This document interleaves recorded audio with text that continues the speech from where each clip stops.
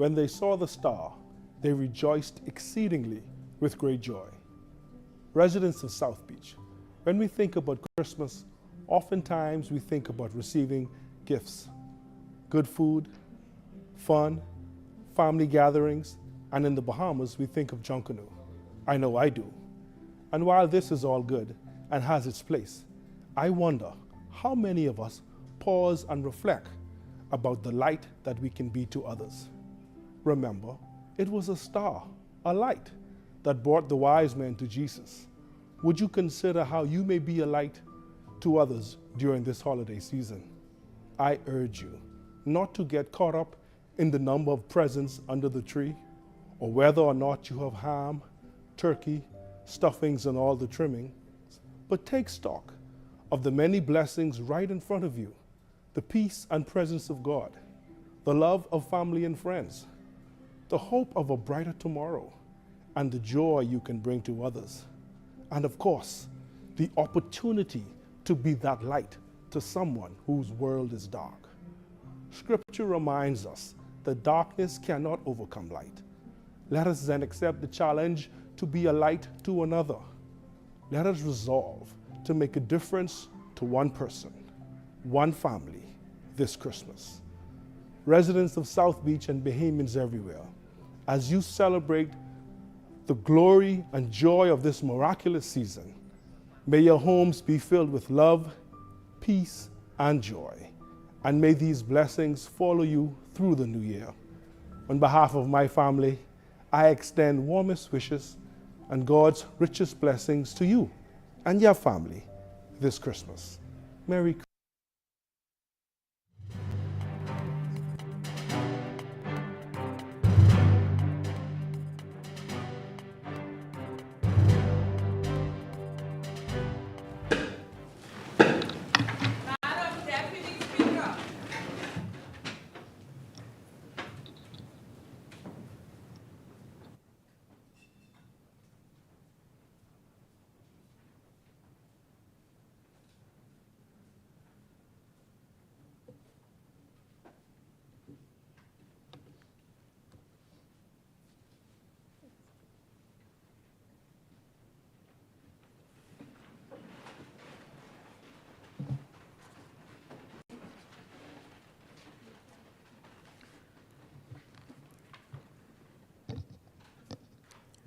Before the House was suspended, members were debating the resolution on public reform. Let us continue that debate. As many, the chair recognizes the honorable member for the Ministry of National Security. Thank you, Madam Deputy Speaker, and good afternoon, honorable members. As was indicated, I rise as the representative from the Ministry of National Security. But more importantly, Madam Deputy Speaker, I rise in opposition to this resolution. I oppose this resolution because the Bahamas Public Service, Madam Deputy Speaker, has reformed and continues to reform like other countries in the region. For this reason, I will give 3 examples to establish my position. To begin with, Madam Deputy Speaker, like many of the countries in the region, the Bahamas launched e-government in 2001 as a way of reforming the public service. The e-government program, Madam Deputy Speaker, aims to make it possible for customers to pay for services such as business licenses, fees, and fines, make contact with government to lodge complaints, and access information such as requirements for obtaining licenses and certificates. Today, Bahamians and residents, Madam Deputy Speaker, alike, are able to enjoy the services of renewal of driver's licenses, real property tax payment, and many other services through technology. You see, Madam Deputy Speaker, like other countries in the region, the Bahamas Public Service realized the importance of technology in driving business and service delivery in the Bahamas. This was demonstrated further on Monday, the 3rd of July, 2023, at the Ministry of National Security, where the ministry launched its inquiry agents and security guards licenses online application. Hence, for persons who want a license to operate in the business of inquiry agents and security guards, they can now apply online. Does that sound like a practice that is antiquated, Madam Deputy Speaker? No. It is modernization, Madam Deputy Speaker. To my mind, this is evidence that the public service of the Bahamas has reformed and is embracing the use of technology like other countries in the region to assist in the advancement of the Bahamian economy. While I agree, there needs to be improvement in the areas of training, succession planning, and promotion. The public service of the Bahamas, Madam Deputy Speaker, continues to reform like other countries in our region, and it is apparent through e-government. In addition, Madam Deputy Speaker, privatization was introduced to the public service as a means of reform. An example of this was the privatization of Bahamas Telecommunication Corporation, BTC, in April 6, 2011. Some persons may suggest Telco was privatized because the development of the banking and financial services required constant improvement of telecommunication services, which is difficult for a country of a limited resource to sustain. Additionally, some may declare that there was a need to open the sector to more competition, which had the potential to facilitate additional investment along with new growth and new employment opportunities. While there are some merit to these claims, Madam Deputy Speaker, it cannot be ignored that privatization was and still is an element of reform of the public service, not only in the region, Madam Deputy Speaker, but the Bahamas. Madam Deputy Speaker, according to Alvin Robuska, privatization was implemented to eliminate the endless flow of taxpayer subsidies required to keep state-owned organizations in business, to eliminate political patronage and gross inefficiency, reduce public sector employment, and to link pay increases, Madam Deputy Speaker, with increases in productivity. Certainly, Madam Deputy Speaker, if countries in the region use privatization as a means of reform, the public service of the Bahamas did. To demonstrate this point further, according to Paul Sutton in Jamaica, the first significant privatization was the sale of the 51% of government holding in the National Commercial Bank in Jamaica in 1986. Additionally, in Trinidad and Tobago, starting in the mid-1980s, there was the part sale of the government holding in the telephone company. Privatization in other jurisdictions, such as Barbados, St. Lucia, and Dominica, has been more modest in keeping with the more limited role that the public sector played in the economy. This was the same in the Bahamas with the privatization of Telco. Therefore, Madam Deputy Speaker, it will be inaccurate to declare that there has been no fundamental reappraisal and reform in the Bahamas public service, as has happened in many other countries in our region, because reform of the public service in the Bahamas took place. Was it to everyone's satisfaction? Maybe not. Furthermore, Madam Deputy Speaker, like Barbados, Guyana, Jamaica, St. Lucia, and Trinidad and Tobago, in the Bahamas, considerable public sector reform has taken place in the area of human resource management, according to Aini Victor. Hence, since the early 90s, the role of the Department of Public Service has undergone considerable change. It is no longer the sole human resource manager. Ministries, departments were given authority to process and approve certain staff matters, which were ordinarily approved by the Department of Public Service as the central agency. In order to facilitate a more timely response, these matters, Madam Deputy Speaker, include the following: salary advances, medical loans, mileage allowances, extended sick leave up to 3 months, special leave with pay up to 6 days, attendance at meetings, and conferences overseas without financial implications.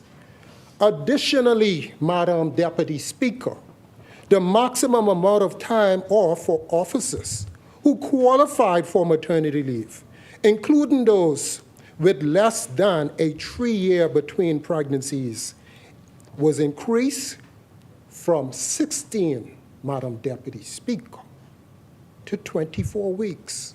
Surely, Madam Deputy Speaker, from these facts, it can be concluded that it is incorrect to claim that there has been no fundamental reappraisal and reform as has happened in many other countries in our region.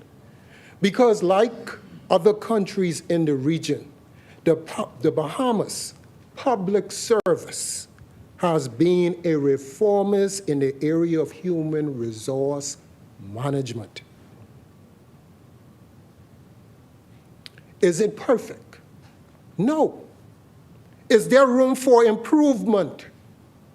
Certainly, Madam Deputy Speaker. Can some of the rules and guidelines improve? Definitely, Madam Deputy Speaker. However, Madam Deputy Speaker, like countries in the region, the Bahamas Public Service from independence has been reforming, and I have the assurance it will continue to reform. Therefore, Madam Deputy Speaker, it is certainly incorrect to assert that there has been no fundamental reappraisal and reform as has happened in many other countries in the region, because in the area of human resource management, there has been reform. In conclusion, Madam Deputy Speaker, it must be stated emphatically that my opposition to the resolution is not to suggest the public service of the Bahamas is picture perfect, and that it needs no reform in the areas of productivity, efficiency, and greater effectiveness. Nor am I proposing to ignore the recommendations of the IDB report that is outlined in the resolution. I am simply stating, Madam Deputy Speaker, that the resolution in its pronouncement of the claim that there has been no fundamental reappraisal and reform, as has happened in many other countries in our region, is misleading. The word no suggests absolutely nothing, nada, which is untrue, because we have had and continue to reform in the areas of e-government, Madam Deputy Speaker, privatization, and human resource management, just to name a few. Because reform, Madam Deputy Speaker, is a destination, and I have every confidence the public service of the Bahamas will continue to travel on the path of reform as the Bahamas confronts the challenges of today and tomorrow of an ever-changing world. And as the public service of the Bahamas caters to the needs of the most valued customers, the Bahamian people. Thank you, Madam Deputy Speaker. I yield.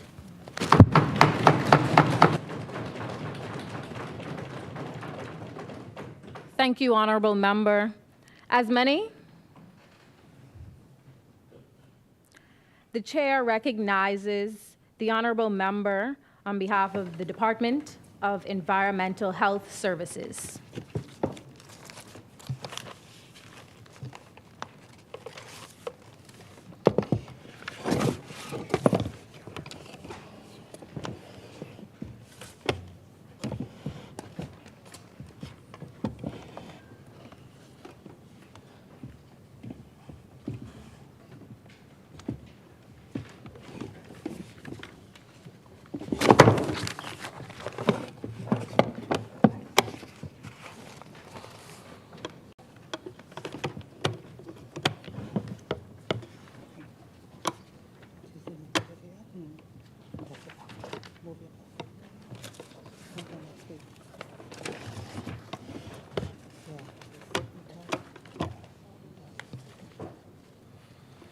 Thank you, Deputy Madam Speaker.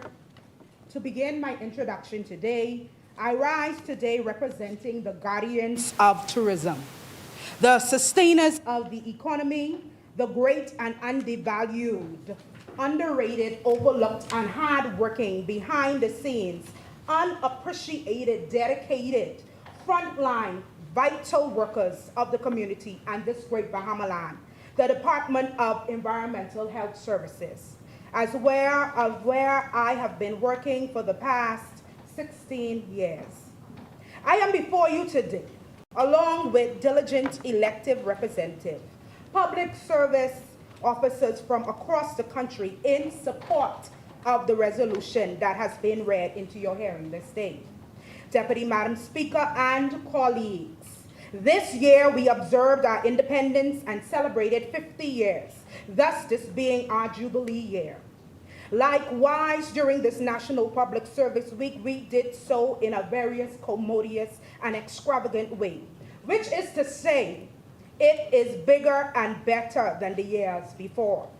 This year's theme for the National Public Service Week presented is One Nation, One People, Our Public Service. But are we standing this day in the public sector, even though we are in a celebratory mode as one nation? Are we honestly living this day as one people? Is this really our public service? The question was asked, is there a need for a public sector reform? In my opinion, in being in support of the resolution, my answer stands as a resounding yes. Subsequently, throughout the years, various government administrations have expressed, mentioned, and made public the need for a change, the need for an alteration and reconstruction within the public sector here in the Bahamas. Wherefore, we are all here to share our views and concerns regarding key issues within the public service.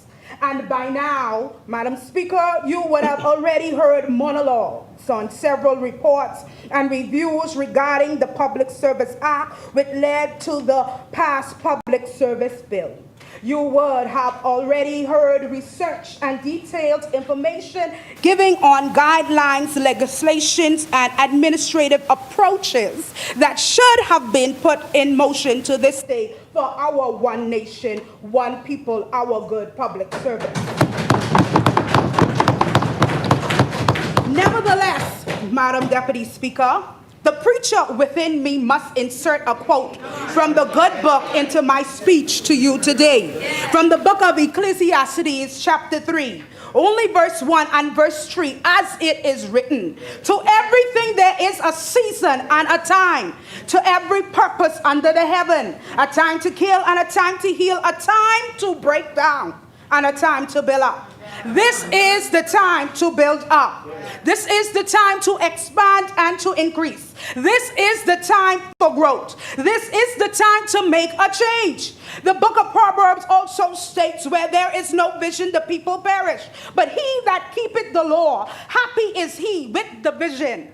Habakkuk says, glory be to God on this day. Write it, establish it, make it clear, and those who read it will carry it out and run with it. This is the season for manifestation and action. This is the season for better. When it comes to the reformation of the public sector, change is necessary. And like any other necessity, there is some sort of pressure that comes out of the circumstance within the need for change.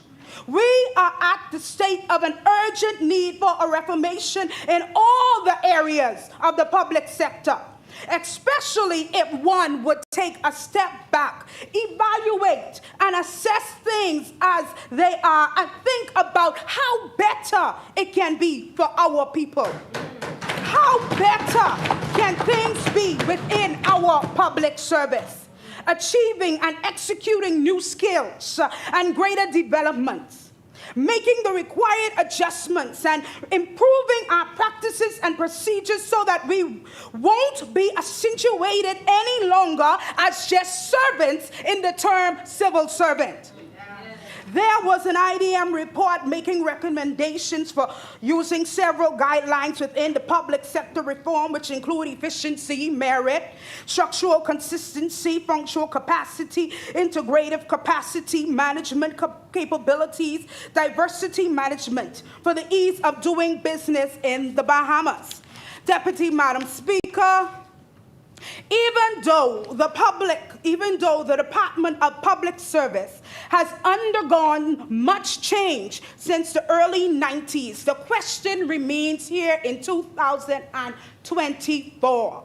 Why what is good for the goose is not good for the gander? Hypothetically speaking, why should the king and the princes of the kingdom glean from the good of the land while the subjects who are working constantly and faithfully cannot reap the same benefits as well? Why are we still asking for many centuries? Why is the rich becoming richer and the poor even more poorer? On that note, NIB contributions are mandated and required without consent taking out of our salaries. But why is the National Insurance Board paid unfailingly on time, but it takes what seems as if forever on a day to claim anything back? Madam Deputy Speaker, why do we have to keep going backwards through time? Why are we going around the same mountains endlessly? Why is the maintenance system in our public sector failing like so many of our government buildings? Why is the entry level within the public service so low? We need a balance, Deputy Madam Speaker, within our public sector. Why is the time so lengthy to be appreciated? It takes some departments almost over 6 years just to receive a promotion.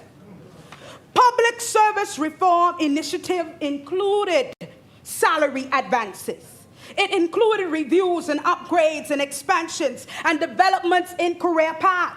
It included the Employment Act and the establishment of minimum wage for the public service. It included salary reviews and the reviews of general orders.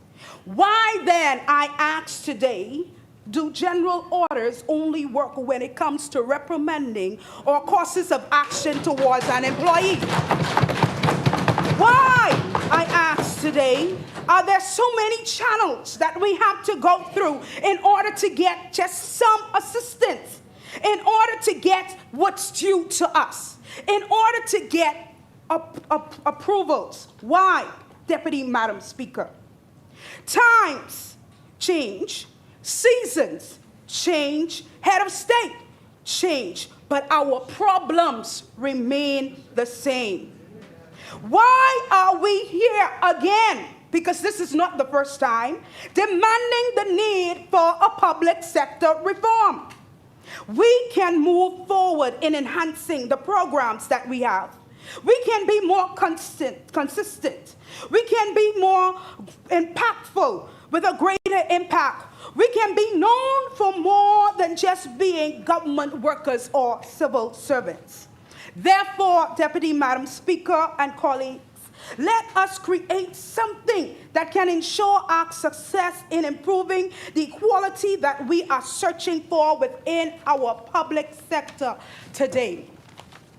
Being a proud employee of the Department of Environmental Health Service in the Vector Control section, a co-worker once stated and said, "Folks look at the bigger things when it's sometimes the smaller things that can harm us."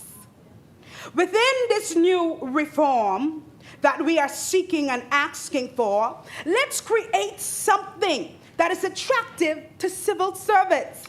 Why can't there be given some type of incentives? Why can't there be something that we will be seeking to be passionate about other than just a paycheck? Why do we have to work yearly just to be seeking to receive one increment? Madam Speaker, Madam Deputy Speaker, To this day, a public service worker longs earnestly and looks forward to see the age of retirement.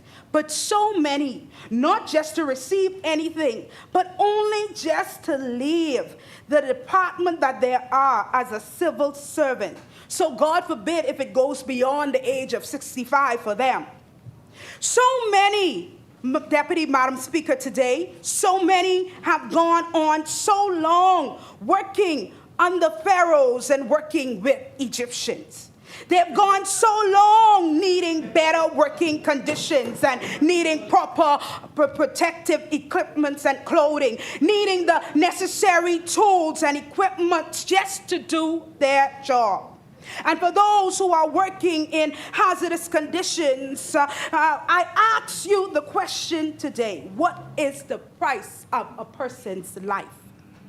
What we need, Deputy Madam Speaker, is an impactful transformation within the public sector. And what is needed also within the public sector is a sense of decorum. Yes, we want to do more for the public and for the economy, but let it start with us as one nation, one people within our public service. Deputy Madam Speaker, colleagues, and listening ears, I close and I end with that. I yield.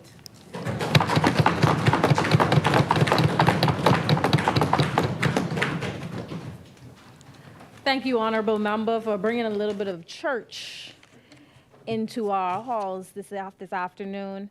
As many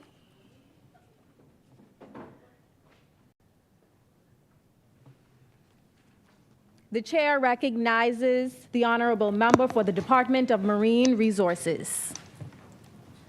To improve is to change. To be perfect is to change often. Winston Churchill. Madam Deputy Speaker, honorable members, good afternoon. Of the many factors that contribute to building state capacity, human resources are among the most important.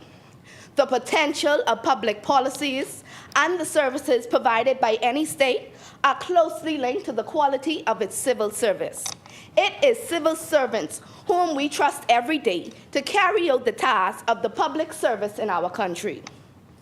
The ways in which the public service is managed are critical detriments in attracting, retaining, and motivating suitable staff to carry out these tasks.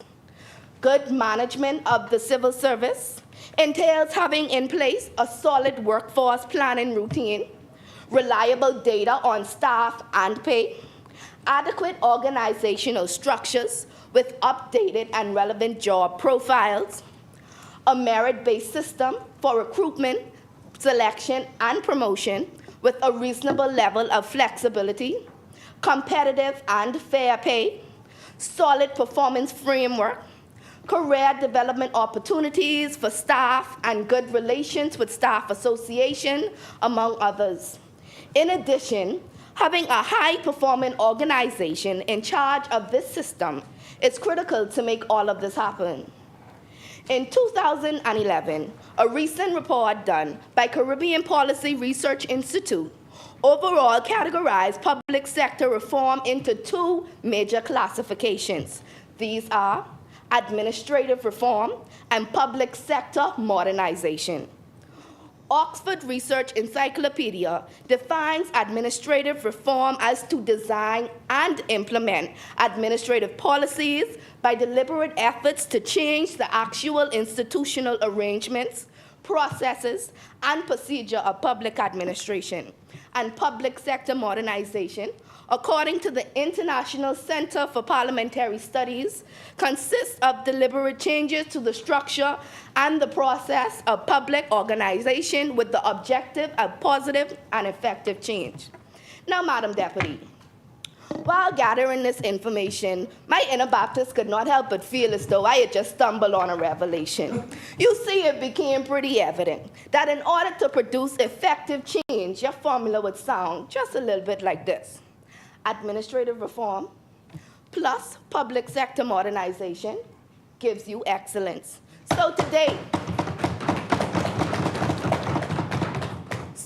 Madam Speaker, I present to you, based on the merit of administrative reform and public sector modernization, recommendations for public service reform aimed at improving efficiency and effectiveness, but moreover, to create and promote a conducive and healthy work environment. Over the last 5 weeks, I have gathered a plethora of information through research, interviews, and questionnaires to past and present employees of the public sector on how we can create effective change. In order for any team to achieve greatness, it must have strong leadership. Currently, there are a need for leaders who will highlight the best version of their team. Leaders that build staff morale. Leaders who take accountability and responsibility for their team. Leaders who are focused on the well-being of their workers, who supports their staff physically and mentally. There should be mandatory annual training for all managerial staff. These training will offer an array of different skills, such as interpersonal skills, soft skills, also known as human skills, leadership training, and management training. Madam Deputy, the fish normally rots from the head. It is imperative that the same effort be placed on building staff morale, be placed on all managerial staff, because they are the voice of the vision. It should also be mandatory. A minimum of 4 internal workshops and/or training from HR to staff, and constant team building exercises, because motivated employees gives you premium work. All information obtained through training, whether locally or internationally, should be taught to relevant staff. Turn the trainee into the trainer. Allow the information to continue to flow. Create an environment for the perfect self-reliant succession plan. Succession planning is not merely about finding a suitable replacement for an outgoing leader. It is about developing a robust pipeline of talent within the civil service. It is about identifying and nurturing individuals who have the potential to step into leadership roles and take our efforts to new heights, where each team member is given the opportunity to flourish and contribute their best. A fair and honest opportunity. Have you ever heard the adage, familiarity breeds contempt? Well, Madam Speaker, I believe that this is more than factual. Human resources is the heartbeat of any organization. Their roles requires them to be parents, counselors, and teachers, among many more. I've always believed that it is simply not just a job. It is a passion. It should also be mandatory that every few years, all human resource staff be transferred throughout different ministries. This would discourage personal relationship that breeds unknown favoritism. Studies have shown that favoritism can negatively impact the overall company culture and can lead to a decrease in employee engagement and motivation. Employees who feel that their performance is not recognized and rewarded fairly will become demotivated. 2/3 of employees within the public service only stick around for job security.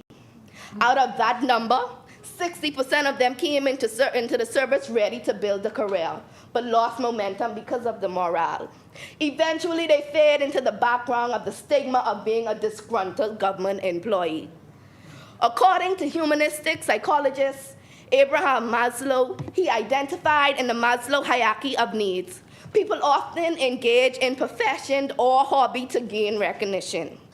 These activities give a person a sense of accomplishment. Let's create careers. Let's rise the morale. Let's change a stigma. Let's grow. Let's create effective change. The number 50 is a powerful sign of spiritual development, enlightenment, and transformation. After 50 years, let's revolutionize the public service. One nation, our people, public service. Thank you, Honorable Member. As many The chair recognizes the honorable member for the Ministry of Social Services, Information and Broadcasting. Thank you, Madam Deputy. Allow me just a few minutes to recognize and honor a giant of a man, a visionary, a statesman, a pioneer, in the name of the late Honorable Obadiah Hercules Wilczka.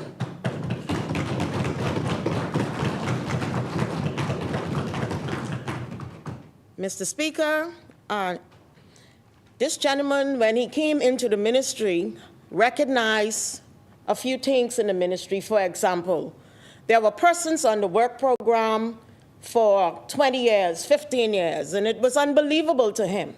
And so it was his priority to make sure that over 100 persons became permanent and pensionable and received promotions in such a short time.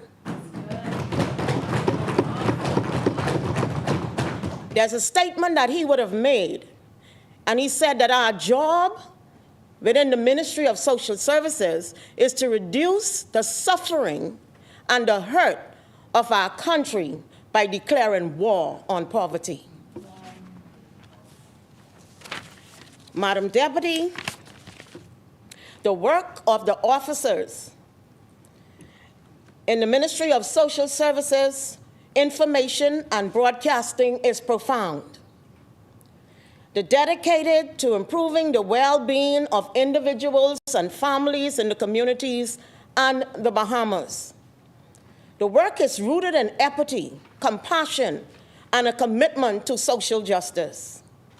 This work encompasses a wide array of roles and responsibility to all common goals as it relates to supporting and empowering the needs of those that are underprivileged.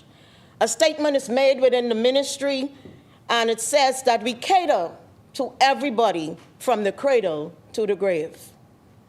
I am grateful for this opportunity to represent some of the most dedicated public officers within this country.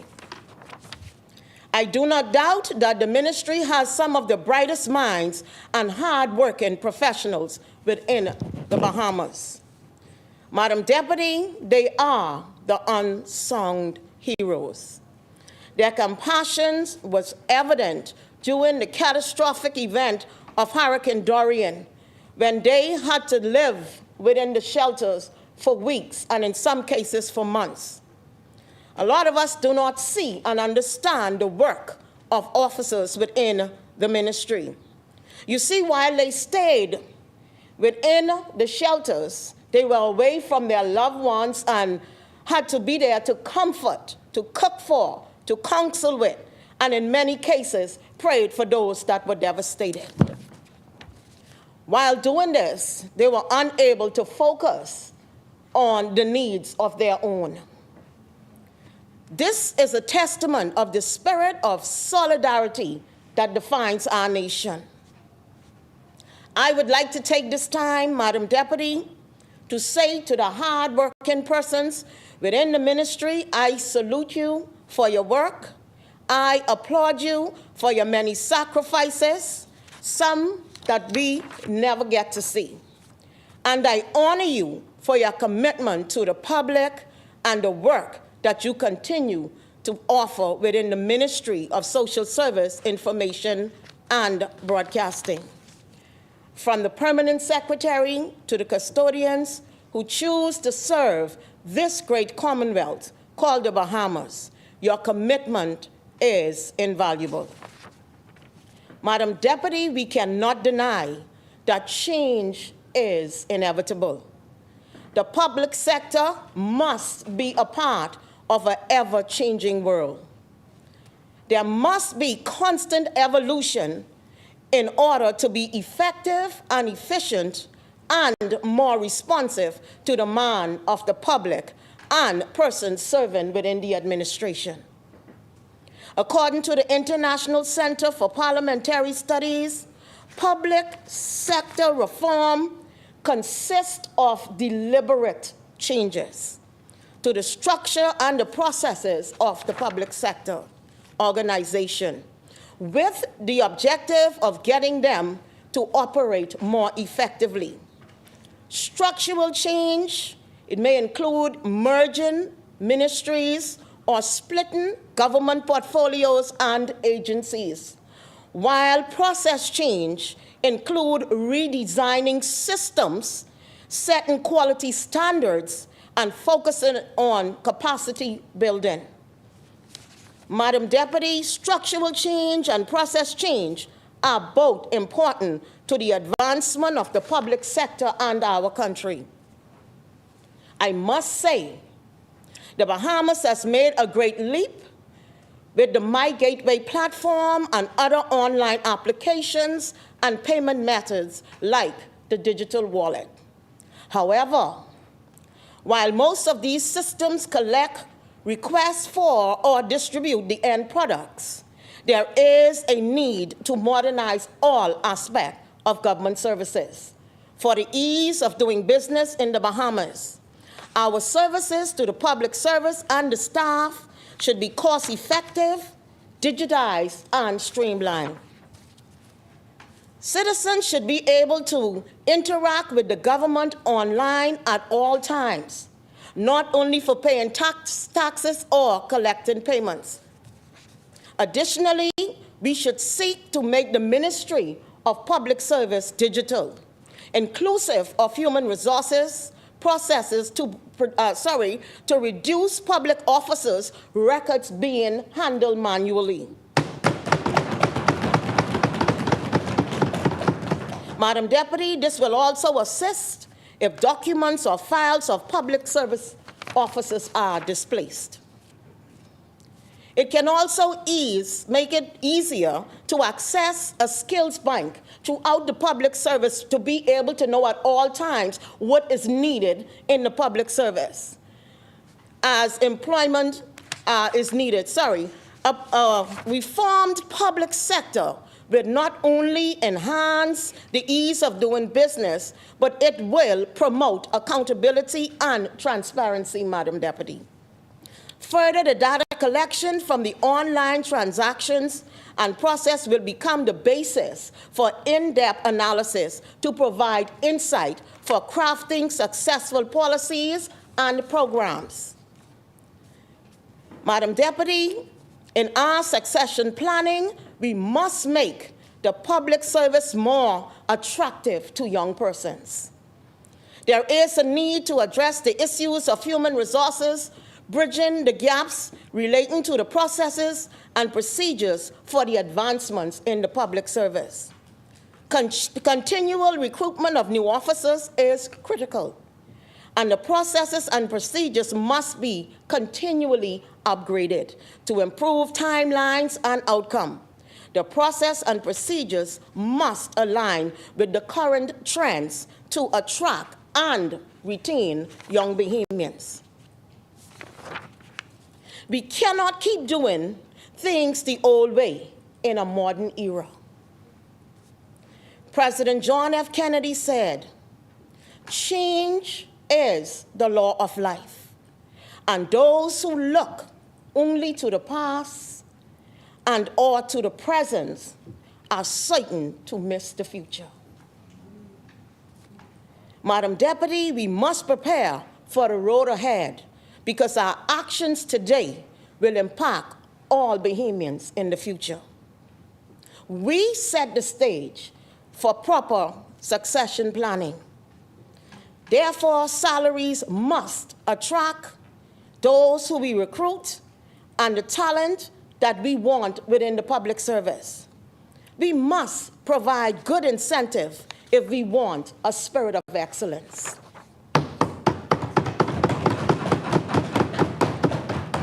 Madam Deputy, Generation Next must be ready to step in and competently fill the vacancies within the public service as Generation Now makes their exit. We must attract skilled individuals who can drive progress and innovation in our public institution. Madam Deputy, I would have heard from some of my colleagues in this room who would have said some things that, you could see that they're progressive. And so that's what we need in the public sector in order for us to keep moving with the demands of our country and the world. As it relates to succession planning, Madam Deputy, social work is a dying profession in the Bahamas. It is difficult to recruit sufficiently skilled social workers for the Department of Social Services. Furthermore, the majority of our current social workers are approaching mandatory retirement age. Madam Deputy, this is crucial. Yes, this is a humble, but it's also a critical profession, as we need social workers for the uplifting of our country socially. Madam Deputy, I believe we must reintroduce the Social Workers Cadet Program into our schools, and we must make sure that the incentive are appealing to young students, and that the cadet program would be positioned that we can transfer these students into colleges and prepare them directly into the system to become social workers. Honorable member, please be mindful of your time. Yes, ma'am. Thank you. All righty. We're talking now about structural change. I'm going to jump right to it. Merging public sector's institutions and organization structures must be done to enhance and deliver and improve productivity in the government sector. We cannot change portfolios or merge, how should I say, government agencies based on convenience or what we feel might look good or feel good, but they must be properly thought out, in that when we merge these different organizations, it makes it more cohesive or even flow for the productivity and the service for the Bahamas. I believe competency is effective if we allow our younger persons to be trained, equipped, and empowered with their new ideas and their creative ideas to be able to transfer and transition the public sector into a new era. Reforming public service is a formidable challenge because we fight against change. But with determination, collective effort, and inspired leadership, it is impossible. It is possible. I would like to encourage the leaders of the public service with the words of the great Nelson Mandela. It always seems impossible until it is done. Let us unite in our pursuit to reform the public sector and strengthen our public service. Congratulations to all public servants as you celebrate Public Service Week. You are awesome. You are incredible. Continue to serve, because one day we know that servants become great leaders. Madam Deputy, I approve this resolution.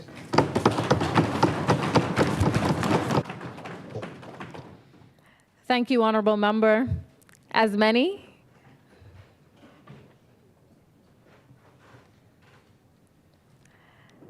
The chair recognizes the honorable member on behalf of the Department of Labor. Madam Deputy Speaker, I rise today on behalf of the driven and hardworking staff of the Department of Labor to contribute to this mock parliament under the theme Public Sector Reform. Madam Deputy Speaker, I unequivocally agree that public sector reform is needed. Mary Douglas, a British scientist, once said, "If you want to change the culture, you will have to start by changing the organization." This quote implies that in order to change the culture of an organization, one must first change the organization itself. This can be considered a call to action for leaders and managers to take a proactive approach in shaping their organizational culture. In other words, if an organization wants to change its culture, it must first identify the areas that need improvement and then take steps to address them. This could involve changes in policies, procedures, or even personnel. By doing so, the organization can create a more positive and productive work environment that is conducive to growth and success. This quote emphasizes the significance of taking a deliberate approach to organizational change and focuses on the job that leaders play in shaping the culture of their organizations. Madam Deputy Speaker, public sector reform is not a new concept. Multiple governments have raised this issue in the past. It is an intentional restructuring of governance and its policies to allow for checks and balances with the purpose of increasing efficiency, effectiveness, accountability, and transparency while fostering the ease of doing business in the public service. For many years, public service has been laden in bureaucracy. Our governance is modeled after a modified Westminster system, which is archaic. More recently, there have been opportunities for reform in the public service, such as digitization of some government services online. For instance, persons are able to order and pay for police records, birth certificates, and labor certificates, just to name a few. In spite of the aforementioned, there is still room for improvement for reform in other areas of the public service, such as the Public Service Commission, the process of promotions and elevation for employees, general orders, and appraisal forms. Madam Deputy Speaker, the Public Service Commission, also known as the PSC, consists of a chairman and not less than 2, and no more than 4 members. The PSC is a statutory body to which personnel matters for all public officers, excluding police, judicial, and legal officers, are referred. However, it is my opinion that the Public Service Commission needs to be restructured. Madam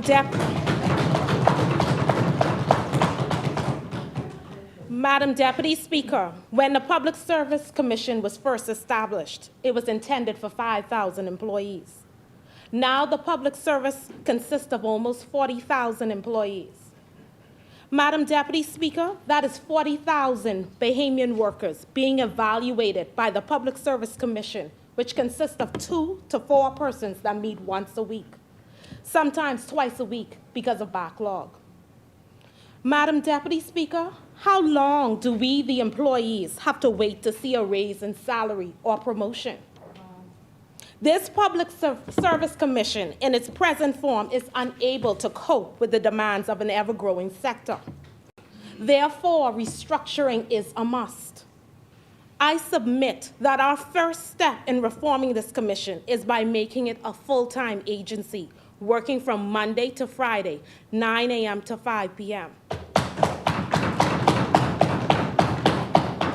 thereby ensuring a constant review of files for appointments, promotions, and transfers. Secondly, by transforming the public sector into a 21st century savvy industry, it modernizes the promotion process. In 2023, promotion should not be based solely on degrees. It should be based on a combination of competency, degrees, efficiency, experience, and merit. Madam Deputy Speaker, general orders is an archaic policy that needs to be revised. It is a public sector policy that outlines the rules and regulations for the public service in the Bahamas. General orders covers a wide range of topics, including dress code, appointments, promotions, transfers, terminations, pensions, gratuities, and dependent benefits. Madam Deputy Speaker, one simple and basic factor that affects all public service workers is the dress code and the hair requirements mandated by general orders. The dress code still requires females to wear long jackets down past their hips, and it does not take into consideration that some males plait or twist their hair. Another facet in the public service that desperately needs modernization is the annual confidential review. This manual process, based on triplicate carbon copy, is in need of digitization, which would save the public service time and money while reducing storage and providing easy access for retrieval. The rating system of the appraisal form should be reviewed and transformed to improve efficiency so that the ratings on the appraisal forms match the explanations and scores. Madam Deputy Speaker, my department has been very creative with regards to the process of modernization by digitizing the Public Employment Services Department, the process of notice of vacancy applications, and trade disputes. The Department of Labor is one of the most, if not the most, important department in government because we play a significant role in fostering good industrial relations between employees and employers while promoting a high level of employment, productivity, human rights, and a decent work agenda in accordance with international standards.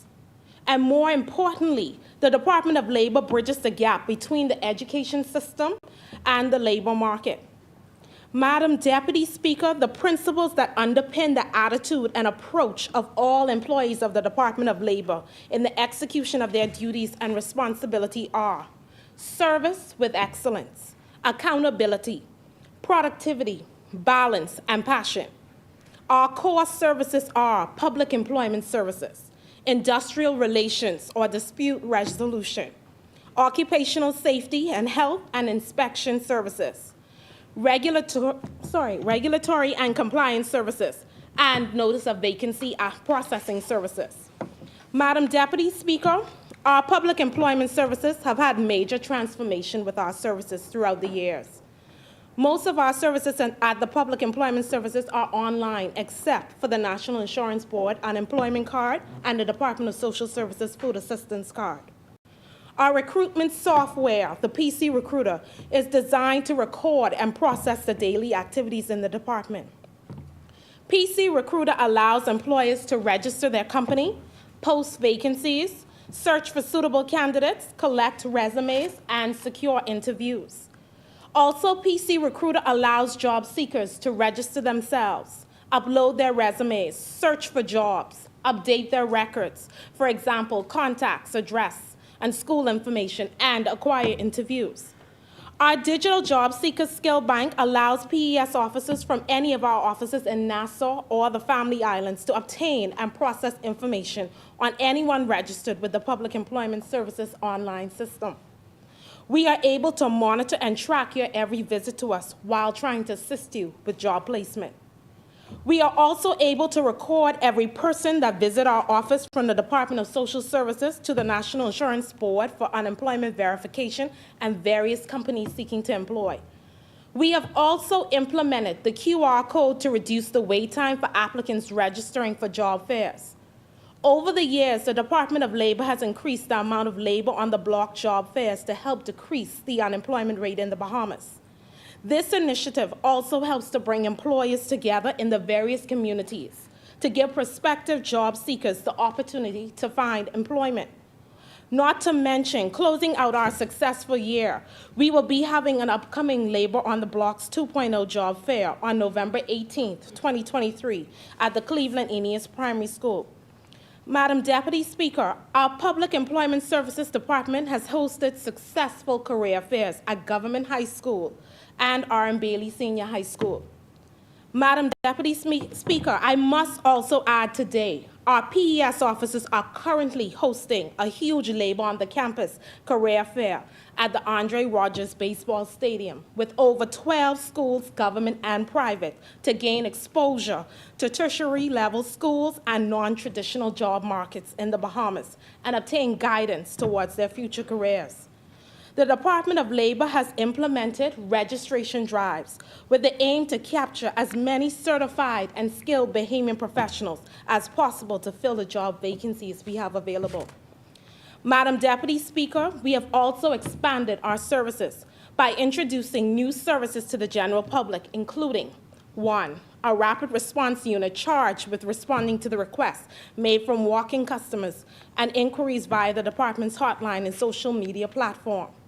2, a communications unit charged with the responsibility for management of social media platforms, press conferences, advertisements, media relations, and executing all internal and external communication of the department.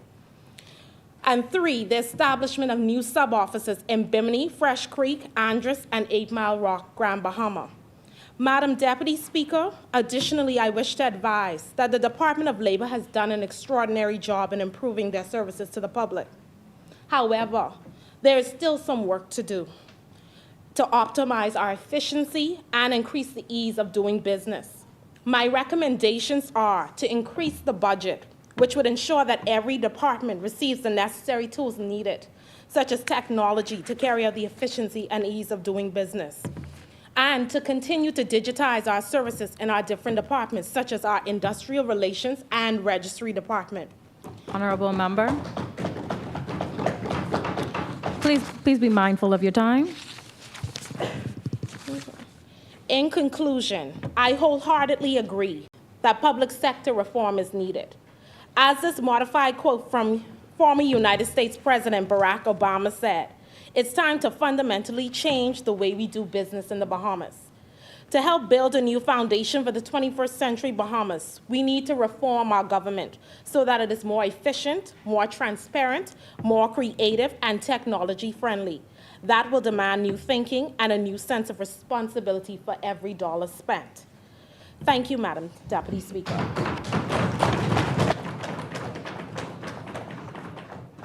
Thank you, honorable member. As many, the chair recognizes the honorable member for the Ministry of Works and Family Island Affairs.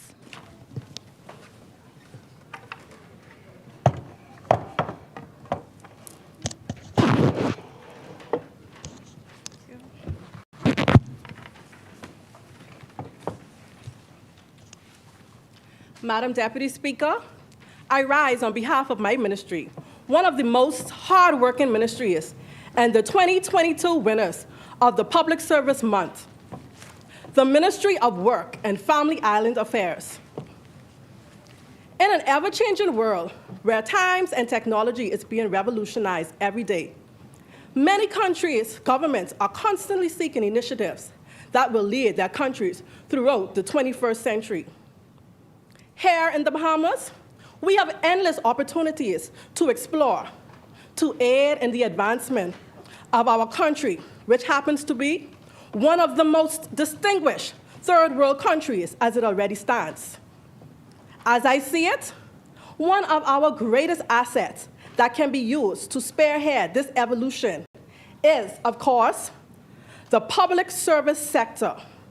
However, public service reforms must be in place in order for us to achieve such an accomplishment. Therefore, these reforms will not only govern the public sector, but it will enhance the learning capacity of its workers to make them more suitable in carrying out their jobs and also create a working environment that speaks to their integrity as public service workers. Modernization of the public service in the Bahamas is a discussion that has been taking place from as early as the 1960s. I was most baffled when I found out that this issue has been in circulation for such a long time without ever actually being implemented. What makes it even more puzzling is that there are myriads of benefits that these reforms can contribute to, not only to the public service sector, but to our country as a whole. And might I add that these benefits are more than obvious. For example, where you going to be down the road, who you working for, the government them, what does you do, sit around, what you waiting for, payday. Wow. Madam Deputy Speaker, these words from a song titled Civil Servants by a popular Bahamian artist, KB, specifically depicts the lack of professionalism and the laid-back mentality of some service workers, heavy on the thumb. While there are a number of public servants that lack proper job training and tertiary education, educational reforms will change the whole outlook of many of our civil servants, especially if we offer on-the-job training. The Honorable Marcus Garvey once stated, and I quote, that it is by education that we become prepared for our duties and responsibilities in life. If one is badly educated, he must naturally fail in the proper assumption and practice of his duties and responsibilities.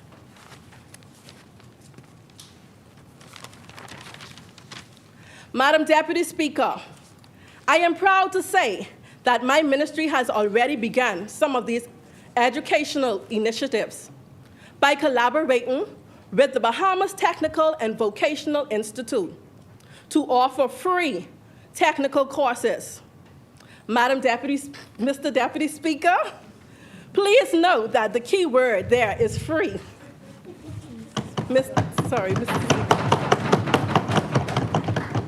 The 2010 bill, Article 29, Public Service Training Fund, states, a loan including interest on the loan repaid by any person to whom a loan made for training. Mr. Speaker, I suggest that workers not be obligated to pay back the government with funds, but with time. So if a civil servant was allotted funds to pursue tertiary education, they would pay back by remaining in the service 5 years after the degree is attained. In order to achieve good service, we must make sure that our workers are equipped with proper knowledge and job etiquette, so they not only are able to get the job done, but with pride and in the most professional manner. As we are not just servants of the government, but we are also servants of the people. The IDB report, published in 2018, titled Building State Capacity in the Caribbean, the State of Civil Service in the Bahamas, stated, and I quote, the potential of the public policies and services provided by any state is closely linked to the quality of its civil service, end quote. This is a very strong statement, which basically states that the way our country operates is heavily dependent on the state of the public service sector. Let me just say that there is no public service without public servants. Having such high expectation placed on the performance of workers, it is only fair that reforms are set in place that are just as satisfying to civil servants. Reforms that promote upward mobility for employees must be introduced to better their career path. For instance, every so often, persons should be shifted from one ministry to another, where they are better suited. In some cases, one should be allowed to choose the ministry they desire to work in. This way, we will be able to better utilize manpower, skills all throughout the public sector, while also ensuring that workers are comfortable in their working environment.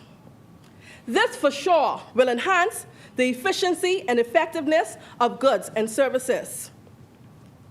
Also, we must take into consideration persons entering the public sector. Too often, persons start their jobs as weekly workers at a certain pay rate and find themselves years later at the same pay rate. Some people even change their job titles and still wait years before pay upgrade and reclassification. This can be really discouraging to workers and cause them lose interest in their jobs and eventually lacking work ethics. Can you imagine me as a young service worker, fresh in the system, overwhelmingly anxious to explore all of the opportunities to further my professional career, only to find out that in the electrical department where I work, there has not been any promotion sent down for over 20 plus years. Wow. Wow. A moment of silence as I pause to let this sink in. Mr. Speaker, and if that is not enough, all of these hardworking people in this department have experienced what they understand to be a demotion instead of a promotion. After having their titles of electricians stripped from them, as they are now referred to as maintenance tech. It ain't right, Lord. It ain't right. And that right there is more than a mosquito bite. After closely analyzing the current state of the public service, it has been revealed to me that the giant factor in the performance of this establishment is the management of Human Resources Department. Now, don't get me wrong, as it is in my personal belief that Human Resource Department is one of the hardest working departments, especially at my ministry. As a matter of fact, I strongly feel that reform should be in place to cater to the welfare of its employees. We must establish reward programs at least 3 times a year to show appreciation for these workers. This way, we can let them see that their hard work have not went unnoticed. We do this, and I can assure you that we will have no hang-ups with increments, promotions, back pays, or overtime pay. Human resources is the backbone of the ministries. That is the wife of the ministries. And you know what they say, a happy wife, a happy life. Additionally, however, as it concerns human resource management, one of our best approach may be to reform human resource dimensions. We most definitely need to look into and revisit our approach on performance, appraisal, organization, development, human resource information, system, and qualities of work life, just to name a few. Mr. Speaker, if we apply these that I have mentioned, along with others that time may not permit me to add, we would have succeeded in recreating a public service that will enhance the public policies and the services of our growing nation, making the Bahamas a force to reckon with on a worldwide stage. Thank you.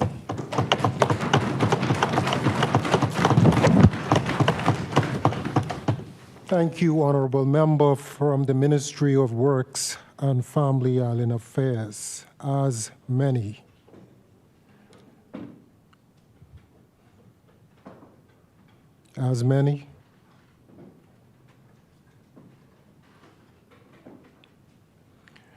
The chair recognizes the honorable member from the Ministry of Education, Technical and Vocational Training. Mr. Speaker, colleagues, I rise on behalf of the Ministry of Education, Technical and Vocational Training. At 6 years old, I was surrounded by hopeful women, fingers rhythmically tapping ASDF, semicolon, LKJ, space. Oh yes. These women from Kemp Road, Marathon, and the surrounding areas knew the hope that a Pittman typewriting certificate would offer them. Typing and word processing, the technical skills necessary for upward mobility. It was often the difference in qualifying for a clerk's position or another entry-level position required for acceptance in or promotion within the public service. For some, Mr. Speaker, it was a necessary stepping stone to upward mobility. And my mother, a high school dropout, turned entrepreneur and educator at Toya's Typing and Computer School, has since the 80s taught 10,000 students, men and women, male and female, empowering them with the vocational skills necessary for the next stages of life. I was a child out of time. I had that certificate at 9 years old because at 6 I could not sit an international certification, not fully appreciating and understanding how important the skill would be as a teacher and an officer of the public service over 30 years later, because back then, typing, word processing, and information technology was more of a luxury skill, and now it is a necessity. Today, knowing your way around technology is a requirement and no longer an elective choice in education. This is the standard. Yet, we are trying to catch up. As the needs of our progressive nation continue to evolve, Mr. Speaker, education must lead the charge as the arm of the public service that feeds the human resource requirements of our ministries, departments, sections, and units collectively. And that requires the support from each ministry as stakeholders in our national development. Continuing public sector reform has significant impact on our education system and requires a steady commitment to restructuring, analyzing, and reframing the culture of the service.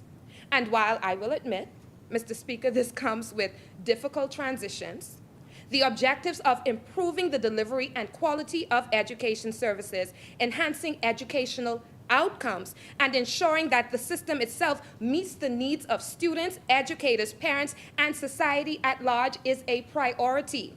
We cannot afford to delay. Tomorrow will not wait. We are in a time of digital societies that require human skills, so don't mind AI. AI responds to what you input. Virtual citizen skills, environmental stewardship, cultural appreciation, and intellectual property rights protections are at the center of the curriculum revisions, and we continue to do so to ensure that our citizens are equipped with the skills forecasted for the future. Mr. Speaker, reforms in education aim to enhance the international competitiveness of the educational system by aligning curricula with global standards, encouraging international collaborations, and fostering a globally oriented mindset in terms of education with Bahamian culture at the core. That is what the public service needs at its foundation. But how is this done? Let's begin with our human resources. We must continue to motivate our capable and deserving officers, and that is a matter of merit. In education, we are so encouraged to hear that promotions that have been held in abeyance across the public service were approved as recently announced by Minister Glover Roll and her ministry. Public service reform, it has begun in collaboration with unions and respectively government ministries, and we look optimistically to the continued delivery of the gospel of deserved promotions based on merit given to those people who have been waiting. They have been delayed, but clearly they are not denied. However, meritocracy rewards, in our case, educators for the knowledge and skill demonstrated in the progression of education. I'm talking about education now. It also encourages those who are misplaced in skill and ability, y'all listen carefully, to be redirected to positions or professions that their skills are better suited for, and contributes to the streamlining of a public service, Mr. Speaker. Have you ever gone in your kitchen looking for a butter knife and it was not there? A butter knife used as a flathead screwdriver leaves a shortage in the kitchen. It robs the screwdriver of the ability to do its job and serve its purpose, and it leaves the butter knife bent and out of shape. Thank you, members, for the Ministry of Health and Wellness and the Department of Public Health for your contribution on mental health. Because if you missed it, when people are in places where they do not belong, it is abuse. We understand that there are sometimes shortages. However, there is a need for persons to get in where they fit in so that they can be happy completing a job that they are inspired and capable to do. The best person for the job should be appointed to the job. And if you are incapable of doing the job, after efforts to address the root cause of your inability to perform have been addressed, then another career can be found for you. The public service, while vast, requires us to reduce wastage of resources, updating portfolios, skill sets, and positions, and placing people where they are best able to perform. I say that repeatedly because we are concerned about performance, but a person placed in the wrong position without the resources necessary cannot live up to their full potential, and that demotivates people. That means Mr. Speaker, that our hiring practices must also reflect the forecasted needs of the country. The right people must be in the right place at the right time with the right skills. I said earlier in this presentation that I was a child out of my time. At 12 years old, I was apprenticing for a lawyer. At 14 years old, I was apprenticing for a bank. At 16 years old, I worked for a bank working inside their collections agency with the opportunity to go into law, banking, and I chose education.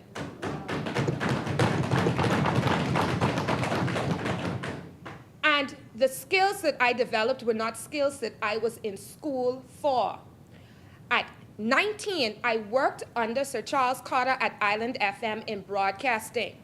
I want to say that public service reform requires us to think out of the box in the skills that we need to be able to do our jobs. Because if I only took education courses for professional development, I would not be an education officer responsible for multimedia, because I would not have the skills for a necessary job for where we are in this point in time. And there are many students that are facing the exact same problem. We need to see into the future. It is an undeniable fact that more targeted education contributes to a more sound public service. And to this end, our ministry has arduously committed to the revision of curriculum to address the changing needs of our nation. These revisions include integrations to develop technological skills as we continue our transition to a more efficient digital society.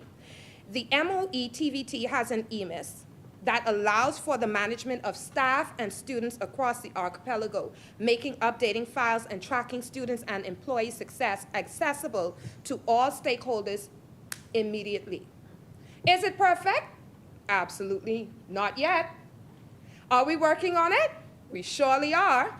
But as a developing technological platform, it is the only platform of its type in the region, and we are the leaders in its development and use. Mr. Speaker, there has and continues to be a commitment to professional development of our colleagues. The Mabel Walker Professional Development Institute and the committed education officers, assistant and deputy directors work in tandem to ensure that everyone from the clerical staff and beyond maintains a standard of performance, creativity, and innovation required to inspire our nation's children, because tomorrow cannot wait.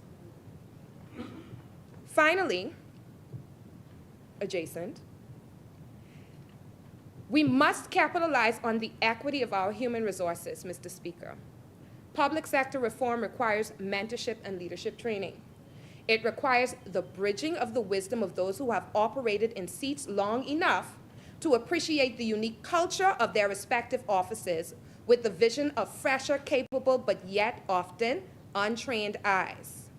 Education is the cultural practice of sitting at the feet of the elders, shadowing, serving, and finally being commissioned to execute a duty once there is evidence that key performance indicators of our young public servants have been met. Succession planning is key to the structural consistency of the service. And on the 18th of October of this year, 191 teacher cadets were installed. That is 191 future educators, tutored by seasoned career educators, 191 young innovative minds whose innate talent and skills are the ones we need for the future, because tomorrow will not wait. Education is also actively developing distance education courses and programs to ensure that the same content and consistency of education available to the child in New Providence is also available to the child in the Berry Islands and through Inagua, while we address key issues with staffing. So can you imagine our young carpenters monetizing their skills internationally by teaching the art of boat building in person or asynchronously through their own YouTube channels? Through partnerships with the Department of Agriculture and Marine Resources, creating their platforms for the proliferation of Bahamian cultural excellence? I'm just saying, Partnerships in public service reform are key. And so, we now move to inclusivity in education, because that contributes to inclusivity in the public service. These efforts require partnerships and collaborations with corporate and private Bahamas to ensure that the needs of all students with disabilities are met. And that means identifying, diagnosing, and following strategic and research-based methods for integration into classrooms and the workforce at large. This objective alone saw the increase in specialists as the ministry hired 22 special education teachers for the September 2023 term. That's an additional 22 officers of the public service committed to national development through ensuring inclusivity in education, with another 14 educators about to graduate from Barry University through a tripartite agreement between the ministry, Barry University, and the educator. The needs of our disabled students and Bahamian families at large cannot wait. The future is theirs. So in the eyes of the Ministry of Education, Technical and Vocational Training, public sector reform has begun. We are actively engaged in the process of reimagining education from the curriculum standpoint, retraining our educators, enforcing strategic partnerships with private companies, corporate Bahamas, and this fraternity of government ministries, and that is a testament to our vision of progress. Our aim in this process is to recruit the creative, develop raw talent, retain the brilliant, support the struggling, merit the deserving, and promote the building of capacity for students who need special considerations in order to learn and function in society. Public service reform supports the development of our emerging national heroes, our children, our lifelong learners, because every child counts. And for them, for us, for our country, our future, tomorrow cannot wait. Thank you, Mr. Speaker.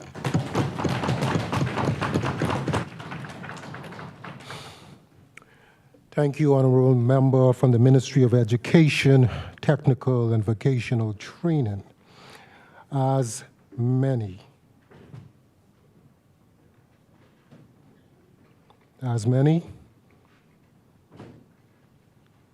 the Chair recognizes the Honorable Member from Consumer Protection Commission.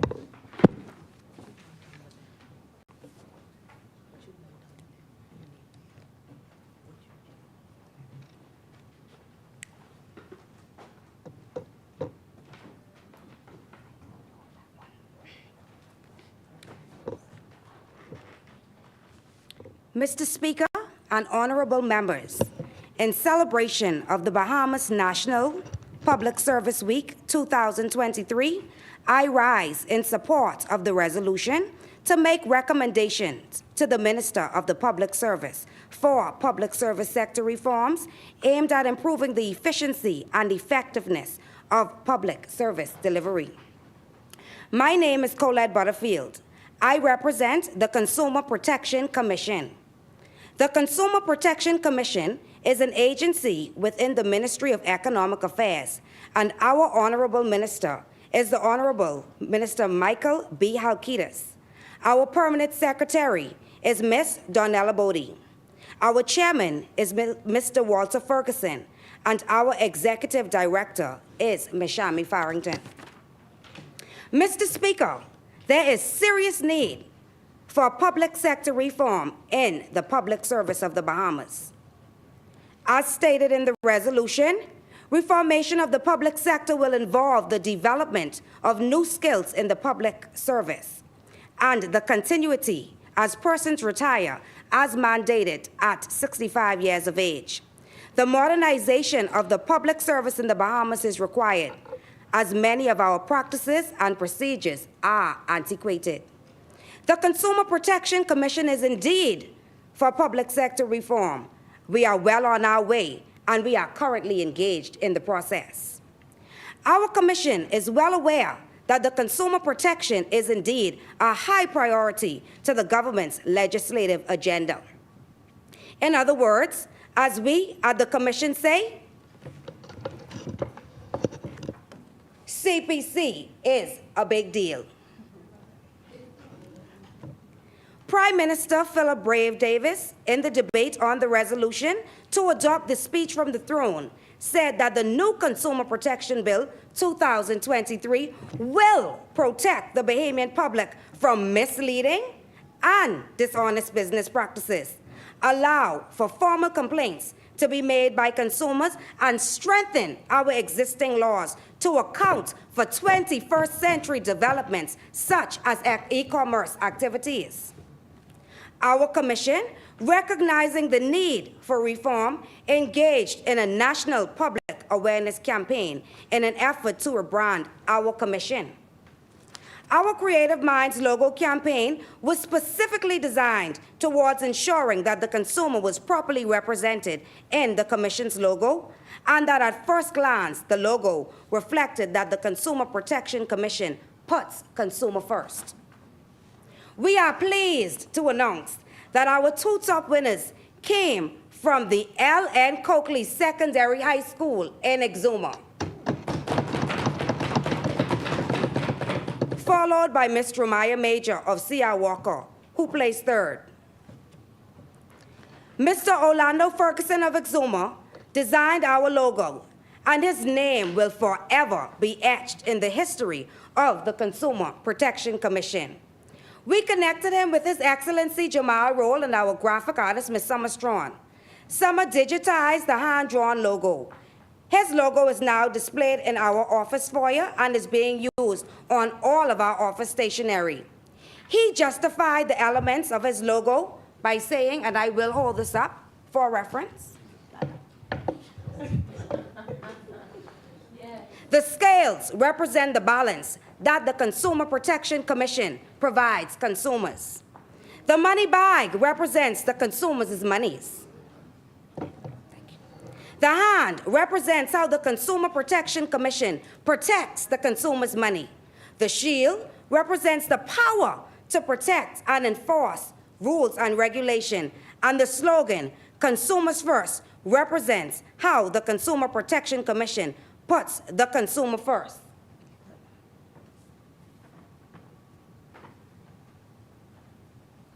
As you can see, Mr. Speaker, he got it right. For this is the final product after we connected him with His Excellency, Mr. Jamal Roll, and this is the final product produced by our graphic artist, Ms. Summer Strawn, at the Consumer Protection Commission.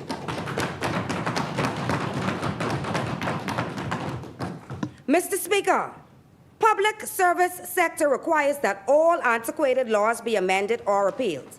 It is recognized, as stated in the resolution, that the public service is operating with imperialistic rules, guidelines, legislations, and administrative approach.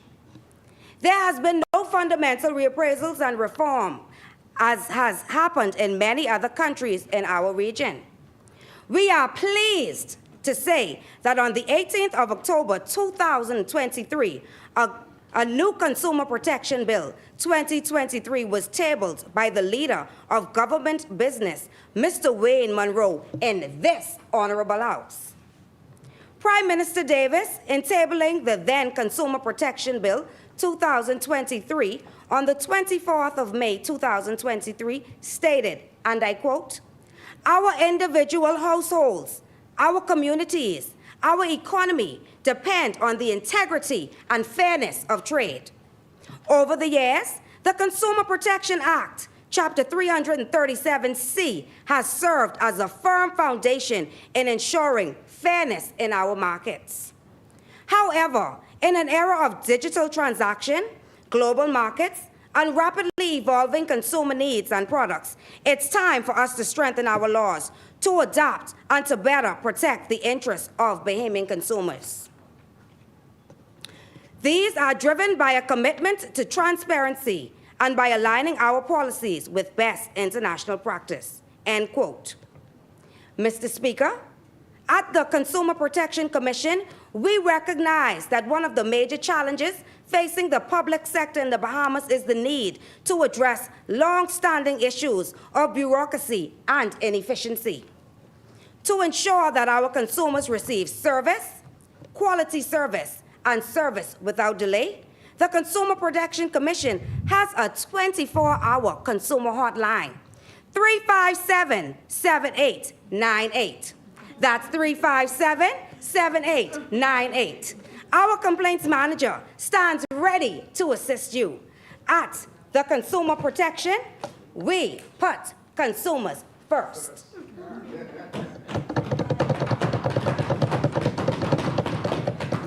Mr. Speaker, in the article Roderick A. Sims, Public Service Reform Key to a Sustainable Bahamas, it stated that the National Development Plan of the Bahamas includes several strategies for improving the public sector. Some of them are, firstly, strengthening accountability.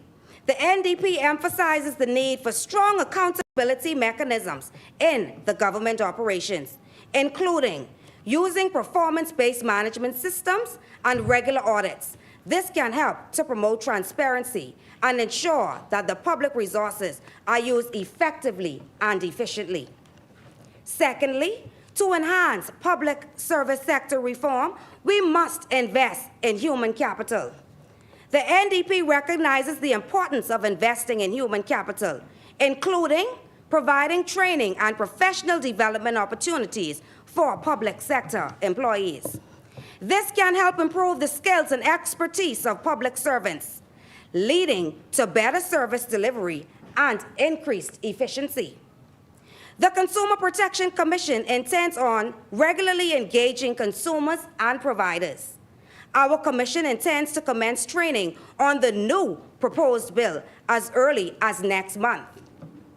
Further, we believe that there should be mandatory training for consumers and providers on consumer protection. Additionally, public servants should be regularly exposed to local and international training. Civil service training is an important input in determining the trajectory of government services, including skills development, expansion of employee responsibilities, and achievements of government reform more broadly. Thirdly, public sector reform requires the promotion of digitization. The NDP highlights the need for greater use of digital technologies in government operations, including service delivery and data management. This can help to improve the speed and quality of our government service. The COVID-19 pandemic particularly showed the need for reform in the way we do business and communicate. During this period, persons had to use Zoom meetings along with other digital platforms to conduct business. Digitizing our workspace at the Consumer Protection Commission allows us to make our pamphlet information instantly available to consumers. For example, a cashier told a consumer that they would have to spend over $25 to use their debit or credit card. I am happy to report that thanks to our initial stage of digitization, within just 5 minutes, I was able to show her her rights as a consumer via our Consumer Protection Commission Facebook page and WhatsApp the number to our 24/7 complaints hotline.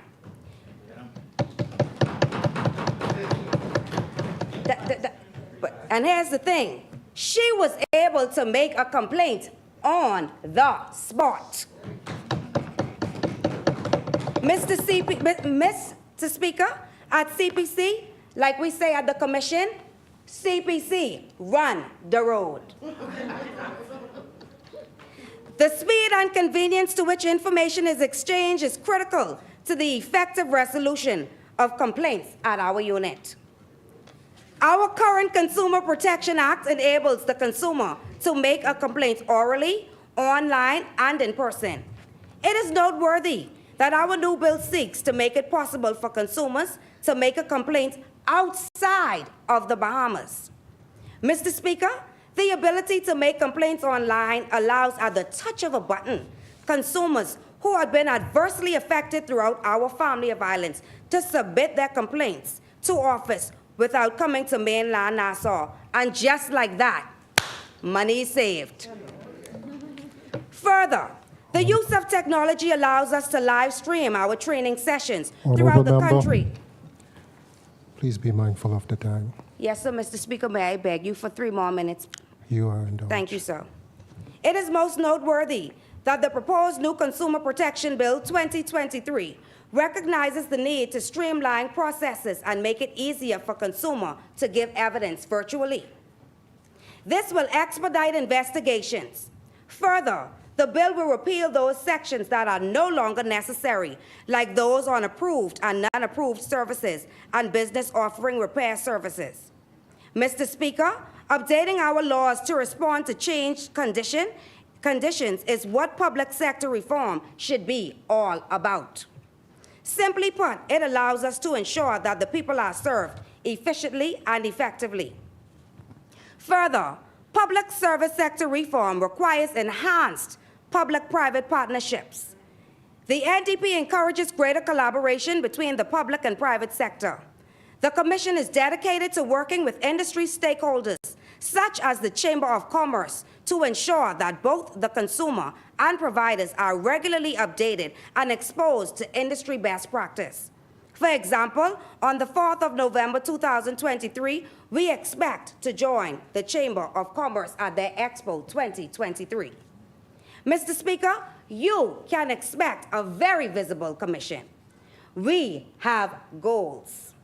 Very shortly, we hope to have our first public forum where we will work with industry stakeholders to extensively discuss our new Consumer Protection Bill 2023. Further, we hope to work collaboratively with our sister agencies on World Consumer Day to put on a festival that would seek to engage consumers and providers from across the country. It is our hope that you will see live demonstrations of how products work, prototypes, and invention, sample products from various providers, and purchase goods and products at discounted prices. Mr. Speaker, we seek to become more innovative and relevant to the 21st century consumers. It is our considered view that the public sector reform will require greater collaboration between government agencies to provide quality government services. Towards this end, the Consumer Protection Commission intends to work with the Royal Bahamas Police Force to assist the many consumers with their complaints. A lot of the complaints made by the consumer to the police against providers can be adequately dealt with under the Consumer Protection Act. For example, Section 4H of our existing Act and Section 47 allows the Commission to engage in negotiations and alternative dispute resolutions between the consumers and providers. This, we believe, will prevent with the overcrowding and backlog of court cases. Finally, Mr. Speaker, I end by congratulating the Ministry of Public Service on a successful Public Service Week. I extend congratulations and best wishes to all of my fellow participants, and I thank the Consumer Protection Commission for affording me the opportunity to share on such a timely resolution. Mr. Speaker, the Consumer Protection Commission supports the resolution.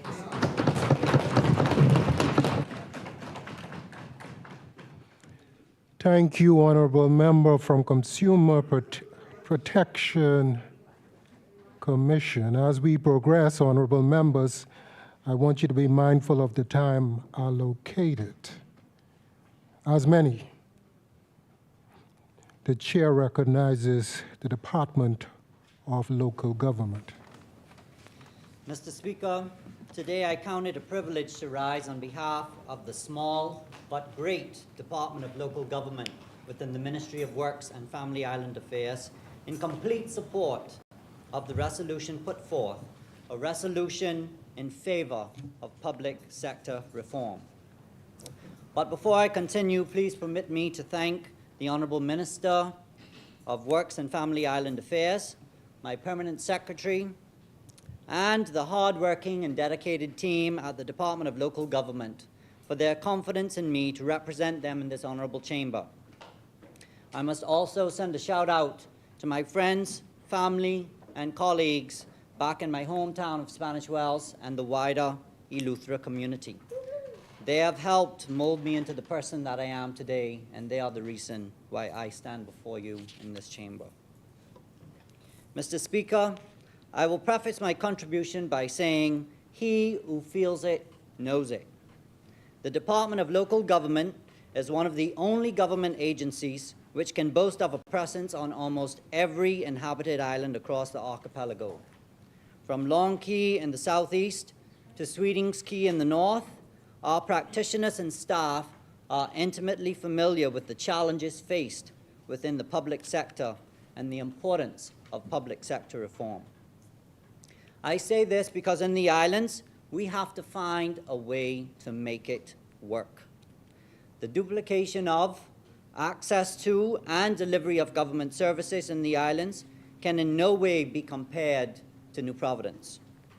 Every day, our department's practitioners and staff use innovative ways of ensuring that clients in the Family Islands gain access to government services and are treated as equally and as fairly as clients in the city. Despite some progress, such as initiatives to digitize government services, many challenges remain. And so, Mr. Speaker, particularly with the Family Islands in mind, this resolution is indeed timely and essential, especially as we celebrate 50 years as a sovereign nation. Over the years, various government administrations have consistently voiced the need for public sector reform. Such reform is vital not only for greater efficiency and effectiveness, but also to facilitate the ease of doing business, which in turn plays a pivotal role in fostering the recovery and strengthening of our economy. Mr. Speaker, such mandate for reform has led to the commissioning of several reports and the review of the Public Service Act 2006, culminating in the creation of the Public Service Bill 2010. These endeavors reflect a desire for change. However, while there have been slight policy or procedural changes over the years, a fundamental reappraisal and reform like those seen in many of our regional counterparts have not been realized. Mr. Speaker, real reform extends beyond superficial changes. It involves the development of new skills within our public service, especially in the context of the inevitable retirement of experienced individuals who reach the mandatory age of retirement. Our modernization efforts must also encompass a complete overhaul of antiquated practices and procedures. Mr. Speaker, I am not here today to complain about public service or to belabor the point of much-needed reform. Today, I am here, and by extension, the Department of Local Government and the Family Islands are here to offer solutions. The IDB's 2018 report identified 7 critical indices for reform. Using these indices, let's explore specific examples and recommended solutions for public sector reform. Number 1, efficiency. How do we make our public service more efficient? We've discussed the need for digital transformation. We've seen initiatives such as the My Gateway platform. We must implement e-government initiatives to digitize government services, and we must further develop those initiatives that are already in place. We do have some government services that are currently available, but we must further develop those access to additional services. Process optimization is another way. The streamlining of bureaucratic processes can help reduce red tape, make it easier for citizens and businesses to interact with government agencies. We all have heard and experienced the horror stories of manual government processes. How many times have you had to go to a government office and submit your documents 3 and 4 times over? We must digitize these services. Merit. We've heard already mentioned merit-based recruitment. I submit to this honorable House and stress to the Ministry of Public Service the dire need to adopt and enforce merit-based recruitment and promotion practices. And to further develop that idea, we must include experiential credit. We cannot focus solely on academia.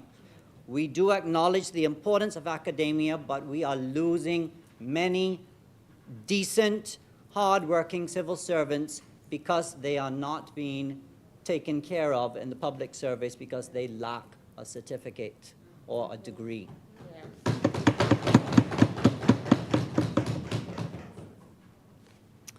Mr. Speaker, I will say it again. He who feels it knows it. Most of us are familiar with post requirements for specific job titles. I can speak to my own story of sitting in post for 10 years without promotion, even though I had the post requirements. The family islands, again, have a disadvantage as far as being out of sight and out of mind. We have to fix it. Number 3, structural consistency. Centralized coordination. We're all too familiar with the fact that government agencies operate in silos. We have to have a cohesive operation. We have to learn to speak each other's language. We have to talk to each other. We have to find ways of fixing issues. We must standardize our processes. How is it that 50 years after independence, some agencies do not have a standard operating procedure to show how a process is to start and end? We must have functional capacity. Training and development programs must be developed for public servants to enhance their skills and knowledge, enabling them to adapt to changing roles and responsibilities. And it does not only need to be a professional certificate for professional development. It must go toward their performance and their forward and upward mobility in the service. Cross-training. Everyone in this honorable chamber knows how frustrating it can be when you call a government agency and you're told you have to call back later because the officer is on vacation. We must learn each other's jobs. When an officer is out, we cannot tell the general public that they must wait. The show must go on. Integrative capacity. Interagency collaboration must be encouraged to address complex, multidimensional issues. We must establish one-stop service centers where citizens and businesses can access various government services seamlessly. If you want to know how to do it, call the Department of Local Government. Every day, we act as an interface between central government agencies. We do not necessarily provide any services of our own, but we have to provide other agency services to the client. And so we are the mesh. Management capabilities. We must implement leadership development programs to nurture and equip managers and supervisors with the skills to lead teams effectively. We must introduce key performance indicators and performance measurement systems to assess and improve the management capabilities of public sector leaders. We tend to focus on the productivity of junior staff as opposed to leadership. Everyone, particularly senior officers, must be held to a higher standard. After all, Mr. Speaker, to whom much is given, much is required. Diversity management. Mr. Speaker, it is important to develop and enforce diversity and inclusion policies to ensure representation from various demographic groups in the public service. It is also important to provide cultural competency training to public servants to better serve diverse populations and promote understanding. Mr. Speaker, we are a global society and we are not restricted to the borders of our own country. As such, we must operate with that in mind. Mr. Speaker, I submit to this honorable House today that these recommendations can serve as a foundation for public sector reform in the Bahamas. I also submit that successful reform efforts require a collaborative approach. As we celebrate 50 years of independence, I believe it is incumbent upon us to make recommendations aimed at improving the efficiency and effectiveness of service delivery. Recommendations that will improve service quality, enhance transparency and accountability, and strengthen capacity. Our commitment to public sector reform is not just a matter of choice, it is a necessity. Our future prosperity as a nation depends on it. As we consider this resolution, let us reflect on our progress, acknowledge the challenges and commitment to ushering in an era of modernization and improvement in our public sector. Our beloved nation deserves nothing less than a public service that is responsive, accountable, and committed to the highest standards. Mr. Speaker, I thank you for your indulgence, and may our efforts to reform our public sector be guided by wisdom and dedication. We are mindful that we are one nation, one people, and this is our public service. Thank you.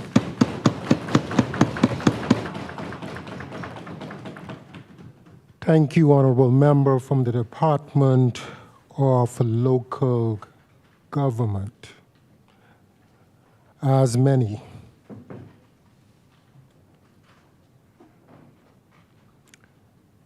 The chair recognizes the Honorable Member from the Cabinet Office.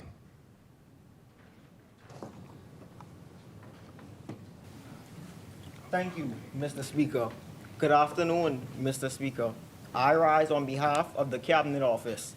Mr. Speaker, my contribution to this debate is going to be short and to the point. We have a limited amount of time to make our presentations, so let me get right to it. Let me say at the outset that I believe the reform of the public service is absolutely necessary. We need to improve the efficiency and effectiveness of all public institutions.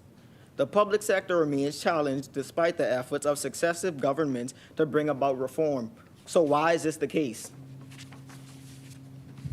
To do this effectively, reform should include an extensive review of the entire gamut of the public service. This should include the existing rules, laws, and regulations that govern the entire public sector and making amendments where necessary. A review of all of the processes are also necessary.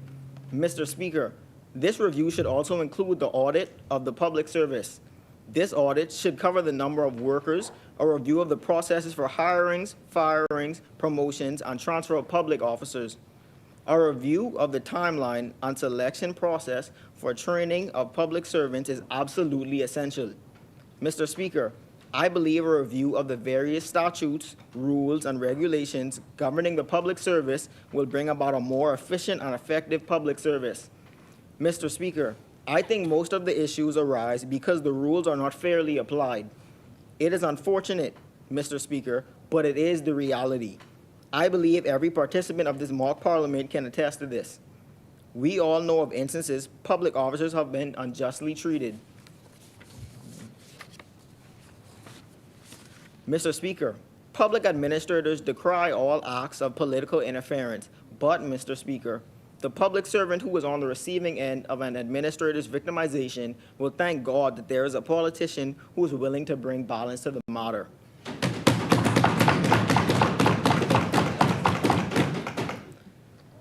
Public servants give no thought to how they contribute to the inefficiency and ineffectiveness of their office in the public service at large.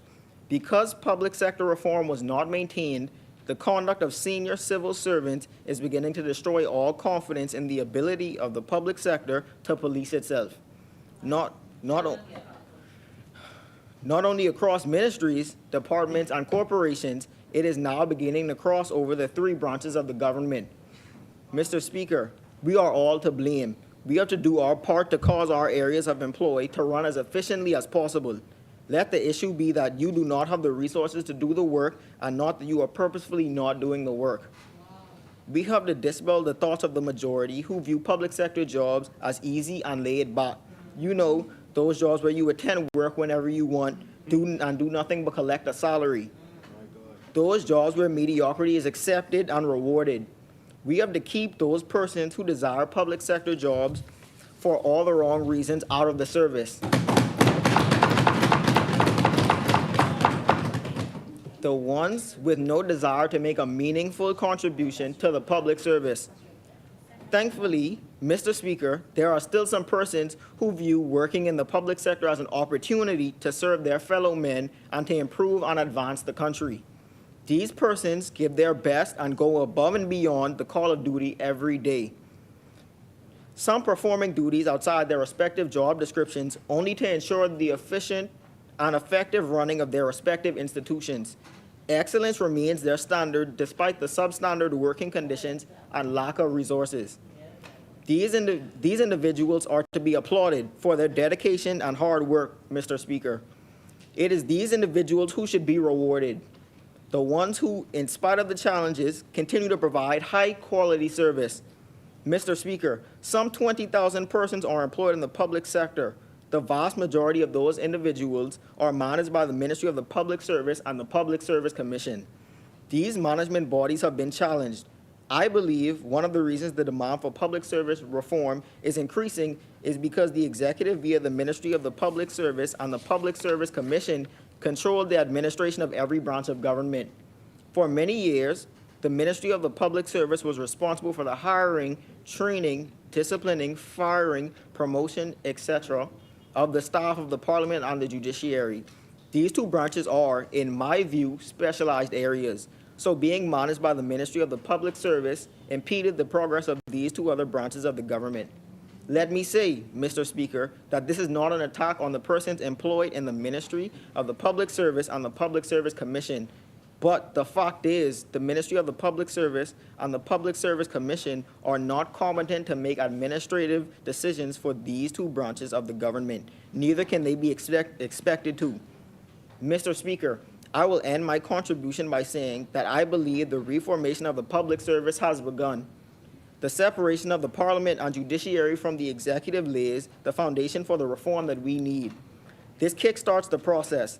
It gives those persons involved in the day-to-day operation of those branches the power to head the recruitment, training, and promotion processes of the officers of those institutions. It allows for fair play in those processes because those persons who work in those institutions and who know the procedures to do this effectively. Reform should include an extensive review of the entire gamut. Oh, sorry.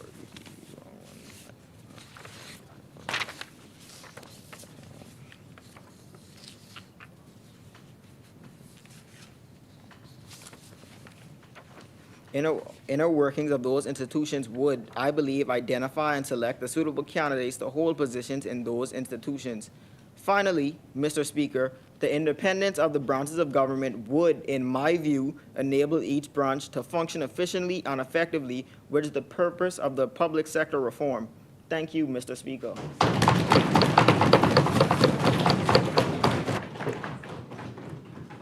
Thank you, Honorable Member from the Cabinet Office.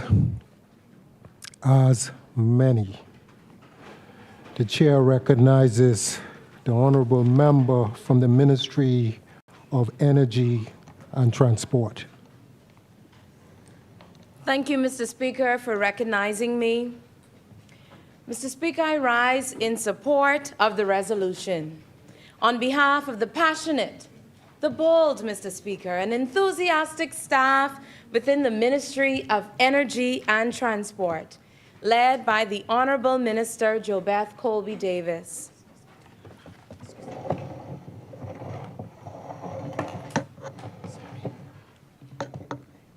Thank you. Mr. Speaker, I begin my contribution today by recognizing the significance of our gathering. We are celebrating a milestone, Mr. Speaker, in the history of our country. 50 years of independence under the theme, One Nation, Our Legacy, Our Future. Mr. Speaker, this theme deeply resonates with my ministry as we reflect on our past, embrace our present, and as we envision the bright possibilities of a more sustainable future. Building on the theme of this year's independence, I stand in this honorable house today to address a topic of utmost importance, and that is the need to reform our public service sector to make it more effective and efficient in our ever-evolving modern world. Mr. Speaker, my ministry believes that our public service institutions are the backbone of any nation, responsible for delivering essential services, ensuring justice, and safeguarding the public welfare. However, Mr. Speaker, it is no secret that these institutions often fall short of our expectations. But as the songwriter puts it, Mr. Speaker, it's been a long time coming. But I know, Mr. Speaker, oh, I know, change is gonna come. Oh, yes, it will. Oh, yes, it will. And Mr. Speaker, the time for change is not tomorrow, and it certainly is not 50 years from today, but the time for change is right now. Mr. Speaker, at the outset, I want to make it abundantly clear in this honorable House that the need for reform is not a criticism. Instead, it is a call to action. It is a call for innovation. And Mr. Speaker, it is a call for adaptation. First and foremost, Mr. Speaker, reform is needed to enhance efficiency. Inefficiency, as many would agree, not only leads to wasted resources, but it also hampers our ability to address pressing issues effectively. So what does inefficiency look like on a day-to-day basis, Mr. Speaker? And I'm glad you thought to ask. It is slow decision-making. Mr. Speaker, it is cumbersome, bureaucratic processes, and an overall lack of agility. To compete in a modern world, we must streamline our operations and make efficient use of available resources. That means, Mr. Speaker, once one agency has vetted a customer in the government system, that customer should not have to be vetted again at another government agency, barring any security concerns. And this means, Mr. Speaker, that we no longer require the completion of forms and applications in triplicate and hard copy. Secondly, Mr. Speaker, we must enhance our ability to adapt to change. Rapid advancements and the recent global pandemic require a public service sector that can pivot swiftly and effectively without disruption to essential services. Thirdly, Mr. Speaker, reform is essential to foster transparency and accountability. A modern society demands open and accountable processes.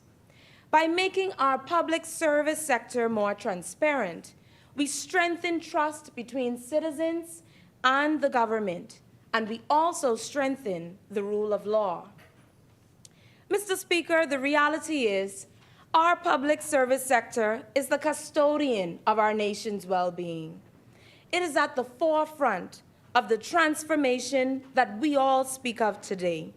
So the question we must ask, Mr. Speaker, is what does a modern world in the public service sector look like? Mr. Speaker, as Assistant Port Controller within the Port Department, it is only fitting that my next example mirror the industry that I am so deeply passionate about and the industry that I am blessed to work in every day, the maritime industry. I stand before you, Mr. Speaker, as your captain, inviting you to take a journey with me into the uncharted waters of the future. But before we set sail, I want you to brace yourself, Mr. Speaker, like a traveler fastens their seatbelt before a roller coaster ride. Because this is no ordinary journey, Mr. Speaker. This is an odyssey through time, an exploration of possibilities that will challenge the public service sector as we know it today. So let us take a deep breath and open our minds. Imagine a future, Mr. Speaker, where paper-based processes with their endless forms and queues are nothing more than a distant memory. In this future, Mr. Speaker, formal communication is not in the form of a hard copy memorandum. Oh, no. No, a minute paper. No, Mr. Speaker. It is digital. It is swift, and it is efficient. Mr. Speaker, in this real and tangible future that is well within our grasp, every government agency in my ministry and in other ministries are equipped with cutting-edge digital software tailor-made to service the diverse needs of our customers. Mr. Speaker, fasten your seatbelt, fasten your seatbelt, just a little tighter as we go deeper into this future. In this future, citizens can access essential services from the comfort of their homes. Need a license to charter a vessel? Just a few clicks away. Want to renew your driver's license, whether you are in Inagua in the south or Grand Bahama in the north? In a few seconds, this process is done, Mr. Speaker. No more hours in long lines. No more piles of paperwork cluttering desks. Mr. Speaker, this is the modern public service sector that we are working towards. But it doesn't end there, Mr. Speaker. In this vision of the future, a culture of continuous learning is ingrained in every government department. Our public servants are not just employees. They are lifelong learners, constantly adapting to the latest technological advancements and evolving best practices. Mr. Speaker, to achieve this very attainable vision, we must commit ourselves to the reformation of our public service sector. The Ministry of Energy and Transport commends the Ministry of Public Service for this resolution today and their desire to champion this cause to improve our nation's largest workforce. We wish to add, however, that such an ambitious aim requires a joint and concerted effort from all public service sector agencies. Because this cause, Mr. Speaker, is a collective endeavor that transcends political affiliations, generations, and backgrounds. Thus, it is recommended in support of the resolution that a joint committee be established, comprised of senior officers from all ministries, to meet on a quarterly basis to discuss all pressing concerns for each ministry. And not just human resource needs, no, but also information technology, Mr. Speaker, continuous learning, and the list goes on. So, Mr. Speaker, as we celebrate this remarkable milestone of 50 years, wow, 50 years of independence, let us not just reflect on our legacy, but actively shape our future. Let us envision a Bahamas where the public service sector is a shining example of efficiency, accessibility, and progress. One that sets the standard of excellence for all private sector companies to follow. Together, Mr. Speaker, let us work toward the day when we can confidently say that we brought our public service into the modern world, creating a legacy that will stand the test of time. Our future as a nation depends on it. Mr. Speaker, I yield.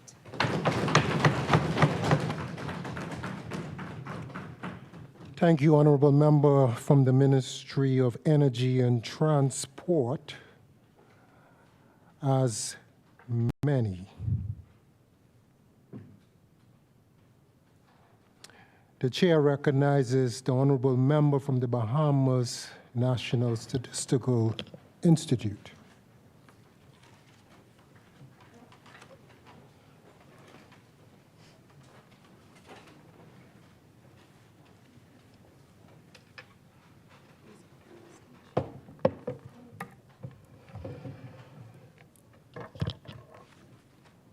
Thank you, Mr. Speaker.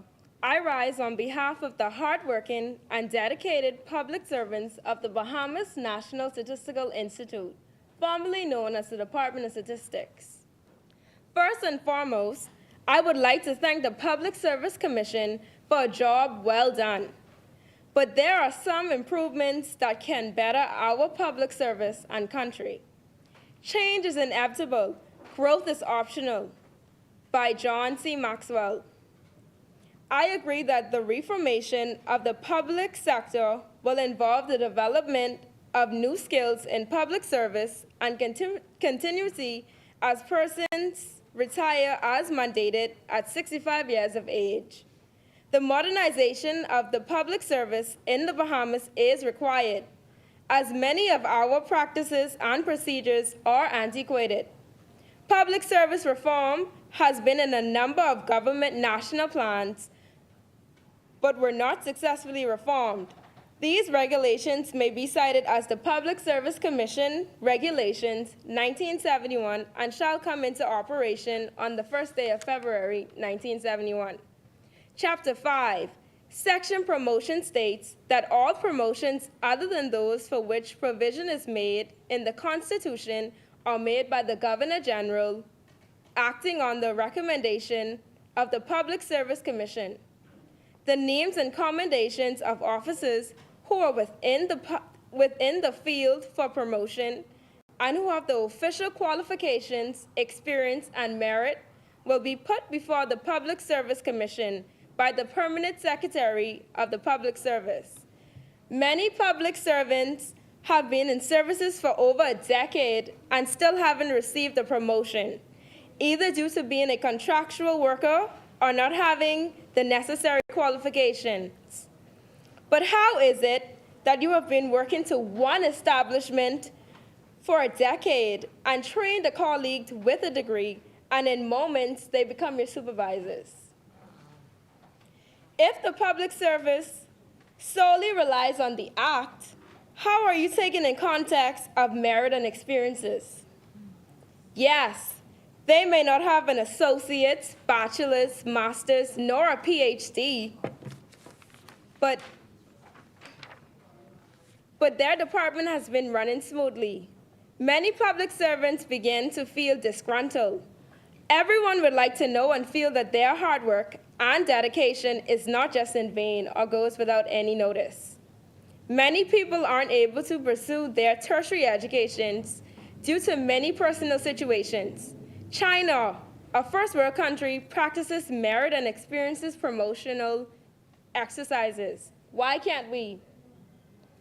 The Public Service Act also provides for the grant of accelerated increments by reason of merit service. In the accordance of Section 7B of the Act, these increments, however, are not at present being granted. We would like to see more promotional exercises. Why wait every 3 to 5 years? Additionally, many public servants begin on contracts, but when they are made permanent, why would their years of service on a contract be thrown down the drain? Our Bahama land wouldn't run successfully if there wasn't a public sector. How would we be able to collect our data, heal the sick, and govern our people? However, there's hope on the horizon. We have a clear path forward, eliminated by the recommendations of the Inter-American Development Bank. These recommendations, based on 7 key indices, including efficiency, merit, structural consistency, functional capacity, integrative capacity, management capabilities, and diversity management, provide us with a roadmap for a better and more responsive public service. This is a call to action, a call for change, a call for a better future for the Bahamas. We stand on this transformation, and together we can seize this moment to build a public service that truly serves the people. Let our actions speak louder than words, and may our commitment to reform be unwavering as we embark on this crucial journey to reshape our nation for the better.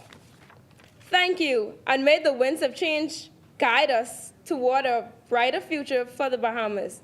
One nation, one people, our public service. Thank you.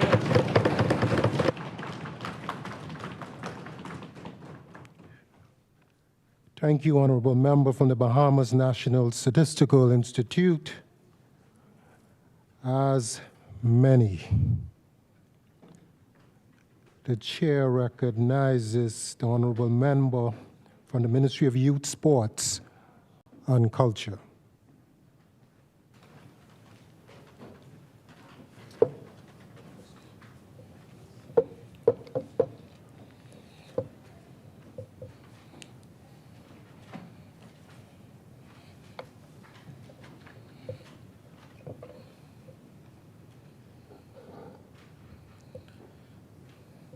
Honorable Speaker, distinguished members of this Assembly, I stand before you today representing the dedicated workers of the Ministry of Youth, Sports, and Culture, a ministry invested in the preservation of our culture, the advancement of sports, and the empowerment of the youth in our beloved Bahamas. Our focus here today centers on the imperative topic of public sector reform. The United Nations defines public sector reform as the process aimed at enhancing the efficiency, effectiveness, and accountability of governmental operations. While the outcomes of this process hold significant promise, I pose a crucial question. Mr. Speaker, are we truly prepared? Are we ready to exclude any segment of our population? Are we ready to shoulder the cost necessary to prevent fraud and security breaches? Are we prepared to be transparent and accountable for the allocation of public funds? Is our nation genuinely prepared for the sweeping changes that come hand in hand with public sector reform? Today, I'll address three key components of public sector reform: digitalization of government processes and forms, decentralization, and performance-based budgeting. Mr. Speaker, a vital aspect of enhancing the efficiency of the public sector is through the digitalization of government procedures and forms. The intent is to facilitate broader public access to essential services, aiming for a more expedient and interconnected system to serve the citizens of our island nation. In my capacity within the Ministry of Youth, Sports, and Culture, we have ventured into implementing digital forms. However, we've encountered a significant roadblock. This digital transformation does not cater to the entirety of our population. The younger demographic, typically those aged 40 and under, readily embraces technology and its advantage. Yet the older generation, particularly those over 40, often find technology challenging and difficult to navigate. While the majority of my ministry's beneficiaries are under 40, it's their parents who usually provide consent and register them for programs and events. This older generation is not as tech savvy, often expressing sentiments like, "I don't do the computer thing." The peril of digitalizing government procedures lies in the potential alienation of this crucial segment of Bahamians. This demographic constitutes our business owners, our permanent secretaries, our politicians, and other influential figures in leadership positions. As they age, they may face health issues and technological vulnerabilities. Mr. Speaker, the question we must grapple with is, Are we willing to complicate matters for this group during a potentially vulnerable phase in their lives? In the sphere of public sector reform, a vital element is decentralization, characterized by the Inter-American Development Bank as the transfer of power and authority from higher levels of governance to local or private entities. As we contemplate this transition, it's crucial to acknowledge the potential risk entailed. An illustration of this shift could involve authorizing local government or private entities to oversee the issuance of critical documents like passports. However, such a delegation presents an inherent risk of fraud, as numerous entities would possess the access to sensitive citizen documents. Mr. Speaker, statistics from a published FBI study reveal a staggering 50,000 reported cases of identity theft per year in the United States, incurring multi-million-dollar losses. The pressing question emerges: are we prepared to bear the financial burden to counteract these security breaches in the pursuit of public sector reform? Certainly, various security measures can be implemented to mitigate these risks. Yet, these remedies come at a substantial cost, further prompting us to contemplate whether we are ready to shoulder these expenses for the sake of reform. The potential for enhanced service delivery and efficiency through decentralization is clear, yet it necessitates meticulous consideration of the accompanying risk. Mr. Speaker, my final facet under consideration today is performance-based budgeting. It is a strategy where funding is directly linked to predefined performance targets as articulated by the Inter-American Development Bank. In my representation of the Ministry of Youth, Sports and Culture, the challenges posed by this approach are visible. Within my ministry, the mandate remains centered on nurturing future leaders, supporting national athletes, and preserving the rich tapestry we call Bahamian culture.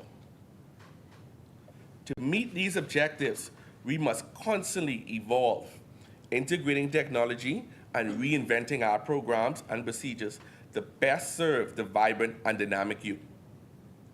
However, despite these expectations, our budget faces recurring reductions. This raises a pressing conundrum.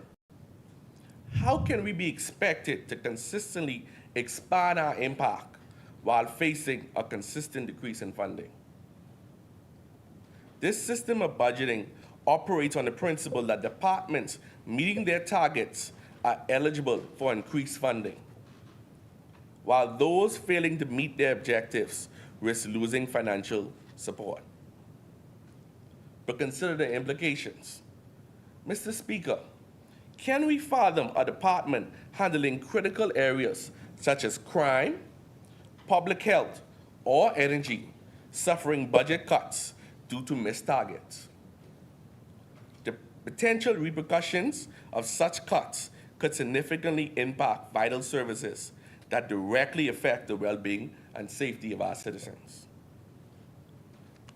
Mr. Speaker, we must ensure that these measures do not inadvertently compromise the essential services and functions that uphold the welfare of our nation. The balance between incentivizing performance and safeguarding vital services is a delicate one that requires thoughtful consideration and judicious application in the realm of public sector reform. In conclusion, I ask, Mr. Speaker, are we truly ready for public sector reform? The challenges are apparent, risking the alienation of an older generation, potential vulnerabilities to fraud, and the unsettling notion of decreased funding for critical sectors. However, I assert the answer is a resounding yes.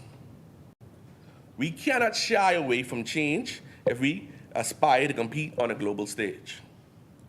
Our nation has evolved since its inception, and so must our public sector. The time has come to heed our national motto. Forward, upward, onward, together.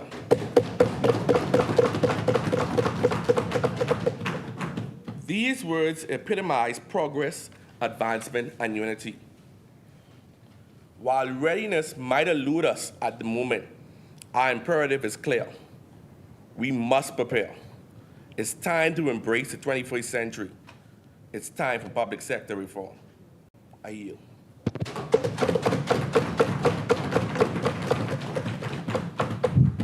Thank you, Honorable Member from the Ministry of Youth, Sports, and Culture. As many, the Chair recognizes the Honorable Member from the Registrar General's Department.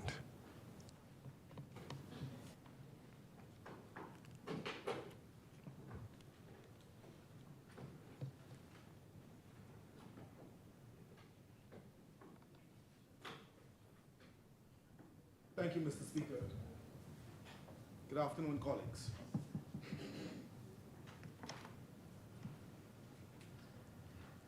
I stand here today on behalf of the indigenous and industrious people of the Registrar General Department. I would like to extend our condolences to the Registrar General Department, Registrar General Mrs. Camille Gomez, on the passing of her father, Mr. Michael Perry Gomez, past MP. I would also like to thank the committee, the steering committee,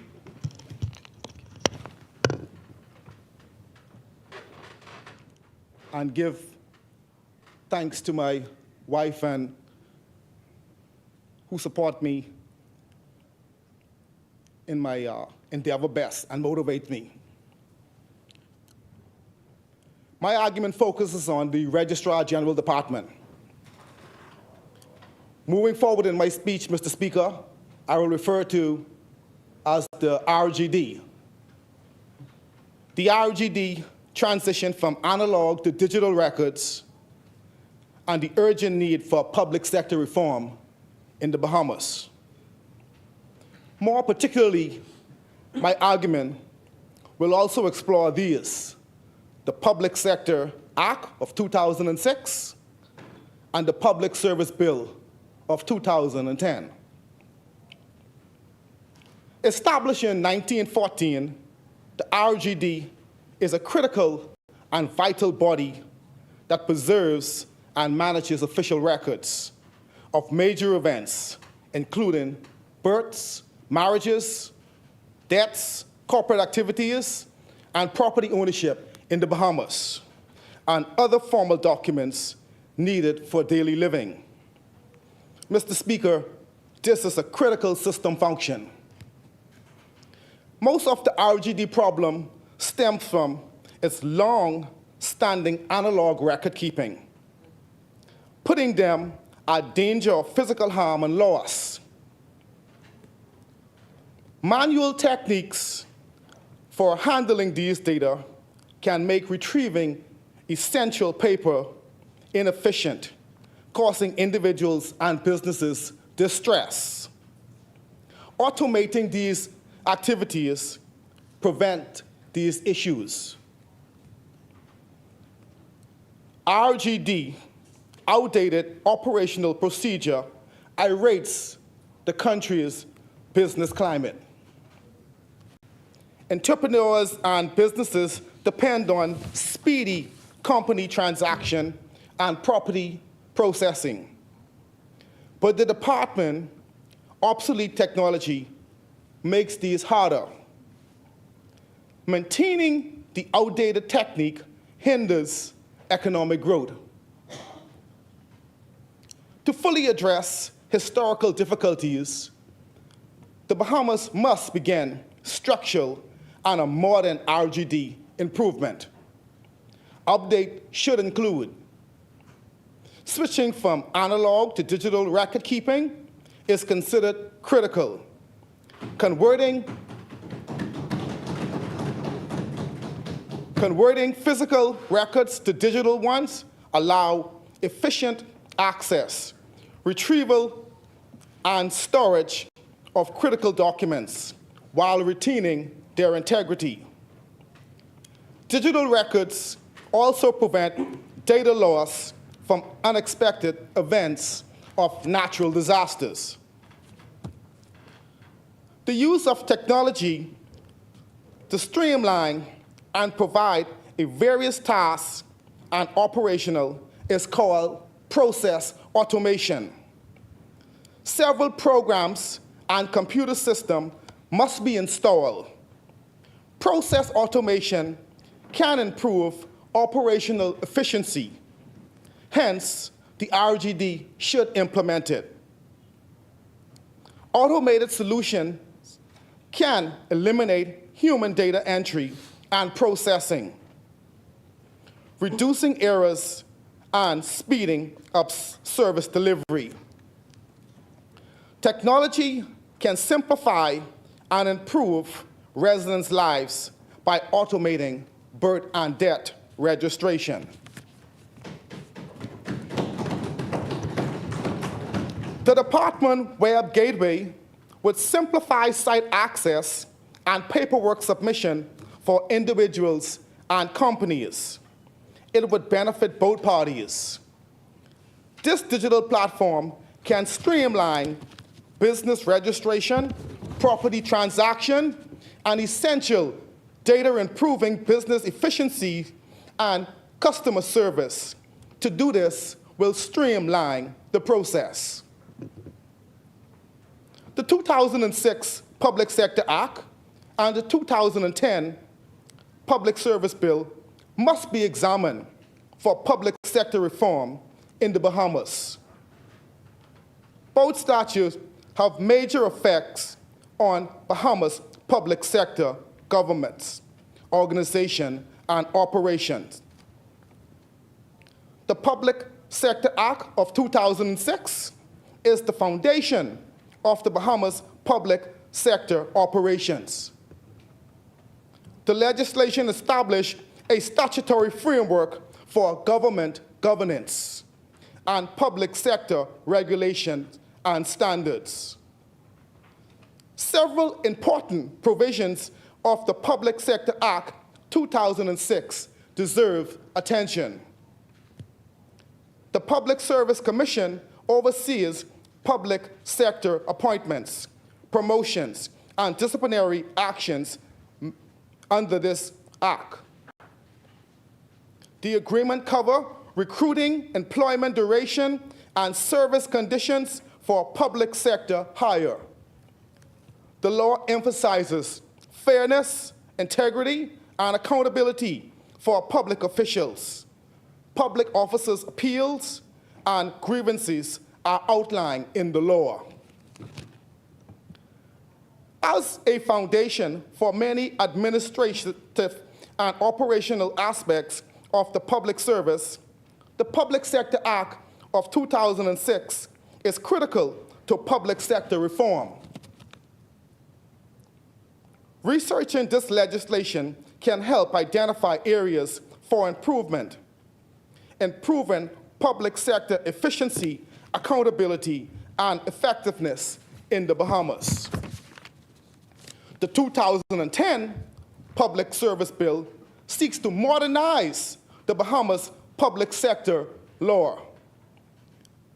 This effect sought to address present issues and align public service methods with developing best practices. The Public Service Bill 2010 features numerous noteworthy provisions. Modernization involves adapting societies, institutions, and systems to current advances and trends. The proposed legislation would improve public sector hiring, performance management, and human resource development.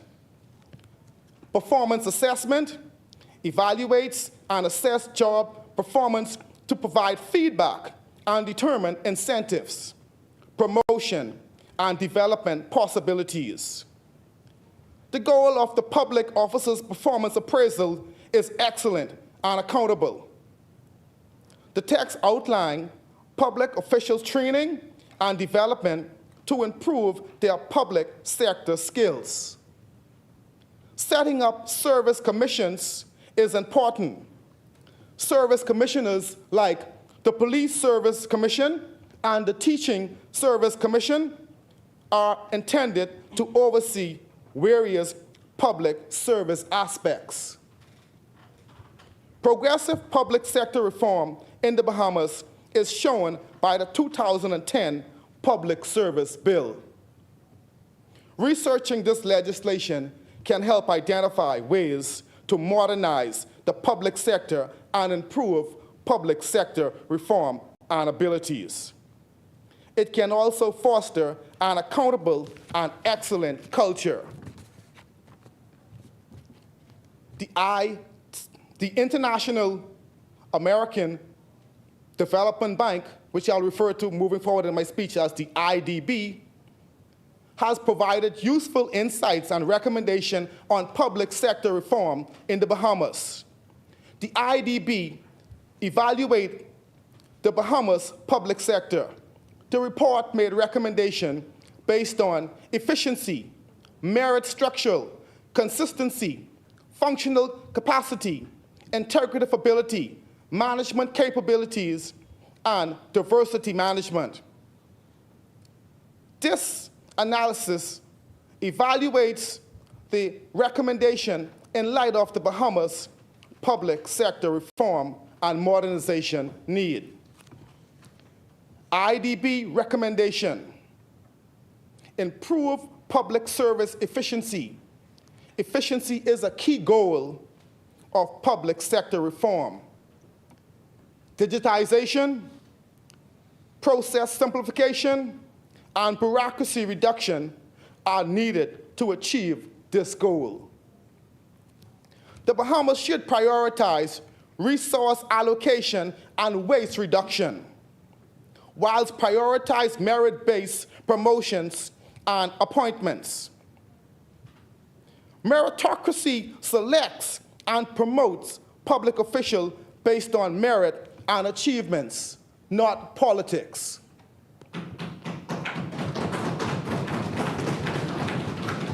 Mr. Speaker, this method boosts public service professionalism. IDB recommendation. Mr. Speaker, if you can grace me with 3 more minutes, I'll be wrapping up, sir. Certainly. IDB recommendation. Government agency must leave a consistent organizational structure. This analysis will critically evaluate the topic. The public sector benefits from a uniform organizational structure for clarity and accountability. The Bahamas should evaluate and coordinate its government entities to reduce redundancy and improve cooperation. IBC recommendation: improve public institution operations to efficiently complete tasks and better operational capacity to achieve their goals. Encourage government collaboration and coordination to improve service delivery and work together to solve complex problems. Public sector management should be strengthened through training. Effective management is essential for efficient public service delivery. Public officials, leadership, and management skills should be improved, an environment that promotes diversity and equal opportunity for all. To conclude, the Bahamas must immediately overhaul the public sector, particularly the modernization at the RGD. The switch to digital records and structural enhancement are expected to boost operating efficiency and make domestic commercial transition easier. The Public Sector Act of 2006 and the Public Service Bill of 2010 could help develop a legally enforceable structure to enable these improvements. To improve citizen service and boost economic growth, the Bahamas must use technology to streamline its public sector operations.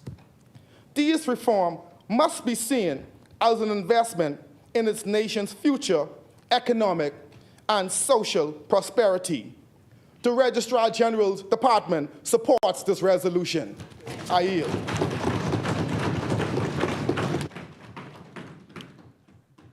Thank you, Honorable Member from the Registrar General's Department.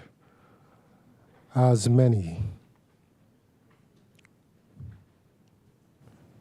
The chair recognizes the Honorable Member from the Ministry of Foreign Affairs.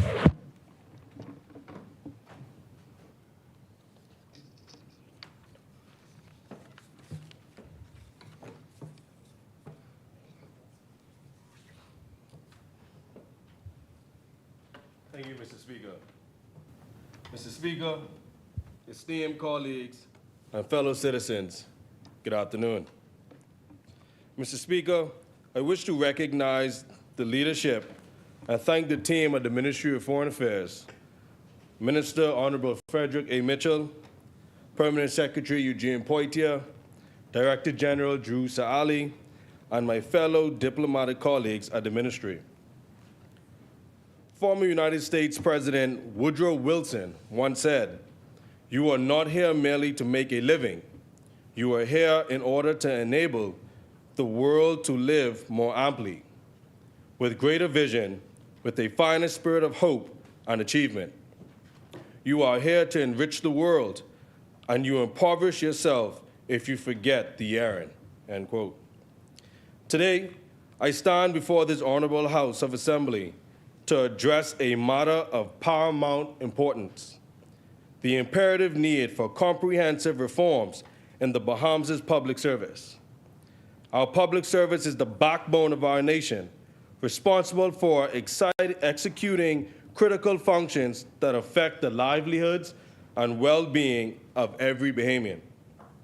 Thus, ensuring the efficiency, transparency, and effectiveness of this essential institution is crucial to our country's progress and development. Cabinet ministers come and go, but the permanent and pensionable remain. Those are the government, the embodiment of the people. Mr. Speaker, first and foremost, it is incumbent upon me to acknowledge the tireless dedication of our public servants. They work diligently, often in challenging conditions, to provide essential services to our citizens. Recognizing their dedication, we must support them with the necessary tools and training required for them to excel in their roles. Comprehensive training and development programs must be established to keep public servants up to date with the latest practices and technologies. It is crucial to acknowledge that reforms are needed to meet the evolving demands and challenges of our modern world. And like the honorable member from the Ministry of Environment and National Resources has said, $7,000 is simply inadequate to achieve this. We must make a substantive investment in the advanced training of public officers. Mr. Speaker, one such development program is on-time staff promotional exercises. It is safe to say that this is one of the elephants in the room after today. The failure to promote staff on time can lead to a multitude of issues affecting both the morale and effectiveness of our workforce. Delayed promotions can demotivate employees, creating an atmosphere of frustration and disenchantment. This not only hampers their personal growth and career progression, but can also result in a less productive and engaged workforce. Imagine, Mr. Speaker, imagine being transferred from one ministry to the other It is challenging to get promoted at the ministry in which you're operating because technically you're not their staff. And your substantive ministry takes forever to put forth a promotion on your behalf because you're not functioning at that ministry. Imagine, Mr. Speaker, to spend thousands of dollars to obtain degrees, countless years, sometimes 10, 20, 30 years, Mr. Speaker, in the same post with an increase in workload without due compensation.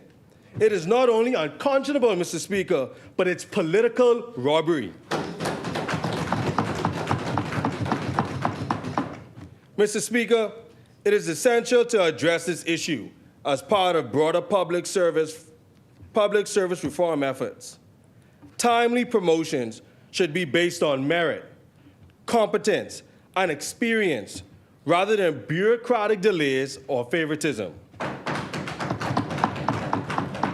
When promotions are earned and provided promptly, it motivates employees to perform at their best, leading to increased efficiency and effectiveness in delivering public services. That's why by 2 p.m., they're gone. They're out of office, if they even show up, or could never answer the phone. Mr. Speaker, it is not a matter of if we should do better.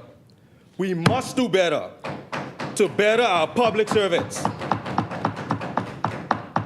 Mr. Speaker, furthermore, transparency and accountability must be the cornerstones of our public service.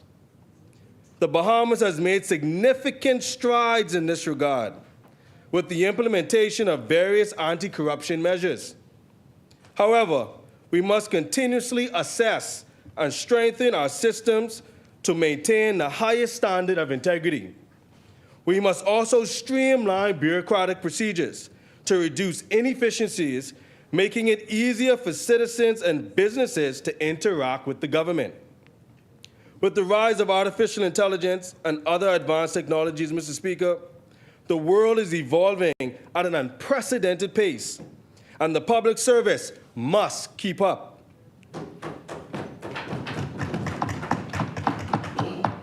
Embracing digital transformation can significantly enhance service delivery, reduce red tape, and minimize opportunities for corruption. We must invest in robust IT infrastructure and e-governance initiatives to propel our public service into the 21st century. For example, the Ministry of Foreign Affairs has implemented the ability for online passport applications, renewals, e-visas, and most recently, online scheduling. My Minister, Permanent Secretary, and Director General have made technology a focal point to the modernization of the Ministry of Foreign Affairs. Imagine, Mr. Speaker and colleagues, a small island developing state being able to process and issue passports within 2 weeks or less. We are a regional leader in this regard, beating the United States and Canada. Mr. Speaker, in conclusion, the need for reforms in the public service is undeniable. These reforms are not merely a policy choice, but a moral obligation to our citizens, who rely on the public service for their essential needs. It is an investment in the future of the Bahamas. Just as we invest in tourism and technology, we must invest in our public officers, fostering a more efficient, accountable, and responsive government. I implore this House to unite and prioritize these reforms for the betterment of our beloved nation. Together, and only together, can we build a stronger, more prosperous Bahamas for generations to come. I yield, Mr. Speaker.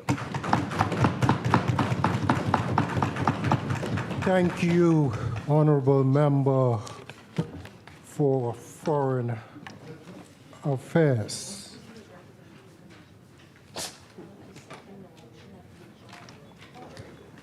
As many as in favor of the resolution remain seated.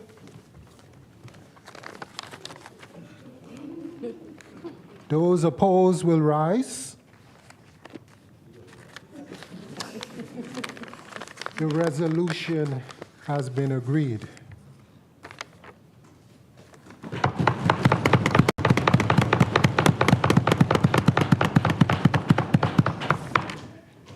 It has been my honor and privilege to have shared this occasion with you, honorable members. For most of you, I have never worked with before. Hence, I wish you every success as you journey through the public service. Secondly, I am grateful to be in a country like the Bahamas where we have an innovative public service that had the foresight to organize this event, because it is through such experience that the brain is stretched and where we are able to add to our body of knowledge. Finally, I want to thank everyone that assisted us in preparing for this event, with special recognition to Mr. Lavelle Watson and his team.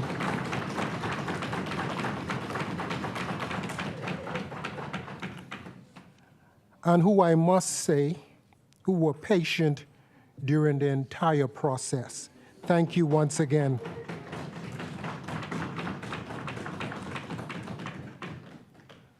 Adjournment, please.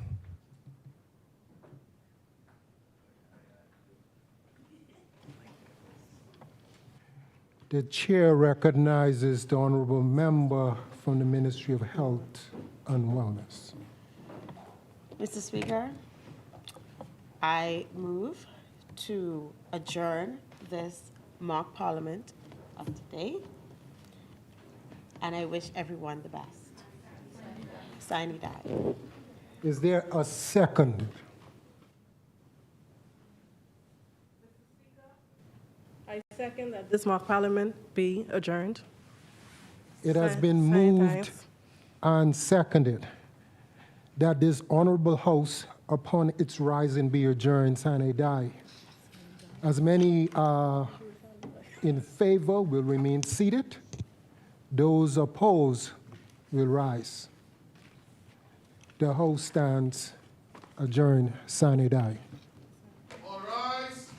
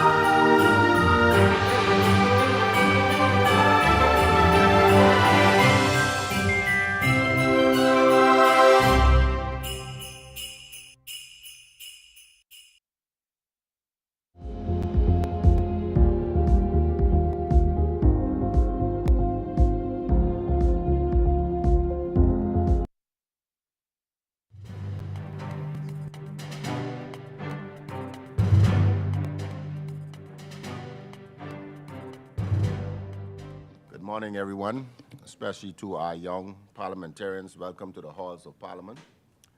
I would like to recognize in the chambers Magistrate Carolyn Vogt Evans, Acting Permanent Secretary Montez Williams, Director of Education Dominique Russell, Member of Parliament for Nassau Village, Mr. Jamal Strawn, other members of the Ministry of Youth, Sports and Culture, Director, Deputy Director, welcome.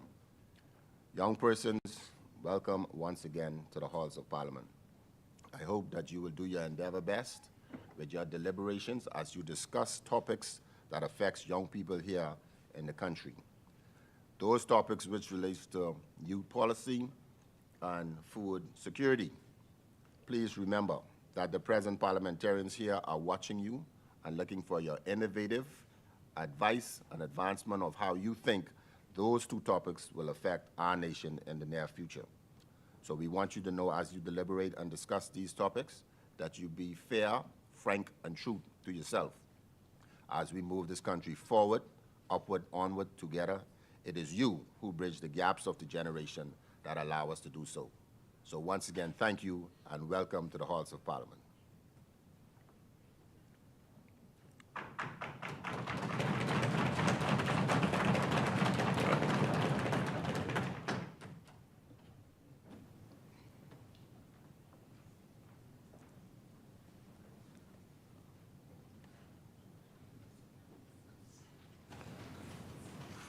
I will now accept nominations for a person to be Speaker. I nominate the member from Mount Moriah to be the Speaker of this youth parliament. Is there a seconder? I second. It has been moved and seconded that the member of Mount Moriah be elected Speaker. As many as are in favor will remain seated. Those opposed will stand. The member of Mount Moriah has been elected Speaker of this youth parliament.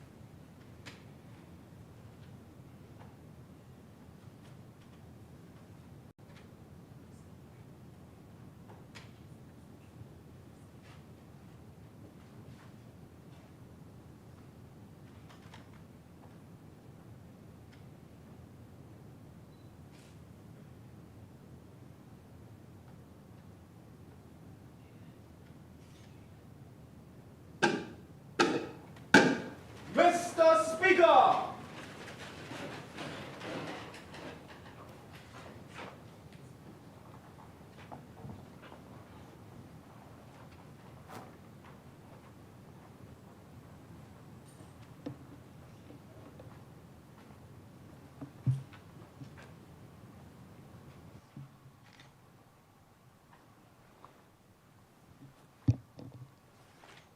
Daniel chapter 5 speaks about a conundrum faced by the king.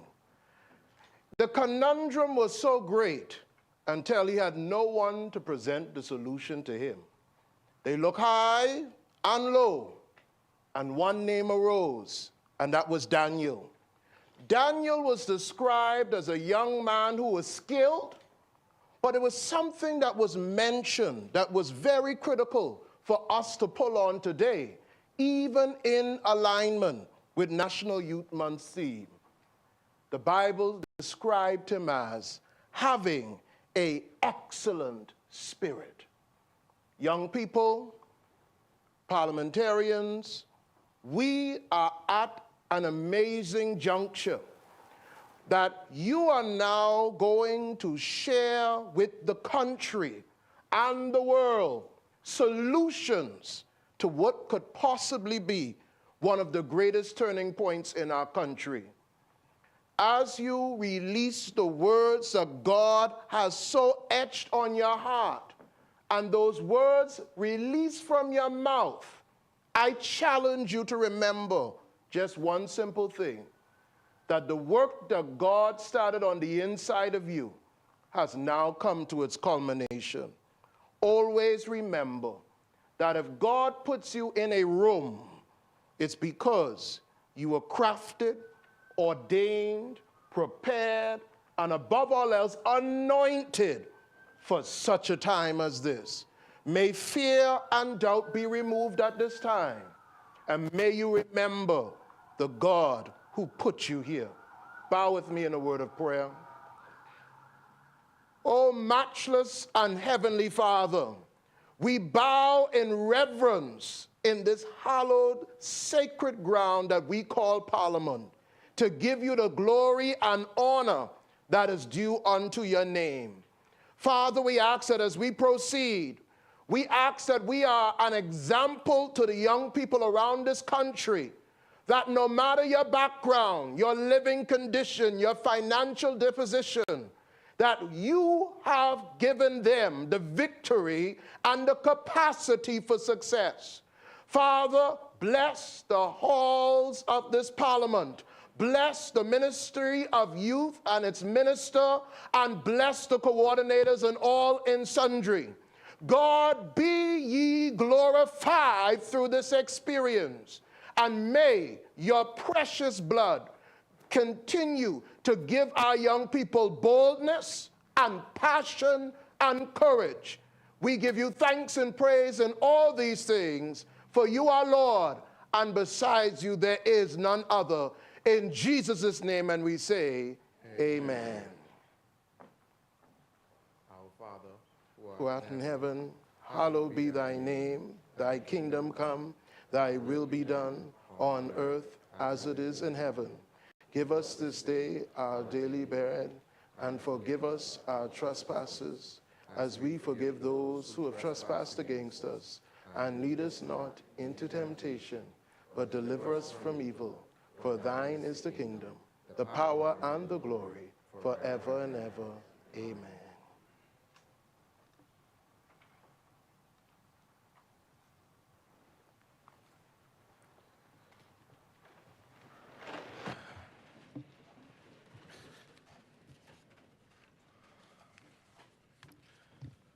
Honorable members, I am not unmindful of the honor on which you have conferred on me today in electing me to this highest of office, that of your Speaker and your servant.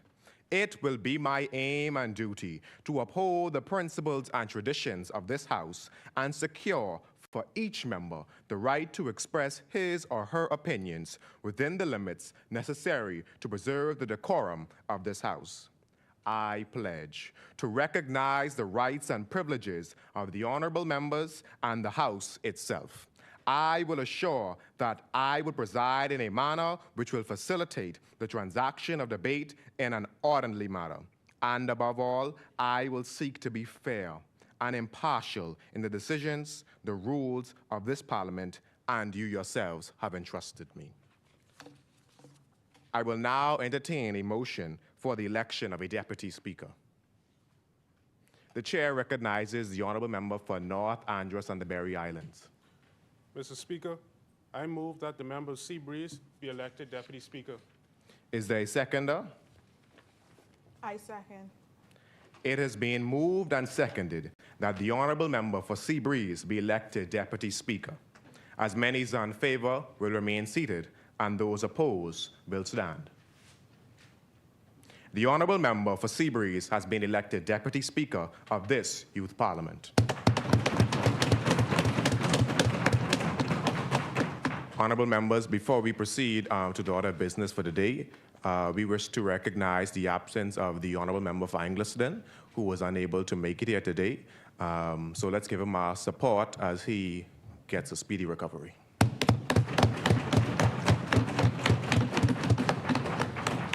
Resolutions.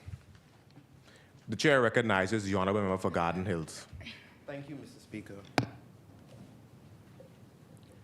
Resolution on the Bahamas National Youth Policy, recognizing that the need for youth-identified target areas, youth-centered problem-solving, and youth-led recommendations are essential in addressing challenges of Bahamian youth to improve their quality of life, but also serves as an instrument in creating a more sustainable avenue for youth work and development within our country. Whereas the government of the Bahamas is concerned about the future of our nation's youth and are invested in creating avenues for youth to grow, sustain, and develop the characteristics and skills needed to thrive not only within our country, but also the opportunities to compete on a national and international scale. The implementation of a national youth policy will seek to pave a path to success for all Bahamian youth through addressing their unique needs, making them stakeholders in national decisions that are detrimental to their future, and conjure up a culture of respect and value for the youth voice and the role it plays in national succession planning. Whereas the National Youth Policy addresses 7 main objectives that were identified as critical issues affecting youth. These issues include identification, self-awareness, education, technology and capacity building, employment, social enterprise and youth professionals, and inclusion in decision-making process, and youth empowerment, just to name a few. And whereas the government of the Bahamas is steadfast about protecting their youth, as displayed in their decision to have signed on to another protective legislation, such as the Child Protection Act of 2007 and the Protection Against Violence Bill in 2023. Being a part of such cause demonstrates our government's willingness to make a better Bahamas for all its citizens, present and future. Be it resolved that the members assembled for this 24th session of the Bahamas Annual National Youth in Parliament will debate the challenges, concerns, and solutions for addressing the needs of youth in our country, and more specifically, the continuous need for implementing a national youth policy in the Bahamas. Honorable Speaker, distinguished members of the Bahamas National Youth in Parliament, thank you, Garden Hills, for giving me this opportunity to represent you and to address you, but also to address this pressing issue of education, technology, and capacity building as part of our formulated national youth policy. Today, I stand before you with a vision of a nation where every child has access to quality education, where cutting-edge technology fuels innovation, and where capacity building empowers individuals to reach their full potential. Education is the cornerstone of a prosperous society. It shapes the minds of our youth, equipping them with the knowledge and skills necessary to tackle the challenges of the future. However, we cannot turn a blind eye to the fact that the education system in the Bahamas faces significant challenges. According to recent reports taken by the Ministry of Education after the 2023 national examination results, the country's literacy and numeracy rates have been declining, hindering the intellectual growth and development of our young citizens. But fret not, for where there is a challenge, there is an opportunity for change and improvement. To address this issue, we must first acknowledge the transformative power of technology. Technology has the power to revolutionize education, making it more accessible, engaging, and effective. It can bridge the gap in learning, connect students to a world of knowledge, and prepare them for the jobs of tomorrow. To quote Nelson Mandela, "Education is the most powerful weapon we can use to change the world," end quote. With this in mind, I propose a 3-pronged approach to improving education, technology, and capacity building within the Bahamas. Firstly, we must increase the funding for education. Adequate financial resources are essential to provide quality education for all. The government should allocate a higher percentage of the national budget to education, ensuring that all schools have the necessary resources, including technology, infrastructure, and learning materials, to deliver a more and effective curriculum for the students. Furthermore, we must also ensure that our educators receive proper training and support to effectively integrate technology into their teaching practices. Continuous training programs, workshops, and even mentorship opportunities like the Bahamas Teachers Cadets are vital for educators and for future educators to exchange their skills and to exchange their pedagogical skills and to help them keep updated with emerging technological advancements.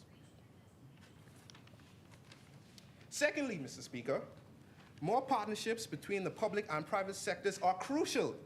The Bahamas is home to a vibrant tech company such as BTC, Alive, and Cable Bahamas, just to name a few, brimming with talented individuals and innovative setups.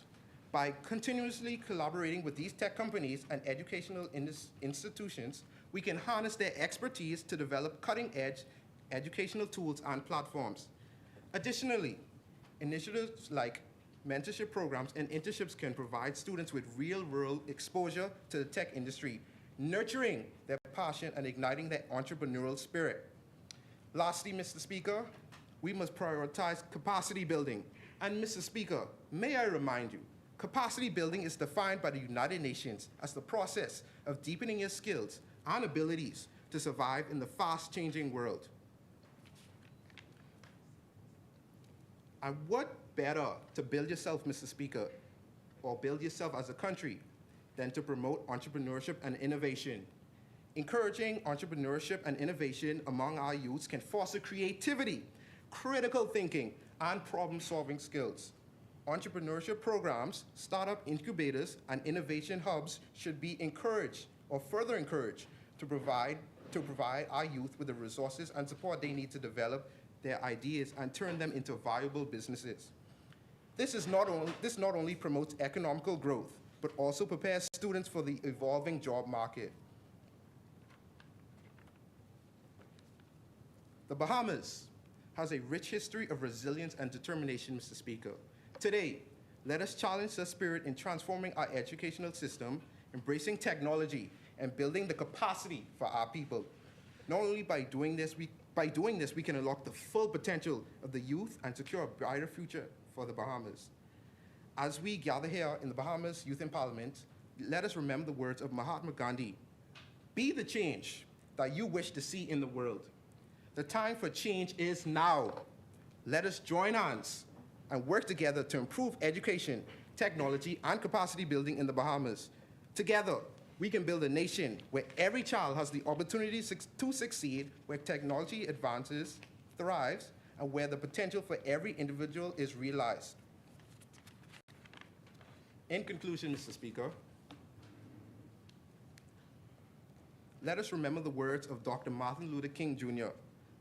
I quote, "The function of education is to teach one to think intensely and to think critically. Intelligence plus character equals the goal of true education. Let us strive for education, excellence in education, harness the power of technology, and build the capacity of our people. Together, we can shape a brighter future for the Bahamas, a future where education has no boundaries, where technology fuels innovation, and where every individual has the opportunity to succeed." Thank you, Mr. Speaker. I yield.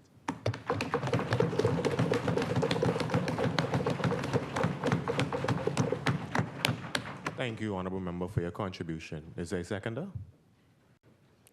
The Chair recognizes the Honorable Member for Pine Ridge. Mr. Speaker, I rise to second the resolution.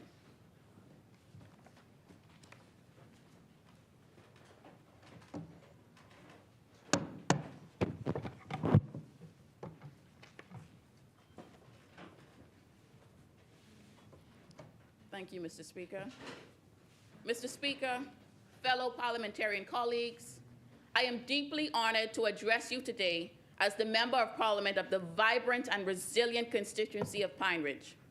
In the heart of our constituency beats the spirit of a people who have faced many challenges with unwavering strength and unity. Mr. Speaker, the National Youth Policy serves as a dynamic compass guiding our nation's future through the aspirations and actions of our vibrant youth. In Pine Ridge, a constituency teeming with youthful energy, this policy takes on special significance. It reflects a steadfast commitment to nurture, empower, and uplift the young generation, ensuring their inclusion in shaping the political, social, economic, and cultural fabric of our community. The principles of inclusivity and diversity echo loudly here. Envisioning a future where the contributions of Pine Ridge youth not only define our local identity, but also drive our collective progress.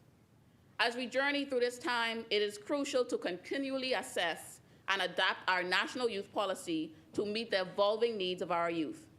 While the established key objectives serve as essential pillars of progress, they must maintain flexibility to navigate the dynamic landscape of our society. A robust vision for the National Youth Policy necessitates placing paramount importance on mental health and well-being.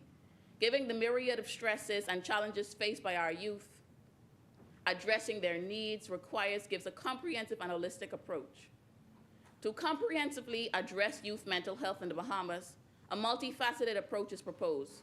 Firstly, the establishment of a dedicated crisis helpline aims to provide immediate support and guidance during emotional distress or crisis. Additionally, the creation of youth-friendly mental health spaces within communities ensures accessibility to essential services in a comfortable and stigma-free environment. Equally important is parental and teacher training, fostering a supportive environment by enhancing their understanding, identification, and response to the mental health needs of youth. This integrated approach seeks to establish a robust and inclusive framework for addressing the diverse mental health challenges faced by youth in Bahamas.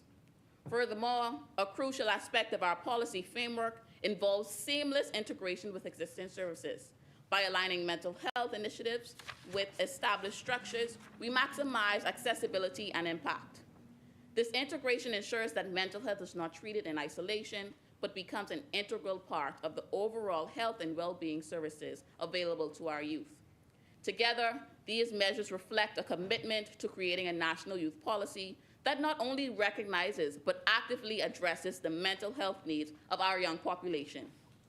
Mr. Speaker, I recently had the opportunity to participate in the UNFCCC Climate Change Week held in Saudi Arabia, and the experience underscored the imperative for our national youth policy to transcend symbolic gestures and actively engage in transformative climate action.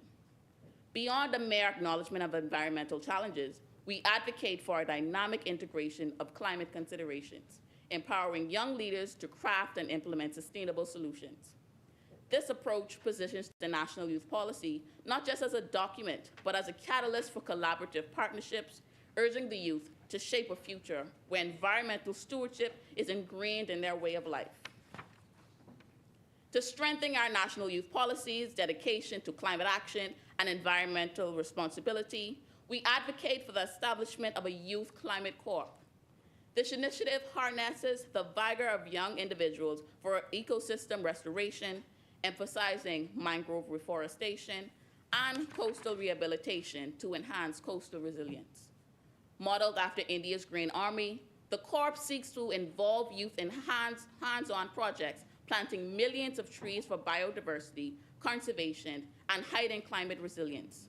Concurrently, this policy proposes the creation of green technology incubators, empowering young entrepreneurs to innovate in renewable energy and energy-sufficient solutions.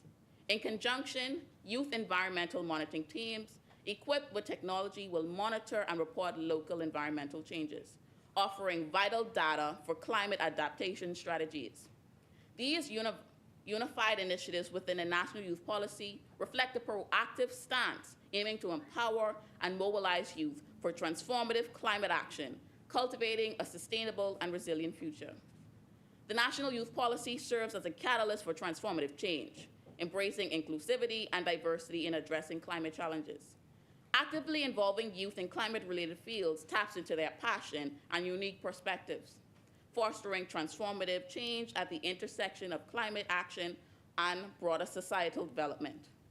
Beyond the document, the policy stands as a living testament to the collective power of diverse youth, voices propelling us toward a sustainable and equitable future. Mr. Speaker, in closing, our National Youth Policy is a commitment to empower and inspire a generation for a sustainable future. Let's carry the spirit of collaboration and innovation forward, focusing on actions, opportunities, and resilience. It represents a steadfast belief in every young mind, transcending barriers. Together, let's build a legacy where youth dreams shape a thriving nation in harmony with its people and the environment. Thank you, Mr. Speaker.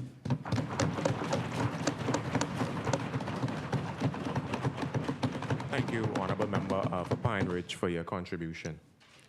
It has been moved and seconded that the following resolution be agreed. Whereas the government of the Bahamas is concerned about the future of our nation's youth and are invested in creating avenues for youth to grow, sustain and develop the characteristics and skills needed to thrive not only within our country, but also have opportunities to compete on a national and international scale. The implementation of a national youth policy will seek to pave a path to success for all Bahamian youth through addressing their unique needs, making them stakeholders in national decisions that are detrimental to their future, and conjure up a culture of respect and value for the youth voice and the role it plays in national succession planning. Be it resolved that the members assembled for this 24th session of the Bahamas Annual National Youth in Parliament will debate the challenges, concerns, and solutions for addressing the needs of youth in our country, and more specifically, the continuous need for implementing a national youth policy in the Bahamas. As many? The chair recognizes the honorable member for Kalani. Thank you, Mr. Speaker. Mr. Speaker, fellow youth parliamentarians and esteemed guests, good morning. Today, I stand firmly and proudly before you, Mr. Speaker, as a representative of the constituency of Kalani. A world where young people no longer face the harsh realities of unemployment, limited access to quality education, and exclusion from decision-making processes, the youth policy. We have gathered here today to discuss and delve into the very essence of our nation's future, the National Youth Policy of the Bahamas. These are not just words on paper, mind you. They represent our commitment to fostering the development and empowerment of our youth. In the words of the first Prime Minister of the Bahamas, Sir Lyndon Pendant, any policy consideration of the economic and social development of our nation must be extensionally geared to involve young people. His wisdom rooted in the understanding that the future of our nation depends on involvement and the empowerment of its youth. Today, we come together not just as a community, but as a family dedicated to nurturing the dreams and aspirations of the next generation. To commence, the first objective talks about identification and self-awareness. While I do agree with this policy, I also believe that efforts should not just be made to develop programs designed to promote tolerance and a better understanding between youth and adults, but also be made to promote a positive mental health for both youth and adult individuals. By integrating mental health support in the programs that promote tolerance, understanding, and intergenerational learning, the policy ensures that the emotional well-being of both young and adult individuals is prioritized. It acknowledges that mental health plays a crucial role in shaping self-identity and positive interactions within the community, contributing to the well-being and self-awareness of all age groups. Subsequently, while I am in full support of the objectives of promoting healthy, sustainable livelihoods and the environment, there are a few additional considerations that can enhance this objective. Firstly, sustainable livelihoods in the environment. While this objective talks about ways to support sustainable environment, it doesn't mention anything about the individuals living in these environments' opinions. How can we truly understand what the youths of the Bahamas need? How can we connect with them if we don't even truly understand the challenges they face? To truly grasp the challenges in these areas, policymakers must immerse themselves in affected constituencies. This involves physical visits and meaningful engagements with the people residing there, whose first-hand experience and insights are viable for creating effective resolutions. By visiting these areas, we gain a first-hand look at the conditions in which young people live and work. Moreover, engaging with the local community is essential for comprehending the culture, social, and economic dynamics that shape sustainable livelihoods and environments. These visits offer more than just essential insights. They also serve as a tangible demonstration of genuine commitment to understanding the concerns of these constituencies and improving their circumstances. This, in turn, builds trust and credibility among young people and local residents. Additionally, recognizing that each community has its unique set of challenges and strengths, policymakers can tailor their objectives to address needs of each constituency. Moreover, in the objective of health, it talks about increasing awareness in the fight against STIs and HIV and AIDS, to make certain that the number of infections among our youth continues to decrease, and ensure that both abstinence and safe sex campaigns receive equal funding and support from youth stakeholders. However, it doesn't mention anything about youth having access to contraceptives. By providing youth access to contraception, we equip young individuals with the needs to make informed decisions about their reproductive and sexual activities. According to the Department of Public Health Service Youth and STI Clinic, there were 2,616 people in the Bahamas who tested positive for syphilis at least once between 2014 and 2018. The report indicated that during this period, cases increased by 63% from 439 in 2014 to 714 in 2018. It also noted that there were 816 cases of chlamydia and 186 cases of gonorrhea infection in 2017. The empowerment of youths having access to contraception is twofold, as it safeguards them against unintended pregnancies while also increasing the risk of decreasing the risk of contracting sexually transmitted infection. Ultimately contributing to the overall well-being of youth. In conclusion, Mr. Speaker, this resolution is designed to benefit all individuals, regardless of their academic or vocational pursuits. It is a gateway to opportunities open to each and every one of you. Now, the onus is on you to grasp these opportunities and utilize them to the fullest and forge a path to a brighter and more promising future. Together, we can empower ourselves and contribute to the betterment of our community and our nation as a whole. Thank you, Mr. Speaker. I yield.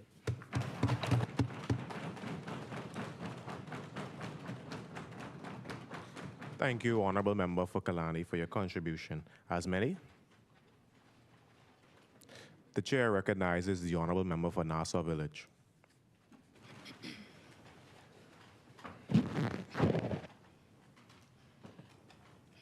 Thank you, Mr. Speaker. Investing in youth today ensures a thriving nation for tomorrow. Esteemed members of Parliament, distinguished guests, and my fellow youth advocates. As I stand before you today, I stand as the very proud representative for the best constituency of all constituencies, Nassau Village. As I come before you today, I come before you to address a matter of utmost importance, the future of our nation's youth. The Bahamas National Youth Policy is not just a document or some form of paper just lying around, but this document is a distinct roadmap used to empower and uplift the next generation and generations to come. Mr. Speaker, in addition to the youth policy being a roadmap, this was put in place to implement revolutionary policies that would open the door for young entrepreneurship, skill development, and empowerment. The goals of this very youth policy is to acknowledge the value of developing young minds, encouraging inclusivity, and advancing the mental health and well-being of the youth of our very own nation.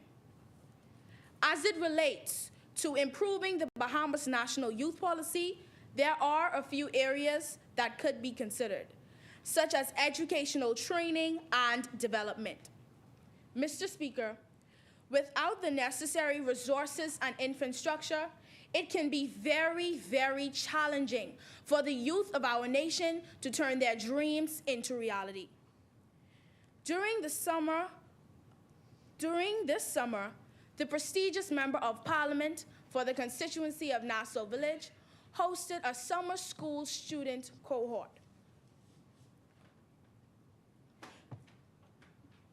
The young constituents within this cohort were exposed to not only the direct observation of the political forum, but the summer students within this cohort were also afforded complete access to materials and opportunities to interact with some of the most influential figures in politics today.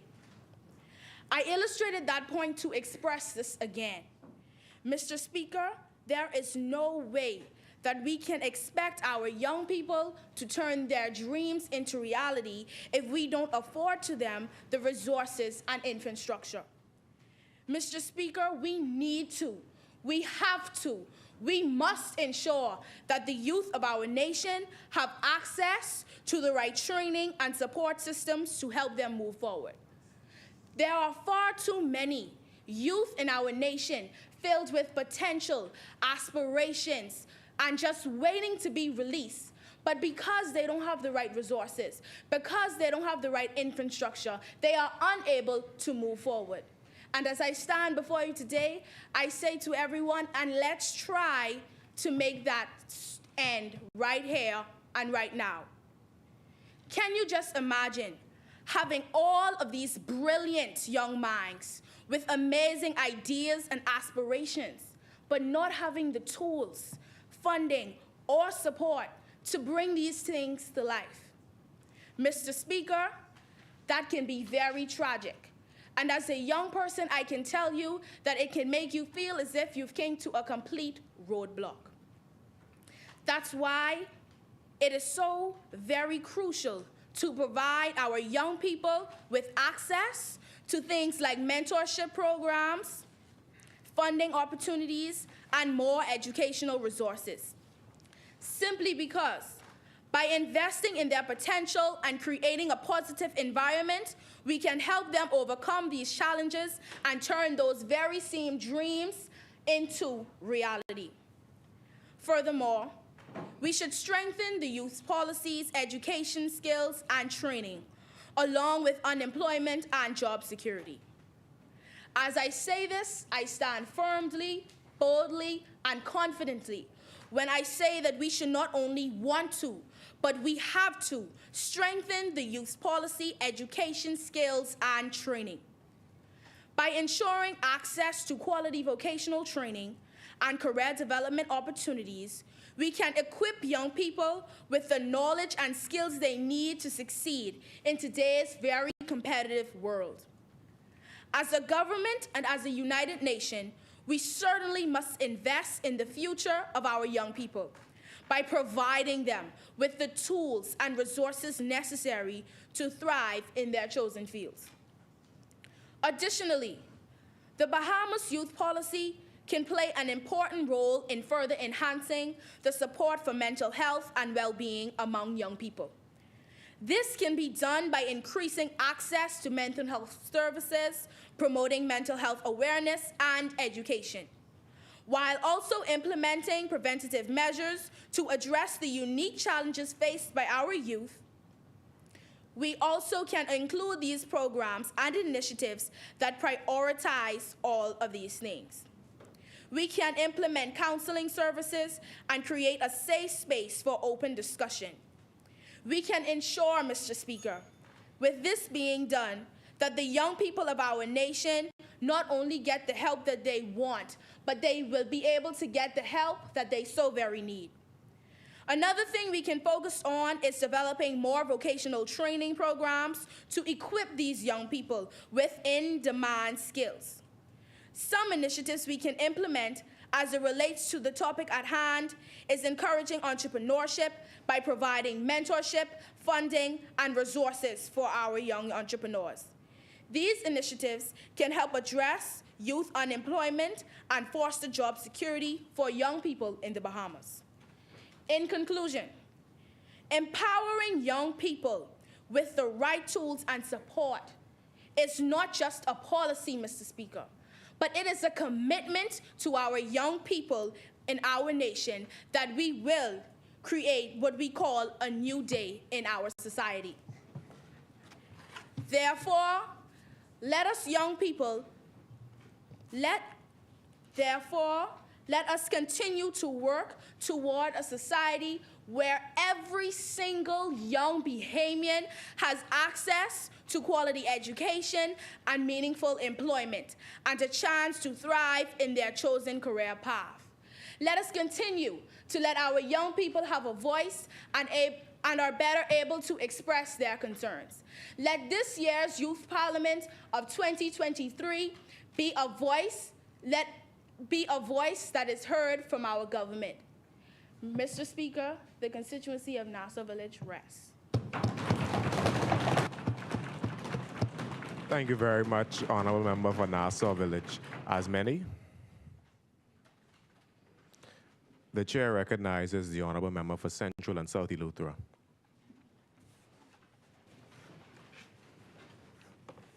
Thank you, Mr. Speaker.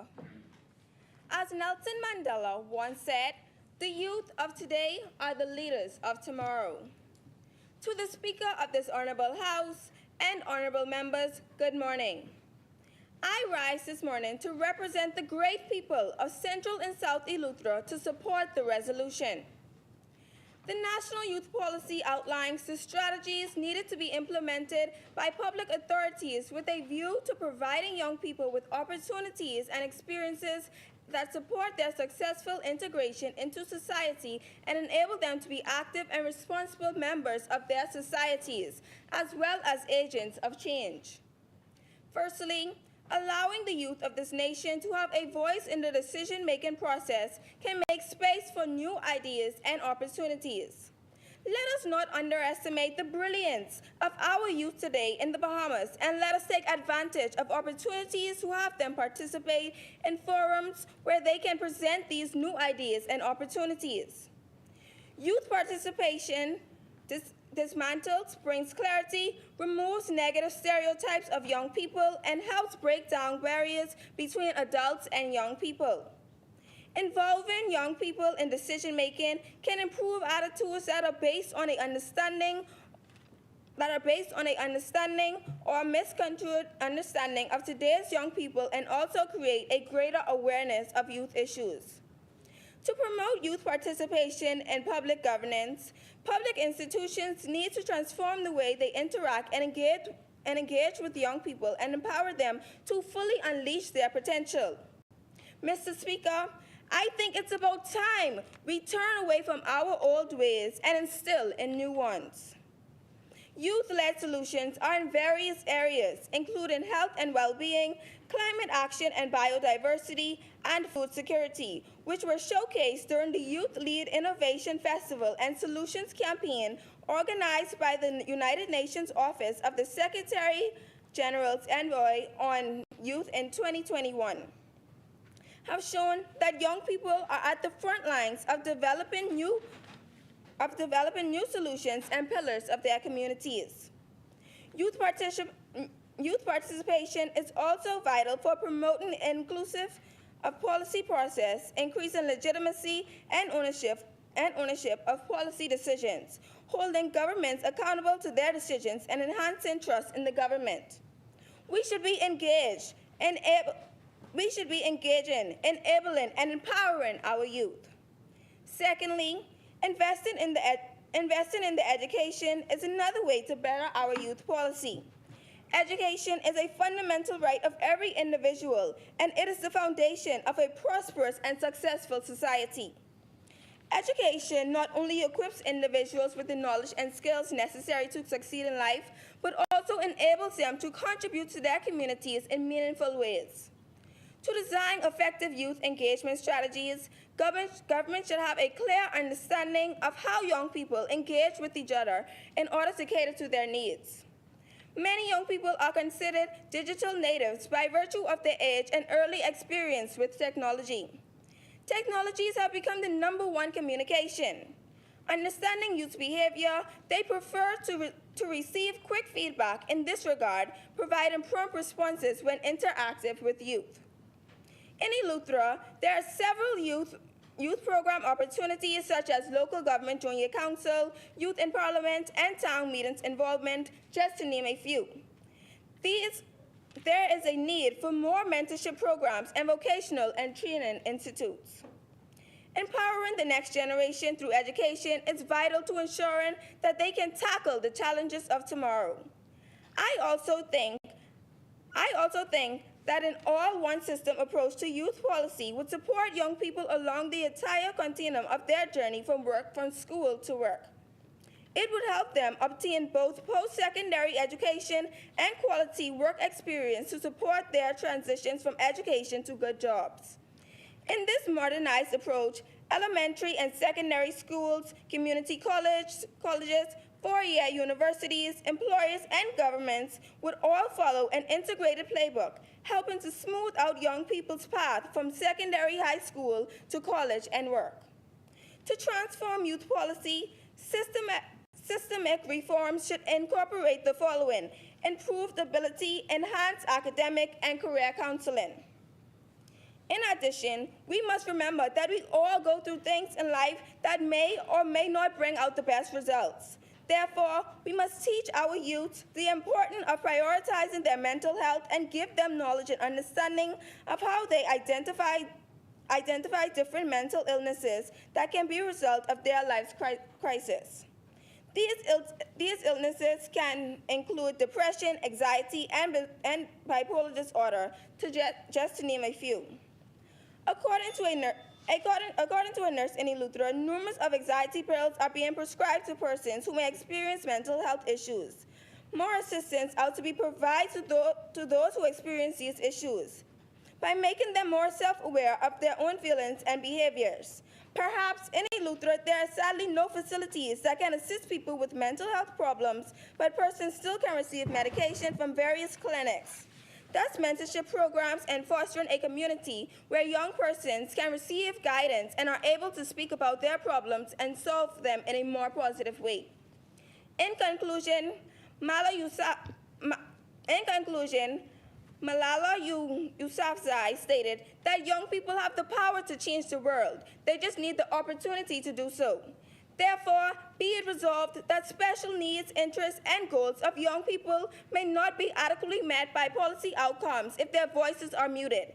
Developing inclusive methods that actively involve youth and highlight their opinions and state in decision-making as vital contributions to the democratic process are essential, as well as being aware of feelings and behaviors of the youth. Be it further resolved that young people need to become more and more educated and become involved in any youth development programs. Education is central to development and to the improvement of the lives of young people. We must bring forth the youth and motivate them to reach beyond the stars. Therefore, we must push, lead, encourage our youth to stand up, be empowered, and be excellent. I rest my case. Thank you, Mr. Speaker. Thank you, Honorable Member for Central and South Eleuthera. As many, the chair recognizes the Honorable Member for Long Island.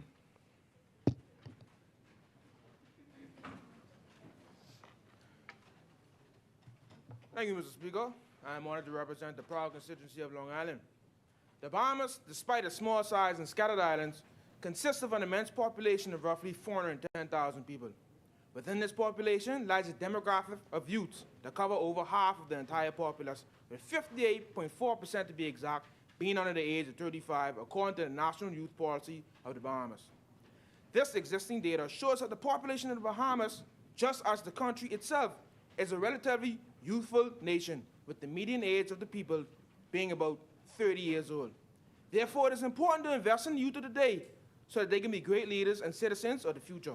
It is crucial to develop opportunities for youth programs, beneficiaries, and a multitude of other positive gateways to develop the nation in a positive way. The National Youth Policy is a document consisting of resolutions focusing on the development of youth in the Bahamas. With 7 key policy objectives, the National Youth Policy is based around what the government deems necessary for a positive future. Identification of self-awareness, educational, technological, and capacity building, employment of youth professionals, health and environment, youth in conflict with the law, decision-making and youth empowerment, and the streamlining of national youth development goals. Now, these goals and policies are not only focused upon one island, but all 700 islands and keys within this archipelago, and the policy ensures a positive future led by the youths of today. The National Youth Policy manages many issues the youth face today, such as a subpar education system, lack of involvement in crucial decision-making, and not being taken serious by elders, which leads to issues such as unemployment, inconsistency of sustainable and healthy lifestyles, disobedience and lack of understanding of the law, etc. The issues, while present, vary in severity between each island, with some in more dire need than others, especially in more rural and isolated islands and areas. Resolutions, naturally, will also vary depending on the situation. For example, issues within education will focus on the expansion of facilities, such as the Island School located in Eleuthera and the Institute for Marine Science on the Lee Stalking Islands within the Exuma Keys, to facilitate oceanic learning, which is an important aspect of Bahamian culture. Technological advancements will focus on the upholstering and implementation of the latest tools in schools and businesses, as we all know that technology is almost ever-changing and updates are made every day, and it can't be easy to be left behind. So to develop a positive nation, it would mean to capitalize on these amenities that we already have in place, while at the same time improving such amenities and also developing more benefits. Aspects like education, employment rates, self-awareness, and technological literacy are all important aspects for youth so that they can become outstanding and high-achieving everyday citizens. Therefore, it is important to keep the country's focus on these aspects. Examples of some initiatives would be media programs which will enable long-distance connectivity of youth with the aim to develop their cultural and ethical maturation. Social programs to inform other youths of responsible networking and social practices, and island unification, which makes a connection between all islands, resolving cultural and social differences. But why the youth, you may ask? Well, the youth is more influenced by social and cultural economic changes, so a positive impact on these aspects will in turn have a positive impact on them. Therefore, a youth policy is necessary to compile and decipher methods to create these positive impacts and to keep a note on the progress and status of the youth at the time. The National Youth Policy, however, should also be a guide for the government to make sure that things such as education, for example, are being capitalized upon to keep the youth in the Bahamas. In addition to this, more programs can be implemented and existing ones can be updated to fit the current situation of the future to come.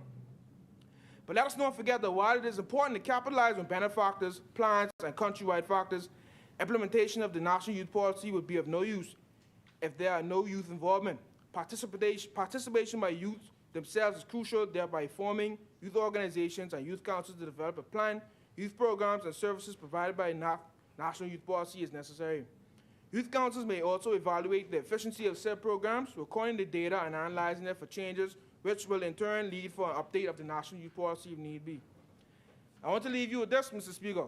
The youth within this nation faces many challenges and hardships. However, they still aim to stride and push through obstacles. Although there are many issues at hand, resolutions and solutions are and will continue to be developed and implemented to make sure that the disadvantages that we face today or in the future will become more and more nullified. As time progresses, both the youth of the country and the Bahamas will surely have a definitive and advantageous future as the Bahamas and the people are youth. I yield.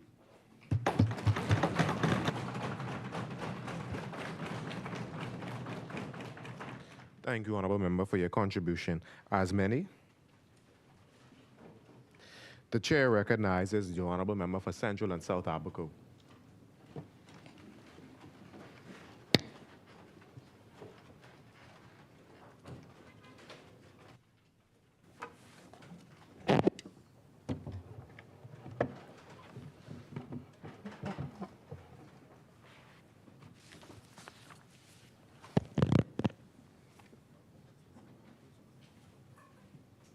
Thank you, Mr. Speaker, for allowing me to represent and speak on behalf of the great, resilient, and majestic constituency of South and Central Abaco, my home, full of survivors. Mr. Speaker, we as youth have a unique understanding of what can drive or hinder, what can stimulate or stagnate. Our cries ring loud, desperate to be heard or noticed, but only to be neglected and forgotten. So I stand here as a representation and with every fiber of my being, say open your ears and listen to us when we say we know what we need. Children should be seen, not heard. Every Bahamian child has at one point in their life heard this cautionary phrase. Stay silent while we ruin the world and then put the pressure on you to fix the damage. Stay silent while we use all our resources until you are completely done, leaving you with nothing. Stay silent while we apply the pressure of a hydraulic press to constantly criticize yourself in the name of being better than the past. How much longer should we stay silent? Honorable members, youthful silence is the killer of a youthful nation. That's the objective truth. So the question remains, does this new youth policy aid young hearts, and is there room for suggestion? Speaker, audience, the answer for both questions is a resounding yes. The National Youth Policy of the Bahamas has a reliable and sound plan to encourage, build, and protect our young people. However, I'm getting ahead of myself. What is National Youth Policy, and what exactly does it pertain to? It is a coordinated framework formulated to guide the development and implementations of inventions that will build and empower the youth for national development and their active participation in local, national, and global affairs. Now, allow me to ask my fellow parliamentarians, when did our opinion get taken into account? Did they ever actually ask us for feedback? How is it possible for you to say that you're doing the best for you while refusing to listen and offer chances for our voices to be heard? The local junior government council program was a great start. However, we need more avenues for youth voices to be heard across the Bahamas and the globe. Firstly, we must implement a policy for the community to first identify and rehabilitate teenage drug users on the Family Islands. After Hurricane Dorian, many of the youth in Abaco took to marijuana, alcohol, and vaping to assuage the pain and trauma that sits heavily on their chest. There have been multiple incidents where some may have to carry a student home completely intoxicated or under the influence. To combat this, we must notice the signs and quickly take action before we lose more of our young people to drugs and substance abuse. Secondly, we must have a policy to create programs for teenage parents in order to prevent repeated mistakes for both males and females. Similar to PACE, the Family Islands must have a program to aid young parents post-pregnancy to navigate life as a teenage parent. They can get in touch with other young parents and form a support group, which can bolster self-esteem and boost self-confidence. This group can also theoretically teach emotional support, financial literacy, and character building, all fundamental in child rearing. We need more initiatives to aid young parents so that their offspring don't become a negative statistic to society. Additionally, Mr. Speaker, I would like to introduce a policy that will require the government to send experienced grief counselors on the ground in case of other natural disasters or large-scale community troubles. Hurricane Dorian truly did a number on my island, Abaco. And it is of utmost importance to hone in on mental health, specifically grief and trauma. I remember, after the fact, I had horrible nightmares for a month straight. The smallest powder of rain had me nauseous and unable to stand. Yet I, as a 12-year-old boy, had to shoulder the burden by myself. Realistically, Abaco should have been swarming with mental health professionals after that disaster. However, we were left to get by on our own 2 feet. The trauma lingers to this day, haunting every young soul who was there to witness it. If this proposed policy was in place and grief counselors and trauma therapists were available right after the hurricane, the trauma would be less poignant to this day. So let it be known that we know what we need. Are you listening now? These policies are bound to benefit the people of the Bahamas. So, to the older generation, I say, listen more than you speak. And to my fellow youth, please remember that staying silent is no longer an option. Let us see the policies and initiatives provided for us in the National Youth Policy to make our voices heard through the Bahamas and the barriers of silence. Speaker, I yield.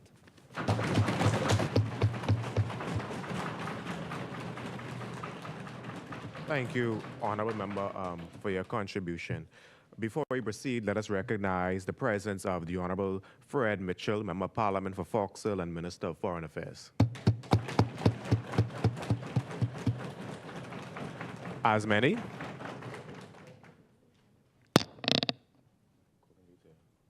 As many. The chair recognizes the Honorable Member for Golden Gate. Thank you, Mr. Speaker. If the development of our country were hypothetically a boat on rough seas with waves crashing against it every so often, would it be the captain of the ship that saves the boat? Would it be the mechanism of the boat that saves the boat? Or would it be the crew? Think about this. What truly hinders a country's development is the disenfranchisement of its youth. Mr. Speaker, fellow parliamentarians, distinguished guests, good morning. I rise to represent the great constituency of Golden Gates. A few of the country's most important youth requirements currently are education, employment and economic opportunities, and adequate health care. It's essential that these components are made accessible for all youth in the Bahamas. Firstly, education is vital for the development of the youth. For years, the youth of the Bahamas have been inadequately equipped by the education system here in the Bahamas. Mr. Speaker, according to the Ministry of Education, the Bahamas national grade point average from 2013 to now remains a D+. This tells us that the effort placed forth to ensuring that the youth in the Bahamas is fully competent in core and vocational subjects is inadequate at best. Without adequately educated youth, our country is doomed to fail. Limited economic growth, political disengagement, reduced global collaboration, and income inequality are only a few of the catastrophes that a poor education system bestows our country with. It's essential, if the Bahamas is looking for the development we strive for, it's essential that we ensure that education is placed at the forefront of our country. This can be done through establishing a comprehensive national youth policy. With this policy, we can provide adequate public knowledge of scholarships offered for high schools and tertiary level institutions, particularly equal access to family islanders, not only through the Ministry of Education, but also through international bodies and technical assistance division of the Ministry of Foreign Affairs. Furthermore, we can set mandatory implementations and strengthening of Bahamian civic studies in all schools to ensure that the youth in the Bahamas understand their culture, their history, and their government, with the aim to facilitate diversity in their learning. Secondly, employment and economic opportunities are essential to ensure positive prospects for the youth in the Bahamas. In November 2011, the Department for Statistics Labor Force announced that the youth unemployment rate is at a staggering 34%.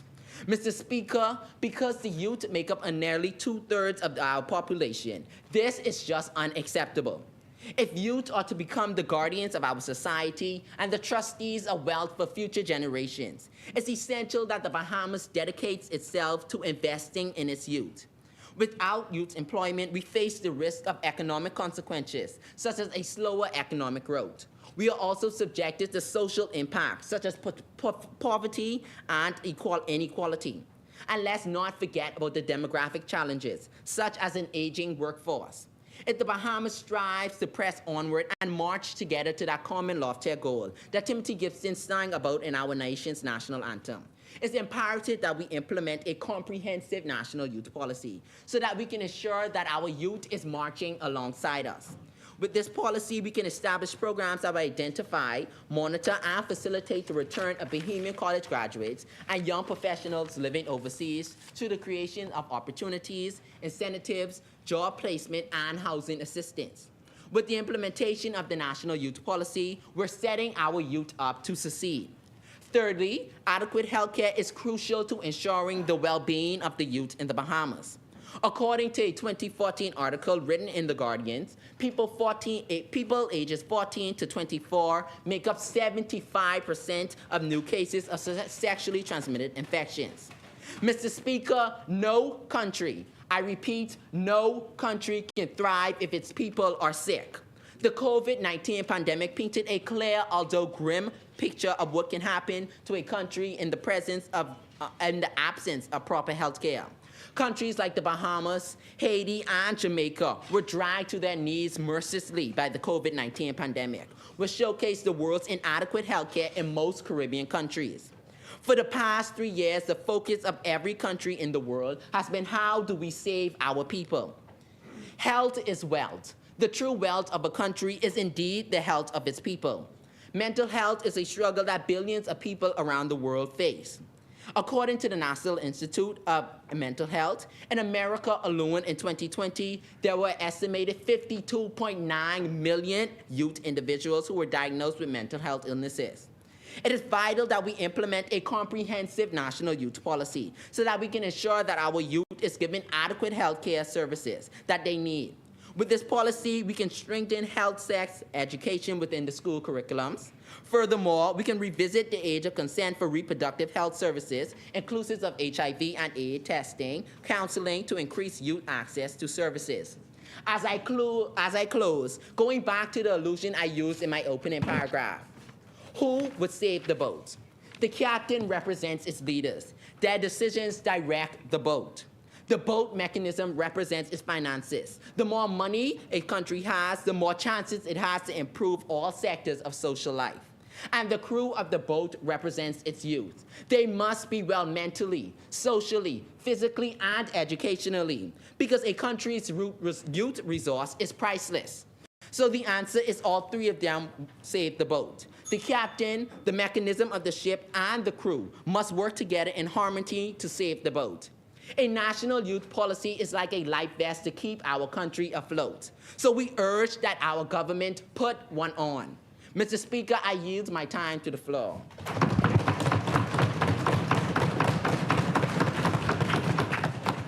Thank you, Honorable Member for Golden Gates, for your contribution. As many? The chair recognizes the Honorable Member for Fort Charlotte. Mr. Speaker, honorable members, viewers. Good morning. I rise in this honorable house today on behalf of the illustrious and resilient constituency of Fort Charlotte, who I'm honored to represent. Today's focus is in trying to define the ambiguous document we know today as the Bahamas National Youth Policy. Our nation's progress depends on engagement, preparedness, and empowerment of our youth. The policy we discuss today isn't merely a checklist of objectives. It's a commitment to addressing tangible challenges faced by our young Bahamians daily. Our youth are not just passive beneficiaries of tomorrow, they actively shape our present. Challenges they face is, whether in education, employment, or identity, reverberate through our communities, impacting families across our islands. Mr. Speaker, this policy identifies core areas, 7 to be exact, that range from self-awareness to inclusion in decision-making. These aren't just abstract concepts. They are real concerns shared by our youth in town hall meetings, schools, and community gatherings. Our government's previous decision to adopt the Child Protection Act and the Protection Against Violence bills are not symbolic gestures. They are set precedents, a precedent that tells Bahamians that the well-being of our youth we take seriously. As we debate the intricacies of this policy, let us remember its purpose, to provide actionable solutions for our youth's genuine concerns. Our aim is not to craft a lofty document, but to lay down a practical, actionable roadmap for the betterment of young Bahamians across the land. Mr. Speaker, first and foremost, a comprehensive youth policy should prioritize education. Access to quality education is the foundation upon young individuals can build their futures. It's essential to ensure that education is both accessible and relevant. Demands of the modern world, including digital literacy and skills needed for emerging industries.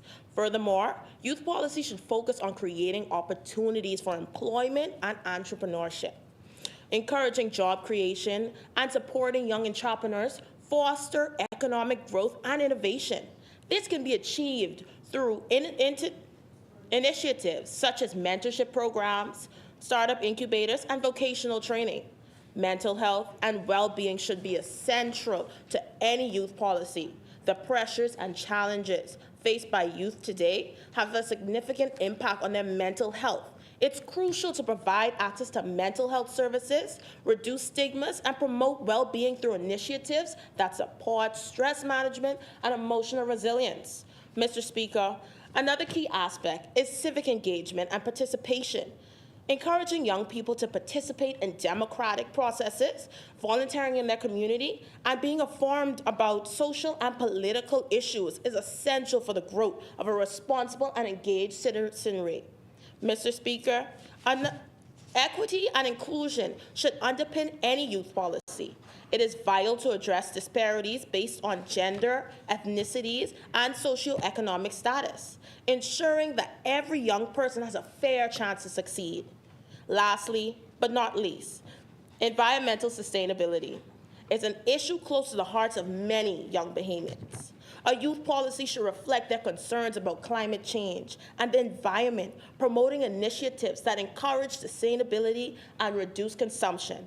Mr. Speaker, in conclusion, a smart and effective youth policy should be comprehensive, forward-moving, data-driven, inclusive, and most importantly, it should prioritize the well-being and opportunities of our young citizens. This is not just about policy. It is about investing in our future and fostering the growth and success of the next generation. Thank you. Thank you, Honorable Member. As many, the Chair recognizes the Honorable Member for Carmichael.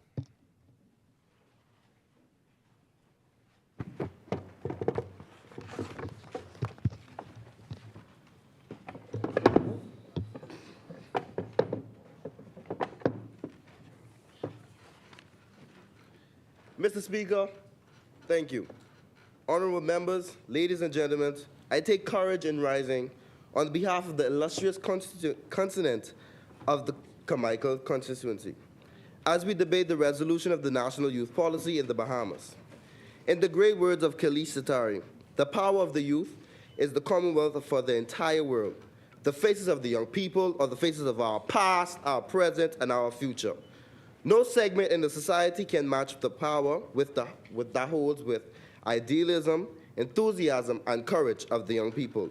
The youth are the backbone of our society. They are the future leaders, entrepreneurs, and employees who will drive economic growth and development. The National Youth provides a common and mutual understanding of the importance of youth and development among stakeholders and individuals in the Bahamas, and to set guidelines to the delivery of services of programs related to their development through a cross-sectoral and integrated approach. The framework of this policy is constructed within the 7 variables, paramount elements.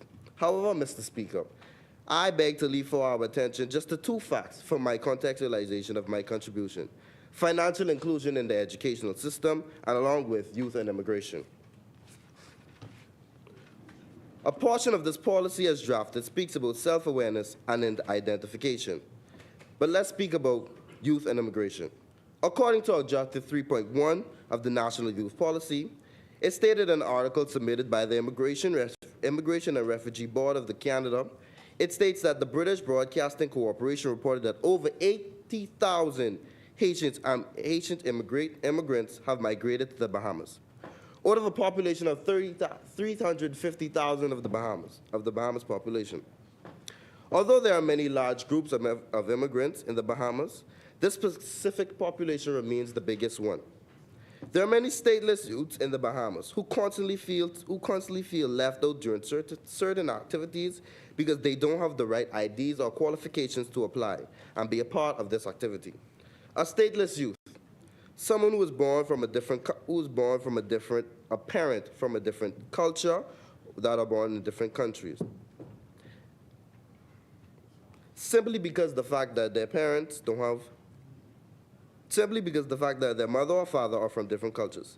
Let me commend the government for allowing the youth population to apply at the age of 18 for Bahamian citizenship, despite the long waiting process. Yes, there is a long waiting process, for I too have went through that process, me and my family. My mother has waited 17 years after she got her documents, despite the fact being born in the Bahamas. Mr. Speaker, these youths feel as if though that they are not important to the Bahamas, whether they excelled in school, sports, entrepreneurship, and many other things. These youths are also bullied in school. These youths are also targeted by the police officers and many more. Here's my solution to the government so that they can also assist these students. They should create digital systems so that these students can have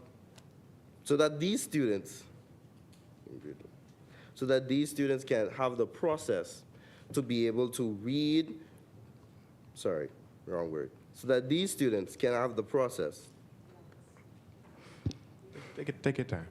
So that these students can have the process whether it's getting hired for a job, trying to get a scholarship, or apply for college. They create a system that helps them that calls the Stateless Youth Program, where they specialize in youths that are born from different cultures to assist them with documentations, jobs, scholarships, and many more.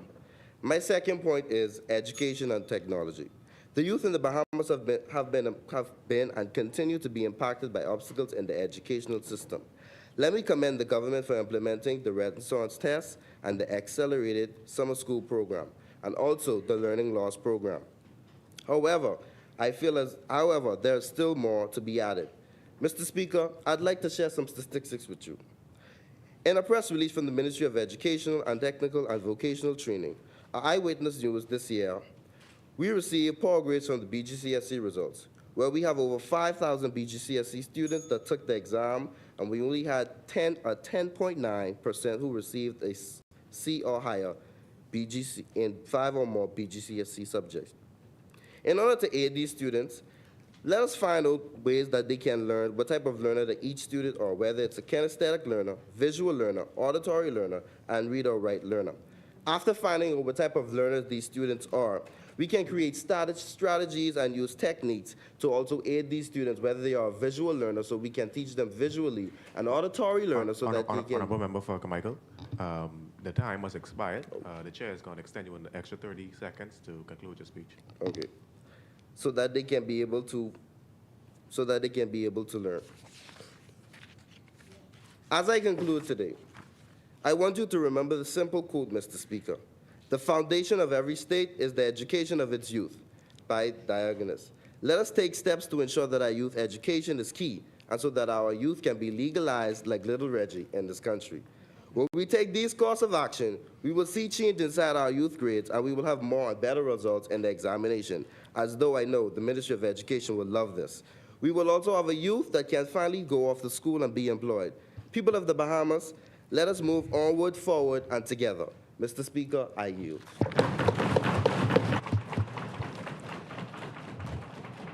Thank you, Honorable Member, for your contribution. Honorable members, before we proceed, let's just be mindful of the time limit. As many? The chair recognizes the Honorable Member for South Beach.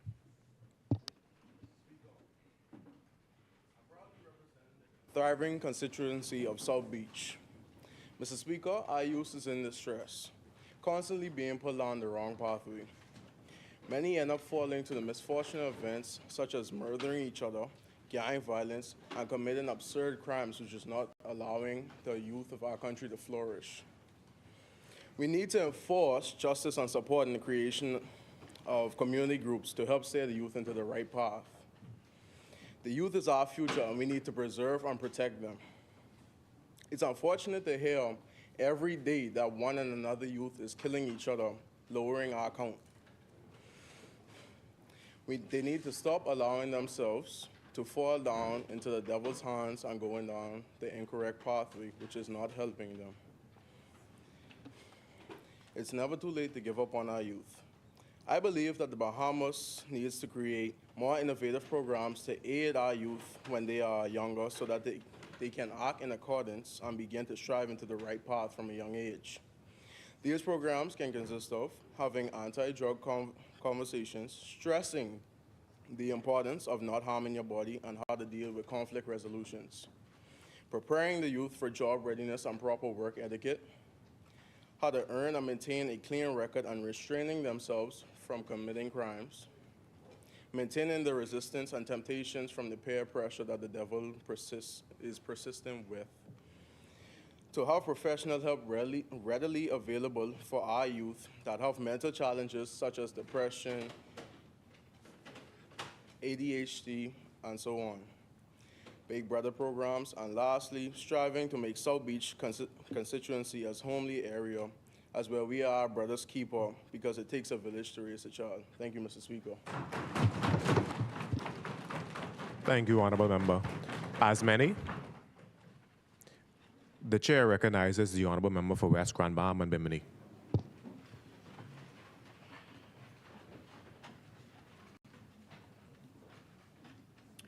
Mr. Speaker, thank you.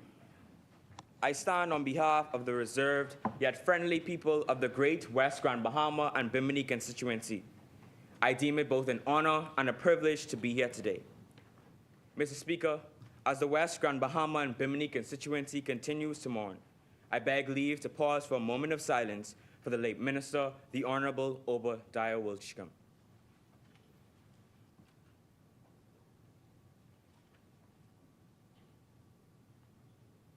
Mr. Speaker, if the children are our future, then there is no better way to invest in our future than to invest in our children. A quote by Dr. Nevada Singh.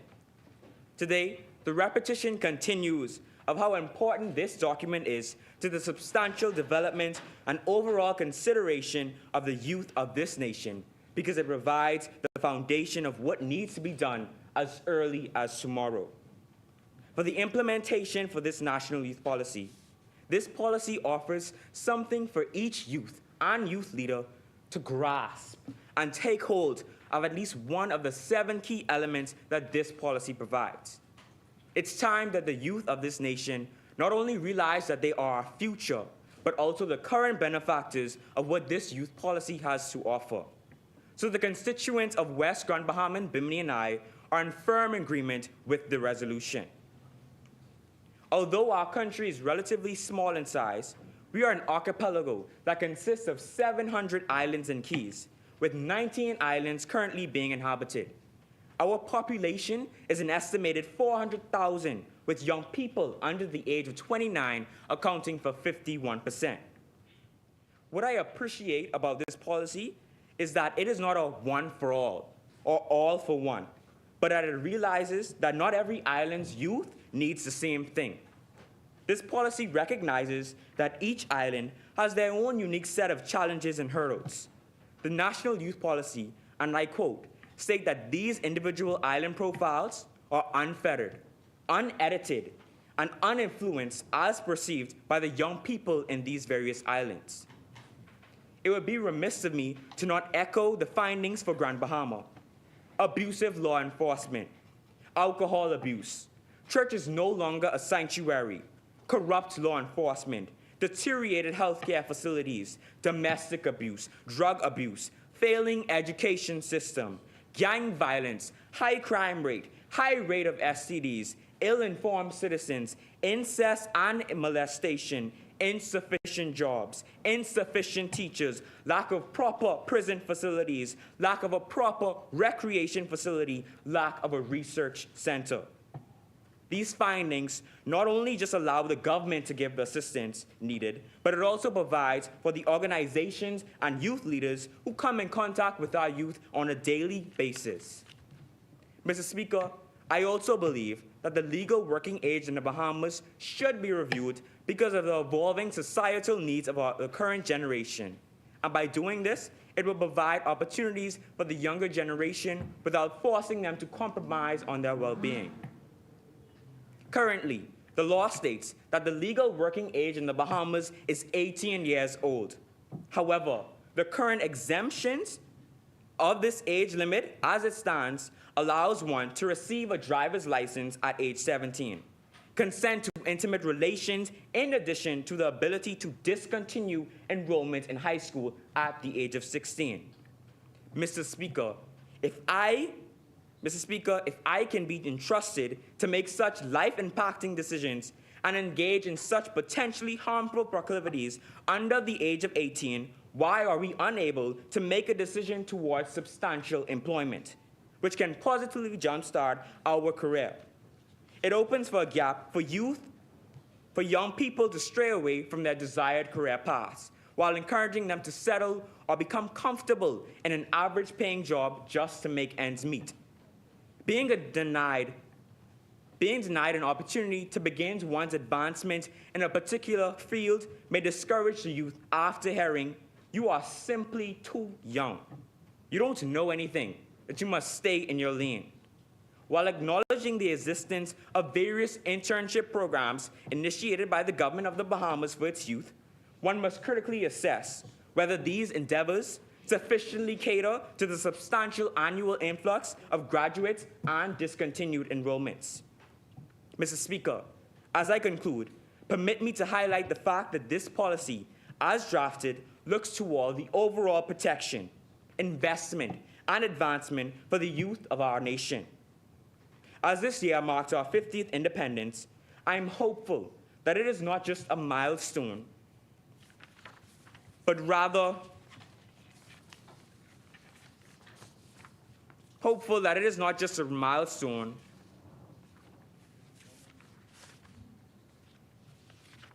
my apologies, Mr. Speaker.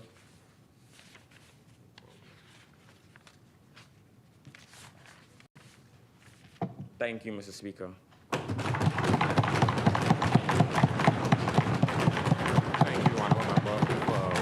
West Grand Bahama, and Bimini. As many?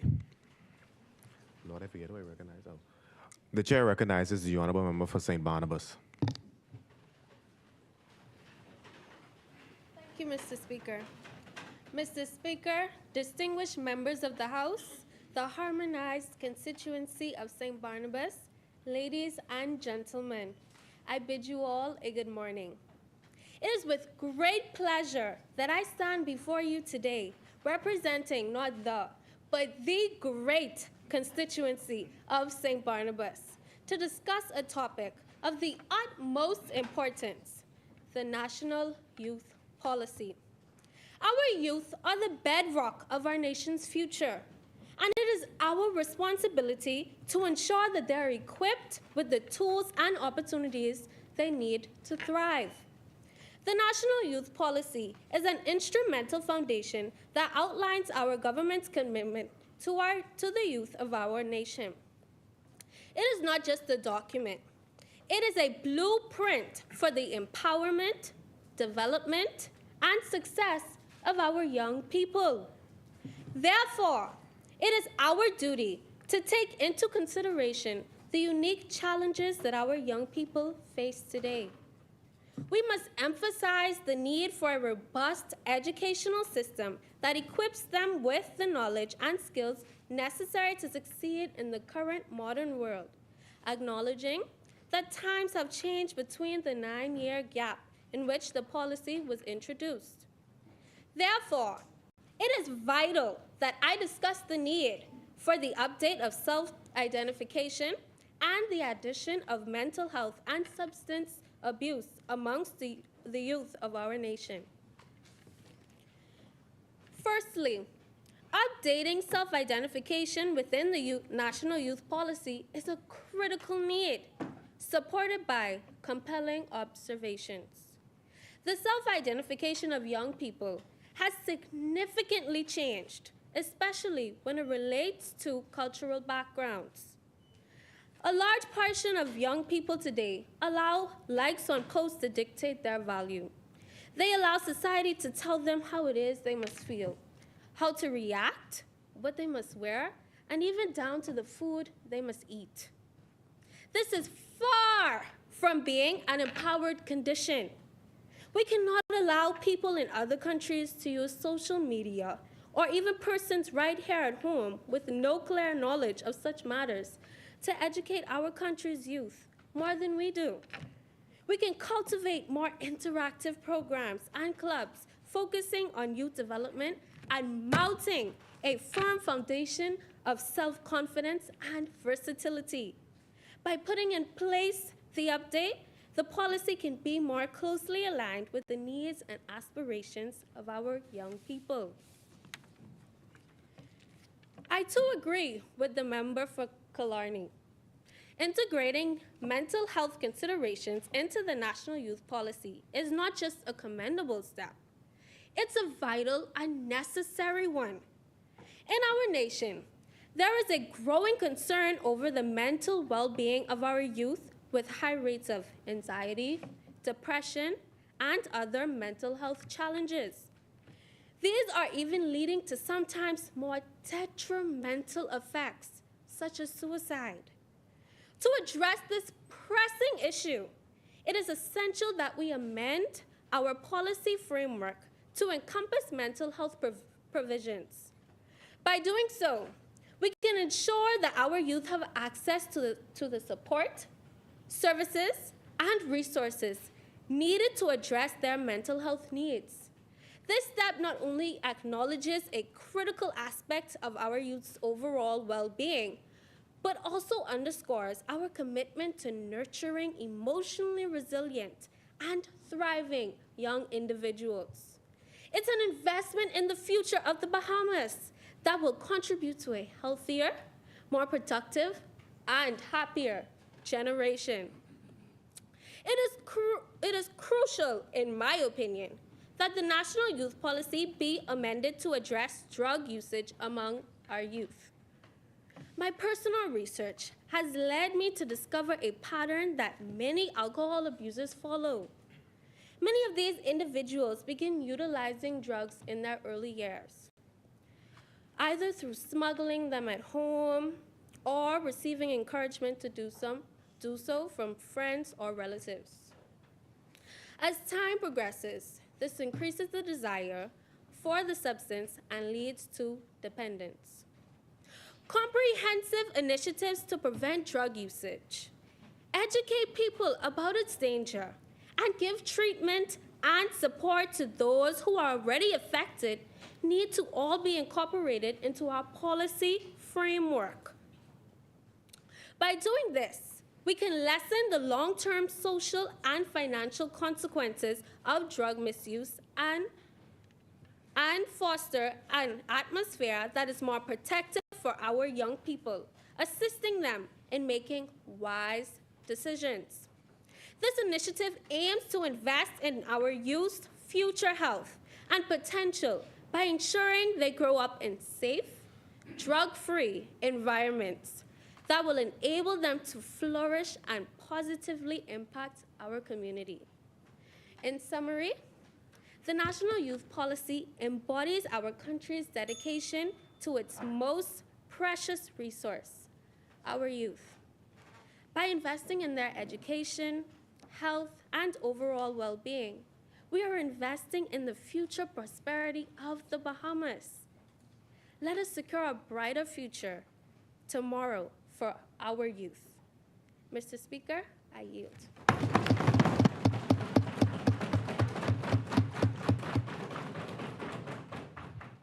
Thank you, Honorable Member, for your contribution. As many.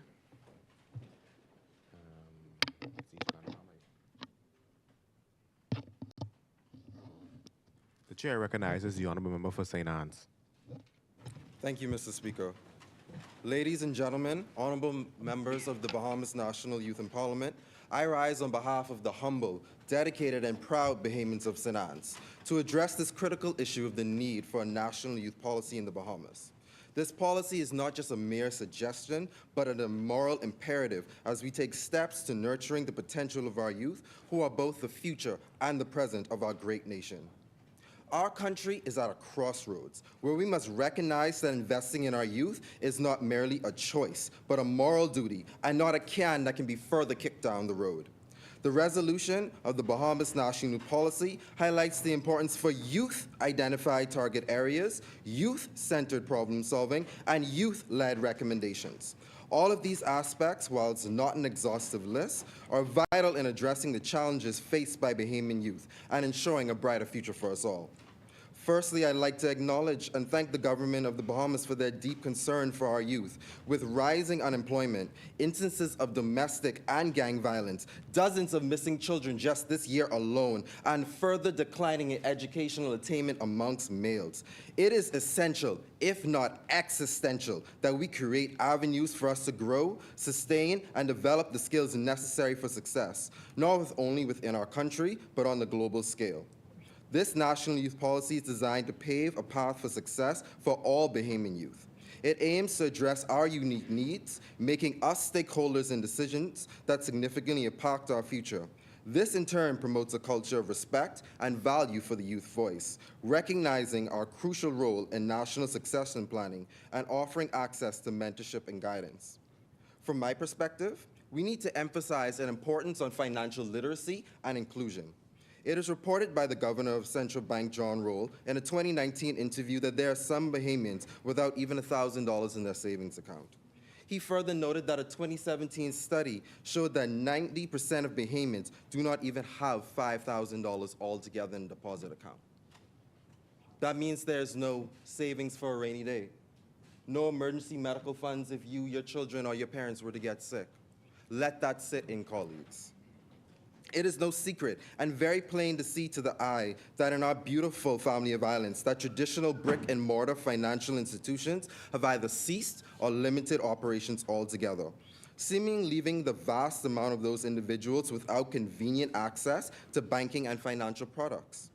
However, with the introduction of digital wallets, electronic payment solutions, and most notably, the world's first digital currency, the Bahamas Sand Dollar, not all hope is lost.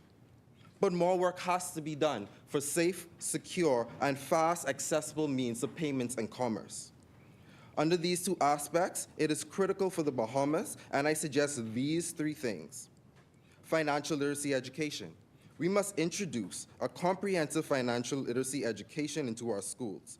This should include lessons on budgeting, saving, investing, and understanding the financial system. By equipping our youth with financial knowledge, we empower them to make informed decisions about their finances, ultimately leading to a more prosperous and financially responsible generation. A simple lesson I use often on my 5 best friends. Tithes and charity, because we cannot forget God and our fellow man and all that we do. 20% for savings, 40% for living expenses and bills such as rent, groceries, and I don't know about y'all, but I cannot live without Netflix. 15% of investing, and another 15% for luxury and entertainment. A youth-centered financial programs. The creation of a youth-centered financial program will encourage saving and investing. Partnerships between financial institutions can provide youths with savings accounts at favorable interest rates. These programs should also include workshops and seminars on managing finances and investment opportunities specifically tailored to young Bahamians. Internship and mentorship opportunities. To foster inclusion in decision-making processes and to empower our youth, the government should encourage businesses to offer internships and mentorship programs. By engaging with experienced professionals, our youth can gain valuable insights and hands-on experiences in various industries. These programs can bridge the gap between classroom learning and real-life application, enabling them to make a more informed career decision. In conclusion, Mr. Speaker and my colleagues, as we move forward, united and focused on youth, the implementation of a national youth policy is not just an option. It is a moral and strategic imperative as Bahamians that we must stand united and recognizing the potential of our youth and supporting them in the implementation of this policy with a strong focus on financial literacy and inclusion, because as the Bible says, money answereth all things. Let us create a Bahamas where our youth are financially empowered, actively engaged, and well prepared to lead our nation into a prosperous future. The time to act was yesterday, but that time is gone. We must act now and together so we can build a stronger and more prosperous Bahamas for all generations to come. Thank you, Mr. Speaker.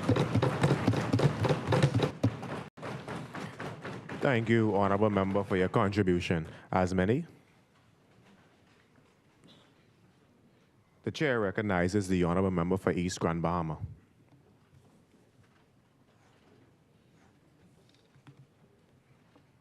Thank you, Mr. Speaker. The youth of a nation are the trustees of posterity. Benjamin Disraeli. Where have we gone wrong? Almost every day, another youth is lost to challenges such as violence, mental health problems, inadequacies, low self-esteem, and so much more. Too many of our youth have lost all hope. And this should not be. As a nation, it is our job to ensure that our youth does not succumb to what I would refer as to the dark side of these challenges.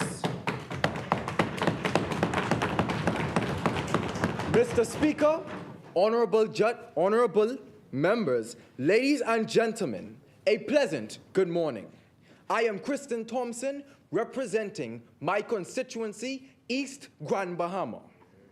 According to a Nassau Guardian article dated August 31st, 2023, 5,393 students from 100 centers, both public and private, registered to set the Bahamas General Certificate of Secondary Education exams in 2023. From this number, 544 students, or just 10%, received a grade C or higher, or in 5 subjects or more. How did this happen? If this isn't already a wake-up call, I don't know what is. I am worried about what the future of the Bahamas would look like.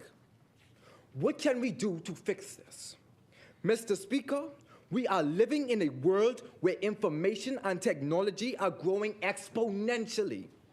It is the time for our youth to submerge in the information and technology they already have access to. The traditional ways of learning are not just working for our children. It is antiquated, and young people are not given the opportunity to access information and technology based on their individual interests. Teachers are the most valuable players in this process. I have interviewed several teachers and their responses were basically the same. According to the ones I interviewed, teachers are neglected and lack the resources they need to do their work. For example, teachers are expected to use a computer daily for their work, but are not provided with a laptop. They are forced to use their personal devices, which they are not given any financial assistance to maintain. Mr. Speaker, teachers are pressured to complete a curriculum, always considering the next test or exam. Therefore, teaching to the test, and they are blamed for the examination results. But the question is, Mr. Speaker, as a country, are we really putting enough effort into the way education is delivered? I don't think so. In our educational system, students undergo a lot of testing and are expected to pass with flying colors.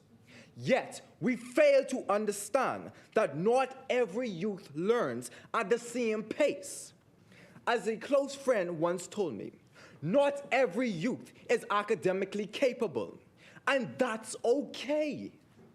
Every youth should be able to learn at his or her own pace. So why should we place all youth on the same standard? Success is success, no matter how it is packaged. Mr. Speaker, more must be done to conclude all of our students. Our teachers need special training and retraining to be able to not only to recognize and identify students with learning disabilities, but also to assist our students with learning deficits by meeting each student where they are. In a Bahamas Journal article dated September 1st, 2023, the Minister of Education, the Honorable Glenys Hannah Martin, stated, "Greater emphasis will be placed on a special education this academic school year." Mr. Speaker, this is great news. However, with some 162 government-run schools, the 22 special education teachers, and the 14 in the pipeline will need to meet the demand for our students with learning deficits. Our first resource is human resources, and then training. Our classrooms need to be outfitted with smart boards to provide students with an enriched learning experience by projecting visual elements. This resource would make differentiated learning easier because teachers could accommodate different learning styles and inclusion of all students. Mr. Speaker, addressing mental health for our youth is critical. Our youth are challenged in ways no other generation has been challenged. Physical, sexual, and emotional traumas, depression, substance abuse are just a few of the challenges our young people have to battle on a daily basis. The youth of the Bahamas need healthcare facilities where they can obtain professional help and emotional support to help them overcome these challenges so that they can live meaningful and purpose-filled lives. Mr. Speaker, according to the Institute of International Education, there were 2,387 Bahamian students studying in the United States during 2021 to 2022 academic year. Most of these students are receiving their degrees would find themselves at a crossroad, asking oneself if it makes sense to return home, where many of them cannot find work, or stay in the United States, where they know job opportunities are not only available, but would be able to earn $20,000 to $30,000 more when compared to the small pay here at home. Mr. Speaker, youth need to be able to support themselves and their families. While the youth of the Bahamas love their homeland, many find it almost impossible to survive. The youth of the Bahamas desire and demand more. Yes. Working just to pay bills is not rewarding, and it is definitely not satisfying.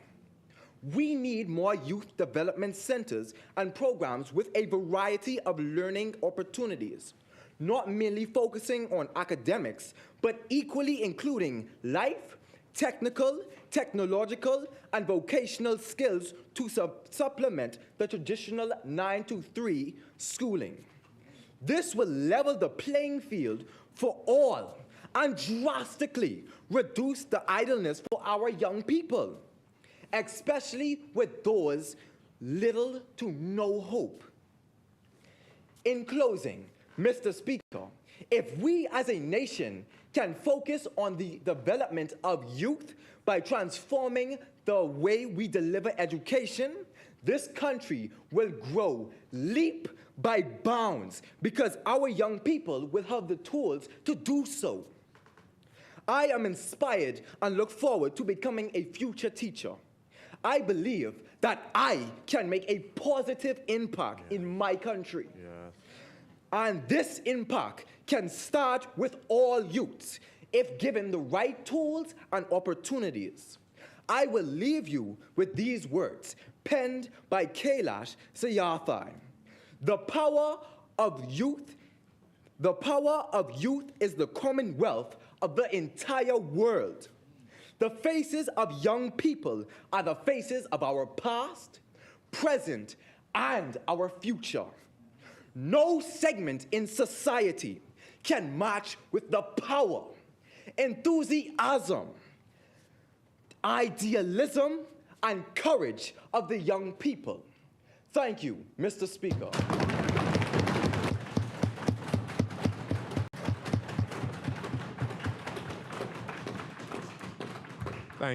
Thank you, Honorable Member for East Grand Bahama, for that powerful contribution. As many, the chair recognizes the Honorable Member for Mangrove Key and South Andros. I stand here as a representative for the proud constituency of Mangrove Key and South Andros. It has repeatedly been said that the youth are the future of our nation. Scholars, theologians, writers, and public figures, including Mary Vaughan, Ebner Epstein-Bach, and Franklin D. Roosevelt, alike have also coined noteworthy phrases, such as, in youth we learn, in age we understand, or we cannot always build a future for our youths, but we can always build our youths for the future.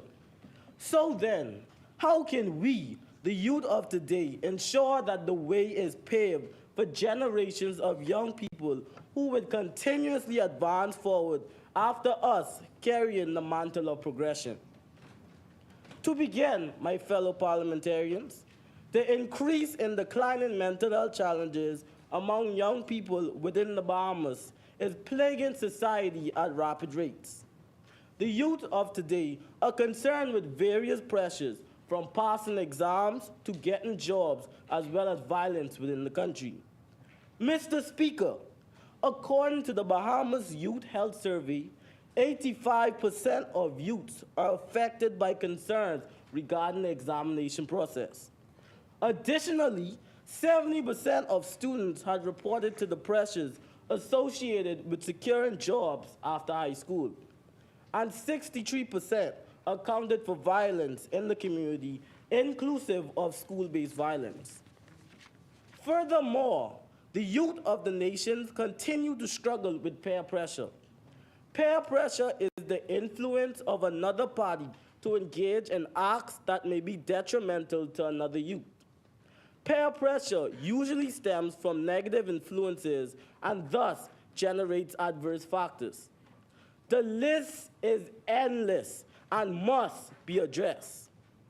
Mr. Speaker, another alarming element affecting the youth of the nation is the lack of financial literacy awareness opportunities within the Bahamas. Many of today's young people are not allowed to create or access bank accounts or other services until an allotted age. Be that as it may, young people can be taught how to build and generate wealth as well to be informed about investments, stocks, and bonds prior to departing from high school. Furthermore, abuse has increased at an alarming rate in the Bahamas within the 21st century. This abuse is inclusive of physical, verbal, emotional, and sexual abuse cases in the country nationally. As avowed by the National Youth Survey, overall, 36% of Bahamian students had been verbally and emotionally abused, 22% physically abused, and 13% sexually abused. Mr. Speaker, let me repeat that again. 36% of Bahamian students had been verbally and emotionally abused, 22% physically abused, and 13% sexually abused. However, this is not a true depiction, as many abuse occurrences usually go unreported. To add, Mr. Speaker, bullying is on the rise in the Bahamas. Many young people are not taught conflict resolution skills to assist them in avoiding unnecessary predicaments with other young people. Consequently, many youths resort to libel through highlighting the inadequacies of others on social media, rather than addressing the matter correctly and swiftly.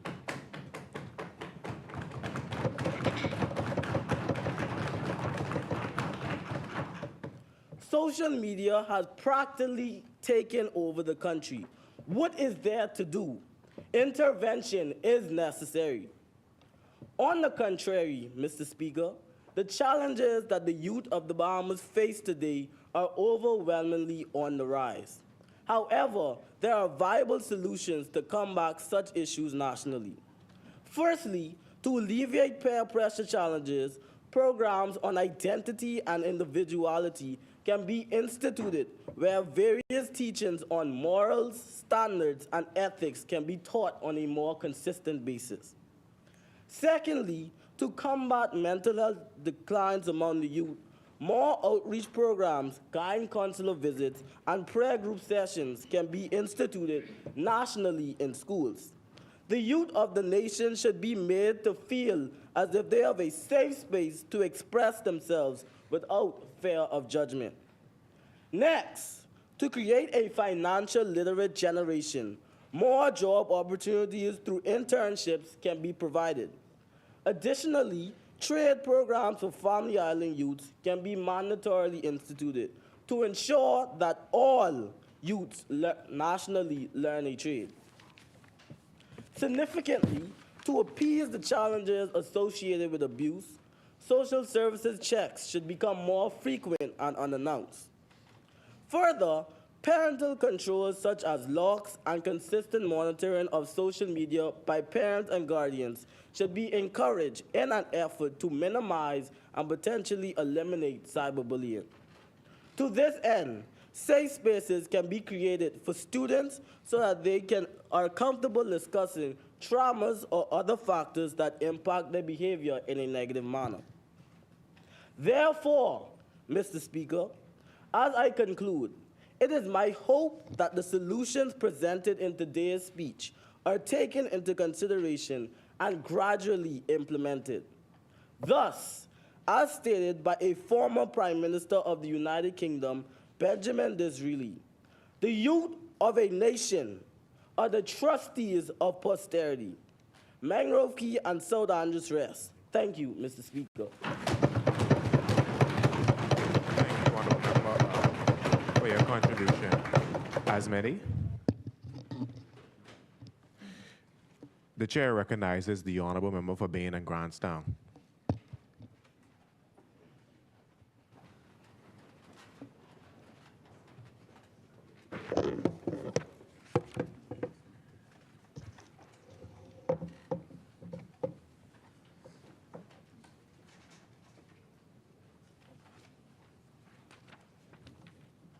Thank you, Mr. Speaker. Honorable members, my youth in Parliament, special guests, good day. Mr. Speaker, before I move forward with my contribution to this debate, I would like to recognize the wonderful people of Baines and Grantstown for allowing me to echo this sentiment in this honorable House. Education is the key to success, to formate a generation of doctors, lawyers, entrepreneurs, and many other in their prospective paths. We commend the government for their continuous work to improve our educational sector, but there is so much work to be done. Education is the way of the future. Here in the Bahamas, we are at limit in the intelligence surrounding this matter. When we think about our youths who want to specialize in cardiac science, engineering, maybe a rare science, just to mention a few, there are limits here in our homeland universities. This discrepancy creates the option for our Bahamian students to be fished into universities abroad. I suggest we expand our studies and technology in our school system to allow our youths the option to pick a career path, whether academics, technical, or trade from the junior school levels. This will increase self-awareness with our youth, feeding them the confidence and ability to explore their options as they please. The National High School Diploma was a step in the right direction. Just imagine the Bahamas, that is known for the sun, beaches, and sand, also known for development educated people, qualified people, and trade certified people, just to name a few. Here, joining forces, working in our fields, allowing us to meet the needs and standards of our country, decrease the hiring outside personals in the process.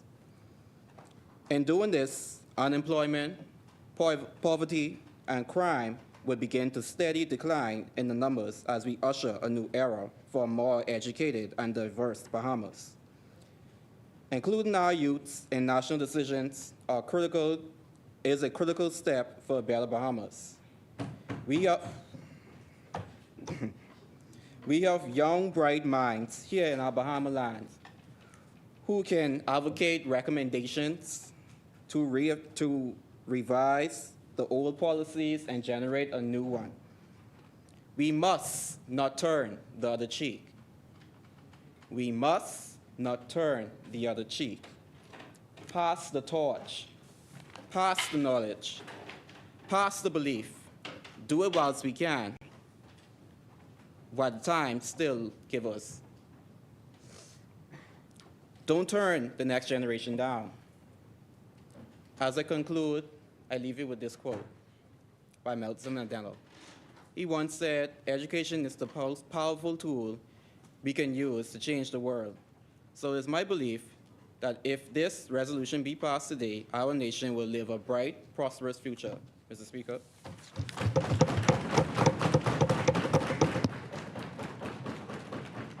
Thank you, Honorable Member. As many. The chair recognizes the Honorable Member for North Eleuthera.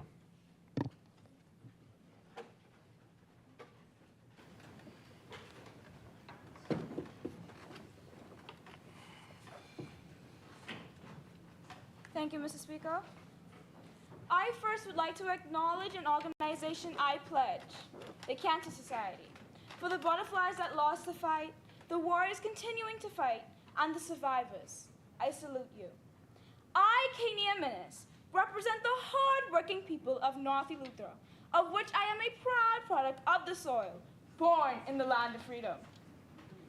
It In the words of Franklin D. Roosevelt, we cannot always build the future for our youth, but we can build our youth for the future. Good morning, Mr. Speaker, fellow parliamentarians.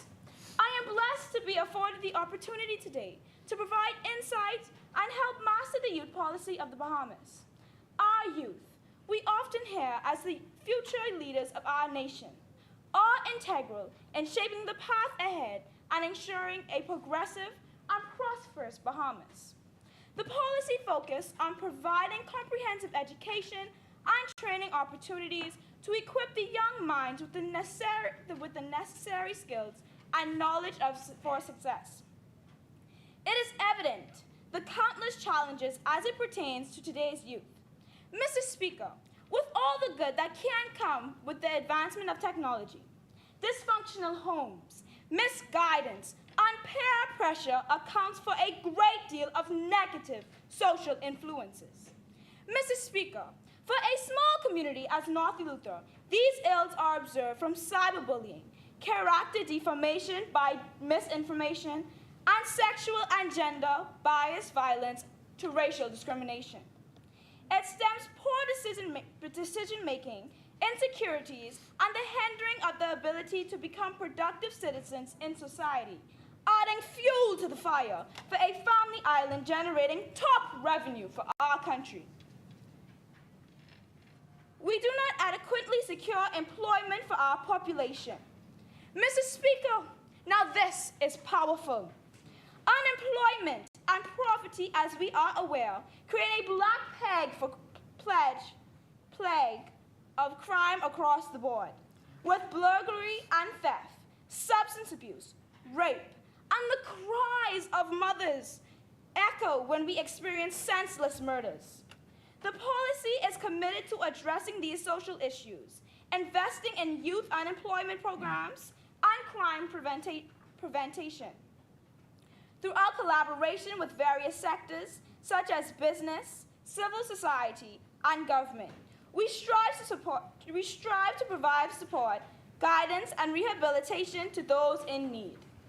Additionally, our youth policy emphasizes the need for safe spaces where young people can express themselves, explore their passions, and engage in meaningful activities by fostering a sense of belonging and community.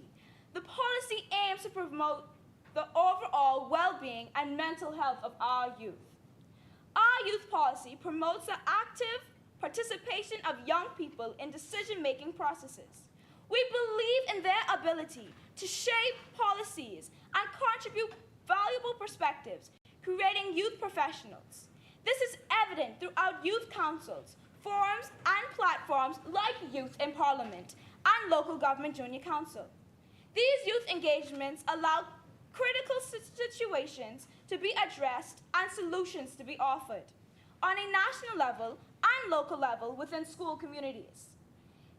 It is a good initiative to develop social skills and showcase youth potential in politics, at once aligning and strengthening government-youth relationships.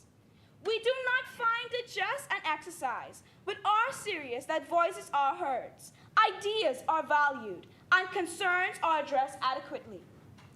Acts have been put in place to protect children against physical violence, and while this is a great initiative, we have to brainstorm the ills we overlook, like verbal abuse, character defamation, and bullying that can generate psychological issues in youth.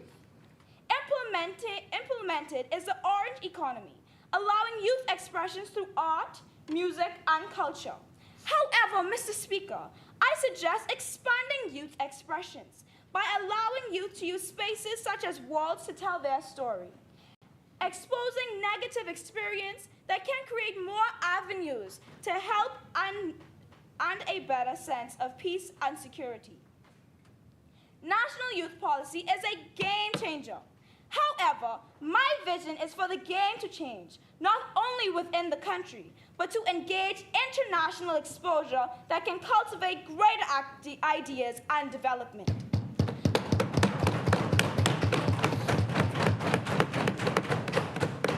I see this is possible throughout implementing implementing non-political youth ambassadors, thereby increasing the arena with civic education.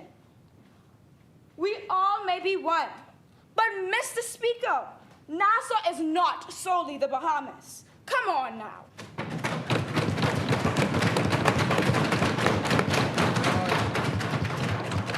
Appoint Family Island youth ambassadors who are direct witnesses and can help bring about a resolution with their island's interests at heart.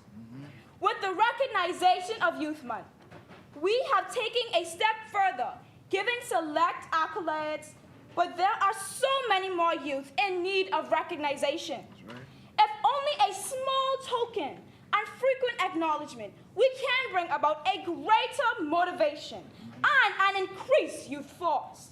To further curb social ills, we ought to understand that respect differences, practicing equality, and eradicate gender, race, or religious conflicts and crime. Mr. Speaker, we must modernize regularly the national youth policy so that youth may be educated, empowered, accredited, and utilized to successfully become the change makers that our country needs. Mr. Speaker. Thank you, Honorable Member Fanahi Luther, for your contribution. As many, the chair recognizes the Honorable Member for Elizabeth. Thank you, Mr. Speaker.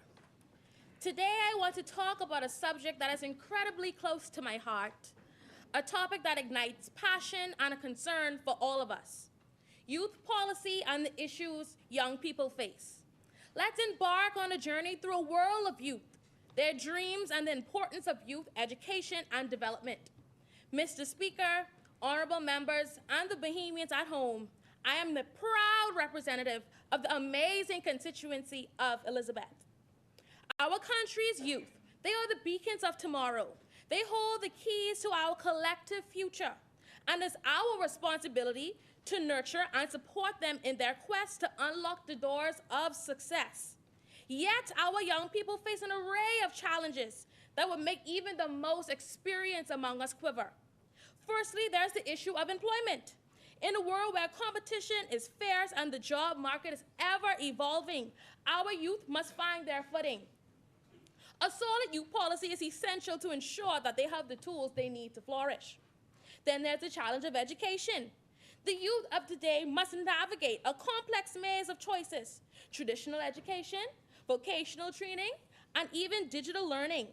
The importance of quality education cannot be overstated.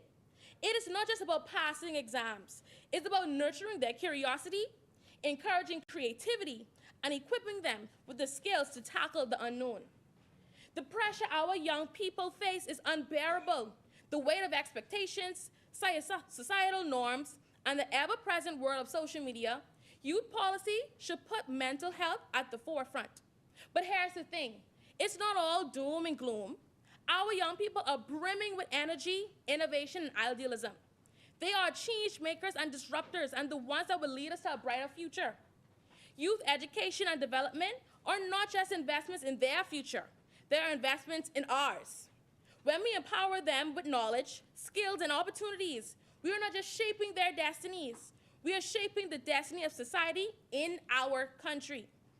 Let's champion youth policies that provide mentorship, internship opportunities, and funding for startups. Let's make sure education is accessible and relevant.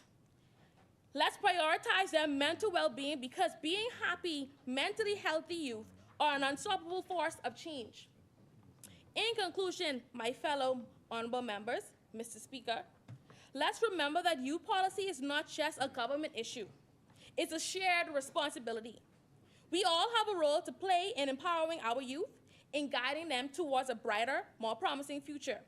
Together, we can create a world where every young person's potential is unleashed, where dreams are fulfilled, and where our collective destiny is shaped by the brilliance of our youth. We all have to work together to pave the way for a brighter, more promising future for our younger generation. Thank you, Mr. Speaker.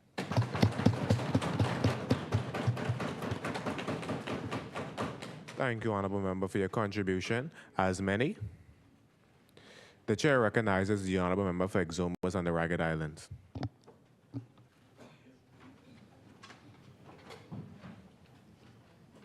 Thank you, Mr. Speaker.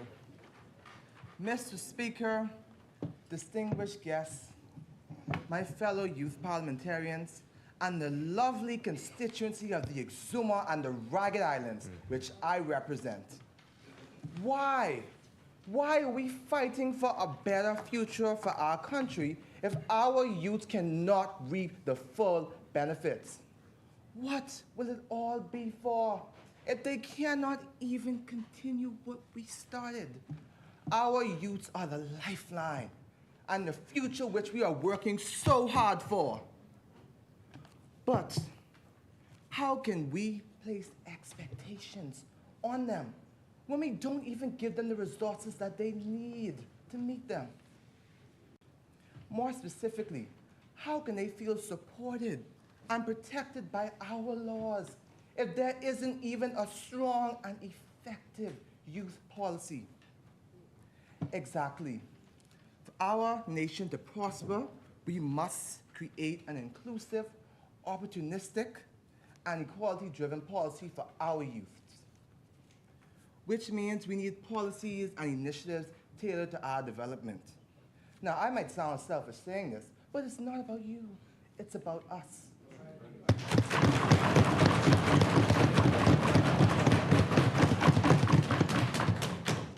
And it starts with our foundation, the educational system. Our educational system must adapt to meet our needs and the demands of today. That entails an educational system that teaches us modern-day survival skills, such as digital and financial literacy, media literacy, global awareness, emotional intelligence, and entrepreneurship. Also one that places an importance on physical and mental health. From primary, secondary, to tertiary level institutions through wellness programs and mandatory psych evaluations and therapies. Mr. Speaker, how many more suicides must we go through before we determine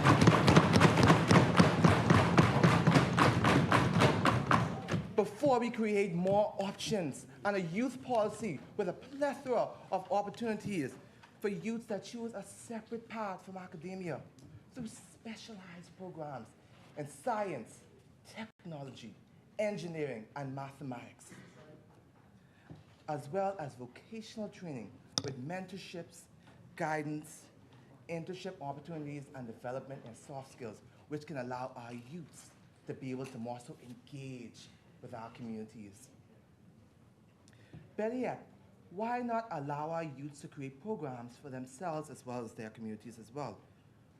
Programs that can provide them with useful skills and experiences that can enhance their caliber and their character, as well as guidance and funding in the form of youth empowerment grants. When we allow our youth to make independent-minded decisions, we would be surprised of the initiatives that they can produce or take part in. I'm talking about youth advocacy groups in which our youths can help in the fight against climate change, gender inequalities, and socioeconomic gaps, as well as be able to improve their mental health in their schools and their communities. These grants not only will allow them to be able to do all those wonderful things, but it also can help to teach them valuable skills, such as money management, resource management, logistics, and interpersonal skills, as well as entrepreneurial skills such as leadership, problem solving, and as well as how to manage their risks. All of which would benefit any one of us or any of our youths that plan to work or go to college. And one thing that college teaches us is that it is important for us to be able to measure, and I mean measure every single detail of our progress. Why? Because How can we know for sure if we are making progress if we don't even have any data to go by? Which is why our youth policy must be a data-driven policy.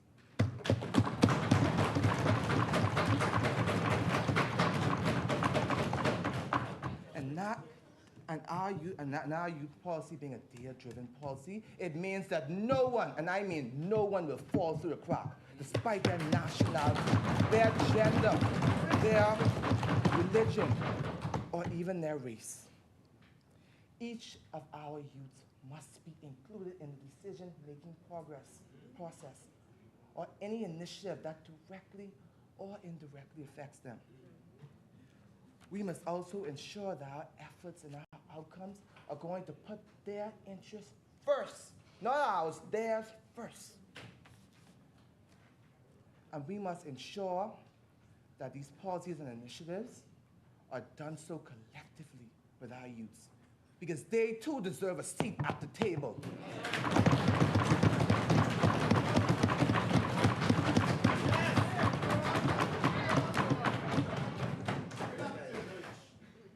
In the end, our youths are precious gems, and they should be treated as such.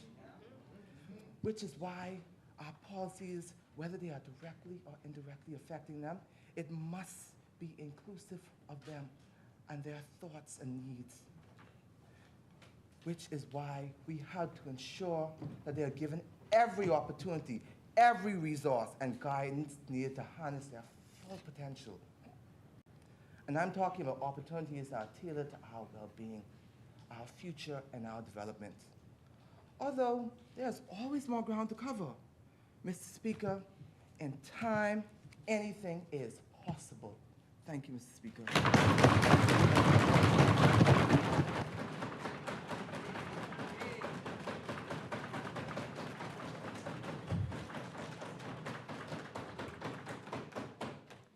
Thank you, Honorable Member, for your powerful contribution.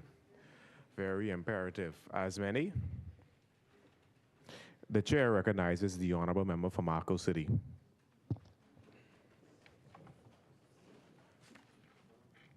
Thank you, Mr. Speaker. Bahamas, wake up. We cannot afford to lose another youth to suicide, murder, or a lack of education. That's right. How long will it take for us to realize what is really happening in our country? How many of our youth will slip through the crack before that crack is repaired? Mr. Speaker, this morning I have the honorable privilege of representing the hard-working constituency of Marco City. We cannot ignore what is going on around us.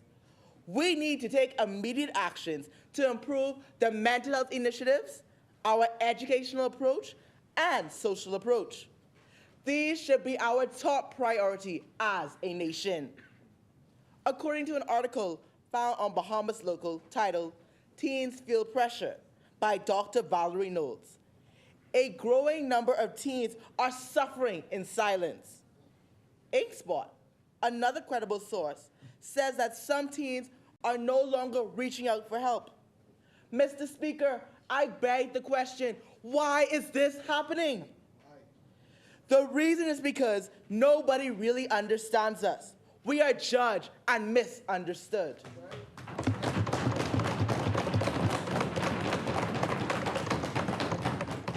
To this day, as a youth, I am traumatized by the events that occurred on September 1st, 2019. As a Grand Bahamian, I witnessed our precious and blue aquamarine waters come on land and do dark things to my island. In 2020, more people than I can count were taken by the COVID-19 pandemic. These two catastrophic events left me in a quiet place of reflection. So can you imagine the other youth around our country? Despite all of this happening, the youth of this nation were expected to perform exceptionally well on the national examinations. Grove's Learning Organization says, good mental health is the key to academic success. In 2016, only 71% of candidates achieved A to D scores in the Bahamas Junior Certificate, BJC, and the Bahamas General Certificate Secondary Education, BGCSE. In 2020, only 62% of candidates would have achieved A to D scores. Between these 2 years, we have had a major decline of 9% in scores. According to the Ministry of Education, scores have only worsened for the 2023 sitting. This year, we had a 36% decrease in scores compared to 2019. Mr. Speaker, I am calling for further training for teachers and youth practitioners so that our youth are able to be assisted with closing the learning gap caused by the COVID-19 pandemic and Hurricane Dorian. Guidance counselors and teachers cannot stand alone in the fight to bring about positive mental health and educational reforms in our institution, as it takes a village to raise a child.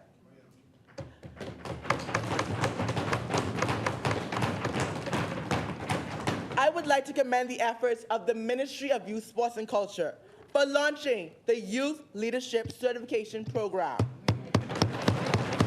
the Fresh Start Program, and the Job Ready Program.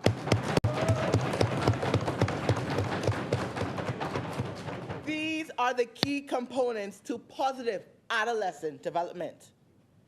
Mr. Speaker, I would be remiss if I didn't mention BJC Passing Score, a nonprofit youth organization, which is a Students Helping Students program, assisting students all over the Bahamas in achieving a C or higher in the Bahamas Junior Certificate examination in 5 or more core subjects, including mathematics and English language. You see, Mr. Speaker, I am the founder of this organization.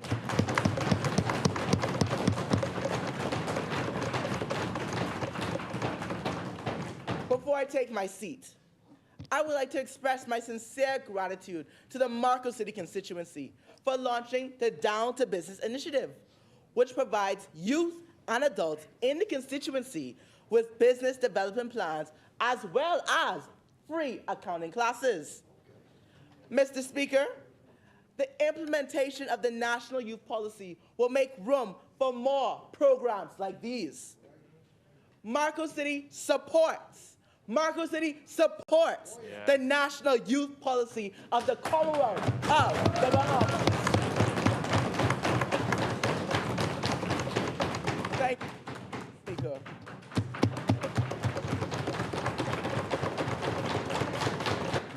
Thank you. Thank you, Honourable Member, for your contribution.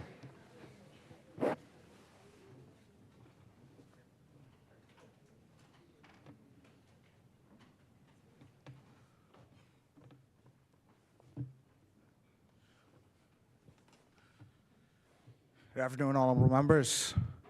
As many?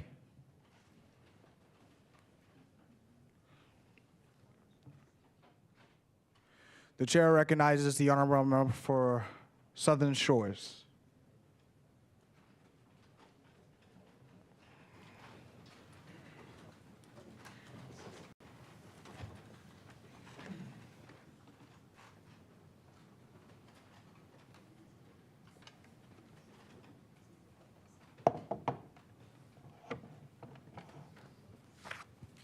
Thank you, Mr. Deputy Speaker. Mr. Deputy Speaker, the youth in this country undoubtedly need a helping hand. We must not allow them to continue on with adequacy, but encourage them to strive for excellence. Mr. Deputy Speaker, colleagues, and to those participating here with us via electronic viewing, good morning. I stand before this honorable House, Mr. Deputy Speaker, to offer myself as a servant to the members of Southern Shores. Mr. Deputy Speaker, some of the youth of today seem content enough with what they have available to them. And even though contentment is nice enough, the greatest strides our youth will ever make will come from their drive to want more, to want more for the education of those with disabilities, to want more for the technical advancement for those in our country, to want more joy out of the careers for the youth in this generation, to want more not just for themselves, but for the people in this country. Dyslexia, autism, dyscalculia, dysgraphia, ADHD, developmental coordination disorder, developmental language disorder. These are just some of the mental disabilities that affect some of our youth ability to learn and to process information. Mr. Deputy Speaker, the fundamental point of an inclusive education is that every learner has the potential to contribute positively to their society. Almost 5%, that's 1 in every 20 students, making it quite common.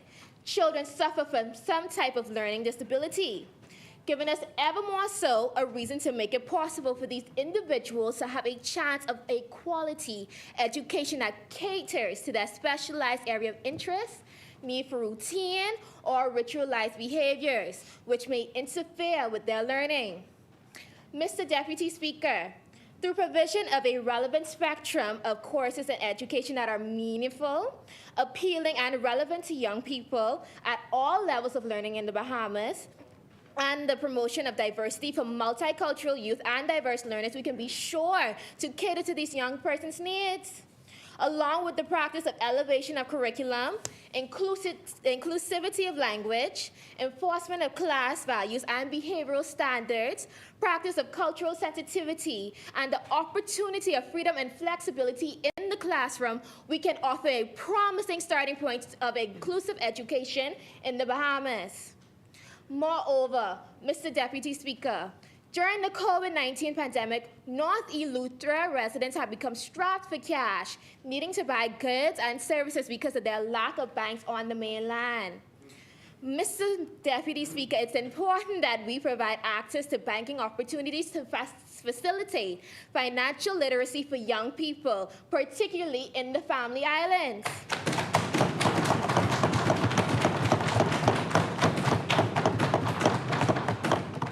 Having a bank account allows you to manage your own money and make your own financial decisions, which is an important step to becoming financially literate and independent. One thing we have learned from COVID is the importance of technology. Mr. Deputy Speaker, through the evaluation and enhancement of existing science banking programs, such as the Sand Dollar, with the implementation of new ones and the identification of concerns in order to make certain that investments to sciences and technology, the youth can be sure to take full advantage of the blessing called technology. In addition, we must reduce the stigma around unconventional jobs. When I was little, I wanted to be a ballerina, and when that job was shot down, I wanted to be an animator. Life is the longest thing we'll ever have the blessing of experiencing, and we as the youth have a long life ahead of us.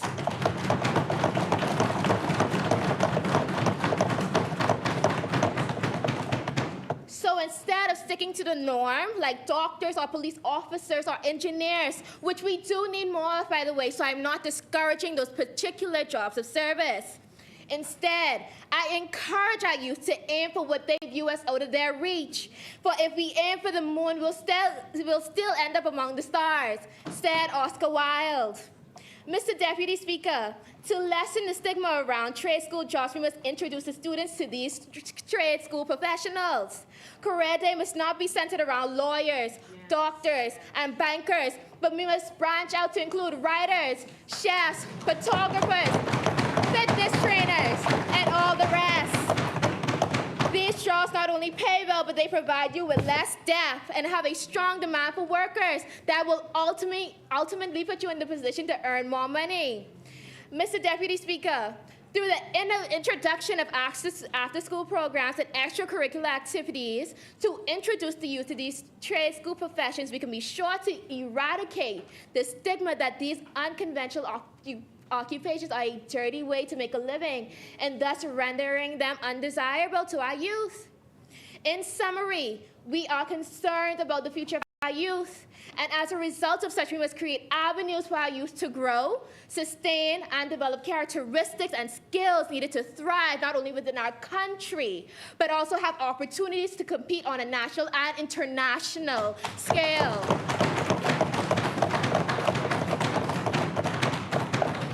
Addressing the unique needs of our youth from disabilities, technology, youth profession, and much more will no doubt seek to pave the way for all Bahamian youth.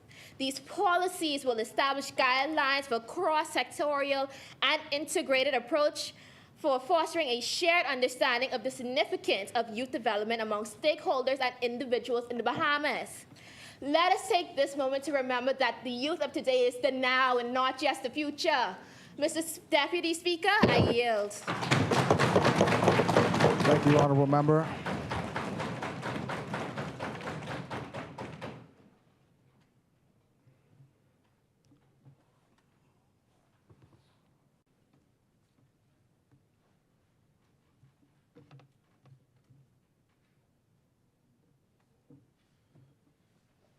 Thank you, Honorable Member, for your contribution. As many.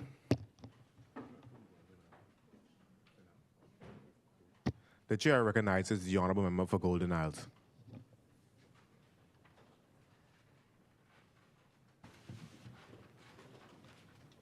Thank you, Mr. Speaker. Mr. Speaker, distinguished attendees, and our inspiring youth. I am Kristen Charlize Treasure Dossett, here representing the prestigious and highly regarded Golden Isles. Today, I am here before you to discuss an issue of critical importance, the Bahamas Youth Policy. The future belongs to young people with an education and the imagination to create. Barack Obama. Our young people are the driving force behind innovation, growth, and change. They are not just tomorrow's leader, but are also engaged members of society today. Recognizing the potential of our kids, addressing their unique needs and difficulties is critical to creating a lively, inclusive, and progressive society. The Bahamas has developed a comprehensive youth policy that strives to empower, assist, and uplift our youth in every manner imaginable. Youth policies are critical frameworks that support young people's growth, development, and active involvement, ensuring that they become valued assets of their communities and nations. However, youth policies in the Bahamas face unique challenges, and it is our responsibility to recognize these challenges and work together to provide solutions that enable our young people to thrive. One pressing challenge faced within the youth policy is the scarcity of jobs. Here in the Bahamas, we have high youth unemployment and underemployment rates. As a solution, we should develop targeted job training programs aligned with market demands. Encourage entrepreneurship through mentorship and financial assistance. We need to equip young individuals with tools they need to successfully enter the workforce, invest in initiatives that generate, whilst also encouraging entrepreneurial spirit. Moreover, substance abuse and mental health issues is also a challenge among the youths today. Youth policies play a vital role in addressing social issues and mental health issues and substance abuse. As a solution, we can provide more access to healthcare services by strengthening our healthcare infrastructures and encouraging support networks. The health and the well-being of our youth is a non-negotiable. We need to spread awareness and break the stigma surrounding mental health issues because it is a priority. And we need to ensure that every young person feels supported and understood. Provide accessible and affordable mental health services. Train teachers and community leaders to identify signs of mental health in youth and provide appropriate support. Doing these can address these challenges effectively. Lastly, investing in well-rounded and inclusive youth policies is an investment to the future. Empowering young individuals with education, skills, and opportunities can drive our society to a positive change. Government, non-governmental organizations, and communities, I urge you to collaborate to develop comprehensive and responsive youth policies. By investing in the youth, we are not just securing the future, but we are building a stronger and more prosperous Bahamas for generations to come. Let us stand beside one another to create an environment where every young person in the Bahamas can dream without limits, strive without obstacles, and achieve beyond boundaries. Thank you very much, Mr. Speaker. Thank you, Honorable Member for Golden Isles, for your contribution. Honorable members, before we proceed, the chair would like to recognize the Honorable Zane Lightburn, Member of Parliament for Yamacraw and Minister of State in the Ministry of Environment and Natural Resources. As many, the chair recognizes the Honorable Member for Yamacraw.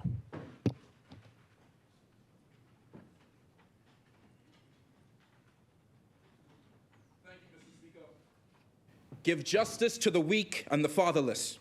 Maintain the right of the afflicted and the destitute. Rescue the weak and the needy. Deliver them from the hand of the wicked. Psalm 82, verse 3 through 4. Mr. Speaker, as I rise representing the hardy constituents of Yamacraw, my name is Dominic Stubbs, and I extend a pleasant good morning to you all. To my fellow members in the House this morning, as well as to the members of the gallery, I extend my welcome to you. Mr. Speaker, I know you've heard it said 1,000 times, but these are troubling times that we live in today. With gang affiliation, the increasing pressure to indulge in drugs, decreasing mental health, it is now more than ever more difficult to be a young person in the Bahamas.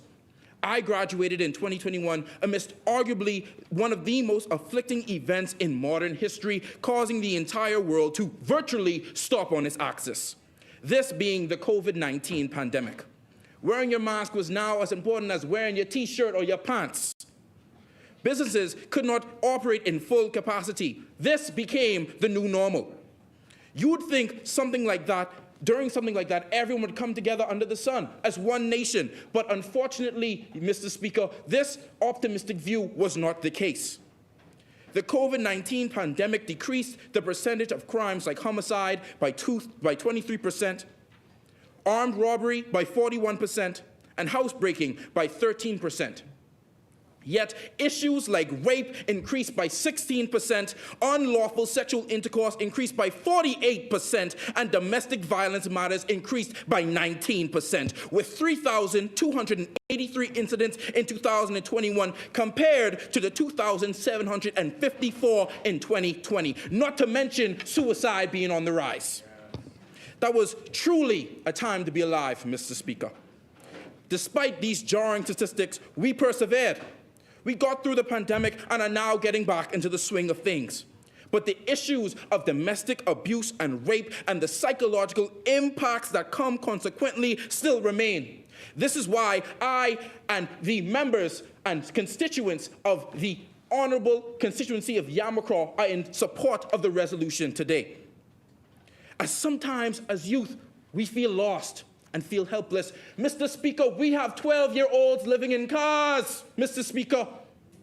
In 2023, we have young persons living in cars. What are we to do? We are the future of this generation. We hold the key. We hold the power. We bear the hope of a nation on our shoulders. The hope that our little yet great nation will gather in unity under a sovereign God and exude excellence for the world to be in awe of, exemplifying the theme of this year's Youth Month. By signing on to the Child Protection Act, our government has acknowledged the importance of ensuring that every child in the Bahamas grows up in an environment that is safe, nurturing, and conducive to their physical and emotional development. This act provides us with a comprehensive framework of our protection. It lets us know that we, as the children of the sand, have rights not just plainly stated in our Constitution. Our safety being ensured step by step, reflecting the government's commitment to providing a secure and nurturing environment for us and our children and our children's children and our children's children's children.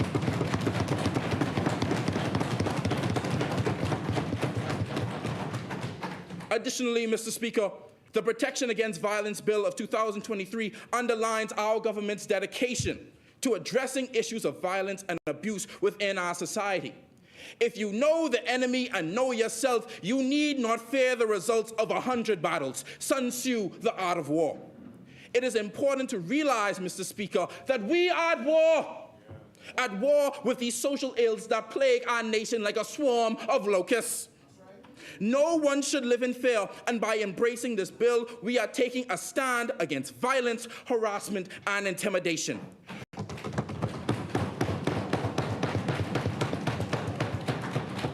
No more shall a young woman or child feel bonded to remain in their abusive environment for the fear of nothing changing.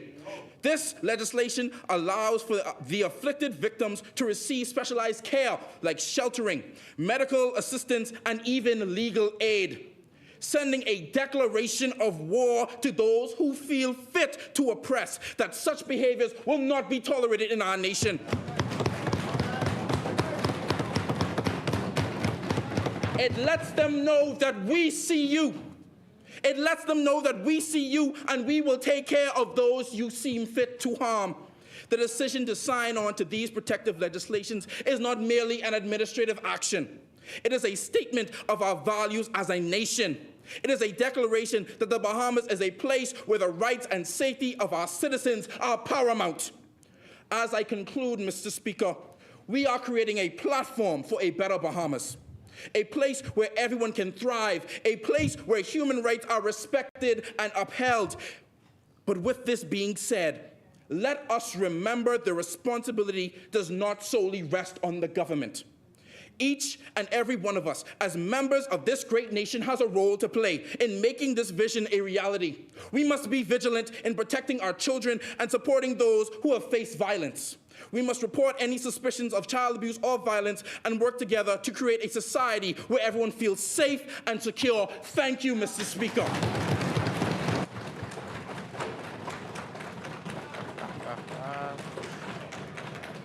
Thank you.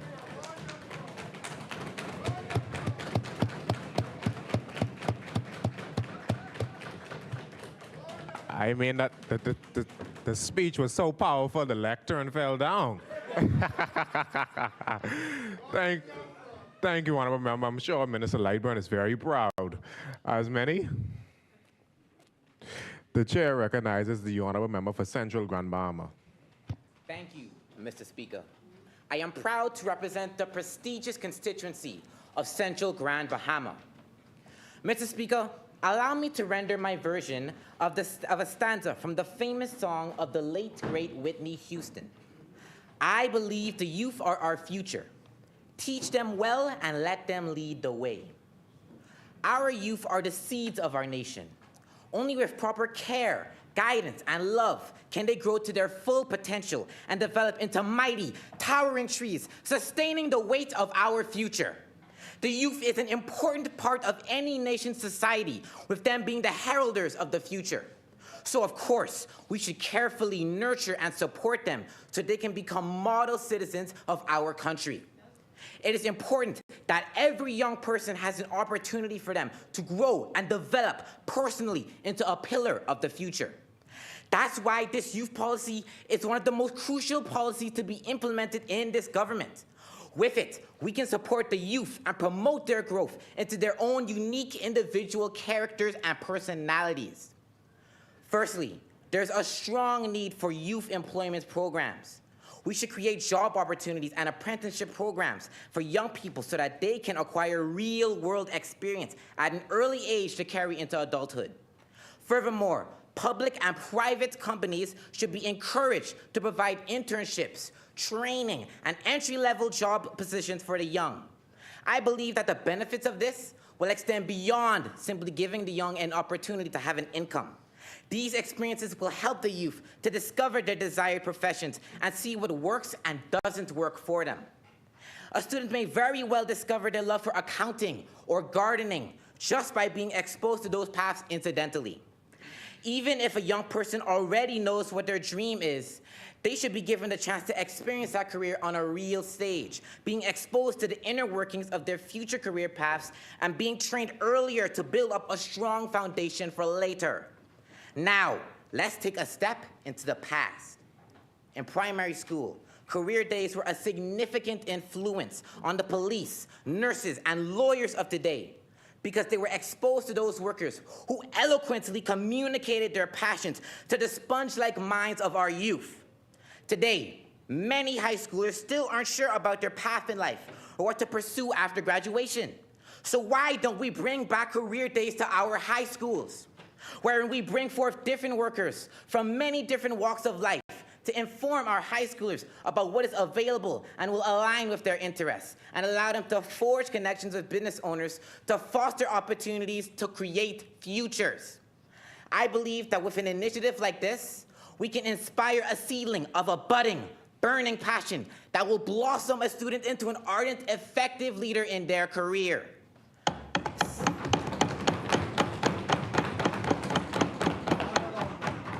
Secondly, if our youth are to be the directors of our country, then surely they must know how to take care of it first. Often, while I'm walking home on my way from school, I will find bottles, soda cans, and plastic lodged into the tall grass after being left behind by someone carelessly. I've seen parents confidently litter in front of their children and not think twice about who they're influencing, and the group of friends collectively decide to throw all their trash behind the bushes. With our country being centered heavily around tourism, activities like this actively harm the captivating beauty of our islands that bring in tourists each year, with the Bahamas plastic movement previously having estimated losses of up to $8.5 million in tourism. From this, it is clear that there needs to be more emphasis on raising our youth as the stewards of their environment. We should be educating young people on the necessity of proper environmental care and conservation from a young age, why their individual contributions matter, and the dangers of environmental callousness. Utilizing recycling bins in school is a small but crucial step to making a difference and teaching students the value of resource conservation. Furthermore, we can promote more volunteering programs to the youth so that they can get closer to the root of environmental protection and their community and learn to love the nature and earth around them. Lastly, and what's perhaps the most crucial factor, is that the people of the present must set a precedent for their future. We ask the youth of today to be the leaders of tomorrow, but the youth of today look up to the leaders of today. Adults are the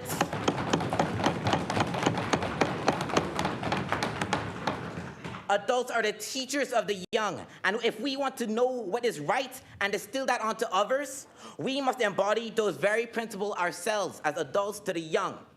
Parents, don't throw your trash out of the car or behind the bushes in front of your children. Just like how you would tell us to clean up the house in preparation for a guest, you must have that much pride in your country to keep it clean and pristine.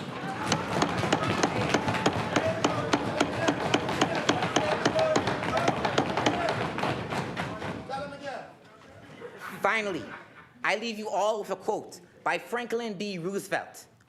We cannot always build the future for our youth, but we can build our youth for the future.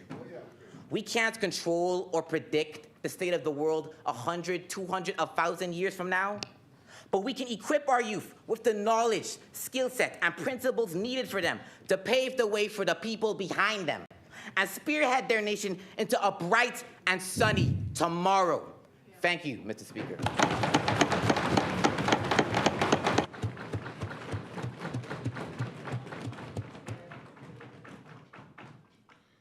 Thank you, Honorable Member, for your contribution.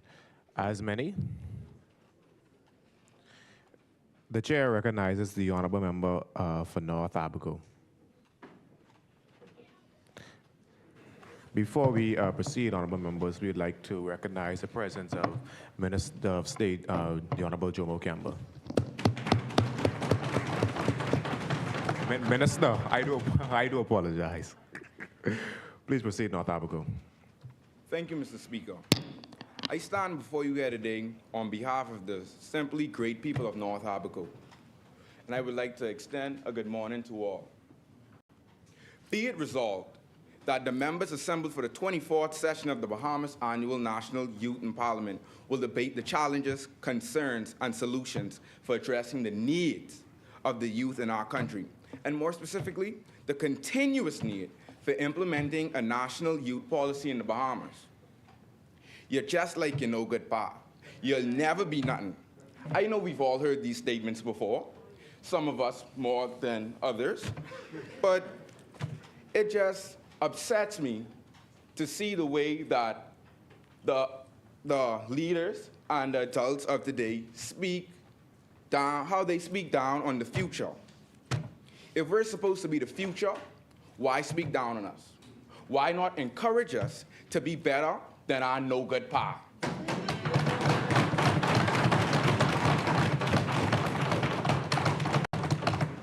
As was published on June 19th of this year, the National Youth Policy provides a common and mutual understanding of the importance of youth development among stakeholders and individuals in the Bahamas.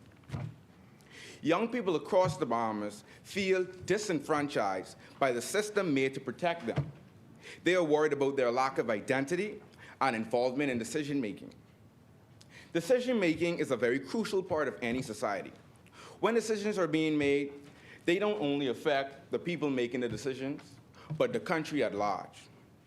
Therefore, the decisions made by the politicians never involves young people, but for some strange reason, we're affected the most.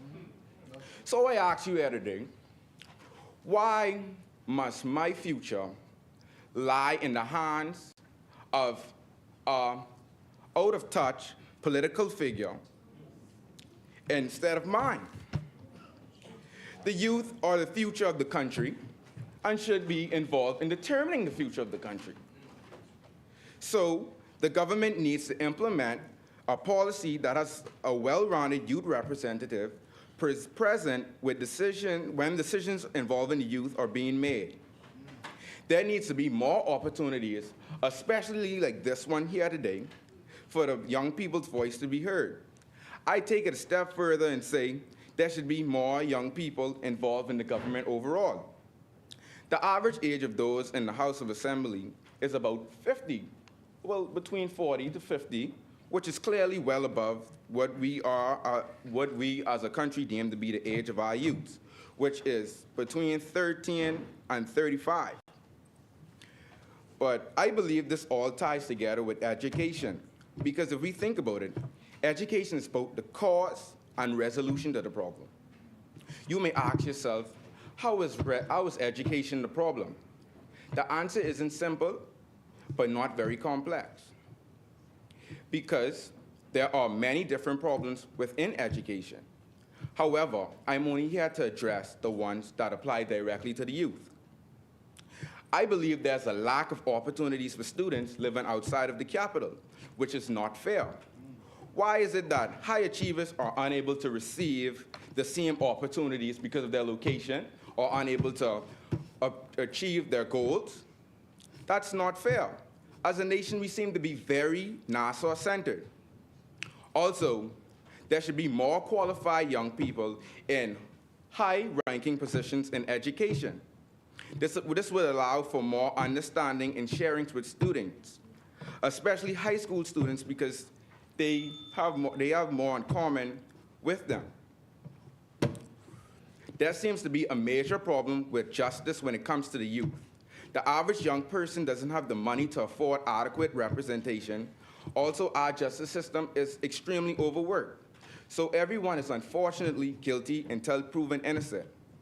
For most young people, when they're rehabilitated and released into society, it's very unlikely that they would be able to obtain a job or be properly reintegrated into society, which leads to a doomed society.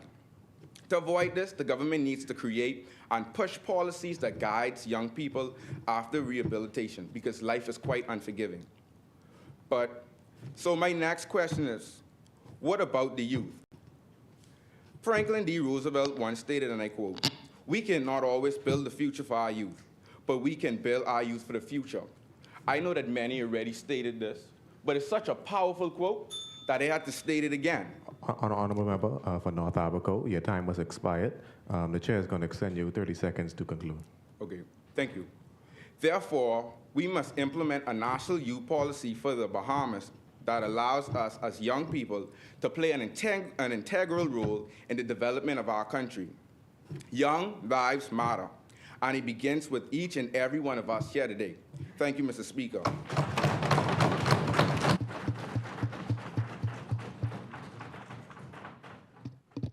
Okay.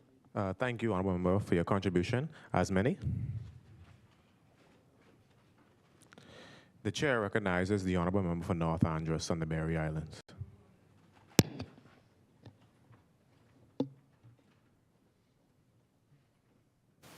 Thank you, Mr. Speaker.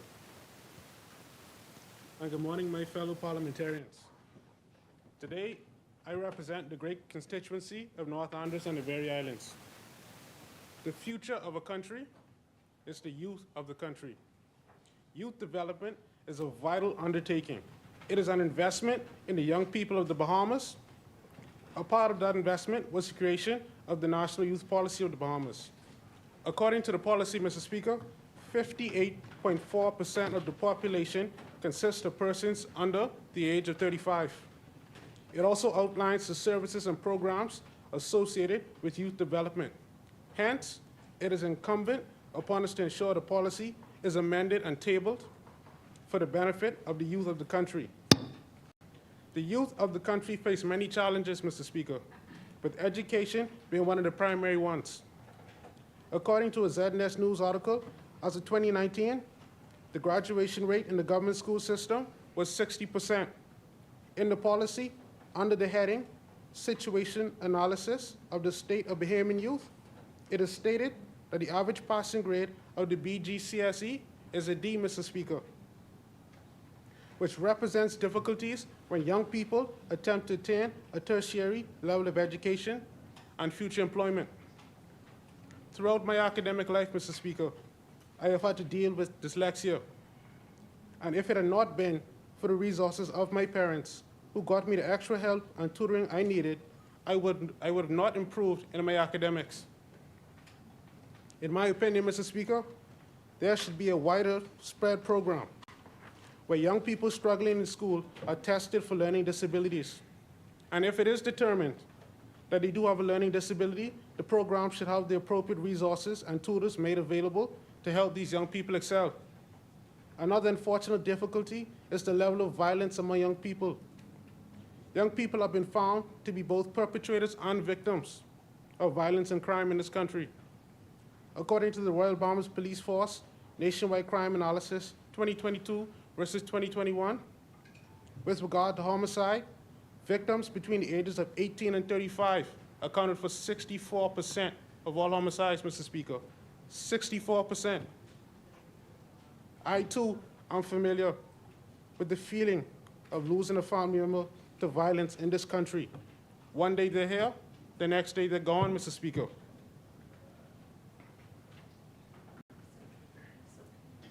We need conflict resolution and lifestyle programs for men, particularly young men, Mr. Speaker. We need to teach them how to handle their issues and to show them that the path of criminality is not the way. These issues are some of the most important things facing the youth in this country. This is why the National Youth Policy is so important. A matter of fact, it is beyond important. It is crucial, Mr. Speaker. The prison cannot deter crime by emphasizing the realities of prison life and showing youth in conflict with the law that this is not a place they want to be. The policy further encourages social development and social integration through formal and informal education. The policy will ensure that students are kept informed about how their respective learning institutions are being managed, and it will provide a wide variety of relevant courses that will appeal to young persons at all educational levels. Further, it will also promote moral and ethical values in all aspects of life for young persons. This can be done by having a school program that teaches moral ethics in schools. The policy will encourage the cooperation between the public and private sector to establish calculated and beneficial opportunities for young professionals. and it strives to reduce the stigma around unconventional careers among young persons. It can do this by making it more known that the government has assistance for many different businesses and industries, such as the farming industry.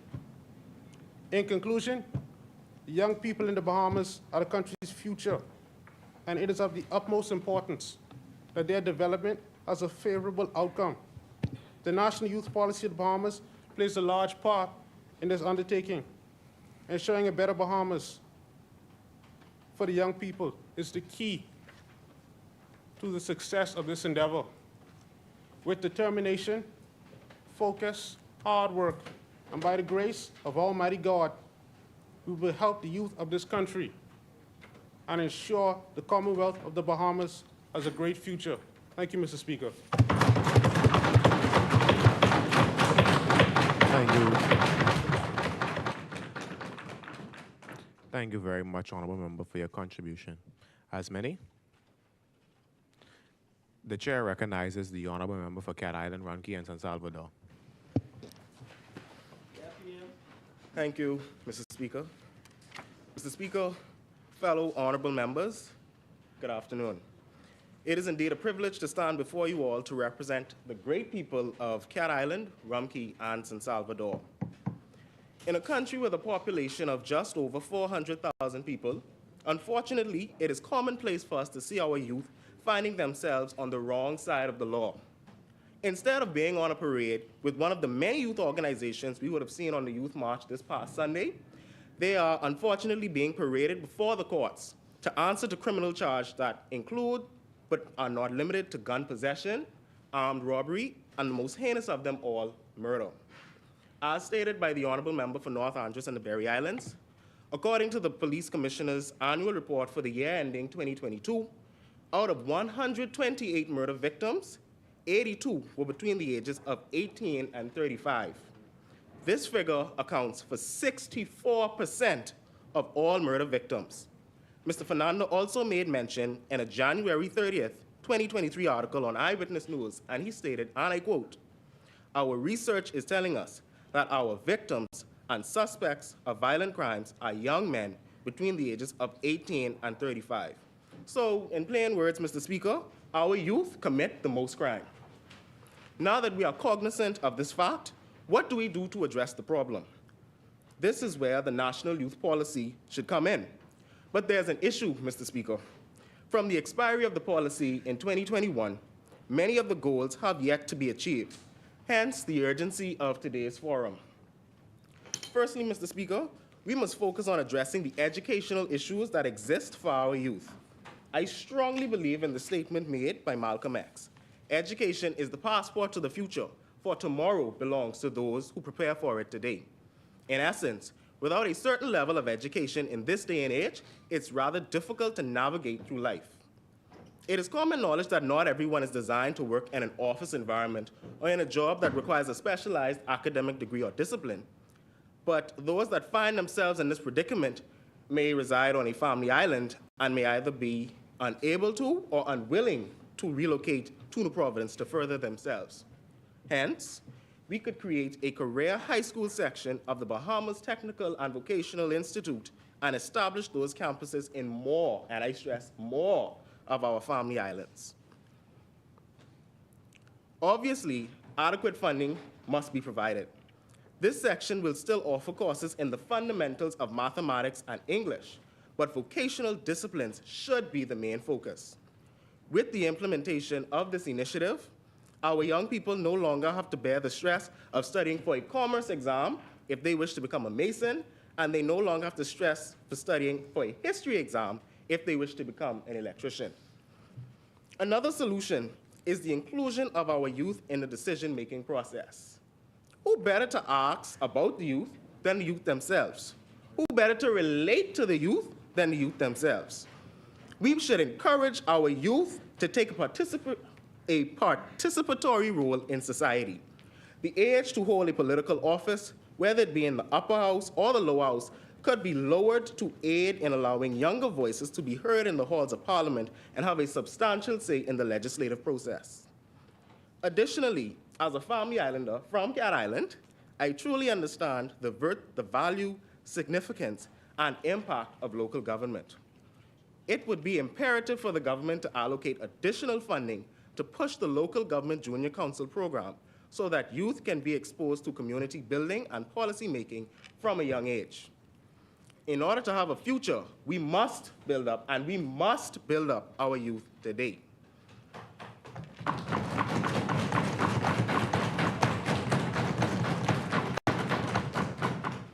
To close, Mr. Speaker, we need to empower our youth. It is understandable that many of our youth have gone astray. But what will we do to steer them on the right track? Certainly, bashing them is not a feasible option. We must provide some sort of program or initiative that will assist in guiding our youth on the path to success. Therefore, Mr. Speaker, we can expand our vocational education offerings to more family islands and allocate proper funding to these offerings. We can also include more youth in the decision-making process by lowering the age to serve in the upper and lower houses and allocate proper funding to our local government junior council program to teach our youth the art of community building and policy making. Thank you, Mr. Speaker. Cat Island, Rumpy, and San Salvador yields.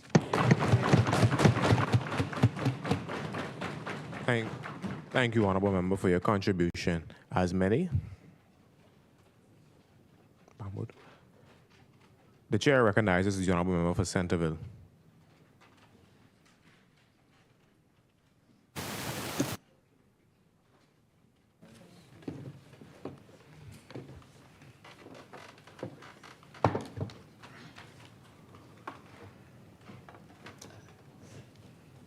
Thank you, Mr. Speaker. Youth have immense power and capability and can play a vital role in the development of any country, provided they are guided in the right direction and given a chance to prove themselves. Shika Mishra. Today, I stand both humbled and honored to represent the resilient people of Centerville and substantiate the fact that now, more than ever, a national youth policy remains a deprived fundamental piece to the development of our country. Possessing a youth policy that addresses the critical accessibility issues that youth face in terms of general health care, mental health care, and education is long overdue. We, the youth, the future of our country, and most importantly, the future of the world, needs you, the wielders of influence and power, to use those tools to create infrastructures that lay down the groundwork that will shape us into the leaders of tomorrow. According to the World Bank Gender Data Portal, 26 out of every 1,000 girls ages 15 to 19 gave birth in the Bahamas in 2021. Now more than ever, it is evident that the lack of confidential reproductive resources in the country leaves our young women vulnerable to conceptive miseducation, fear of seeking help in time of need, and as covered in the statistic above, defenseless to teen pregnancy. Mr. Speaker, I contend that the implementation of systems like the Teen Clinics of Canada, whose mission is to educate and serve young people, is what our nation needs to protect our young women. These clinics will serve as support hubs that educate their clients on family planning, consent and sexual assault, sexually transmitted diseases, and provide them with free contraceptives and access to birth control, all without the anxiety of having a parent present. There is no doubt that it is because of resources like this that Canada's teen pregnancy rate stands 4.9, with every 1,000 girls, a number 75% less than ours. Here in the Bahamas, the all too common sight of persons affected by substance abuse disorders, neurological conditions, or mental health problems living in conditions of homelessness, poverty, and desperate want serves as clear evidence of the need to focus national attention on mental health issues and mental health services. Our own former Minister of Health, Dr. Dwayne Sands. I've spoken to neglected health services, but mental health in the Bahamas is borderline abandoned. The plight is obviously recognized, but still little is done towards the advancement of mental health services in the country. In recent years, it has become normal to receive a response of, "Me too," after confiding in a friend that you are struggling mentally. But what seems to have remained fixed throughout the years is the typical Bahamian parent's reaction to the same confession. It is met with an overall indifference and even anger at times.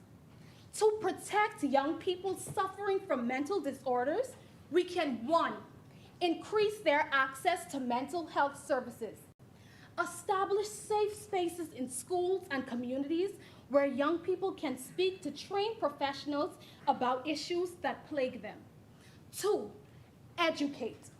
Incorporate mental health education into school curriculums, promote awareness, and shape a society that is ready to take action in aiding their loved ones who may be faced with such issues. And 3, remove the stigma. Encourage open discussions about mental health. In galvanizing forums where mental illness is discussed and acknowledged as being what it is, a life-altering disease, the nation will be shaping a generation ready to combat the unpredictability associated with mental health disorders. As published in a 2012 census, just over 26% of the population have a college degree. Mr. Speaker, it has become standard amongst teens, products of the government school system especially, to graduate high school with high honors and then be thrown into the world with no avenues having been created for them. Due to the lack of funds, lack of resources, and lack of parental support, once hopeful dreamers have no choice but to mark their dreams deferred and take a job to support themselves, never being able to revisit the zeal that walked hand in hand with their dream. To assist with making this calamity one of the past and support these underfunded youth, I suggest that the government enact programs that support students through the college application process. Resources like 1, mentorship programs, where college students and recent graduates can guide high school students through essay writing, scholarship applications, and overall portfolio building. 2, online forums. Forums designed to provide information on various colleges, match students to schools, and supply them with a compilation of scholarships to apply to. And 3, tutoring. Put into effect consistent after-school and weekend classes where trained teachers can groom students for standardized testing and national examinations right in their community centers. In closing, I repeat, we the youth, the future of our country, and most importantly, the future of the world, needs you, the wielders of influence and power, to use said tools to create infrastructures that lay down the groundwork that will shape us into the leaders of tomorrow. I am Kella Florima, a hopeful who dreams of a Bahamas with a youth policy that serves its young people. Thank you, Mr. Speaker. Thank you, Honorable Member, for your contribution. As many, the chair recognizes the Honorable Member for Bamboo Town. Thank you, Mr. Speaker. The power of the youth is the commonwealth for the entire world. Their faces are of our past, present, and future.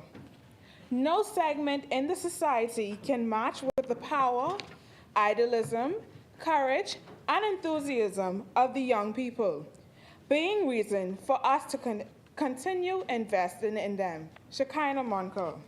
Mr. Speaker, honorable members, good day.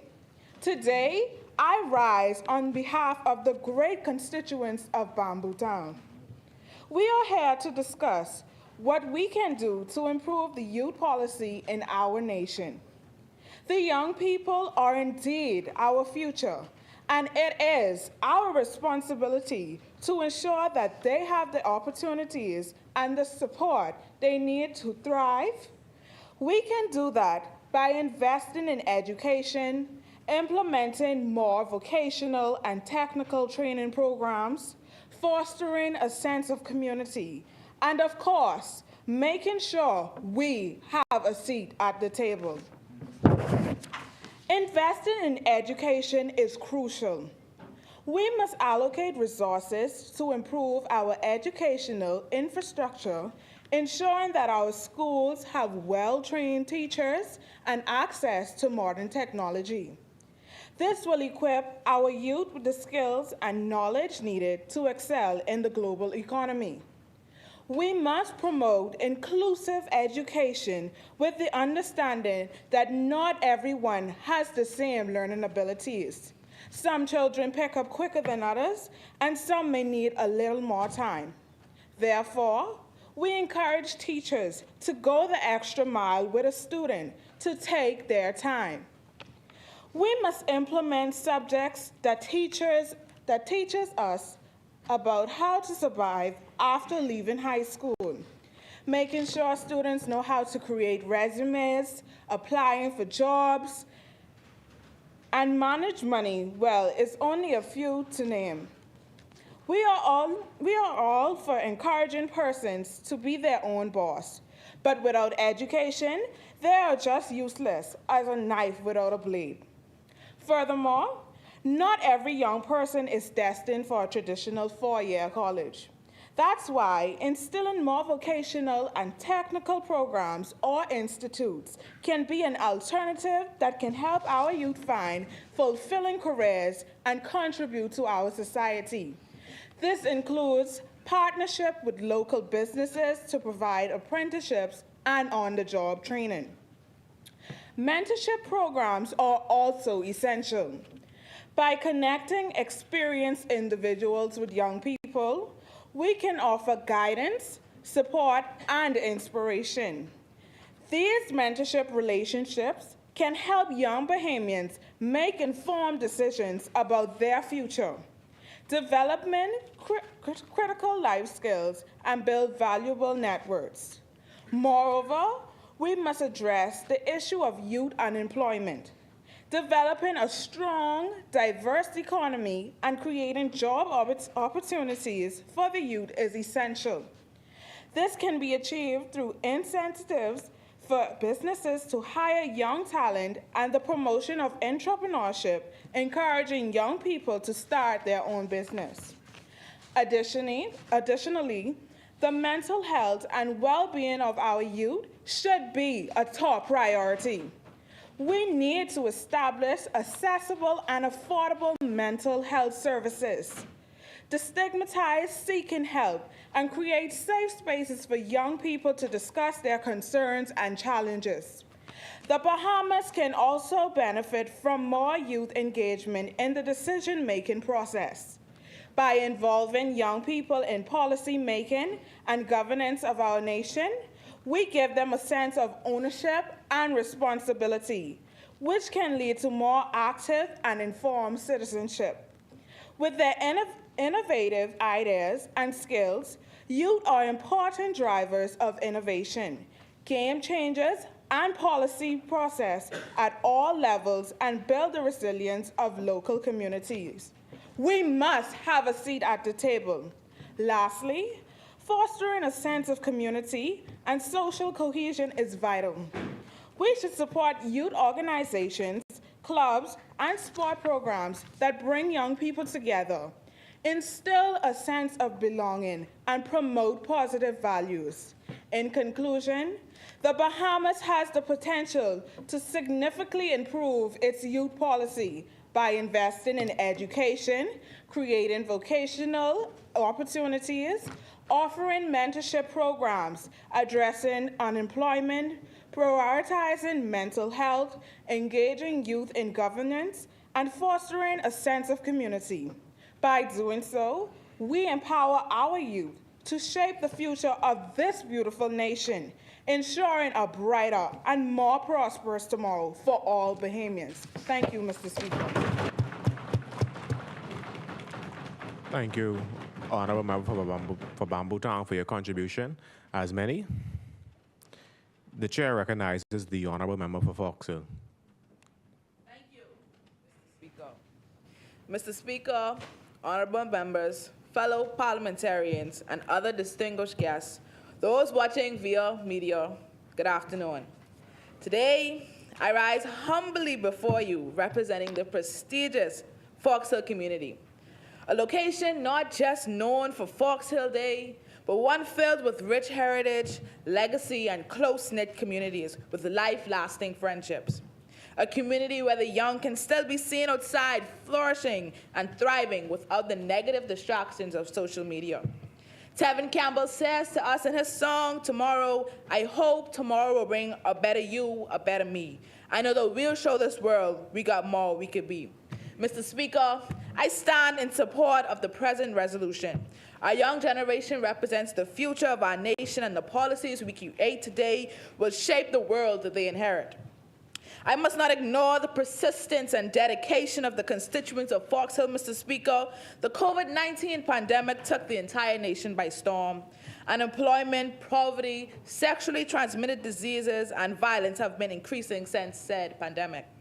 According to the Royal Bahamas Police Force, armed robberies increased by a staggering 34% in 2022, and murders increased by 85% compared to 2021. By this, Mr. Speaker, the common problems amongst the youth today must not go unnoticed. We must shelter the youth of our nation. The stigma of all men being criminals must be broken. Mr. Speaker, we must seek to develop our young people to in turn build our country to where it once was. First and foremost, education is the cornerstone of the youth development. We must ensure that every young person has access to quality education that equips them with the skills and knowledge needed in the ever-evolving world. Mr. Speaker, it is my belief that the government of the Bahamas, in collaboration with relevant stakeholders, shall prioritize and allocate resources towards implementing strategies and enhance the opportunities for the Bahamian youth. Ellen Nottingham once said, education is the one thing no one can take away from you. Therefore, as young people, we must strive to accept the education offered to us because it means to secure one's future. The Bahamas General Certificate of Secondary Education. According to the Bahamas General Certificate of Secondary Education, there was a slight decline in students sitting the exam in 2020 compared to those in 2019. 6,454 students taking the exams. By this, Mr. Speaker, it shows that the youth of today have lost the drive to learn. At this pivotal juncture, we must transform the youth of today. Organizations such as the Royal Bahamas Police Force Cadet Corps, Rangers, Youth Empowerment Program, Junior Achievers are all programs that find the need to ensure the crucial development of youth. However, Mr. Speaker, we must not allow those that wish not to succeed to hinder those that seek to make something great of themselves. I can assure you that the constituents of my great community are eager to learn. Mr. Speaker, as I sit and ponder, I think to myself, the doors that open for me, I wonder if someone else had the opportunity, would it be wasted? Mr. Speaker, how many suicides do we need? Mr. Speaker, studies show that mental health affects 60% of young persons in each country over the world, and the rate has significantly increased since the COVID-19 pandemic. As we seek to understand the thinking processes, we must first understand that mental health is not a bad thing. Mr. Speaker, once again, I must add that the brotherhood and sisterhood of the Royal Bahamas Police Force Cadet Corps is one that truly optimizes mental health. Those who yearn for a place of belonging can find it here. As Mr. Speaker, I can attest to this because I have found my second home in the Royal Bahamas Police Force Cadet Corps.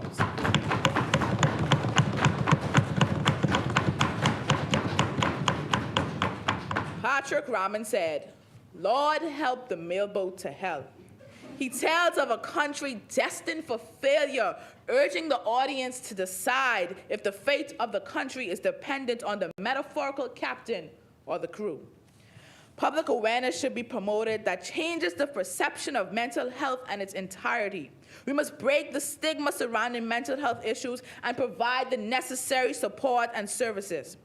To ignore the mental health needs of our youth is to neglect their futures.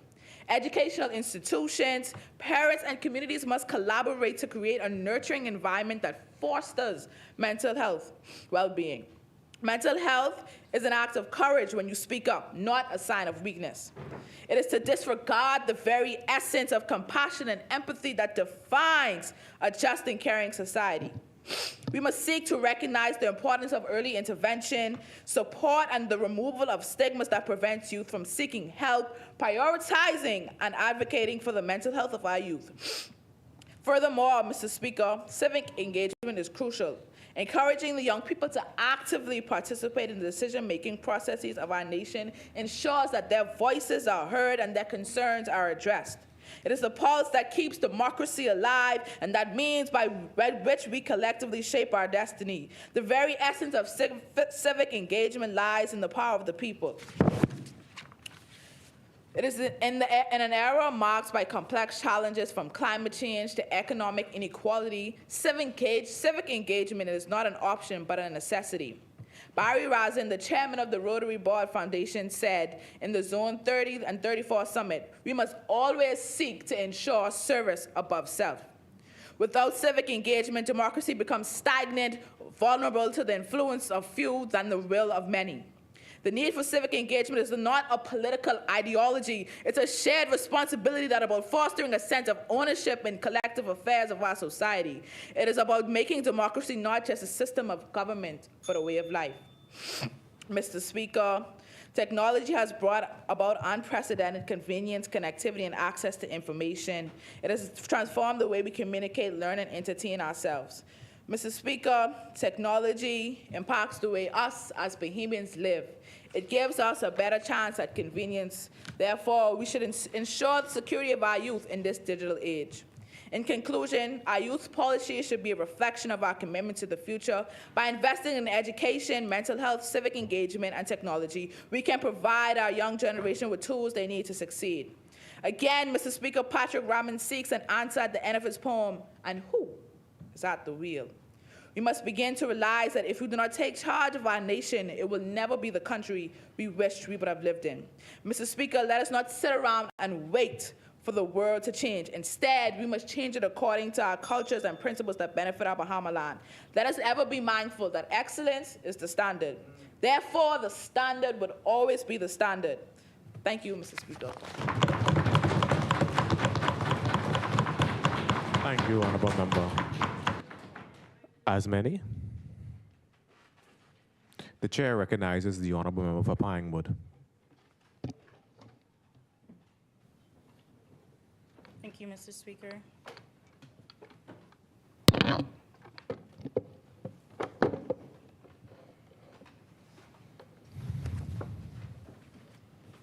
Thank you, Mr. Speaker. I remember so vividly sitting in my friend's apartment in the middle of London when I was struck with a single question that would ignite a profound realization. It was March of 2023, and I was about to address UNESCO's Regional Office for the Caribbean on youth, peace, and security in the context of the Bahamas. At the end of my presentation, the only question asked by the Youth and Gender Program Specialist was, does the Bahamas have a national youth policy? I froze and I began to sweat because you see, the Bahamas had a national youth policy drafted in 2014, which expired in 2021 and had not been adopted. It is the year 2023. and our youth are still standing at a crossroads, waiting for the beacon of a clear path towards a brighter future. Mr. Speaker, I stand before you today humbled and deeply honored to represent the constituents of Pinewood and to address this assembly on a matter of paramount importance, the resolution on the Bahamas' national youth policy. The future of our nation is inextricably linked to the well-being and prosperity of our youth. It is not just a political or administrative obligation, it is our moral and ethical responsibility to pave the way for our young people, ensuring that they can achieve employability, equal opportunity, and safety. In the following discourse, my contribution to this honorable House will focus on the pressing issue of youth unemployment, and more specifically, the subset of young professionals. Mr. Speaker, when we talk about paving a path to success for our young people, we must not dismiss the stark reality of youth unemployment and its implications on youth peace and security. In May 2023, the Caribbean Development Bank reported that youth unemployment in the Caribbean is among the highest in the world. The Tribune newspaper also reported that close to 1 of every 5 Bahamians aged between 15 to 24 years old who are seeking work are unable to find it. First, they said it was a problem of education. So young people took advantage of the bursary scholarships offered by the University of the Bahamas or sought out scholarships to foreign institutions so that they can become educated. Then they told us it was a problem of experience. So young people settled for underemployment, working diligently to accumulate skills and knowledge to prove to employers that they could operate in professional environments, albeit often in roles that didn't tap their full potential. Then came the discourse on human flight and the inescapable but heart-wrenching reality that young professionals were not motivated to return home. We figured that it was too hard to convince them to come home, and so we told them to mark the manner of their bearing and pledge to excel wherever they find themselves. But Mr. Speaker, what do you do when you have the education, the experience, and the willingness to return home, but nothing to return to? How do you function in a society that shouts the importance of operating a meritocracy, but chokes at the stench of nepotocracy? Mr. Speaker, what excuse do you give to young people who complained that the Department of Youth, or dare I say Division of Youth, with responsibility of 22% of the population, has been an addendum to another ministry and as a result overshadowed by sports and culture? This conundrum leaves us with a generation of educated, experienced, and willing young professionals with no avenue for meaningful contribution to national development and no concrete strategy that will enable long-term youth development. In June 2023, the Right Honorable Philip Davis noted that young people make a significant contribution to the life of our country, however, echoed that youth unemployment in the Caribbean remains regrettably high, and while our rates are the best in the region and are improving, much more must be done. Much more must be done. Because you see, it is not enough to recognize that there is a problem, but there should be a clear clarion call of action, as the statistics represent not just numbers, but the aspirations, dreams, and untapped potential of our young people. As a nation, we cannot afford to squander this invaluable human resource, but it is essential that we address these pressing issues immediately and comprehensively. The adoption and implementation of a national youth policy is the first step in addressing issues of marginalization and youth participation in the labor force. Not only does it allow for in-depth problem analysis, but targeted intervention and the creation of an environment that does not only allow young professionals to survive, but thrive. A national youth policy is instrumental in addressing key barriers and offering an effective response to youth economic issues. It recognizes the importance of aligning our education system with the needs of the job market. It recognizes that economic diversification is not just an economic imperative, but a strategy for reducing youth unemployment. It recognizes that investment in research and development, incentives for local entrepreneurship, partnerships with the private sector, and a well-structured apprenticeship program are essential to bridging the gap between education and employment, essentially combating youth delinquency that comes as a result of idleness. As I draw this discussion to a close, let us remember that our commitment to addressing these issues is not just a promise to our youth, but an investment in the boundless potential of our nation. Let us strive to create a national youth policy that is not just a document on paper, but a living testament to our dedication to empowering the next generation by ensuring that our youth are not bystanders in the grand theater of our nation's progress, but the leading actors crafting their own destinies. With a comprehensive national youth policy, we can pave the path to a brighter, more inclusive future where every young mind finds a place in the tapestry of our nation's destiny. So, let us rise to this challenge with fervor, for in the success of our youth, we find the true measure of our nation's greatness. Mr. Speaker, I yield.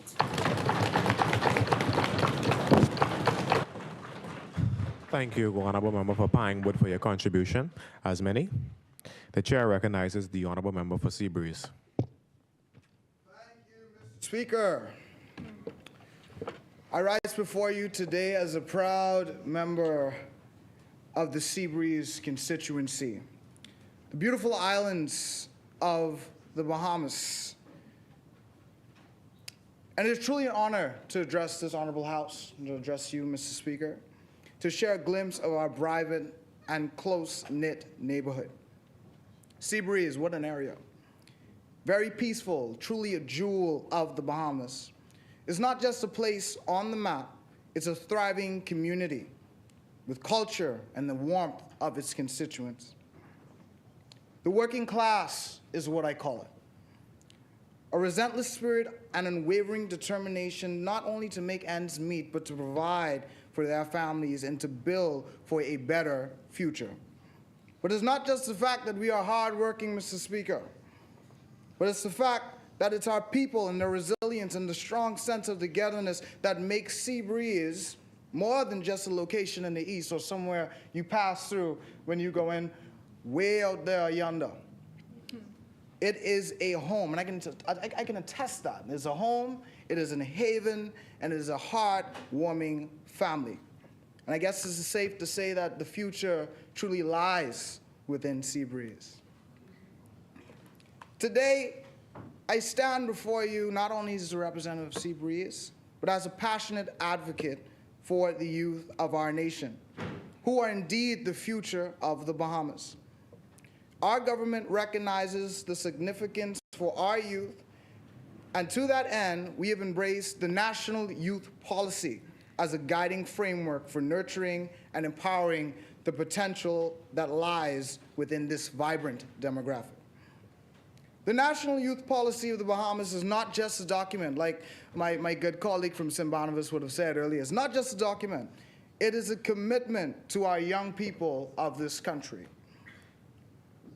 It is a commitment to creating an environment in which they can thrive and grow and contribute positively in our society.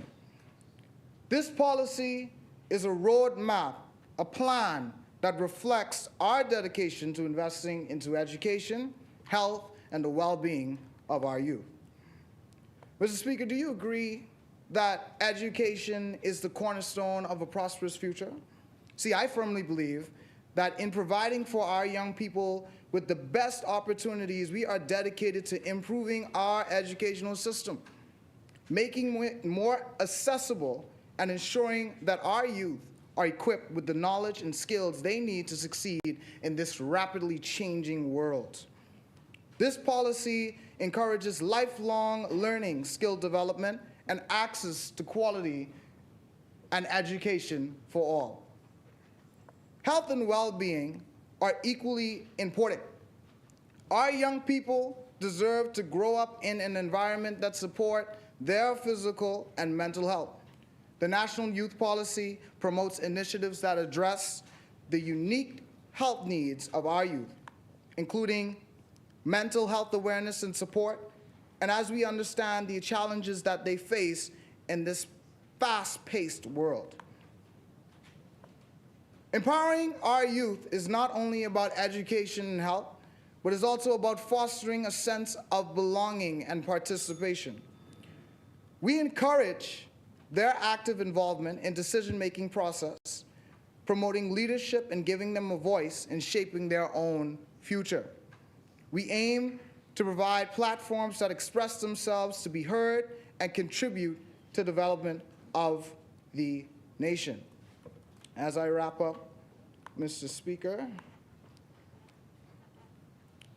in today's fast-paced world, where technological advancements and societal pressures continue to evolve at an unpredicted rate, the well-being of our youth is under constant scrutiny. The National Youth Policy recognizes the unique challenges that our young people face and strives to address them proactively.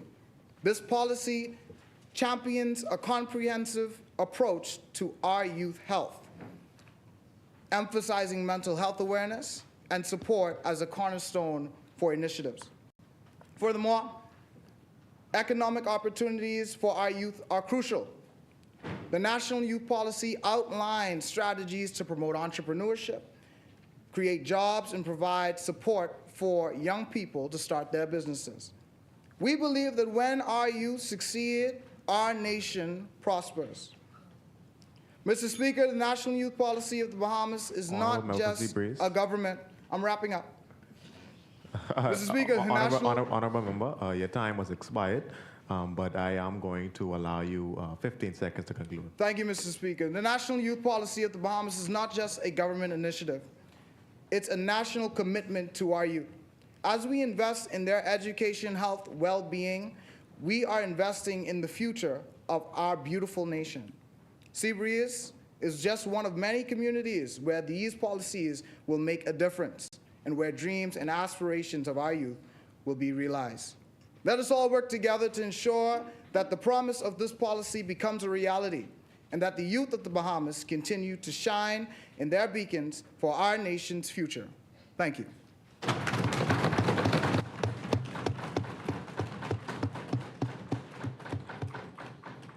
Thank you very much, honorable members, for all of your contributions. As many as are in favor will remain seated, and those opposed will stand. The resolution is agreed.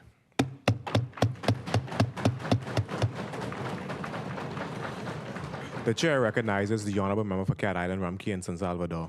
Mr. Speaker, I move that the business of this House be suspended to 2:30 p.m. Is there a seconder? It is being moved and seconded that the business of the House be suspended to 2:30 p.m. As many as are in favor will remain seated, and those opposed will stand. The motion is carried, and the business of the House is hereby suspended until 2:30 p.m.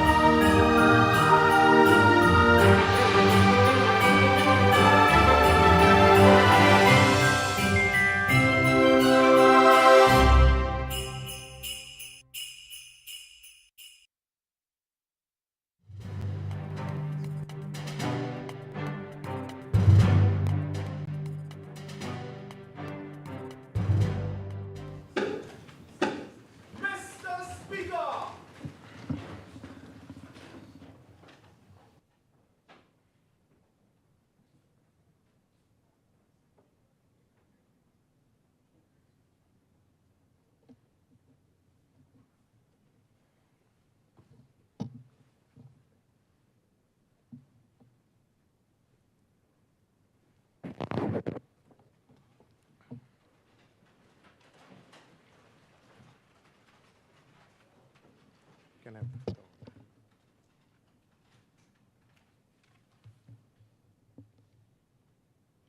Good afternoon, honorable members. Before we proceed to further resolutions, the chair would like to acknowledge Mr. Ricardo DeVoe, the Deputy Permanent Secretary in the Ministry of Education.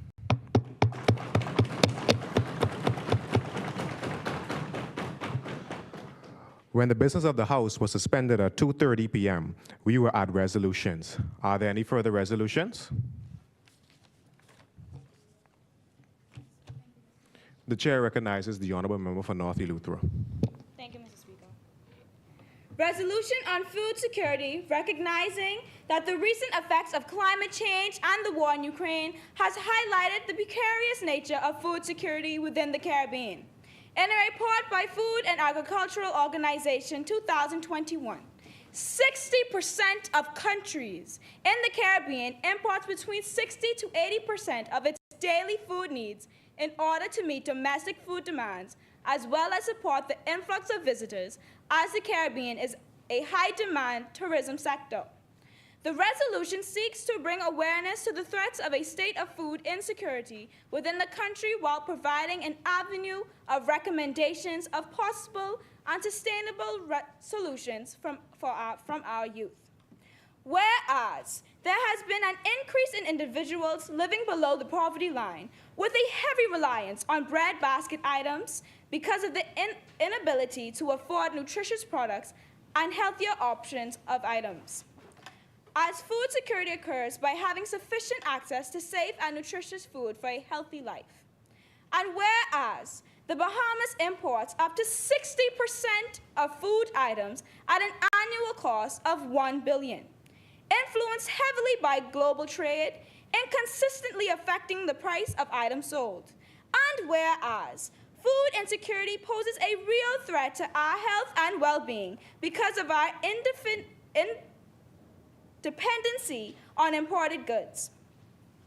And whereas our islands offer a variety of native produce and livestock that can be sourced for inter-island export, lowering the rate of importing and diversifying our economy.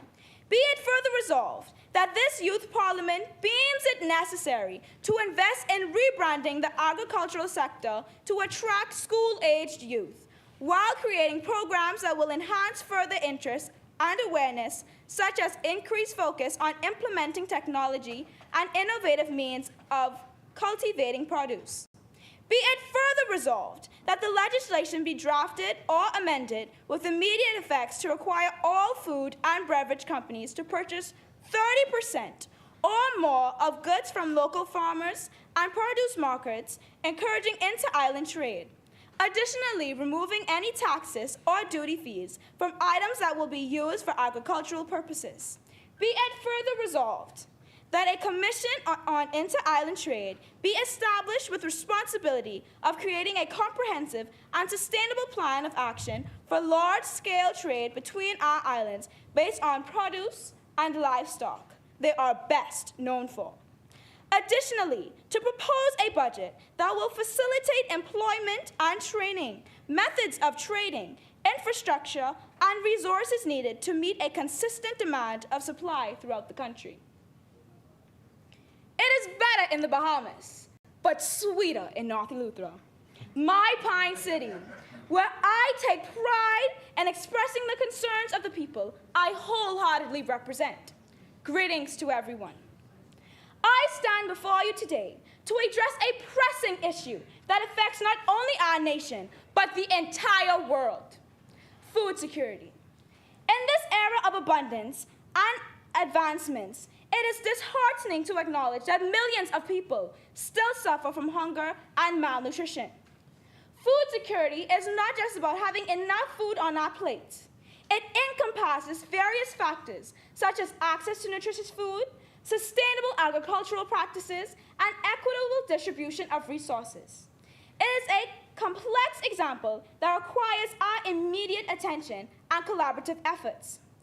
A powerful presentation by Sanjana Budi, founder of Pure Life of Pure Youth, New Jersey. $1. What can you do with it? Buy candy, snacks, pencils?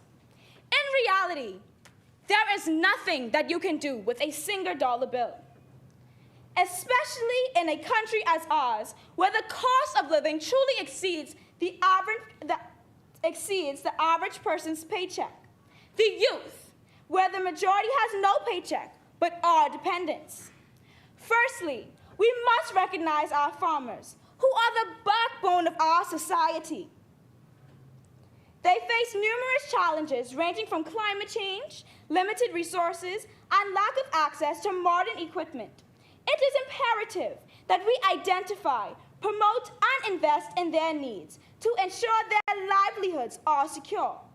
It is no question that a great hunt for food now is due to extreme weather and environmental impacts. Food insecurity is a trickling effect of nature and the carelessness of man.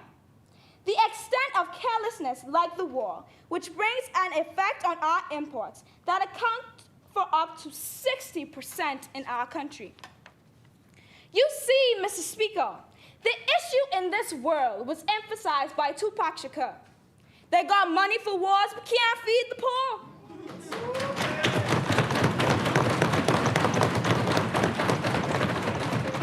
Are we frozen in time? Made in Ukraine is almost a memory.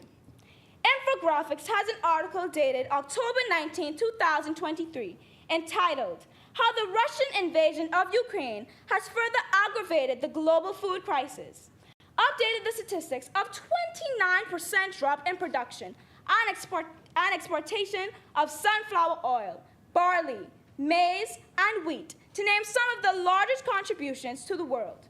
Can you imagine a product like sunflower oil accounting for 50% of the world's exports, slowly receding from our dinner tables? Mr. Speaker, most definitely small nations would suffer, especially the Bahamas, because what would that mean for the Bahamas' #1 industry, tourism? Hello, somebody? Hello. Global production is at risk of crop failure is a risk, with 80% of global population at risk from crop failures and hunger, stated in a World Bank article dated October 17, 2022. This reiterates the necessity of agricultural and production education. Education is pivotal. We need to focus on empowering our communities and knowledge the skills related to food security. Introducing comprehensive curricula, organizing interactive workshops, and establishing community gardens, the youth will be equipped to make more informed decisions. Additionally, we must address the issue of food waste. As Mahatma Gandhi has it, there's enough on this planet for everyone's needs, but not everyone's greeds.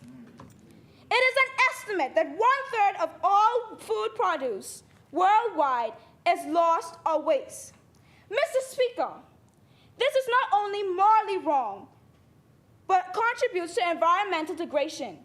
We need to develop innovative solutions, such as efficient storage, partnering to ensure surplus food reaches those who need it most, and practice environmental techniques like recycling food waste that will create compost and organic food. Mr. Speaker, no waste, more taste. Innovation is critical.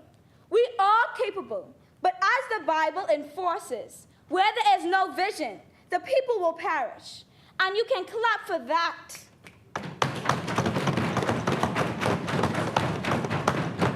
Mr. Speaker, as small as the North Eleuthera community is, we do have families not able to afford proper quantities of food and seek assistance. As my aunt Di in Eleuthera, says, also known as the Pineapple Lady, there is nothing wrong with hard work. Give a man a fish, and you feed him for a day. But Mr. Speaker, teach a man how to fish, and he eats for a lifetime. You feel me? It is our duty as today's youth to transform a world for everyone that is at that has asked for everyone to have access to safe, nutritious, and affordable food. Together, we can break barriers and pave the way for a more secure and prosperous future for all. Thank you, Mr. Speaker. Thank you, Honorable Member, for your contribution. Is there a seconder? The chair recognizes the Honorable Member for Central Grand Bahama. Mr. Speaker, I rise to second the resolution. Mr. Speaker, this resolution set for debate this afternoon is perhaps the most important yet challenging, not just here in our beloved country, but throughout the entire globe. It is important because food is a basic human need that should be afforded to all people, yet it is challenging because food as we know it is not fully enjoyed and, in fact, accessible to all. This poses some major security concerns, or should I say insecurities, that can certainly debilitate and even annihilate our country as we know it. My name is Ricardo Simmons Jr., and it is indeed an honor and a profound privilege to represent the awesome constituency of Central Grand Bahama in this honorable House. Mr. Speaker, food security is defined by the United Nations Committee on World Food Security that all people at all times have physical, social, and economic access to sufficient, safe, and nutritious food that meets their food preferences and dietary needs for an active and healthy life. This looks good in UN legislative policy, but the harsh reality is that this is hardly ever the case. According to the Global Report on Food Crises for 2023, the scale of the current global hunger and malnutrition crisis is enormous, with more than 345 million people facing high levels of food insecurity in 2023, which is more than double the number in 2020 since the COVID-19 pandemic. If you want to hear something that hits closer to home, a survey done in 2021 by the Food and Agriculture Organization revealed that moderate or severe food insecurity affected 40.6% of the regional population, which is far above the world average of 29.3%. And every 10 people in the Bahamas, 1 in every 10, live below the poverty line and in extreme food insecurity. These people have less than $4 a day to spend on food. In the Bahamas, 90% of the food we consume is imported from other countries at an annual cost of approximately $1 billion, making us susceptible to price inflations and supply chain disruptions, which all accumulates into food insecurity. From this, we can see that it would be wise to focus on producing our own food locally. But when has it ever been that easy? Firstly, there's a lack of education and awareness being distilled to Bahamian citizens about the need and positive benefits of agriculture in our country. In fact, there seems to be a negative stigma about agriculture circulating through our society, which is the claim that it's dirty work or hard labor, which turns away our youth from the professions tied to it. This long-held misconception cannot be any farther from the truth. There needs to be a focus on bringing light to the truth of agriculture, a light that can dispel the fog of falsehood in our society, in which our youth can see that it is a subject with many different paths and avenues available, such as botanists, agricultural engineers, biologists, data analysis, and many more. We can do this by bringing in knowledgeable spokespersons to speak to a student body and by starting new programs with a focus in agriculture. This education can be cultivated further by funding summer programs in which students can spend their breaks closer to the action and see up close what agriculture is all about and how they can fit into the big picture in the future. In fact, these programs can even encourage backyard farming for our youth and allow them to appreciate the effort and dedication it takes to raise crops. The Ministry of Agriculture can fund these ventures in our youth to award and further promote these efforts and drive home the point that food insecurity is everyone's problem. There's also a great concern over our soil quality. We have heard time and time again that our soil is made of too much limestone to be of any use, and that we're disadvantaged in comparison to other countries. However, I would like to quote Tony Robbins when I say, identify your problems, but give your power and energy to solutions. Despite these challenges, there are many avenues left to pursue in agriculture that can boost its presence and productivity in our country. For example, Eden Farms is the Bahamas' first hydroponic container farming system and a crucial generator of fresh and sustainable produce. Their container farms produce more than 500 crop varieties, from lettuce varieties to herbs and edible flowers. Furthermore, in a joint venture with 80 acres, it seeks to create a commercial-scale, robotics-enabled vertical farm capable of producing up to 2 million pounds annually of clean and fresh, healthy leafy greens and berries. Can you imagine, Mr. Speaker, if there was an Eden Farms on every island, where every island has access to this major technologically advanced food source? I imagine that in such a situation, food insecurity would be a thing of the past, only mentioned in our history books. The opportunity for growth and progression is right here, but it is up to us to grasp and harness it. Our soil isn't the problem. Our lack of implementation of solutions is.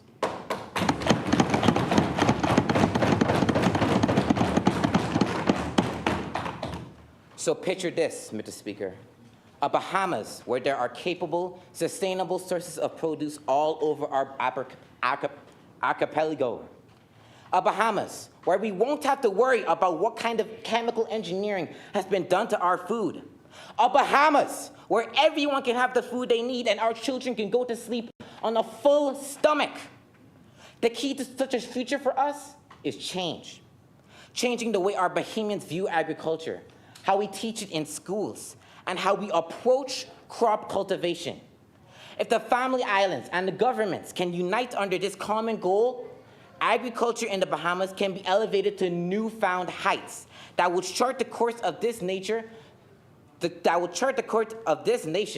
a bright and hopeful future. Thank you, Mr. Speaker. Thank you, Central Grand Bahama, for your contribution. It has been moved and seconded that the following resolution be agreed.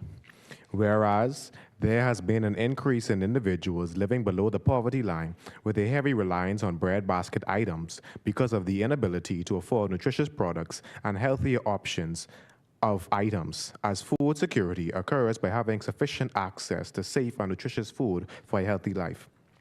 Be it therefore resolved that this youth parliament deems it necessary to invest in rebranding the agriculture sector to attract school-age youth while creating programs that will enhance further interest and awareness, such as an increased focus on implementing technology and innovative means of cultivating produce.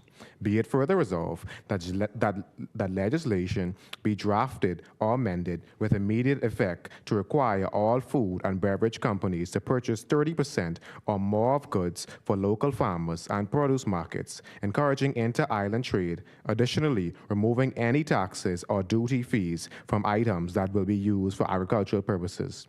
Be it further resolved that a Commission of Inter-Island Trade be established with responsibility of creating a comprehensive and sustainable plan of action for large-scale trade between our islands based on the produce, livestock they are best known for.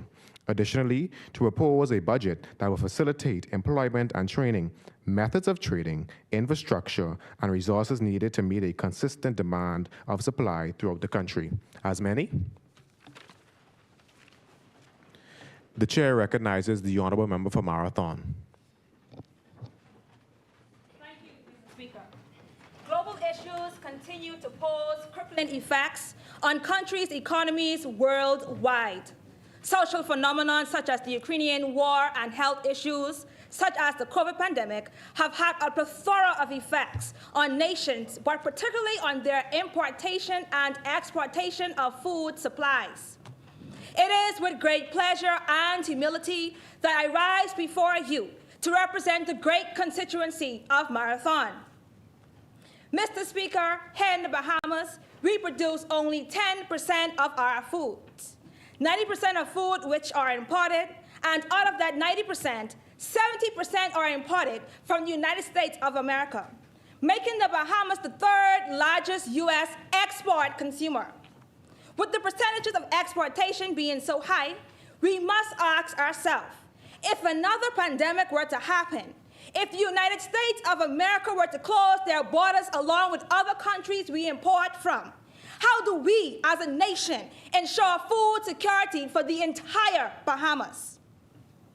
Researching, educating, investing, developing, and sustaining the various aspects of the agriculture industry. While some may argue that agriculture is a fickle industry affected by climate change and natural disasters, there are various ways we can produce crops without the need of soil, such as hydroponics and aquaponics. To echo the sentiment of my colleague from the Central and Grand Bahama, Eden Farm, the only farming company that utilizes hydroponics and aquaponics techniques to produce 500 different crops and can produce up to 2 million pounds of leafy greens. Another farming company I want to highlight is Berkshire Bahamas, that breeds and raises livestock using solar technology. If food security becomes nationally adopted, it would help lessen the need for exportation and ensure that food is readily available despite any social phenomena.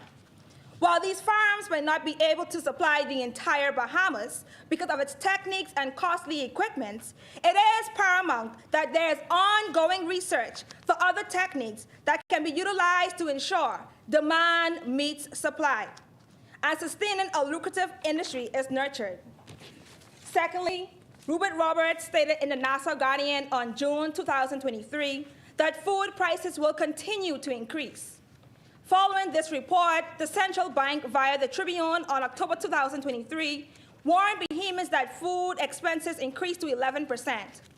To combat the constant increase in food prices in an already expensive economy, educating our youth about agriculture and the importance of being able to sustain oneself is critical at this time.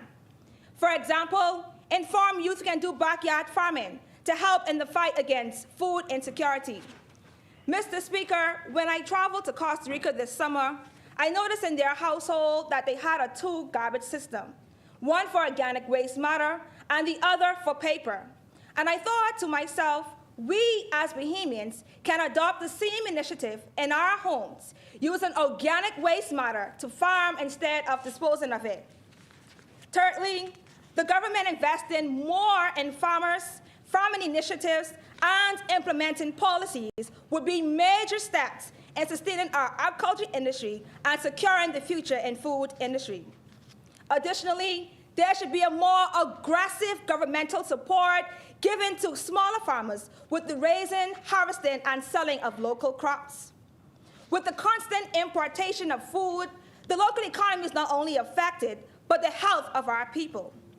When the demand exceeds supply, the natural production period of produce is stimulated. We see that healthy foods are more expensive and unhealthy foods are least expensive, which we tend to consume the most. However, local farms in the Bahamas, like Eden Farms, produce not only healthy products, but products that are non-GMO, pesticide-free, and are sold at a reasonable price. Hence, the government must stand behind local farmers and invest in the future of food security. In sum, Mr. Speaker, agriculture should be our primary focus while educating our youth about the importance of food security and the countries. Moreover, it is incumbent upon the government to invest in local farmers who are at the front line of the fight against food security. Today, we, the members of this youth parliament, stand united in the fight for food security. Mr. Speaker, I yield. Thank you, Honorable Member for Marathon. As many? The chair recognizes the Honorable Member for West Grand Bahama and Bimini.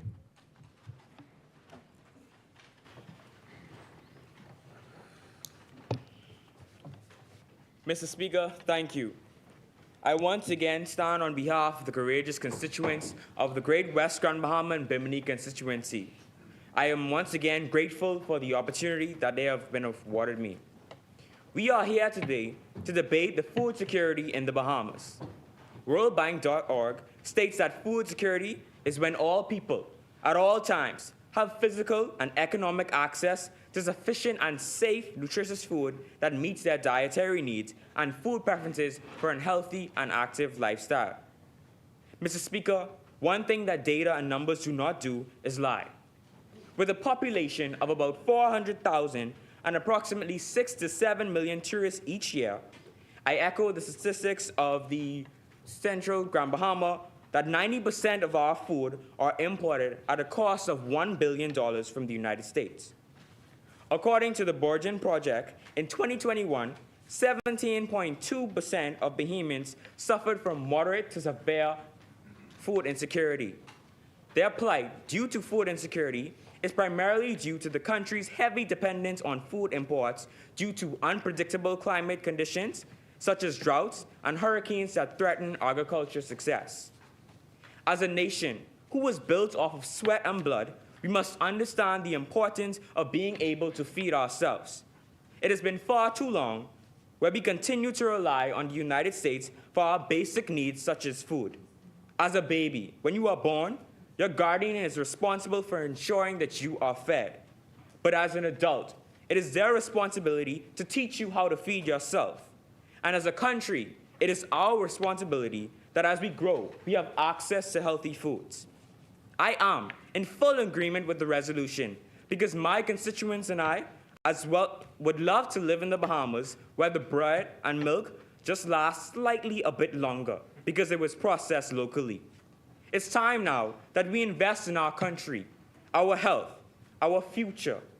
The people are not asking that we are able to support ourselves within a year, but rather the people are asking that we strive slowly each year and invest in our agriculture system so that maybe, just maybe, we are able to have longer lasting milk and fresh bread.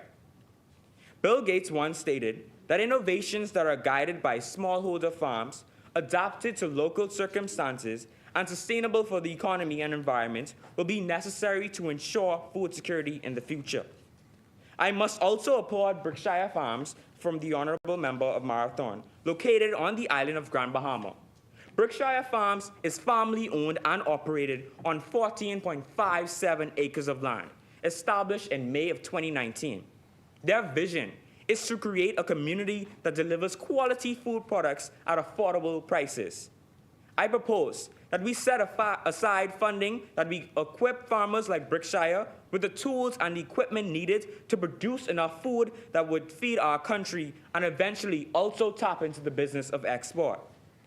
There is also an opportunity of developing inner island trade that will capitalize on the resources of each island that can bind us together and make us stronger. With the resources to grow and produce our own food, wars like Ukraine versus Russia that are unpredictable to prepare for will not affect the prices of our food needed to feed our country. Man-made disasters such as these affect the prices of our critical needs such as gas. Natural gas and diesel were upended, resulting in one of the biggest shifts in energy worldwide. As our country moves towards greener energy, we should also make it a priority to move towards organic foods. The National Library of Medicine states that the results of most studies with GM foods indicate that they may cause some toxic effects such as pancreatic, renal, or reproductive effects. I am hopeful that we can grow to become a country that produces its own meat and vegetables that are grown organically. Organic foods are better for your system, safer for the environment, and you can also avoid health risk. With much more cheap and processed foods becoming readily available to us by our foreign suppliers, has resulted in the consumption of non-nutritious foods. Currently, 41% of adults and 19% of Bahamians are children or obese. These are not the statistics that we want for our future. We must take into account what goes into our bodies and do everything that we can to become a country that grows its own food. Thank you, Mr. Speaker. Thank you, Honorable Member for West Grand Bahama and Bimini. As many, the chair recognizes the Honorable Member for Pine Ridge. Thank you, Mr. Speaker. parliamentarian colleagues, I stand before you as a humble servant representing the constituents of Pine Ridge.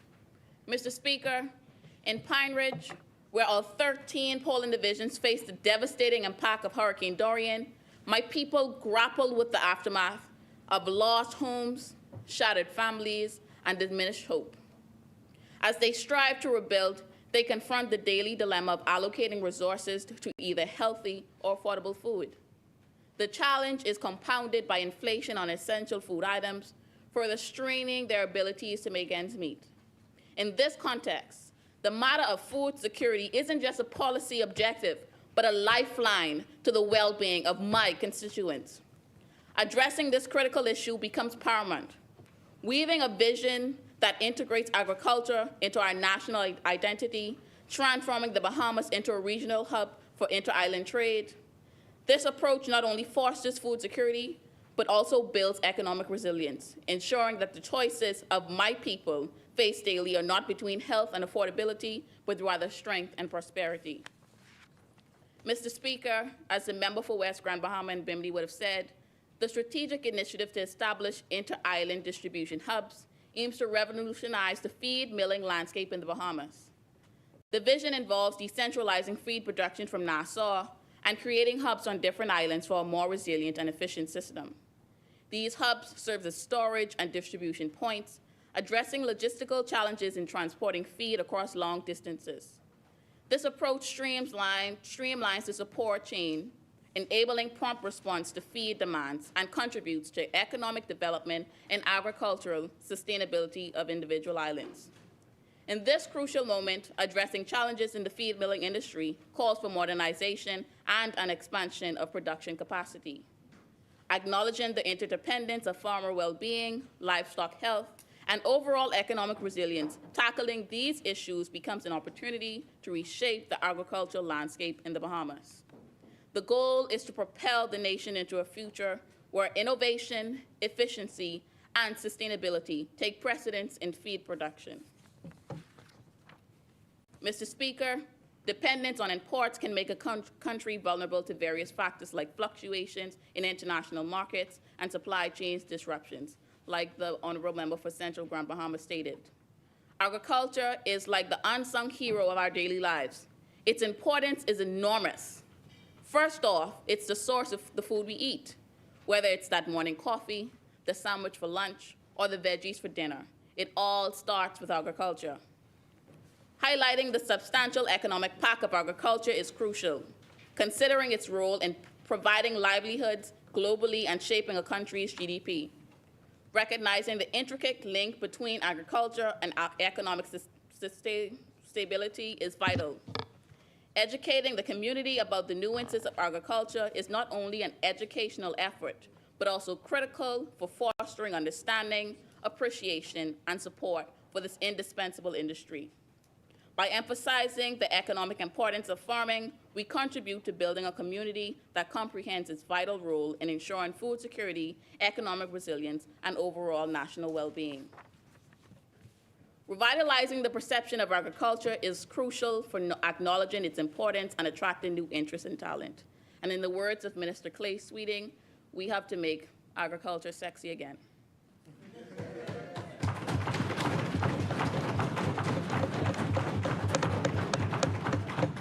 Mr. Speaker, this involves highlighting technological advancements, promoting sustainability, and raising awareness of its economic contributions through education campaigns. Weaving agricultural education into summer employment programs enhances students' experiences, fostering a generation that values agriculture. To address supply chain vulnerabilities, there's a need to invest in local agriculture, diversify food sources, support small-scale farmers, and promote sustainable practices for a resilient and environmentally conscious food system. Overall, tackling food security and nutritional challenges requires a collaborative effort involving community leaders. As we navigate the vision for a more resilient and regionally inclusive agricultural ecosystem, it's crucial to acknowledge the unique challenges posed by natural disasters, particularly hurricanes in the Bahamas. To overcome the risk of hurricane wiping out crops, islands less prone to such disasters can serve as hubs for inter-island distribution. Additionally, implementing insurance policies for agriculture can provide a safety net, ensuring farmers are supported in the aftermath. Mr. Speaker, in closing, let us embrace the seeds of change we've sown today. Food security is not merely a policy goal. It's a shared commitment to the well-being and prosperity of our nation. As we navigate the fertile grounds of innovation, collaboration, and sustainable practices, let these efforts blossom into a future where every citizen has not just enough to eat, but the nourishment they need to thrive. Together, we cultivate resilience, sow the seeds of prosperity, and harvest a legacy of food security for generations to come. The constituency of Pine Ridge stands in support with this resolution. Thank you, Mr. Speaker. Thank you very much, honorable members. As many, the chair recognizes the honorable member for North Andros and the Berry Islands.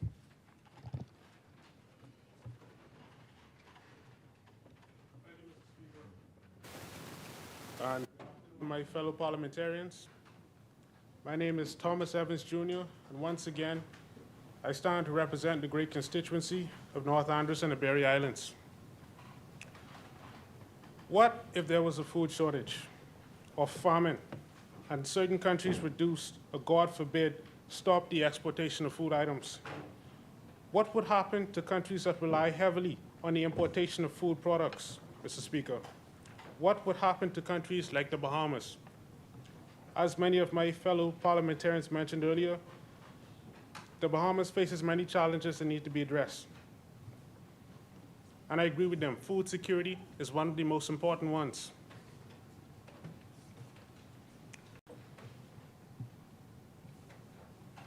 Oxford Languages defines food security as a state of having reliable access to a sufficient quantity of affordable, nutritious food. Mr. Speaker, according to the International Trade Administration, the Bahamas imports almost 90% of its food at an estimated cost of $1 billion. The importation of such a high percentage of the country's food and food products places us at a concerning level of dependence on the importation of foreign food.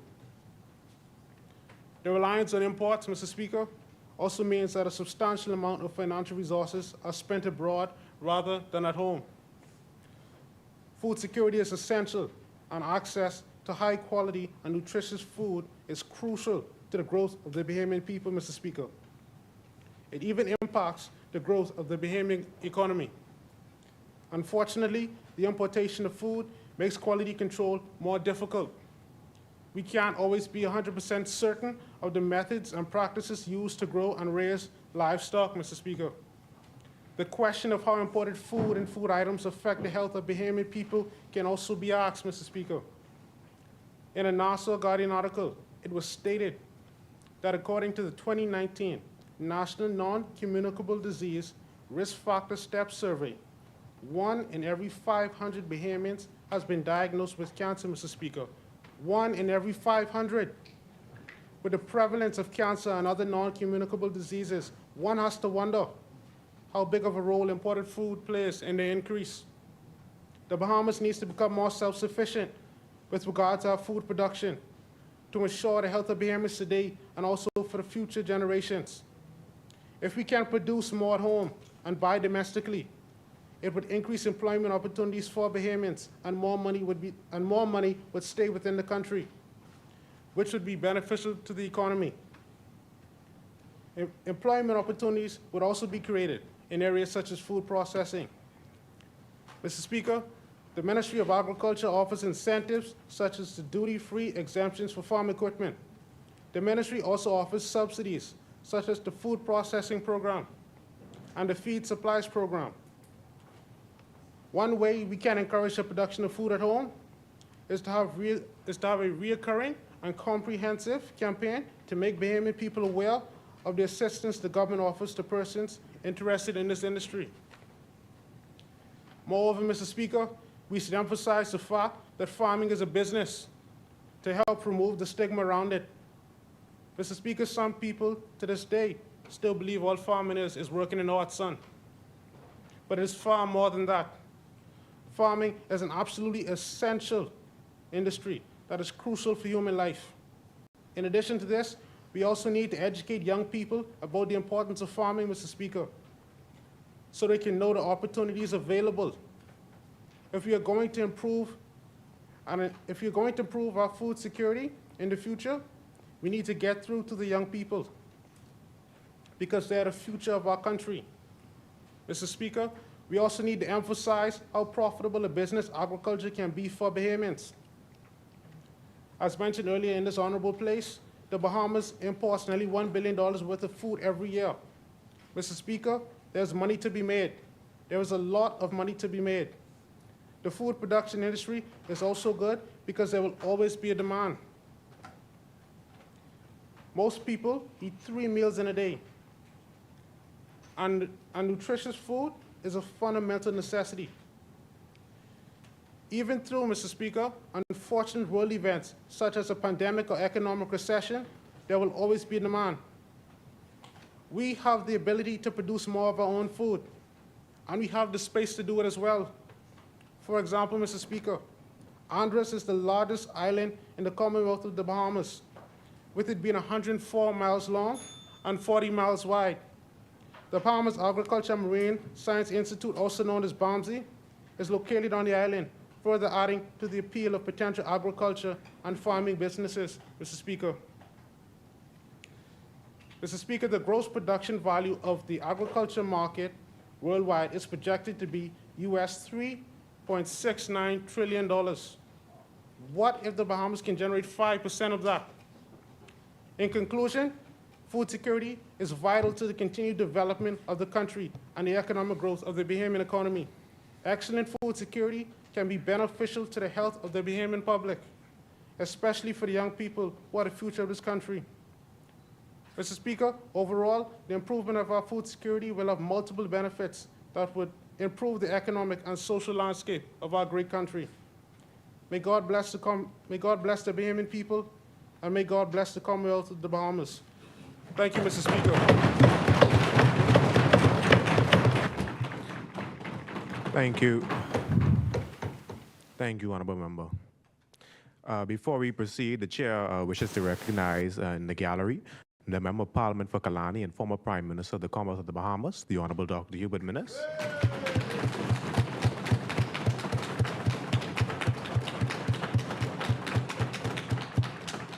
The Chair would also like to recognize the Member of Parliament for Golden Isles and Minister with responsibility for the environment, the Honorable Vaughn Miller.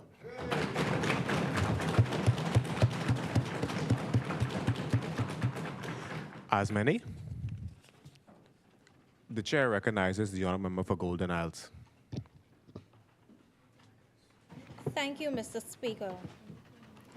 Mr. Speaker, fellow parliamentarians, and distinguished audience, good afternoon.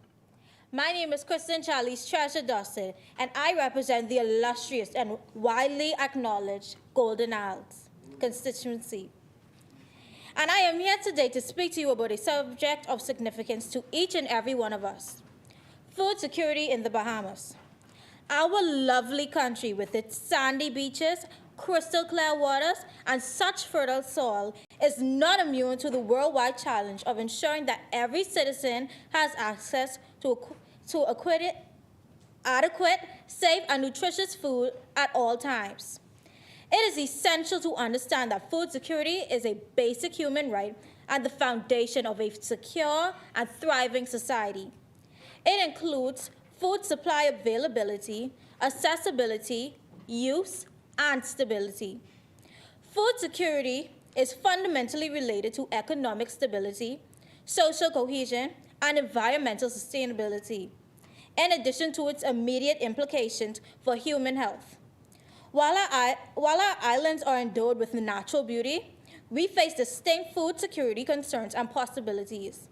Mr. Speaker, did you know that people today spend their last on products that can be produced in the back of their yards? Yes. One of the significant challenges we face is our heavy dependence on food imports. We rely on imported items, making us exposed to price swings and disruptions in external supply. This weakness jeopardize the security of our food supply as well as the well-being of our people, because the most important merchandise use violent chemicals to grow their produce and livestock. And in some cases, we may also get the rejected or borderline graded produce or meat. But fear not, since trials create possibilities. We have the ability to alter this narrative and create a more food-secure Bahamas. First and foremost, we must recognize the potential that exists to diversify our agriculture approaches. We can increase domestic production by financially assisting local farmers and encouraging the development of a variety of produce and livestock.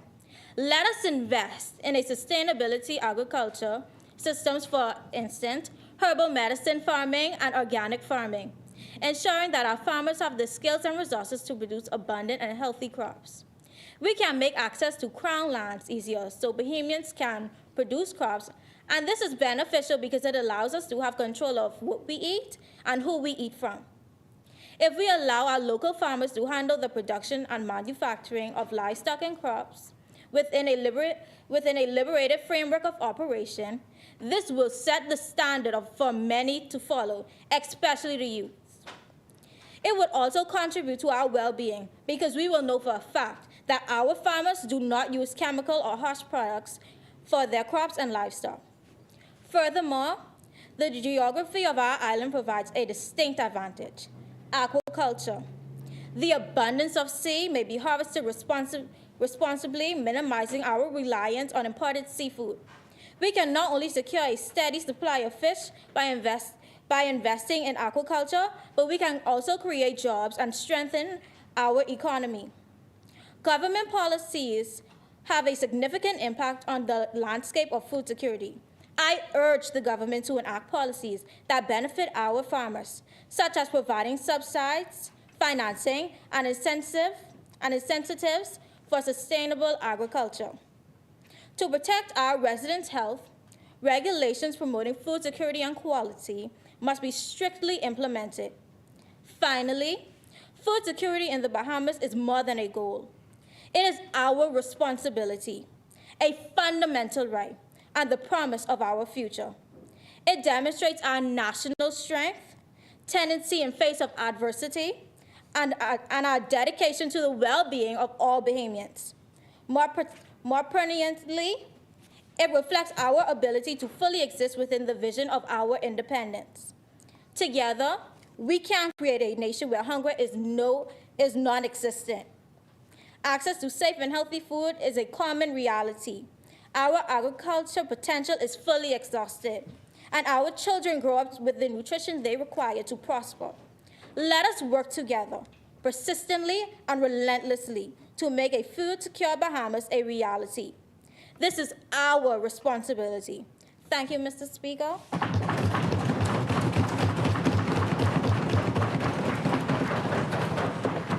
Thank you, Honorable Member, for your contribution. As many, the Chair recognizes the Honorable Member for Seabreeze. Thank you, Mr. Speaker. Today I would like to share with you a story about a remarkable woman by the name of Ellen Key. Ellen Key runs a small business from making juice from fruits and vegetables. Her journey, that like of many entrepreneurs in the Bahamas, is marked by one of dedication and passion.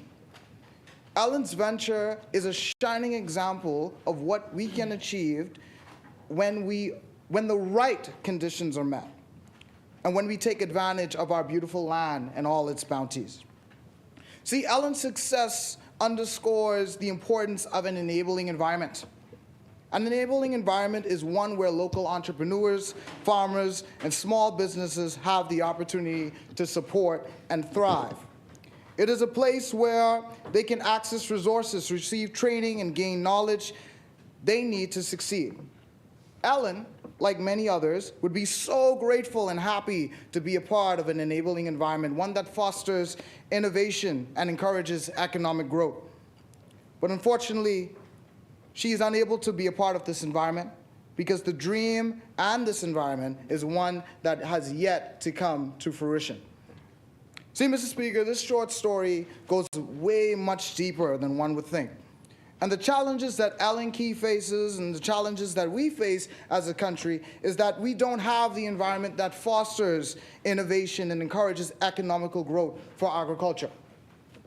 See, Mr. Speaker, it is crucial that we create, nurture, and expand on this aspect of supporting local agriculture for the benefit of the people and our nation.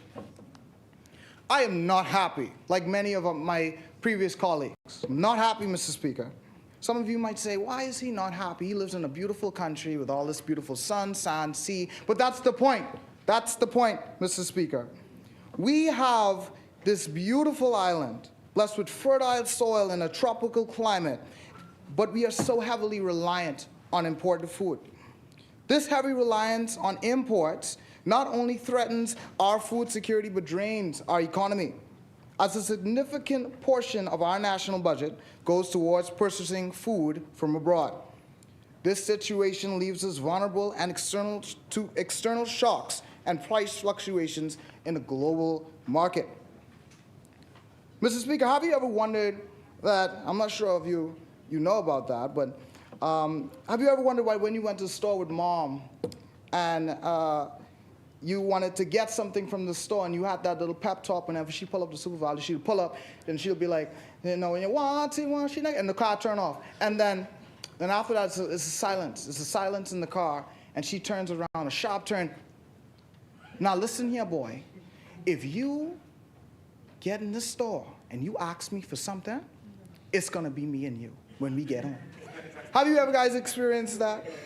But we find it that even in the constituency of hard-working people such as Seabreeze, that they can be affected by food costs and fluctuations on a global market. Someone told me the other day, Mr. Speaker, that Solomon's, we live in a place where Solomon's fresh markets aren't so fresh, where 8 pieces of chicken cost $24, and it's very sad that we have to go through this. But as I wrap up, Mr. Speaker, I want to recognize the negatives of importation and shift our focus towards building a self-reliant, sustainable agricultural industry. And not only to reduce the cost, but to see the potential to produce a wide range of fruits and vegetables locally. I leave you with this.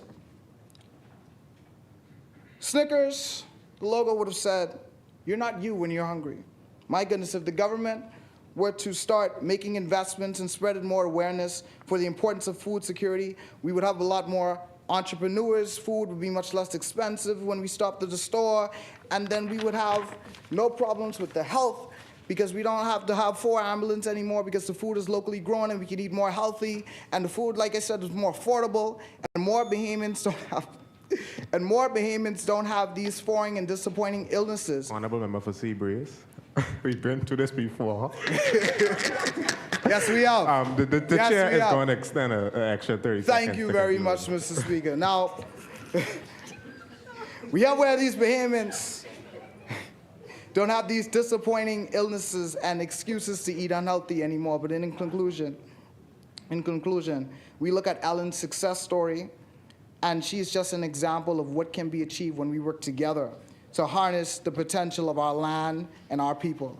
It's time for us to take action, support our local farmers, and reduce dependence on our imports. And together, we can build a brighter and more secure future for the Bahamas.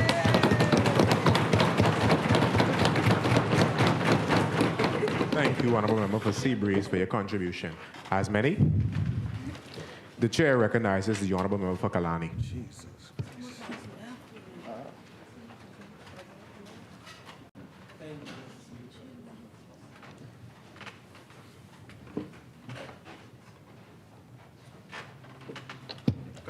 Kalani, may proceed. Thank you, Mr. Speaker. Mr. Speaker, fellow you parliamentarians, good afternoon. Today, I, Leighton Clark, stand before you all as a representative of the great constituency of Kalani to address a pressing concern that strikes at the very core of our beloved Bahamas, food security. In the elegant words of Bahamian writer Neil Hartnell, we are called to action to bite the demon of food insecurity in the butt. These words resonate with a powerful sense of urgency, compelling us to confront the issue head on. Food security is not merely the availability of food. It transcends the simple notion of having enough to eat. It encompasses the fundamental need for access to the right kind of nourishment capable of fortifying our bodies and providing us with vigor required for flourishing. Beyond that, it is about making choices informed by knowledge, choices that bolster our collective health and overall well-being. To commence, as North Andres and the Berry Islands mentioned, rebranding the agriculture sector to make it appealing to the younger generation is essential. The traditional image of farming is seen as a labor-intensive, unattractive profession. This needs to be transformed into a more modern, vibrant, and dynamic sector. By adopting a new appealing image and leveraging technology and innovation, we can spark the interest of school-age youth in agriculture. To illustrate, enterprises like Youth Farm Club can be established in schools, offering hand-on experience in farming and gardening. These programs can teach students about the latest agriculture technologies and sustainable farming practices. Additionally, organizing agriculture fairs and expos can showcase the exciting and innovative aspects of agriculture. Subsequently, the second resolution calls for the drafting or amendment of legislation to require food and beverages companies to purchase 30% or more of their goods from local farmers and produce markets. Enforcing such a requirement would serve as a significant economic stimulus by ensuring that a substantial portion of goods are sourced locally. It provides a reliable market for our farmers, which in turn leads to increased revenue, stimulates jobs creation, and fosters economic growth. It also plays a pivotal role in enhancing our food security by bolstering the availability of local grown food and beverages in the marketplace. We can significantly reduce our reliance on imported goods. However, it is essential to consider potential drawbacks associated with mandatory requirements. For example, some food beverages companies may face particular challenge in sourcing goods locally, as certain products and ingredients may not be naturally grown in the Bahamas. For these cases, a mandatory requirement may lead to market disruptions and difficulty for certain businesses. Moreover, I wholeheartedly support the establishment of the Commission of Inter-Island Trade. Creating such a commission with the responsibility of developing a comprehensive and sustainable plan for large-scale trade between our islands is a proactive and forward-thinking approach. This approach not only serves as a pivotal step towards Bahamas achieving economic integration among our islands, but it also allows us to optimize our resources. Such an approach allows us to harness the unique resources and agriculture advantage of each island. For example, an island known for circuit fruits can specialize in circuit production, while another with favorable conditions for livestock can focus on that sector. Furthermore, by ensuring a consistent supply of agriculture products throughout the country, we can stabilize pricing, reduce import dependency, and provide access to locally produced fresh goods. This is not only benefit customers, but it also supports the financial sustainability of our local farmers. In closing, I would like to express my gratitude to you, Mr. Speaker, and to all my esteemed colleagues and fellow citizens gathered here today. The resolution I discussed today embodies a vision of a more resilient and prosperous Bahamas, one where our youths are inspired to take up the mantle of agriculture, our local farmers are supported, and our nation stands secure in its food supply. The constituency of Kalani supports this resolution. Thank you, Mr. Speaker. I yield.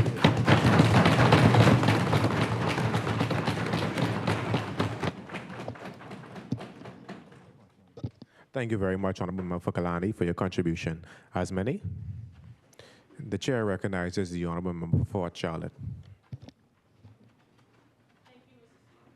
Honorable members, viewers, I rise in this honorable house on behalf of the brilliant constituency of Fort Charlotte, who I'm most proud to serve. At the intersection of economics, environment, and socio-political landscape lies the critical matter of food security for our nation. The depth of our reliance on import is undeniable, with 90% of our food items being sourced from abroad. This isn't merely a economic data point, it's an indicator of our nation's vulnerabilities, particularly when juxtaposed with international events that can and do disrupt the flows of these essential goods. As the member for Central Grand Bahama said, recently, the United Nations Food Agricultural Organization study revealed that 17.2% of Bahamians suffered moderate to severe food insecurity at the height of COVID-19 in 2019 to 2021. However, beyond this vulnerability is equally clear potential. Our own islands, rich in biodiversity, offer an opportunity to pivot from our current state of reliance to one of increased self-sufficiency. But to achieve this, a multi-pronged approach is essential. Firstly, education plays a pivotal role. We must ensure our future generation view agriculture and related fields not just as occupations, but as career paths, brimming with innovation and promise. Our curriculum must reflect this, equipping our youth with both knowledge and respect for these sectors. Secondly, a financial resource network that focuses on providing robust and advanced financial investment and support for our local producers. This will catalyze a shift in our agricultural landscape. In addition to the existing initiatives, offering a low-interest loan or grant through this resource network can furthermore remove some of the barriers faced by our farmers today, allowing them to scale, modernize, compete for a more sustainable, both locally and eventually internationally. Mr. Speaker, our legislative framework must be scrutinized and adapted to support the advancement of local agricultural endeavors.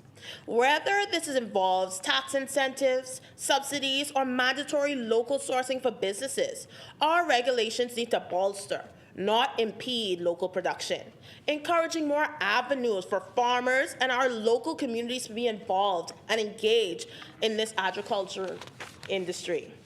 Finally, Mr. Speaker, infrastructures provide critical to an effective agriculture system.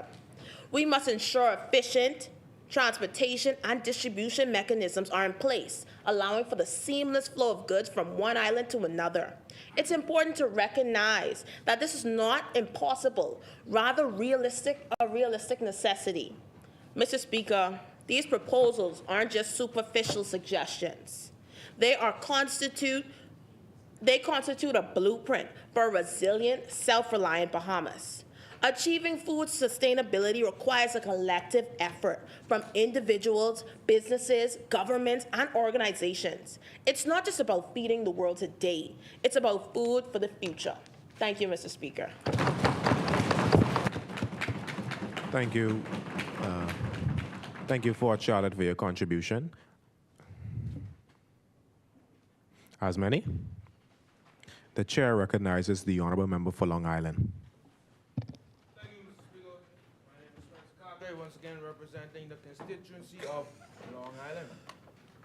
Food security is an important factor and should be an established and well sought after goal for any country. As food fuels the globe, its people and even animals, it is crucial that food security methods are developed and capitalized on for the benefit of our Bahama land. Virginia Woolf claims, and I state, one cannot think well, sleep well, and even love well if one is not dined well. End quote. This cannot be further from the truth, as this is the food we eat that keeps us going. But what is food security, one may ask? Food security is the constant availability of food items and consumables which can be easy not only to access, but to also afford. Mr. Speaker, many of the local populace may claim that the Bahamas does not suffer any issues related to food security. This may seem like the case at first, however, there's a shocking reality to this false belief. See, many of the foods within the country are imported, which can cause negative effects on pricing, making food too expensive for individuals suffering poverty and sometimes even moderately financially stable individuals. This is the backbone of food insecurity within our country. And this is ironic, as the main focus and definition of food security is to make food affordable and available as it is necessary for life and one's well-being. Natario McKenzie of the Tribune stated on October 24, 2013, that the Bahamas' food import bill was a staggering $9.8 million, as mentioned before previously by my fellow parliamentarians. As of 2022, it is estimated to be roughly 1 billion, as mentioned by the International Trade Administration. However, there are multiple methods to combat this issue. The general consensus would be to develop methods to focus on the harvesting and development of foods locally, rather than import roughly 90% of food from foreign amenities, such as the United States. And this is also mentioned by the International Trade Administration in October 2022. Practices such as inter-island import and export, not only between the capital, the province, but between the other islands as well, will positively impact the situation at hand. Other practices to promote the growth of crops and livestock within the islands would be beneficial as well. Practices would include also removing taxes on inter-island exchange, and this will surely encourage the practice of trading said materials between the islands, as a less heavy tax fund for local farmers will make farming and trading more affordable and more attractive. This will also reduce the pricing on food items so that the people of the country would have no issue purchasing these items. Following this, the development of plans such as sustainable and large-scale trading would be necessary for smooth operations of inter-island trading. Additionally, planning would have to be used to form trade times and procedures based around which produce an island can produce most efficiently, making sure food supply is always leaning towards a more positive end, making sure that supplies does not run low. Forming a budget that would promote employment for more people within the agricultural field. This would also, in turn, encourage individuals to become involved in the agricultural field. This budget would also be formed around necessary infrastructure that promotes sustainable, as well as training farmers, and trade routes, such as ANC travel. In addition to all of these resolutions is agritourism, which may possibly be the most sure method of food security of the Bahamas. See, agritourism revolves around the linkage between agriculture and tourism. Introducing the tourism industry to the agriculture industry, this link between sectors will maximize agricultural benefits by also minimizing agricultural costs. This creates a positive result leaning towards food security here within the country.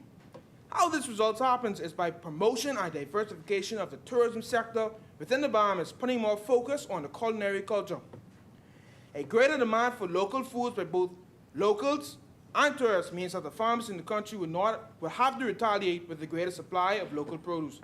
Capitalizing on this simple marketing and economic strategy would no doubt catapult the Commonwealth of the Bahamas to food security.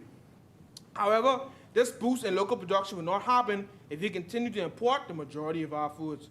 Therefore, it is important for us to promote and extend the tourism industry to as many islands as possible.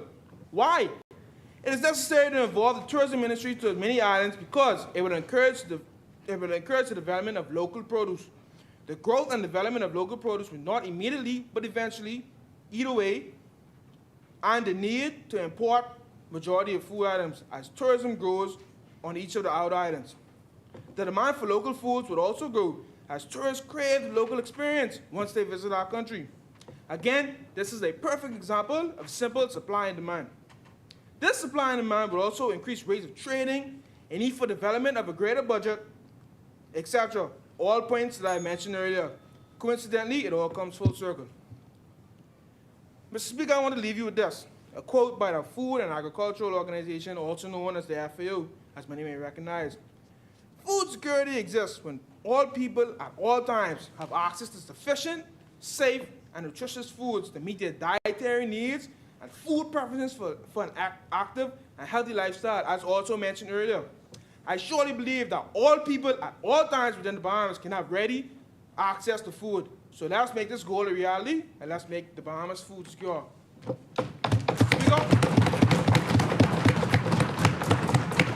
Thank you, Honorable Member for Long Island, for your contribution. As many, the chair recognizes the Honorable Member for Tall Pines.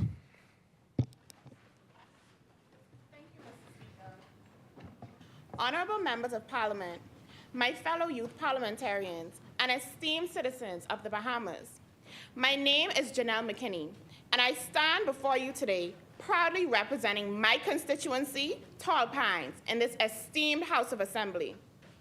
It is both an honor and a privilege to address you on this vital matter, the urgent need to address the challenges of food security in our beloved nation.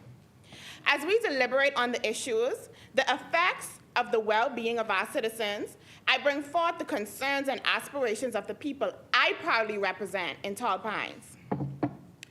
Envision this. The year is 2076, and the Bahamas, where once vibrant ports, now echo with emptiness. Ships that once crisscrossed the seas, delivering sustenance from distant lands, are now anchored. Silent witnesses to a world that has turned its back on the interconnectedness that once defined us. Imagine a world where the intricate web of international trade that once bound nations together unraveled. Malnutrition, once a distant concern, now haunts the streets and homes of this island paradise. Children, our future, bear the brunt of a world that has failed to prioritize cooperation over isolation. Sickness is on the rise. Death rates are on the rise, and birth rates are low. This isn't a dystopian fantasy. It's the stark reality of the Bahamas and many other nations that are grappling. The island nation, which relies on imports for 90% of its food, now finds itself at the mercy of nations that can choose whether or not to extend a lifeline of sustenance. The tranquil beaches and crystal clear waters harbor a silent struggle for survival. The stark truth is that a significant portion of our population is facing the harsh impacts of poverty, which directly correlates with their ability to access quality food. Families are struggling to make ends meet and are forced to prioritize basic sustenance over nutritional well-being. This reality, Mr. Speaker, paints a bleak picture of our nation's health and well-being. Our heavy reliance on global trade leaves us vulnerable to the inconsistencies of the international market, resulting in fluctuation prices of essential food items. The impact is felt directly by our citizens, resulting in them finding themselves at the mercy of unpredictable market forces. Food insecurity, born out of this dependency on imported goods, possesses a real and imminent threat to the health and well-being of our nation. The very foundation of food insecurity, rooted in access to safe and nutritious food, is undermined by a system that leaves us exposed to external factors beyond our control. So what do we do in this face of this crisis? The answer lies not just in policy changes, but in engaging our youth, the very future of our nation, as active contributors to the solution. The Food Security Resolution seeks to bring awareness to these threats, but goes further by providing a platform for our youth to recommend possible and sustainable solutions. Our youth, with our fresh perspectives, our innovative ideas, our unbridled enthusiasm, can play a pivotal role in devising strategies to combat food insecurity. By involving us in this discourse, we not only tap into a wellspring of creativity, but also empower each other to become agents of change within our community. As I conclude, Mr. Speaker, let us not be passive spectators to the challenges that threaten the food security of our nation.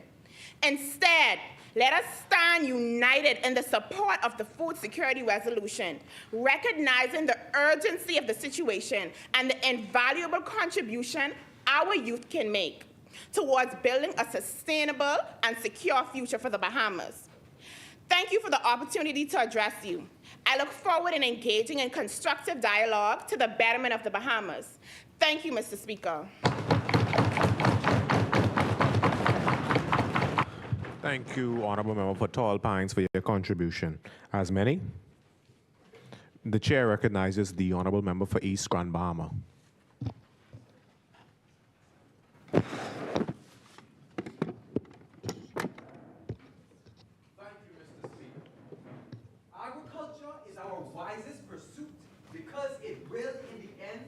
contribute most to real wealth, good morals, and happiness. Thomas Jefferson. Can we provide enough nutrients for our people? Yes, we can.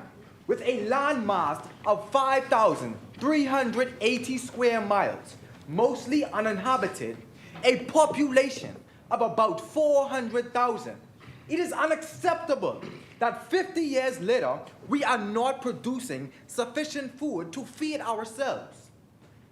Hurricane Dorian and the COVID-19 pandemic have taught us the importance of being self-sufficient, and that we can no longer depend on imports to feed our people.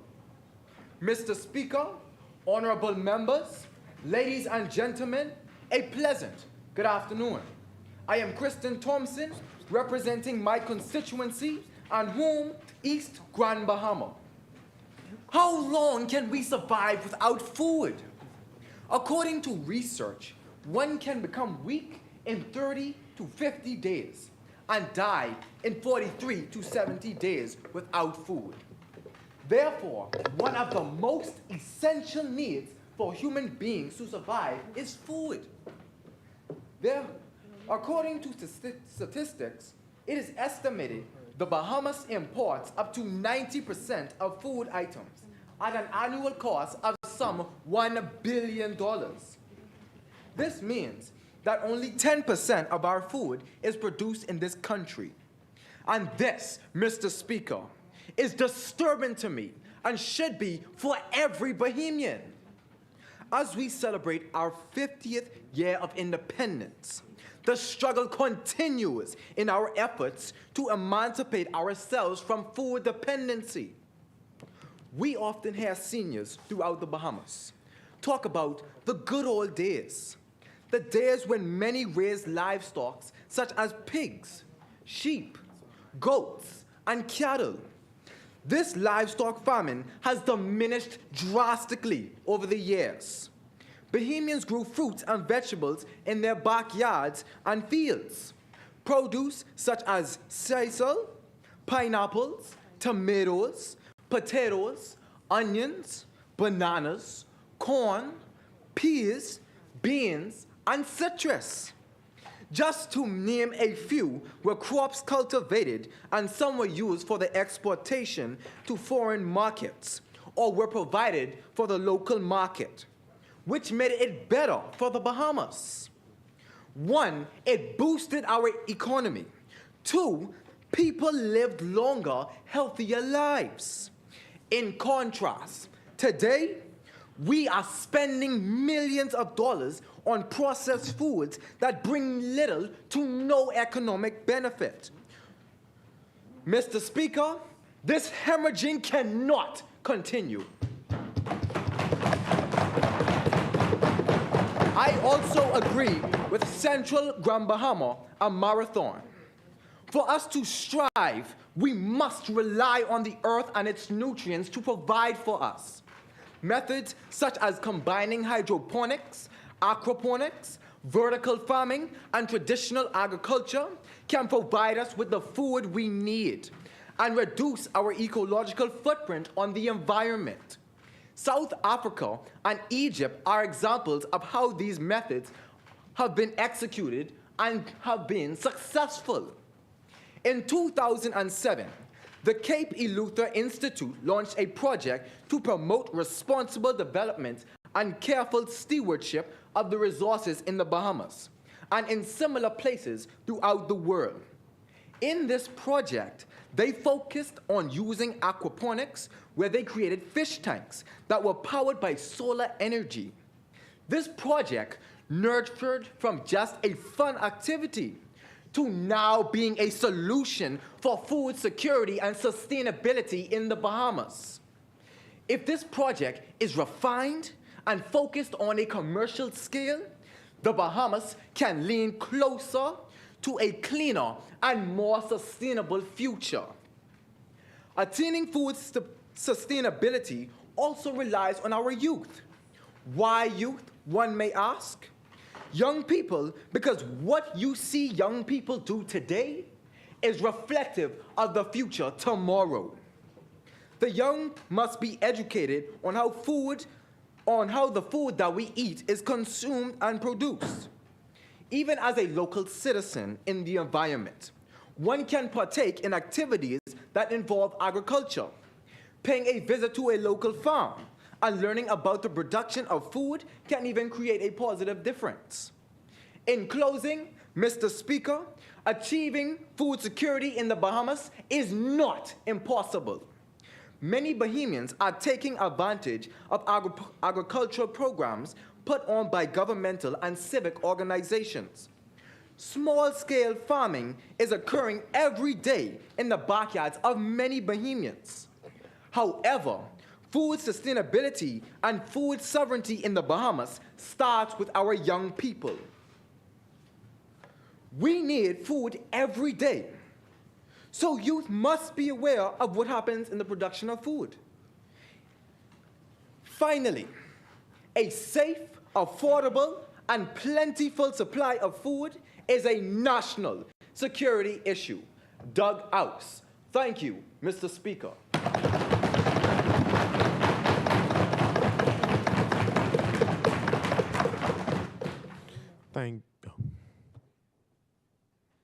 Thank you, Honorable Member, for your contribution. As many, the Chair recognizes the Honorable Member for Southern Shores.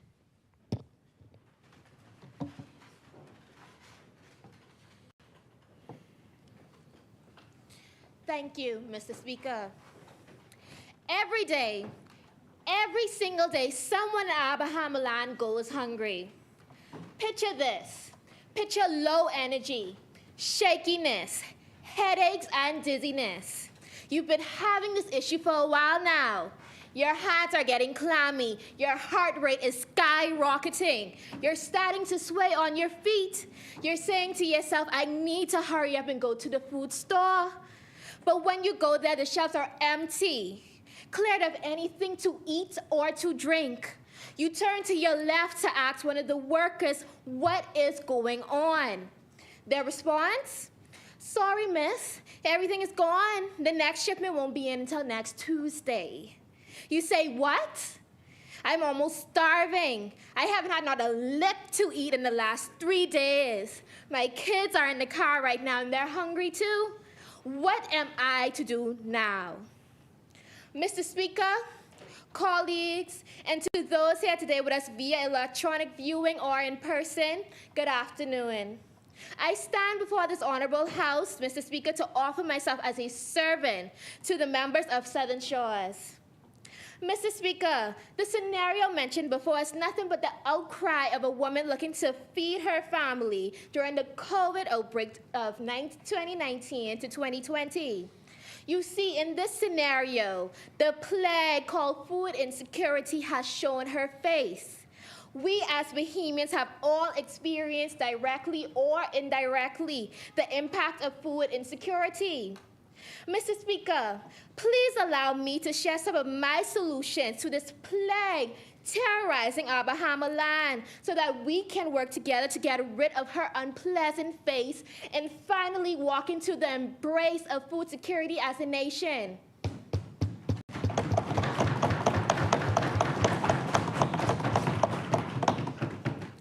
As an archipelagic nation, we must act now to start putting food on the table for foreign suppliers, but for our own people. Mr. Speaker, in 1845, Eleuthera was the premier growing island. In that same year, Eleuthera exported 400,000 pineapples to England and to the USA.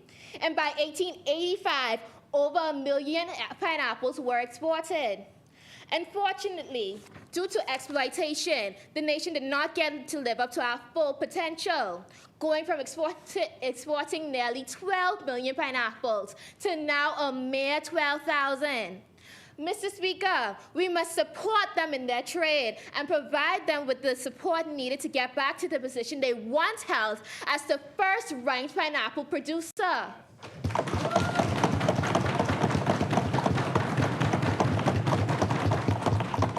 So, Mr. Speaker, I request that legislation be drafted or amended with immediate effect to require all food and beverage companies to purchase 30% or more of goods from local farmers or and produce markets so that we may encourage inter-island trade and the support of our local agriculturalists and farmers. Mr. Speaker, allow me to echo the sentiments of my colleague from the constituency of North Andros and Berry Islands. The Bahamas imports nearly 90% of its food at an outrageous annual cost, the United States being the prime beneficiary. Mr. Speaker, our plight with food insecurity largely stems from our country's heavy reliance on food imported items. Due to the unpredictable climate conditions such as droughts and hurricanes that present challenges to agricultural success, it comes as no surprise that we are in a hurricane-heavy zone. But I believe that the obligation of the payment of business interruption insurance to all farming businesses would help support our local businesses when we do come face to face with another tropical storm or, God forbid, another Hurricane Dorian. Thirdly, we cannot continue turning to other countries for the importation of food that can be grown in on our own Bahamian soil. We have farms right here in the Bahamas that are more than ready to take advantage of the opportunity and funding to put them on the front lines. Mr. Speaker, again, allow me to echo the sentiments of my colleagues and highlight Berkshire Farms in the Bahamas, showing us the possibility of growing quality food products right here in the Bahamas. Their mission? To create, establish, and foster a simple, safe, sustainable culture of productivity in harmony with nature, while employing technology and international best practices for emerging local and international consumers. Mr. Speaker, I hope my example will allow you to see the majesty that sits right in our own backyards and admonishes the Bahamas to stop going in yards where we do not belong.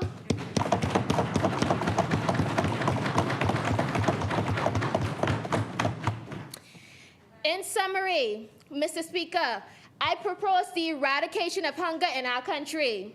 I encourage the support of local food suppliers such as farmers and agriculturalists in the Bahamas. And I admonish inter-island trade in the Bahamas so we can best take advantage of the resources we have at the ready. We are not strangers to storms or hurricanes, both of which pose a threat to our agricultural success and success of any kind, but we still march on. Hurricane Dorian left the Bahamas in pieces that we as a nation had to pick up and put back together. Yet we as a nation still thrive, still undefeated. So I have no doubt in my heart that as we face the issue of food insecurity, we'll come out on top as a nation with enough food to feed not only our 400,000 inhabitants, but the 7 million people that visit our islands every single year. Mr. Speaker, I yield.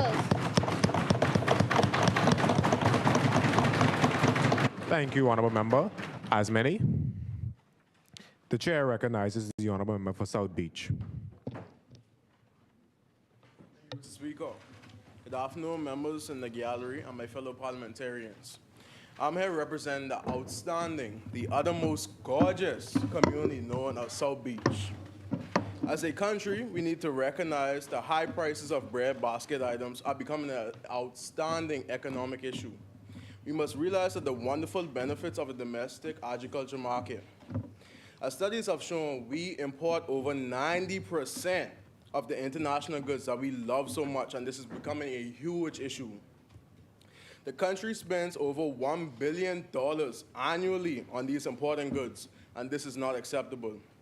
When it comes to the well-being of our economy, we can be doing more productive actions with the funds being allocated on important goods. Some of these actions are purchasing richer soil and growing the fruits and vegetables that are needed, purchasing some of the foreign animals to breed and to nourish them to begin to farm and harvest the meats for sales. With the goods being locally grown, it means that the money will stay in our economy and it will help create more job openings for the youth.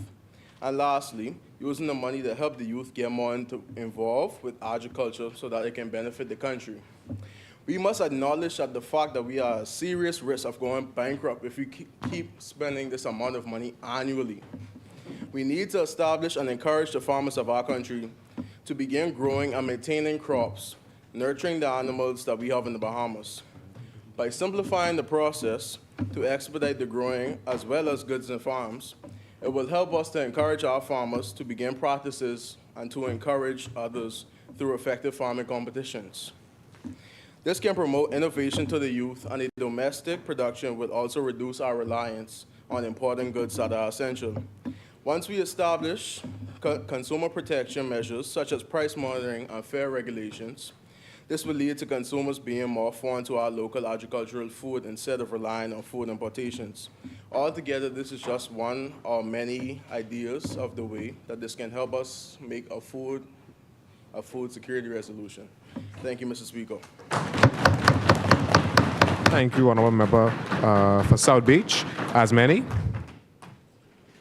the chair recognizes the Honorable Member for Centerville.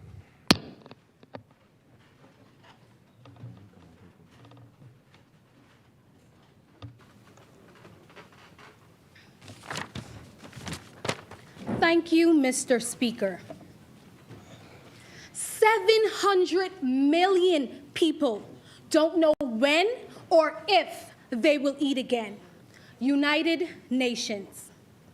As the honorable representative for the vibrant people of Centerville, I stand once again, but this time to bring light to the country's reliance on imported food, the absence of a proper agricultural sector, the youth lack of knowledge on such affairs, and to propose government-led implementations to bring into fruition a food-secure Bahamas. The current global hunger and malnutrition crisis is massive. The World Food Programme reports that worldwide, a staggering 783 million people, 1 in 10 of the world's population, still go to bed hungry every night.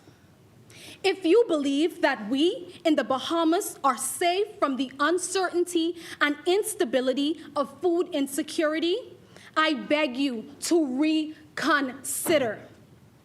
As the honorable member from Fort Charlotte and East Grand Bahama mentioned, a study conducted by the United Nations Food Agricultural Organization revealed that between the years of 2019 and 2021, 17% of Bahamians struggled with moderate to severe food insecurity. The same Bahamas is listed as boasting one of the wealthiest economies in the Caribbean. With a financial system like ours, no resident of our country should have to battle with anxiety associated with food scarcity. A thriving agricultural system is gateway to a less import-dependent Bahamas and offers both its government and citizens innumerable benefits, some of which are expansion of market and trade, creation of new jobs, and access to fresher and more nutrient-dense foods. Mr. Speaker, in a conversation that started with me asking, why you always putting vegetable cores in your bag? I learned that my co-worker's true passion lied within the agricultural industry. She told me about her illustrious backyard garden, another one of her babies, she calls it. A garden that for years she has fed her family through. Towards the end of the conversation, I said to her, "You're passionate about it and clearly good at it.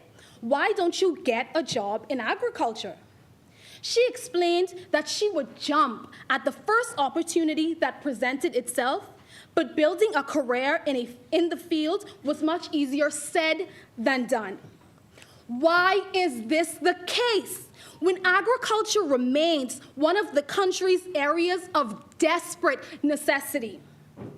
To reverse this reality, our government must aid its nation's farmers.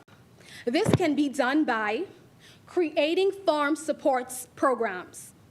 Programs that aid farmers in starting their businesses, offers advisory services to young farmers, and training to all interested in working within the industry. Promoting local food systems. Taking notes from initiatives like the U.S. Department of Agriculture's Know Your Farmer and Know Your Food, our government can promote our local farmers and encourage Bahamian retailers, restaurants, and even families to purchase locally cultivated crops.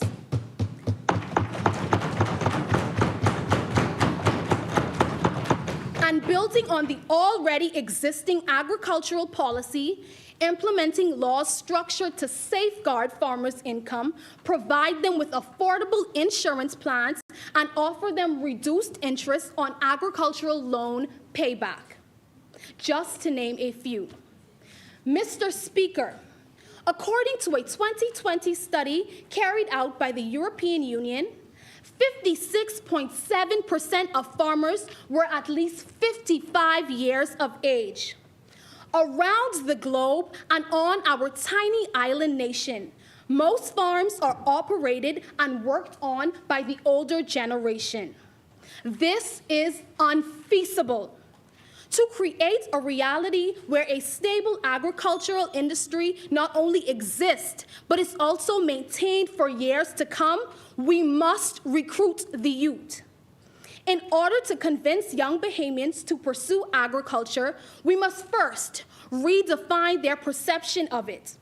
Early on, we must teach children the significance and necessity of farming and eradicate the stigmas commonly associated with it, replacing them with national pride. Methods to devise this action can look like agricultural science being added into school curriculums as early as the primary level, informing children about the types of farming, the many jobs in the industry, and taking them on field trips to farms where through hands-on learning. Honorable member, the chair extends 15 seconds to conclude. Okay. To conclude, food insecurity is an ever-growing crisis that is slowly but surely creeping into our society. It is one that can easily be eradicated, but we must first take action before it is too late. I am Kella Florima, and I dream of a food-secure and agriculturally rich Bahamas. Thank you, Mr. Speaker. Thank you, honorable member for Centerville. As many. The chair recognizes the honorable member for Carmichael. Mr. Speaker.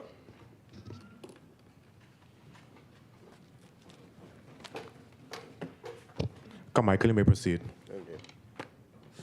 To note my great colleague from the East Grand Bahama, agriculture is our wisest pursuit because it will in the end contribute to most real wealth, good morals, and happiness. Thomas Jefferson. Mr. Speaker, honorable members, ladies and gentlemen, I rise on the behalf of the illustrious constituency of Carmichael to speak on an issue crucial to the current sustainability and eventually the future of the Bahamas, food security. Before I elaborate on this subject, permit me to take a moment to applaud the efforts of the places like Bamsey, Eden Farms, Bayek, and among others who have taken on proactive roles in securing our nation against this threat through agriculture. Mr. Speaker, Malcolm X declared that education is the passport to the future, for tomorrow belongs to those who prepared for today. It is imperative for agriculture to shift from being an elective subject to a mandatory one, so food security can become a focus of every citizen. Additionally, this course should specifically cater to growing produce and livestock so that throughout the nation there exists a standard of knowledge coupled with practical experiences on how to be green and have irrevocable access to produce. Furthermore, this will also advance greenhouse initiatives within our schools. This reality I am proposing is that Students in the Bahamas having progressed from primary school through the 12th grade can independently and successfully supply for themselves of all of the produced items, a part that should be a part of their daily diet. This education, however, should not be limited to only young persons, but it should be an access to extend to adults, even offering them incentives for attending and participating in agriculture courses on how to create a farming space unique to their own backyards. And might I even suggest organized and regulated community farms. Mr. Speaker, more backyard farming will defeat the reality of nutritional food shortage. And if we can creatively educate and encourage our people to engage in different ways of agriculture and sustainability, eventually everyone will be excited to eat and enjoy that carrot, that watermelon, that goat that they work so hard to grow.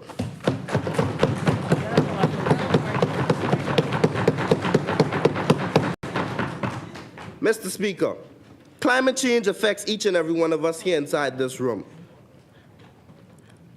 Climate change can affect us all and make us vulnerable to severe natural disasters, which will return to affect our crops, livestock, and marine life. I commend our Prime Minister, the Honorable Philip Brave Davis, for being a global leader in the fight against climate change, for making suggestions such as clean energy and preserving carbon diets. Mr. Speaker, it is imperative to put policies in place that make it even more accessible for people to purchase and install solar panels in their home. This would encourage clean energy. Additionally, a policy can be made to make it mandatory that all stores in the Bahamas only ship and sell LED light-saving devices.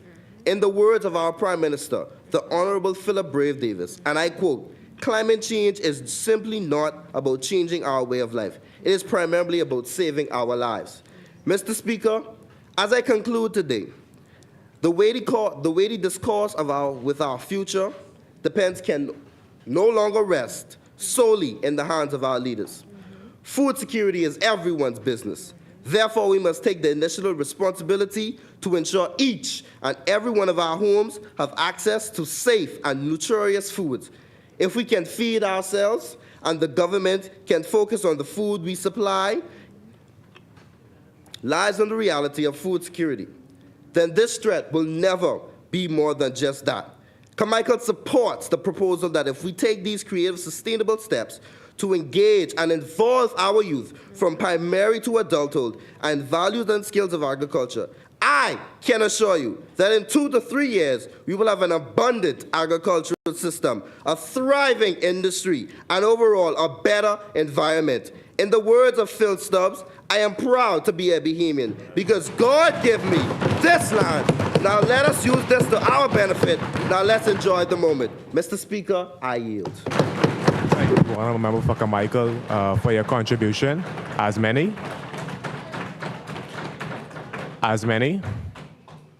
the chair recognizes the Honorable Member for Garden Hills.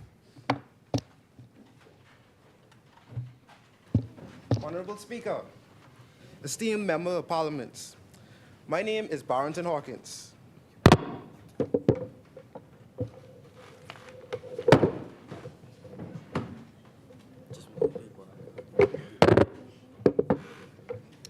My name is Barrington Hawkins, and I stand before you today not only as a representative of the vibrant constituency of Garden Hills, but also as a concerned citizen of our illustrious archipelago, the Bahamas. I am here to discuss an issue that, while it may not seem as flashy as other topics we can discuss, it is fundamental to our survival and prosperity as a nation. This topic is about food security. Now, Mr. Speaker, imagine waking up every morning to the aroma of freshly harvested fruits and vegetables, knowing that the food on your plate was grown from here in your own backyard. Imagine the satisfaction of knowing that we, as a nation, are self-sufficient in meeting our nutrition needs. Unfortunately, Mr. Speaker, that is not the reality we face today. The Bahamas, with its stunning beaches and crystal clear waters, is often seen as a paradise. However, beneath the idyllic facade lies a pressing issue for our natives, our over-reliance on imported food.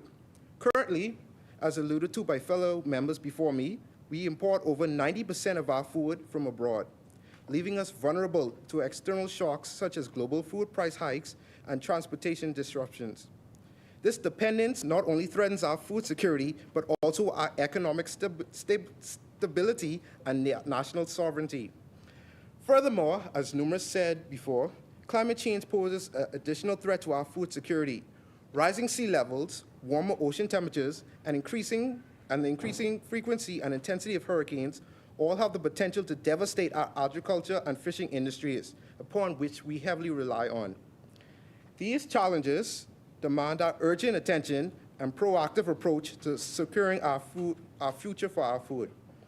So, Mr. Speaker, how can we tackle the problem head on? How can we assure that every Bahamian has access to sufficient, safe, and nutritious food? The resolution lies in a multifaceted approach that encompasses both short-term and long-term strategies. First and foremost, Mr. Speaker, we must invest in the development and revitalization of our agriculture sector. Our nation is blessed with fertile soil and a favorable climate that can support a wide range of crops. By providing financial incentives, training programs, and access to modern agriculture technologies, we can empower our farmers to increase domestic food production. This will not only reduce our dependence on imports, but can also stimulate economic growth and create employment opportunities for our people. In addition to promoting traditional farming methods, Mr. Speaker, we must embrace innovative approaches to agriculture. As the member of East Grand Bahamas stated, vertical farming, hydroponics, and aquaponics are examples of sustainable and self-efficient techniques that we can significantly boost our food production capacity. By leveraging these technologies, we can maximize yields while minimizing resource consumption, making our agriculture practices more resilient and environmentally friendly. Education and awareness plays a critical part in achieving food security as well, Mr. Speaker. We must prioritize comprehension education on nutrition, sustainable farming practices, and the importance of locally sourced food. By integrating these topics in our school curriculum and community outreach programs, we can empower our youth with the knowledge and skills to make informed choices about their food consumption and production. In closing, Mr. Speaker, in addressing the issue of food security, we are not only ensuring that every Bahamian has access to sufficient, safe, and nutritious food, but we are also building a stronger and more self-reliant nation. We are reducing our vulnerability on external shocks, fostering economic growth, and creating employment opportunities, and protecting our environment from future generations. As I conclude, Mr. Speaker, the time for action is now. Let us work together across party lines and generations to forge a path towards a food-secure Bahamas, a future where our plates are filled with the abundance of our land and sea, and where every Bahamian can thrive with dignity and resilience. May we all be inspired to take bold steps towards a more food-secure future for the Bahamas. Thank you, Honorable Speaker. Thank you, Honorable Member for Garden Hills. As many, the chair recognizes the Honorable Member for St. Barnabas.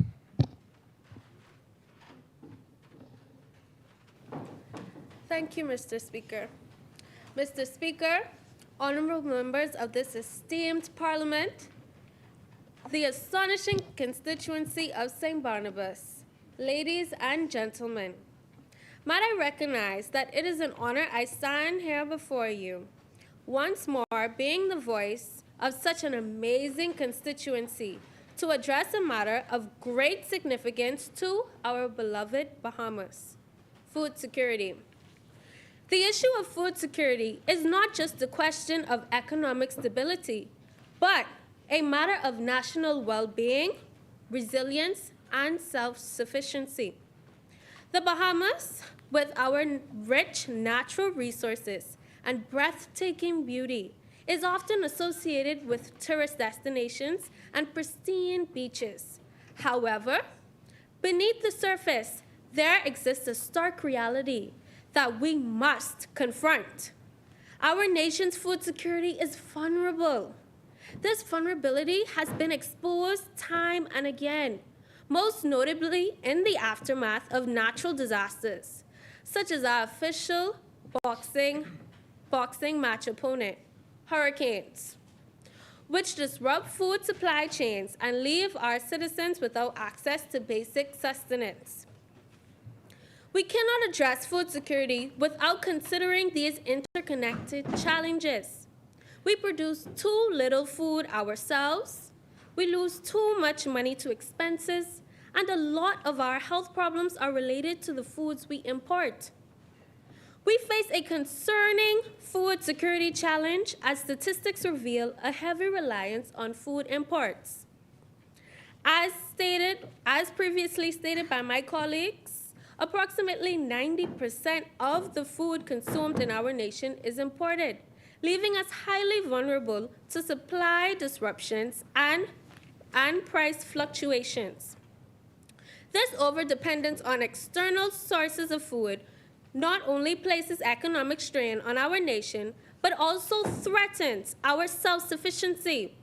To address this critical issue, we must invest in and expand our own food production industry. By boosting local agriculture and fostering a culture of sustainable farming, we can significantly reduce our reliance on imports, create job opportunities, and improve food security for our citizens. With so many farmers and agricultural investors, fresh, natively produced foods can be sold and supplied right at your local supermarket. It's a step towards a more resilient Bahamas that can feed its people even in the face of external challenges. We are confronted with a significant economic challenge. As statistics reveal, a substantial outflow of income due to a reliance on imports for goods. As stated by my colleagues, we spend roughly amounting to $1 billion annually, and as we import goods and services that could be supplied by local businesses. This income drain not only affects our foreign exchange reserves, but also hampers the growth of our own industries and Bahamian people. Because so much is spent on the goods, the price skyrockets and makes the Bahamas, our small country, just a hard place to meet one's vital needs.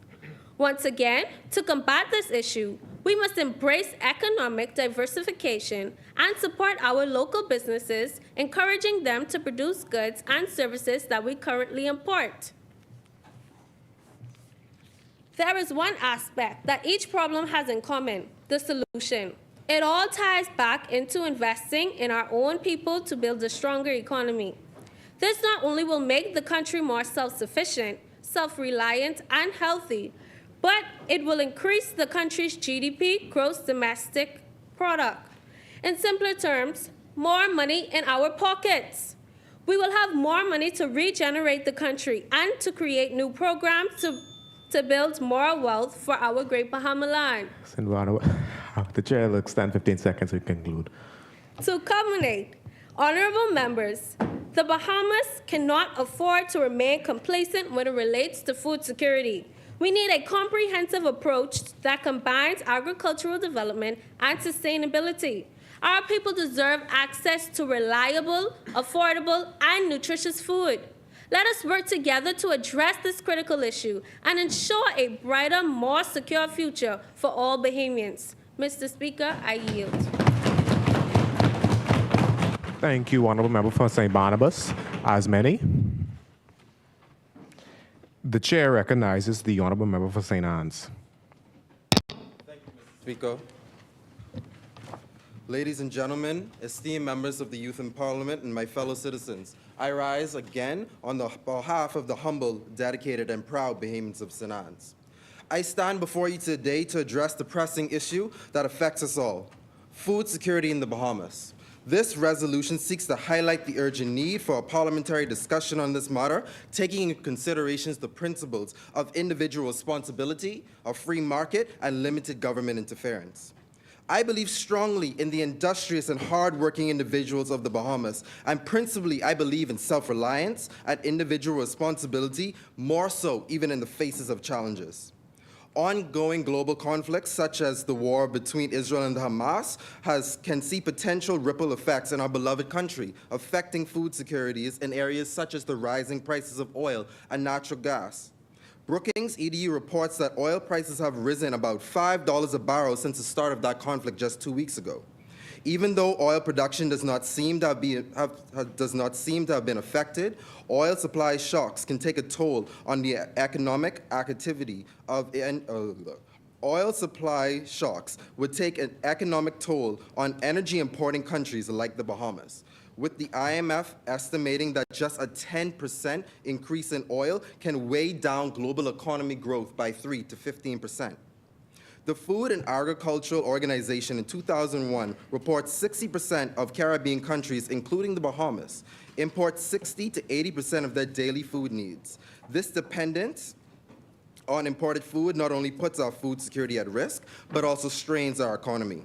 The outrageous $1 billion we spend on food imports needs to be directed towards grants and public and private partnerships for local farmers and fishers to establish vertical, hydroponic, aquaponic, and other innovative and traditional farming options that my colleagues noted earlier.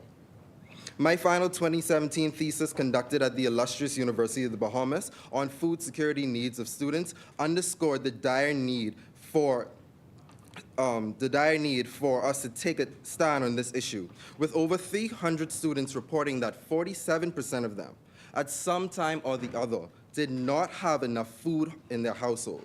62% of the respondents noting that their food had been inadequate between 1 to 5 times per semester. Respondents also noted that 85% of them knew of other students who didn't have that. 93% of these students lived off campus. This issue of food security needs to be taken much more seriously.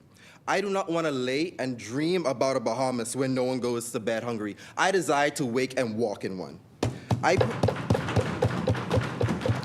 I put to you, this auspicious and most honorable body, that the issue for food security lies in empowering individuals and businesses to take control of their own food security. Fortunately, our islands are rich in native produce and livestock, which can be leveraged for inter-island transport, and this presents an opportunity to reduce our reliance on government imports. And I feel that the issue needs to be empowered by the Bahamians and not directed to the government. Additionally, I believe that the establishment of an intercommission on island trade, focusing on creating a competitive and economic environment between trade in our islands, is not only essential, but it is a need for all of the Bahamians. In closing, it is about our future.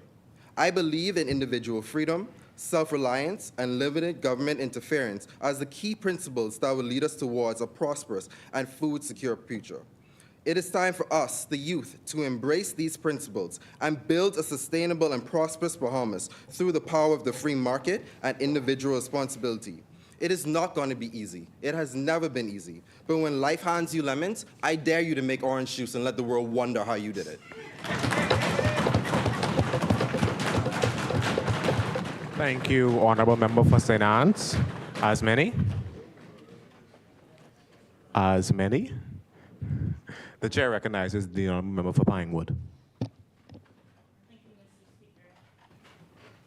The pandemic was an interesting time in Bahamian history. It was a time when my fellow Bahamians and residents were only able to go to the grocery store in alphabetical order to address their food insecurity needs. It was a time when the nation found out that our current Prime Minister's grandparents were subsistence farmers from Cat Island, and his father once a gardener. It was a time when the Bahamas was not only exposed to the vulnerability of the COVID-19 crisis, but came face to face with the danger that is a lack of self-sufficiency and dependence on foreign markets. It was a time when the precarious nature of food insecurity need not only to be highlighted, but urgently addressed. Mr. Speaker, it is with great honor that I represent the constituents of Pinewood and make my contributions to a resolution that is as serious as it is urgent. Because let's be honest, when people think of agriculture, they think about a manual, labor-intensive occupation, primarily involving rural individuals who toil in the fields under the scorching sun, wearing straw hats and overalls. In the minds of most Bahamians, agriculture is often framed as a simplistic, unprogressive way of life, disconnected from modern technology and innovation. But what people have failed to consider is that agriculture is the only way to achieve food security in a nation that is food insecure. It is no secret that the Bahamas currently imports up to 90% of its food items, as stated by my colleagues, at an annual cost of over $1 billion, and that countries in our region import between 60 to 80% of their daily food needs. This data serves as a stark reminder of our country's vulnerability to external factors and that the Bahamian people are often left at the mercy of foreign entities and import prices. No more can this occur. It's time for us to rethink the status quo. It's time to leverage the untapped potential of our youth in agriculture. And it starts by making farming an appealing and viable option for our young people. We must break the stigma, and we must do so by fostering a renewed appreciation for the noble profession of farming and agriculture. Let's dive into the meat and potatoes, pun absolutely intended, of the resolution. This resolution calls for investment in rebranding the agriculture sector to attract school-aged youth. It's about creating programs that enhance their interest and awareness in this field, focusing on implementing technology and an innovative means of cultivating produce. It's about developing a comprehensive youth agriculture education initiative through curriculum integration, hands-on learning, scholarships, and other incentives. It's about teaching students about the business side of agriculture to create the next generation of Lincoln Deals and Carlos Palacios. It's about youth engagement in sustainable agriculture, highlighting the intersection between technology and sustainable practices to facilitate the introduction of hydroponic and aquaponic farming methods, the creation of digital agriculture tools, and the promotion of eco-friendly practices. It is about showcasing the success stories of young Bahamians who have thrived in the agriculture sector. So, Mr. Speaker, I would like to take the time to highlight Dorlene Curtis, Terrence Roberts, Deandra DeVoe, Jared Darville, and Shomakan Cargill, all youth who are leading the charge in regional conversations, reshaping the industry through their shared brilliance, and are committed to making agriculture sexy, as echoed by my member for Pine Ridge.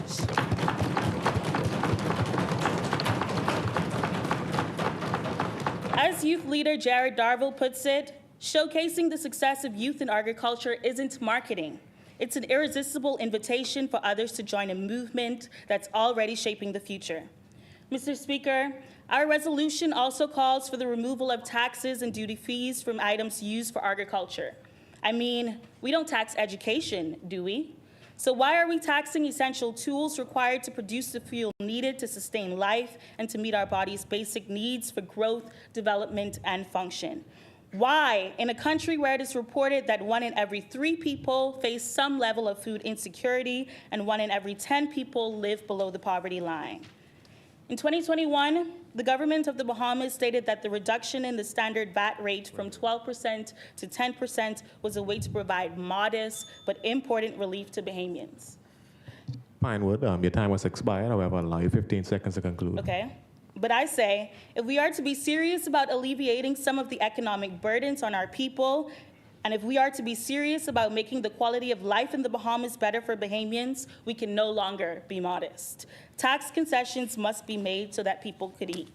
As I close, Mr. Speaker, I would like to say that this resolution isn't just about food. It's about securing the future for our children and generations to come. Thank you. Thank you, Honorable Member for Pinewood. As many, the chair recognizes the Honorable Member for Bain and Grantstown.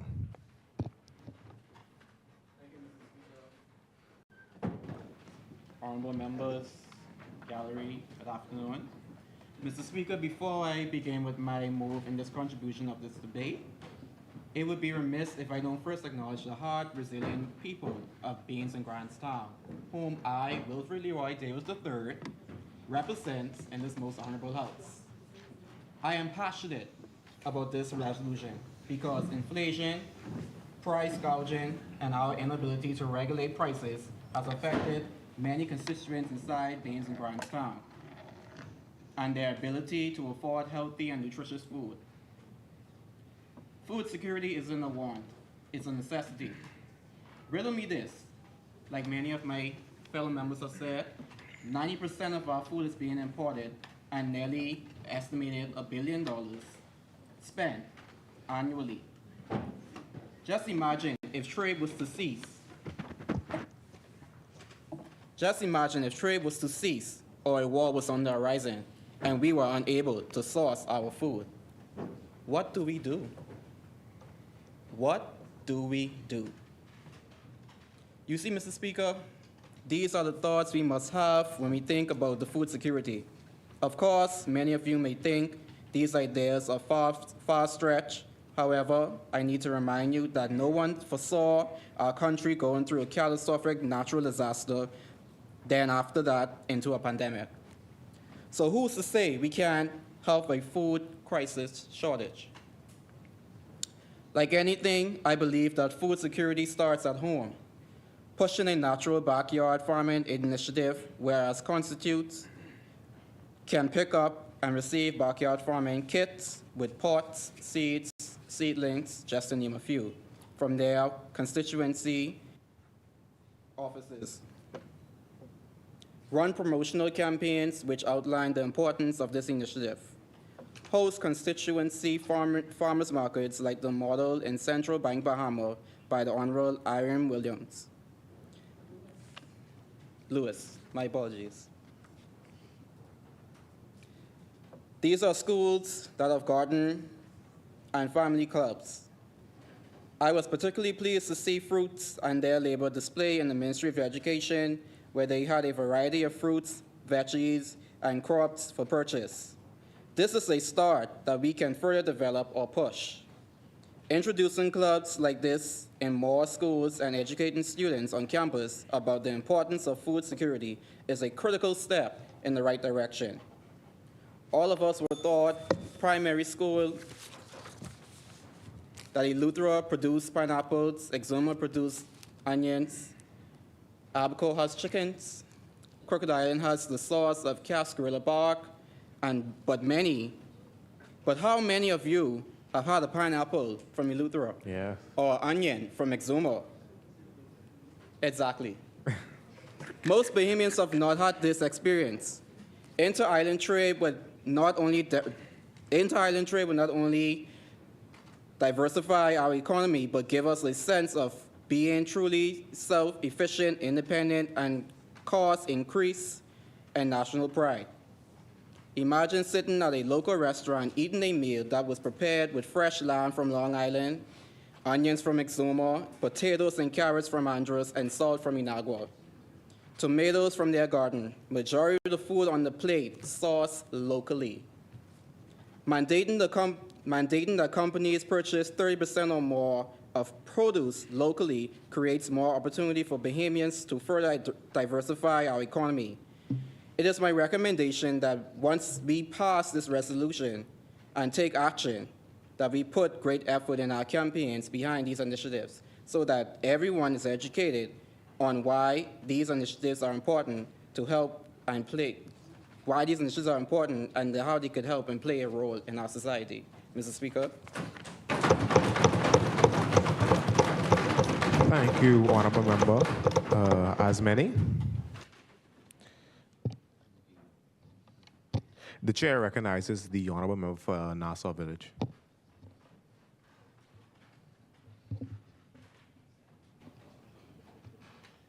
Thank you, Mr. Speaker.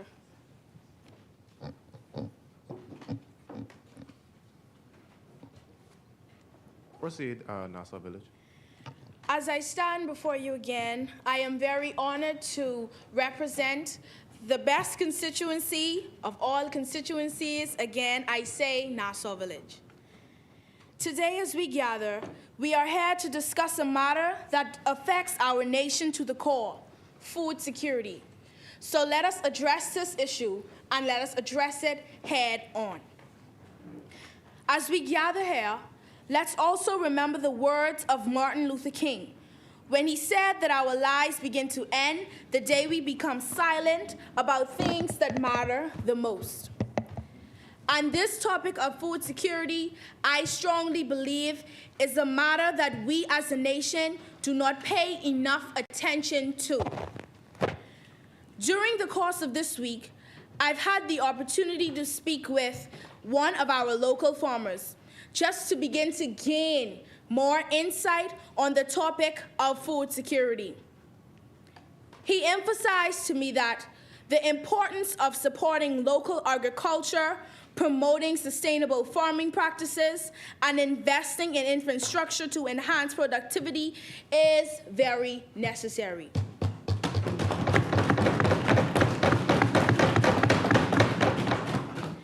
As many of my fellow colleagues have mentioned, 90% of food is imported from another country.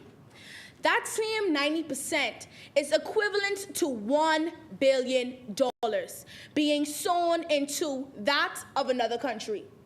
Think about it, Mr. Speaker. $1 billion being spent in another country for food. We always say that we need to strengthen the food security policy. But how is it that we as a nation want this food security to be strengthened and we are spending $1 billion in another country for food that we can reproduce in the Bahamas? This, Mr. Speaker, I can say that is very distasteful.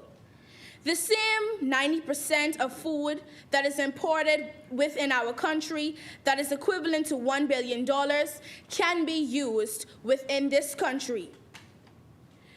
This local farmer also stressed the importance of supporting local agriculture because it helps reduce our reliance on imported food and strengthens our food system. He also emphasized that the need of sustainable farming practices, like using organic methods and conserving water to protect the environment, ensure long-term food production. By listening to farmers and working together, we can and we will create a more resilient and self-sufficient food system that benefits everyone in the Bahamas.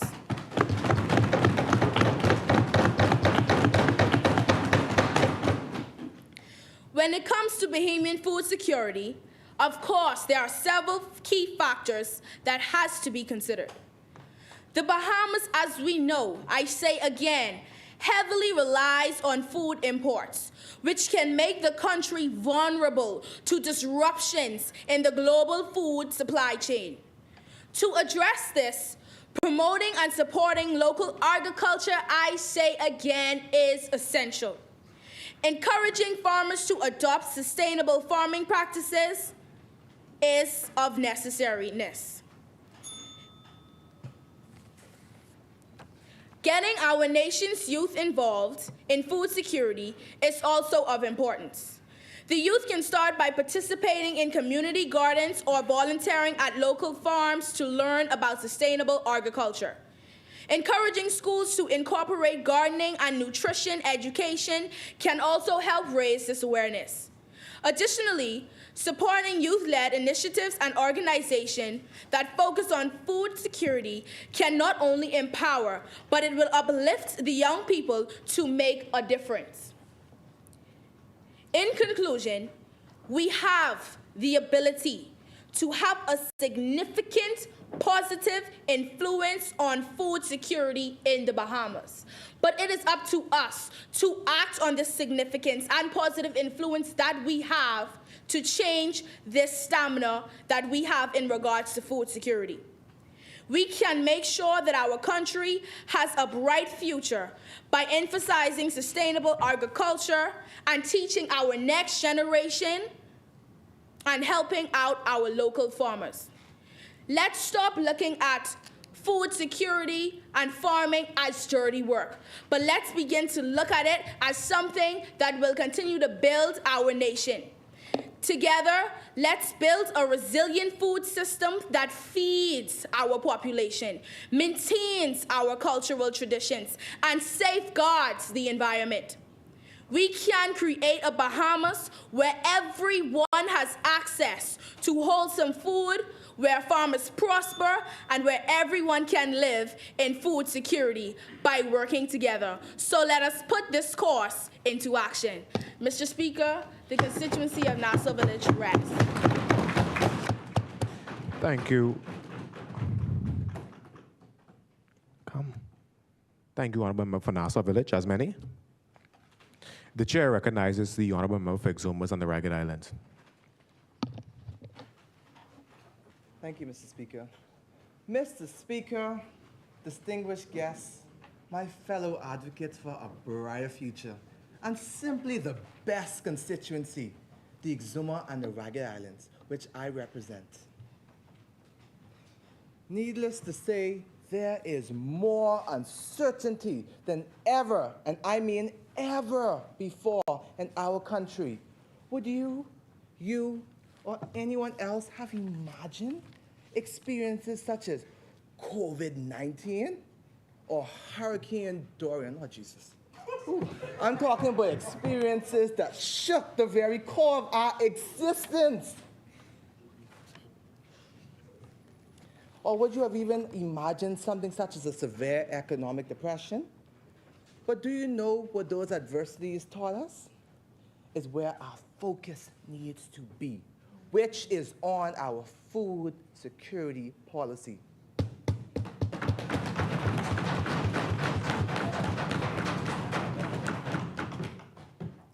If you don't believe me, let's let the statistics take the stand for a bit.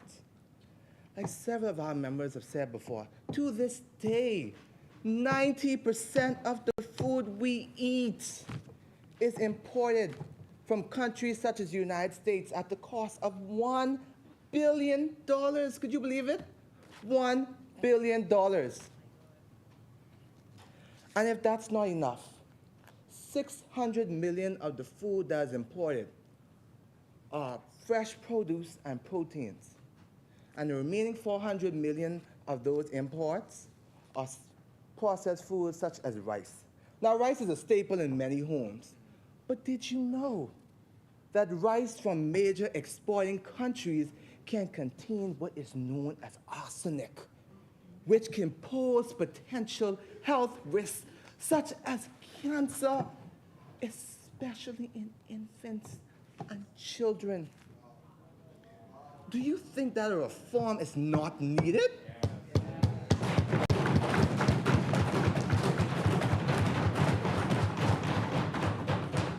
Not to mention with the impending disasters of climate change. We must act now to avoid famine and more economic crises. In accordance with the resolution that was made, our laws, policies, programs, and more importantly, our brand must reflect that priority. All of which starts with education. Our first approach has to be to introduce food security in our primary, secondary, and tertiary level institutions through the use of agricultural courses. Agricultural courses that will require parents, guardians, and community leaders to be involved, as well as ones that will engage our students in the major practices of agriculture, such as crop production and management. An example of this can be as simple as an outdoor and an indoor school garden, which can teach our students how technology can revitalize the way in which we farm in this country. As well as this can lead to the trickle-down effect from child to parent, which can then lead to a rebranding in food security, which can allow us to establish a clear vision, a vision that includes self-sufficiency, sustainability, and equitable access to nutritious food for all. But to facilitate this, our local food culture and sustainability practices need to be promoted, such as permaculture, which can allow us to maximize our resource efficiency, reduce waste, and increase genetic diversity. imagine 5 to 10 years down the road, we have a cleaner air supply, fresh food, and little to no need for aid from other countries. Isn't that refreshing? With that being said, our low-scale farmers and those that have the passion but little to no opportunities to pursue it, they need access to agricultural lands and technologies that can help them to further revitalize the way in which they farm. For example, precision agriculture. Why are you here trying to figure out where's the best place to plant the corn seed? Or trying to plant it like your grandfather, who we all know could look at the corn seed, and that corn seed bed, dare not decide to grow. When we can have a machine that can tell us where the best place to plant that soil is, as well as soil sensors that can tell us the nutrition levels, as well as the temperature and the moisture levels of that soil, and how we can maximize the benefits of that soil. Or why even break a sweat when we can have automated machinery to do a job for us? As well as why stress about having to hustle hard when we can use farm-to-table technologies that can connect our farmers to our consumers and be able to allow them to skip on intermediaries on the whole. As well as why not allow our farmers to be able to better engage with their country and show the world what we as Bahamians are capable of.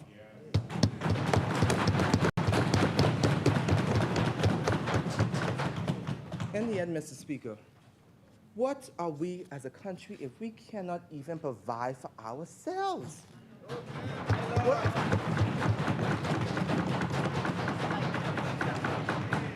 What are we teaching the young ones that look up to us when we choose to depend heavily on other countries? I'll allow you 15 seconds to conclude. Exactly. Thank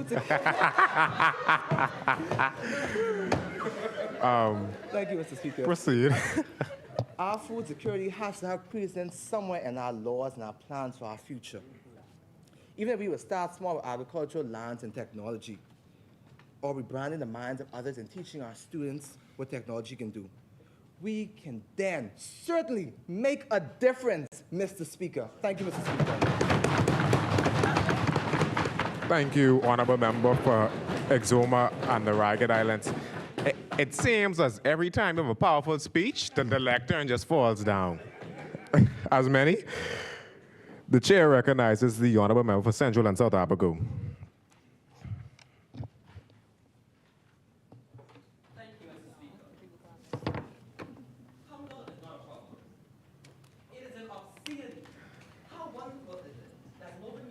A single moment before starting to improve the world. And Frank, I rise to support the resolution proposed by the Speaker on behalf of the great, illustrious, and beautiful constituency of South and Central Africa. According to the International Trade Administration, a source that another colleague of mine used, the Bahamas currently imports approximately 90% of food into our country. That's almost every grain of rice, every slice of bread, every piece of meat being bought from other countries, wasting our tax dollars and undermining our independence. Speaker, I come to you, a soldier on the war against hunger, and proclaim with my heart, my mind, and my soul, food security should be our top priority.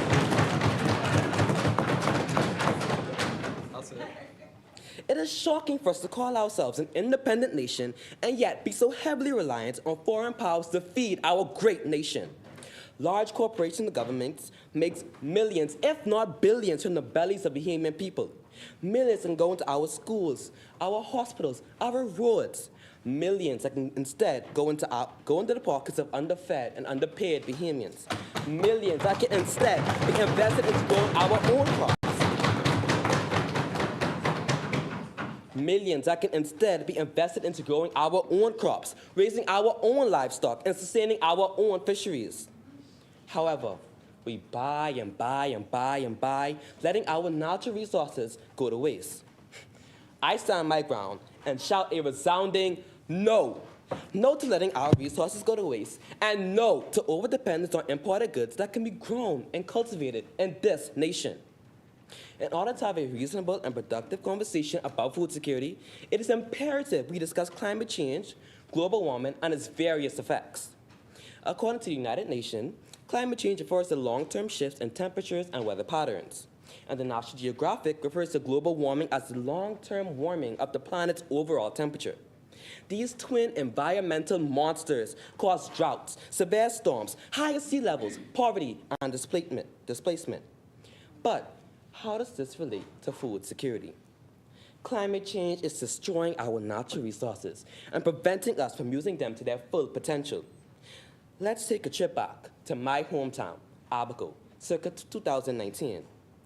Imagine you're a farmer, happily living life. Your livestock, healthy. Your crops, growing smoothly. Life, to say the absolute least, is good. Then boom! And one day, Hurricane Dorian comes with vicious winds, pouring rain, dropping like gunfire, lightning and thunder blinding you and deafening you. It roots up your crops and kills your livestock, leaving you having to start from square one. The farmers and the people of Abaco do not have to imagine. This is their unfortunate, inescapable reality. So what do we do to provide aid? We must have policies in place to slow down climate change. There is no other choice. In the words of our Honorable Prime Minister, I quote, "It's only going to get worse." We are entering a new climate era that will drive extreme geopolitical and economic instability, end quote. We've all heard the phrase, "A phoenix rises from the ashes," and that is exactly what we should encourage Abaco to do. Abaco should be at the forefront of the agricultural charge simply because of Hurricane Dorian and its various effects. There's now open land everywhere you look. So why aren't we taking advantage of this opportunity to encourage the people of Abaco to become self-sustainable in manufacturing and food production?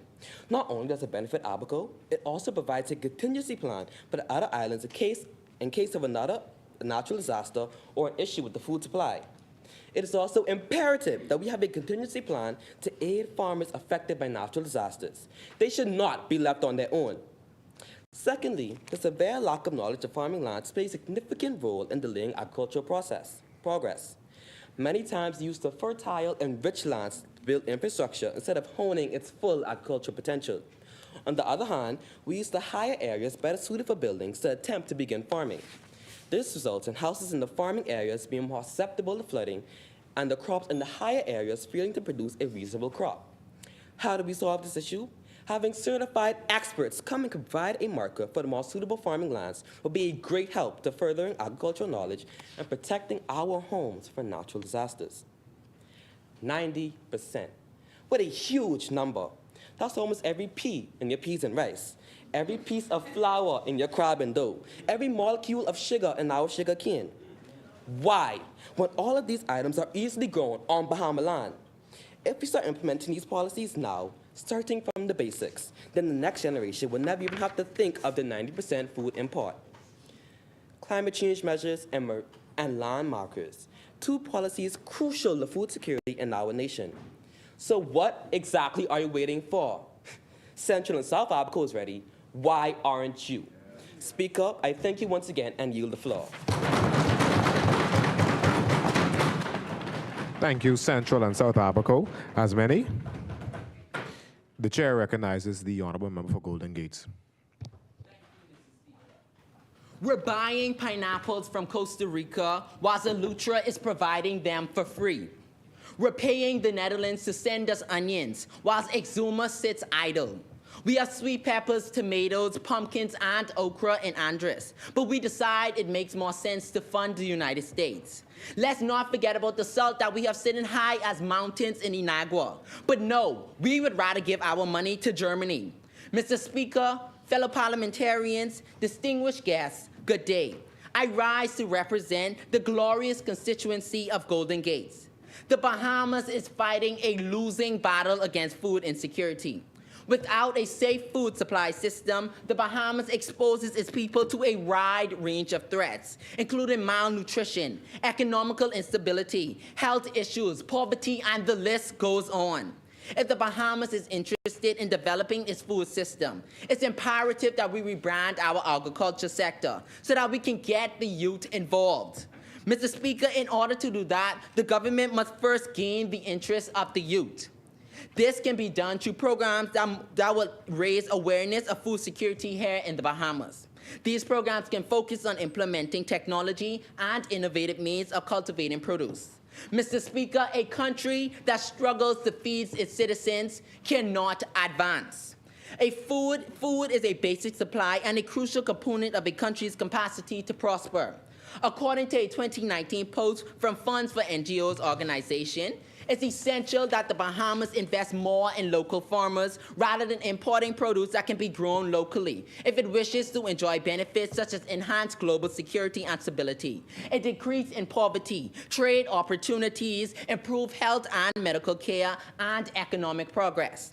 A great way to rebrand the agriculture sector would be to require at least 30% of goods purchased by all food and beverage companies in the Bahamas come directly from local farmers.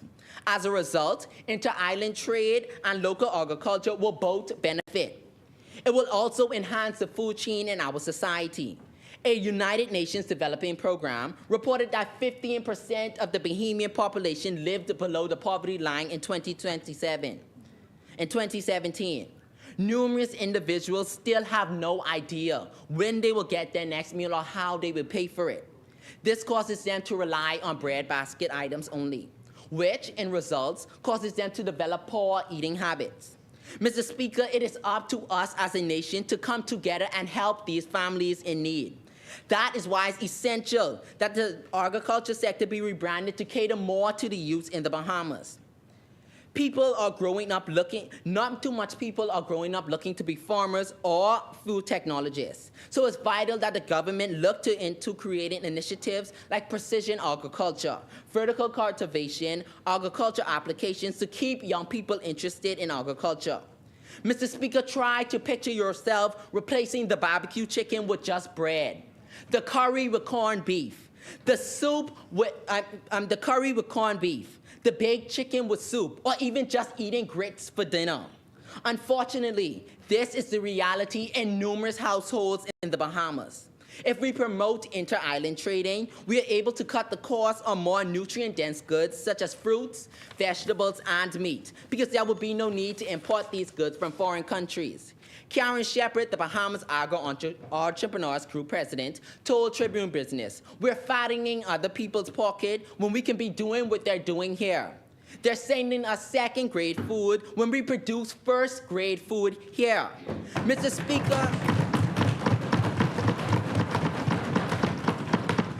Speaker, the Bahamas has been getting the short end of the stick for years. Despite being able to provide for ourselves, we still pay other nations to give us their leftovers. Until the government repositions the agriculture sector and guarantees a place for young people, the sector will continue to fail. We will continue to exchange cash for leftovers.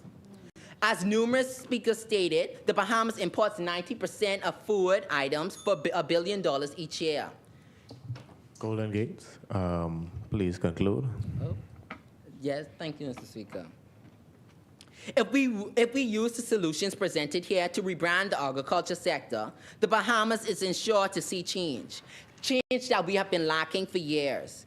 Because as I stated earlier, a country that struggles to feed its citizens cannot and will not advance. Mr. Speaker, I yield my time. Thank you, Honorable Member for Golden Gates. As many, the chair recognizes the Honorable Member for Elizabeth. Thank you, Mr. Speaker.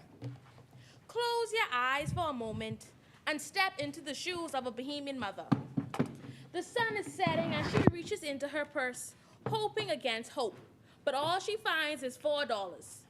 $4 is the average amount a person in poverty has. It is not just about buying a beef patty or a bottle of water, keeping in mind that's all the mother can afford. It's about the silent promise she made to her children that they would not go to bed hungry tonight. This is not a scene from a novel, but a chilling reality for 1 in 3 of our brothers and sisters, with an even graver 1 in 10 trapped underneath the crushing weight of poverty. These aren't mere numbers, Mr. Speaker. These are dreams and aspirations stifled by circumstance. But we are a resilient nation. The future must be different. Mr. Speaker, I stand before you humbled to represent the community of Elizabeth. Our vision must shift from the immediacies of this crisis to planting the seeds of a more nourished and prosperous tomorrow. By fortifying our commitment to local producers, emphasizing the importance of our culture to our youth, and modernizing our trade processes, we can build a Bahamas where no mother has to choose between nutrition and sustenance for her child. Let us sow the seeds of change, nurture with purpose, and harvest a future filled with promise and abundance for all Bahamians. Mr. Speaker, history has shown that nations thrive not merely by acknowledging issues and challenges, but by addressing them with vision, unity, and tenacity. And the issue of food insecurity is no different. Mr. Speaker, I ask you, does this sound familiar?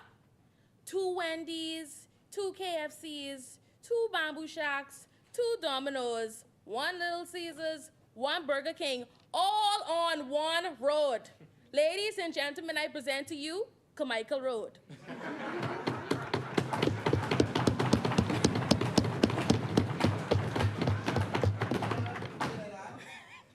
Carmichael Road, a bustling hub in our beloved Bahamas, stands as a stark reminder. Surrounded by fast food chains, there remains a solitary beacon offering fresh fruits and meats. This imbalance is not just a dietary concern, but a reflection of deeper systematic issues. As a country blessed with an abundance of natural resources and hard-working populace, the question we must ask ourselves is not why we are in this situation, but how can we rise from it? The promise of a better future lies not in imports or transient solutions, but in harnessing the potential of our land and our people. We must look to our youth, the torchbearers of tomorrow. Instead of relegating our culture to the periphery of our education, let's celebrate it as a cornerstone. While some remember our culture students making their rounds, selling their fruits of their labor, we need to expand this initiative, not just in secondary schools, but introducing the wonder of cultivation at the primary level. Let's lay the foundation for our generation that understands the soil, cherishes it, and reaps its bounties. Mr. Speaker, our journey forward requires a multifaceted approach. It is time we incorporate modern techniques, like my honorable members have mentioned, hydroponics, aeroponics, and greenhouse farming into our agriculture narrative. Let's ensure our youth understand that farming is not just about tilting the earth under the sun, but also harnessing technology and innovation. In conclusion, the call to action is clear. As the representative of the Elizabeth community and our people, the task before us is monumental, but so is a collective resolve. Let's embark on this transformative journey, hand in hand, chart a course of a brighter, more nourished Bahamas. The table is set. It's time to bring the farm to it. Thank you. Thank you, Honorable Member for Elizabeth. As many, the chair recognizes the Honorable Member for Bamboo Town. Thank you, Mr. Speaker. Mr. Speaker, today I'd like to address a critical issue that not only affects the beautiful Bahamas, but also nations around the world: food security. Mr. Speaker, honorable members, good evening. Today, I, Gabrielle Ferguson, rise on behalf of the great constituency of Bamboo Town. The Bahamas, known for its stunning beaches and vibrant culture, we are a country that faces unique challenges in ensuring a stable and secure food supply. As previously mentioned by my colleagues, and according to Trade.com, the Bahamas imports nearly 90% of its food at an annual cost of $1 billion. I will discuss some strategies that we Bahamians can adopt to improve food security. First and foremost, the Bahamas can harness its vast marine resources. As an archipelago, the country is surrounded by an abundance of ocean, teeming with seafood. By investing in sustainable fishing practices and aquaculture, the Bahamas can significantly increase its seafood production, reducing its reliance on food imports. In a Tribune article, back in February of this year, a statement was made, and I quote, We need to stop fattening the pockets of foreign suppliers. I repeat, we need to stop fattening the pockets of foreign food suppliers. Furthermore, supporting local agriculture is vital. The Bahamas should promote and incentivize small-scale farming and community gardens. This not only boosts the availability of fresh, locally grown produce, but also creates employment opportunities and strengthens the resilience of local communities.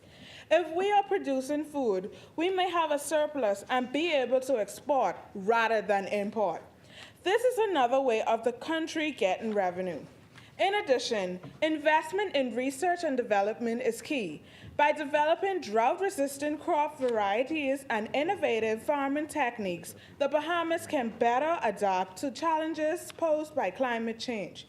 The utilization of hydroponics and vertical farming, as mentioned before, can also maximize crop yields while conserving precious land and water resources. Food waste is a global issue, and the Bahamas is no exception.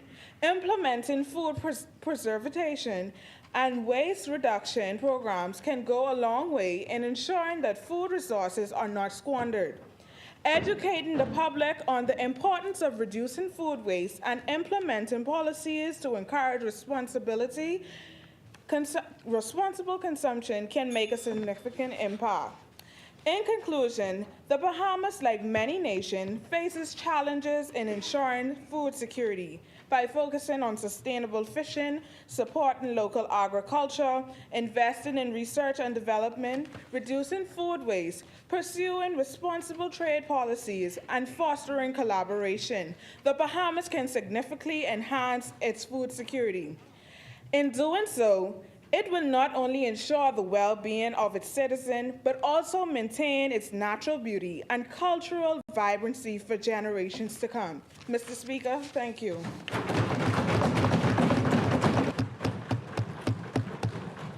Thank you, Honorable Member for Bamboo Town. Honorable members, before we proceed, the Chair would like to recognize Minister Colby Davis and the Member of Parliament for Elizabeth. As many, the Chair recognizes the Honorable Member for Yamacraw. And to represent the great constituency of Yamacraw, it is with a humble heart that I, Dominic Stubbs, stand in solidarity with the resolution promoted today.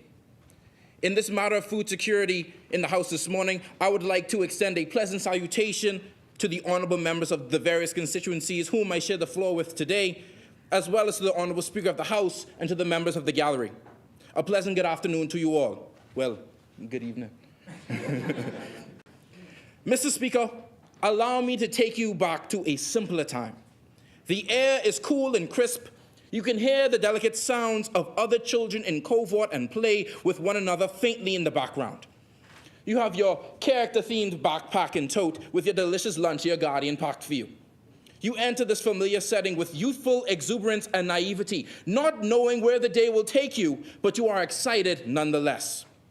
Not a stress in the world until your teacher pulls you and all your other classmates in and asks you the infamous question, what do you want to be when you grow up? Mr. Speaker, when you were a young child, what was it you wanted to be?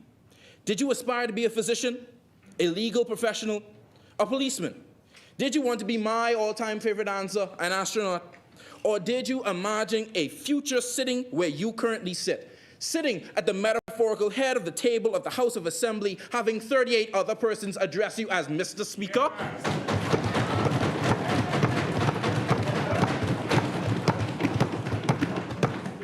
Farming, Mr. Speaker, is a career path that is looked down upon in our Bahama land. As the honorable member for the Central Grand Bahama constituency said, it's dirty work. After spending time with some students in the SIS building of the University of the Bahamas, Go Mingos, they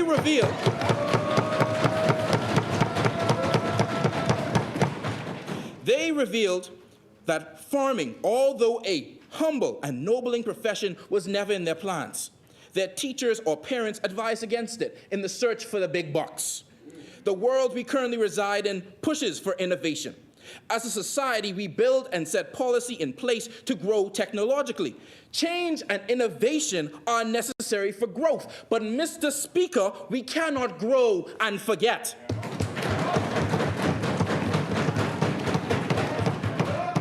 Forget the systems which built our society. Instead of disregarding systems, we need to reinvent, re-establish, and revamp. With a new look and a new technological implementations, any sector within the Bahamas will thrive. The Ministry of Agriculture already invests heavily into great initiatives for sustainability and food security.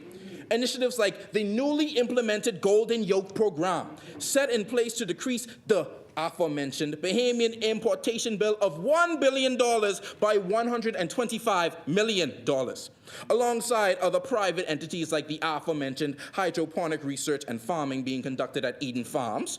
There is no debate that there are currently initiatives to secure the country's food reserve.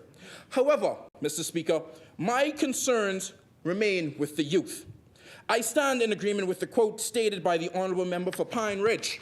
We must make agriculture sexy again.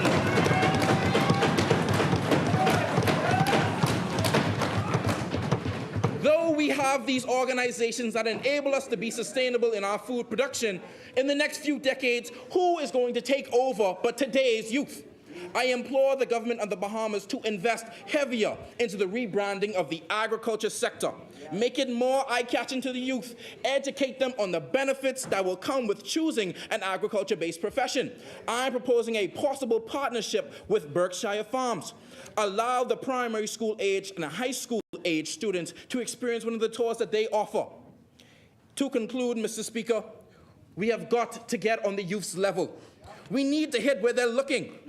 It has been said 1,000 times about the importance of the use of social media in marketing, but it's true.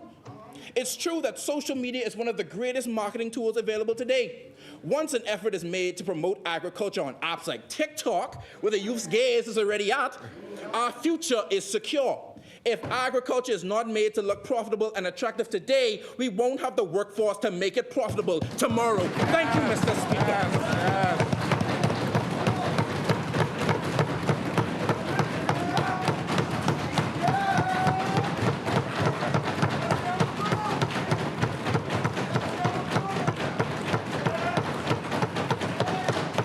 Thank you, Honourable Member for Yamacraw, and thank you, 38 members.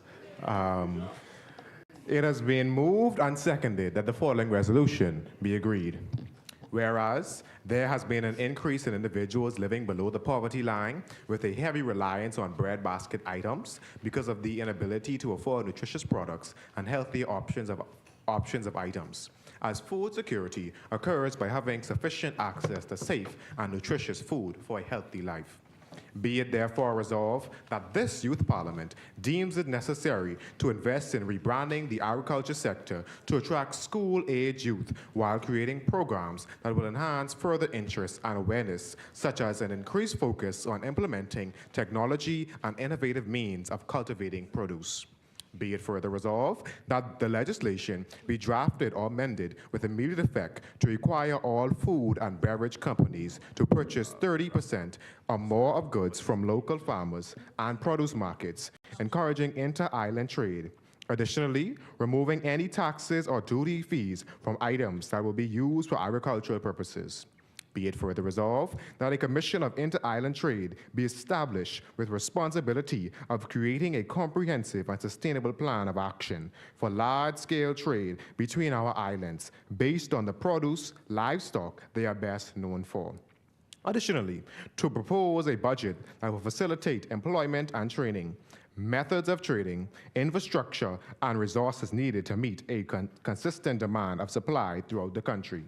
As many as are in favor will remain seated, and those opposed will stand.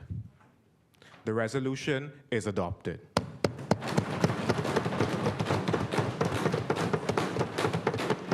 Are there any further resolutions? There are no further resolutions, Mr. Speaker. Thank you, Honourable Member. Adjournment? Mr. Speaker, I move that this youth parliament do be adjourned. Signing that. Is there a seconder? Mr. Speaker, I second.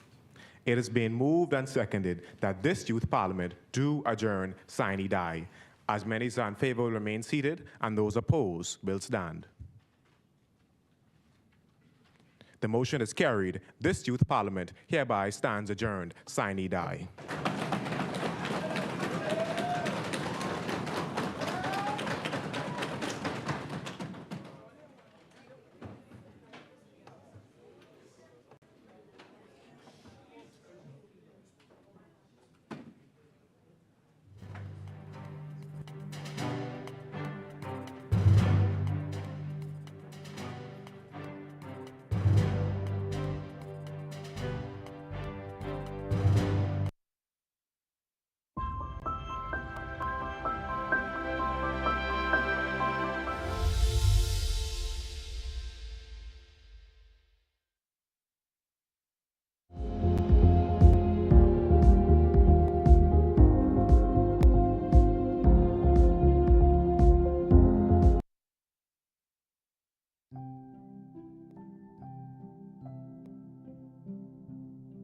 Season's greetings to Bahamians everywhere. As we celebrate this holiday season, let us always remember that Jesus is the reason for the season. Therefore, like him, we are called to be our brother's keeper and to look out for the least among us. For many, this is especially most heartfelt and appreciated during the holiday season. I am indeed honored to serve my country on behalf of the great people of the Yamacraw constituency and as the Minister of State for the Environment and Natural Resources. It is my prayer that this new year, 2024, brings many blessings and joy to all Bahamian families, as I encourage all of us as Bahamians and residents to reflect on the gift of life in this beautiful country and all of its splendor. It is my desire that this holiday season offers a time of renewal, hope, and a celebration of the birth of our Lord Jesus Christ. And I am wishing joy and laughter for all of our nation's children as families gather to share in love, warmth, and a promise of a better tomorrow. Again, on behalf of the good Yamacraw constituency, have a great and a very Merry Christmas and a happy and prosperous New Year.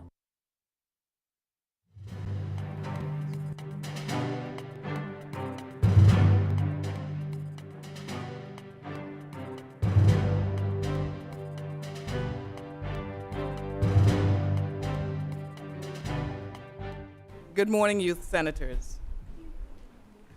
Indeed, it is an honor and a privilege to address some of the finest youth of our nation of the Commonwealth of the Bahamas in this National Youth Month. On behalf of the Vice President of the Senate, Mr. Barry Griffin, Leader of Government Business, Mr. Michael Halkitis, Opposition Leader, Mr. Darren Henfield, and all of the other senators, two of whom are present in the gallery, Senator Ronald Duncombe and Senator Michael Barnett Ellis. The chair, as well as our senators, officially welcomes you to the esteemed upper chamber. The Senate is elated that you have accepted the call to become youth senators in this, our National Youth Month. In the year of our 50th anniversary, this is a historical sitting, as you will go down in the annals of Bahamian history as the third group of young men and women to participate in Youth Senate. What an awesome and profound experience to be the forerunners. You have accepted the challenge to be counted as a member of this Youth Senate rebirth, and the chair personally thank each and every one of you, individually and collectively, for your time and effort and sacrifice. I trust that this experience increase your awareness of Senate rules and procedure, strengthen the roots of democracy, increase tolerance and views of others, and encourage you to serve in public office. And in particular, I trust that more women would seriously consider participating in politics, as this deepens our democracy and provides for a sustainable future. I therefore encourage all of you to never give up. Though the road may seem dreary, hang in there and keep pressing on. It is your generation who will be the architects of various complex issues, such as climate change, social justice, economic and fiscal policy reform, gender equality, the direction of the rule of law. As the cornerstone of our democracy, it is important that these issues are addressed in a unified and consistent manner. As the future generation of our Commonwealth, the seats that you now occupy belong to no one else but you. Can I say that again? The seats that you now occupy belongs to no one else in the entire world but you. You are the rightful caretakers of these seats. The future legislative landscape of this country belongs to you. The future laws to be debated and undergird our critical and complex public policy issues belongs to you. You are the rightful architects who will determine whether or not the status quo remains or we grow as a democracy. Whatever your policy decisions may encompass, remember that you are dealing with real human beings with real life issues, and the decisions that you come up with matter. It matters notwithstanding the socioeconomic background that you may have come from. It matters whether or not you are privileged or you are underprivileged. It matters. And so it should be made with everyone in mind. I urge you to not objectify the citizens of the Bahamas, but rather to serve with dignity, honest, and integrity. The Chair thanks the Minister of Youth, Sports, and Culture, the Honorable Mario Bolag, and the senior leadership team at the Ministry of Youth. We are also grateful to Ms. Sandina Neely, head of the Division of Youth, and her team, consisting of Ms. Carla Brown Roker and Lauren Ashley Hasty. To the second woman president of Youth Senate, Lorna Bethel, the Vice President, Joshua Cartwright, the lead of government business, the lead of government business, Mr. Jordan Clark, the lead of opposition business, Mr. Xavier Cartwright, Mr. Xavier Knowles, and all the remaining youth senators, Senator Isaac Barr, Shemaiah Miller, Britnell Knowles, Dr. Tevin Ferguson, Delon Sands, Colette Curry, Ken Vanique Blank, Corey Hamilton, Cameron Reckley, Shantae Deal, Waynisha Saunders, Tria Bethel, Ganesha Pinder, Vernon Davis Roll, and Senator Ronald Paul. I am extremely proud of each and every one of you, and it has been a pleasure to work with you during the last few days to bring this Youth Senate 2023 into fruition. I encourage each one of you to continue to rise up and to be your best self, knowing that the future generation behind you is depending on you. With that, I wish you an excellent day. May God continue to bless each and every one of you, and may God bless the Commonwealth of the Bahamas.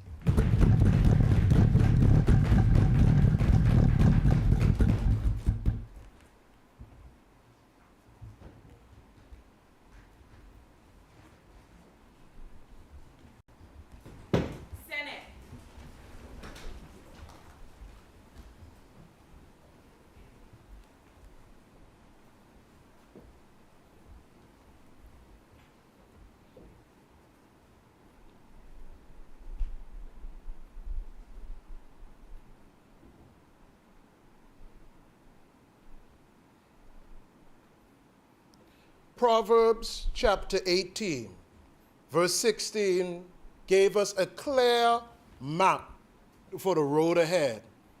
When your gifts are displayed, it brings you before great men and kings. Today is a prime example of what happens when we allow excellence to be our standard. You are now going to go before the country with solutions, ideas, critiques, and even some good old-fashioned, we got to get things right. As we go forth today, there's 3 principles I want to leave with you in 1 minute. The first principle is humility.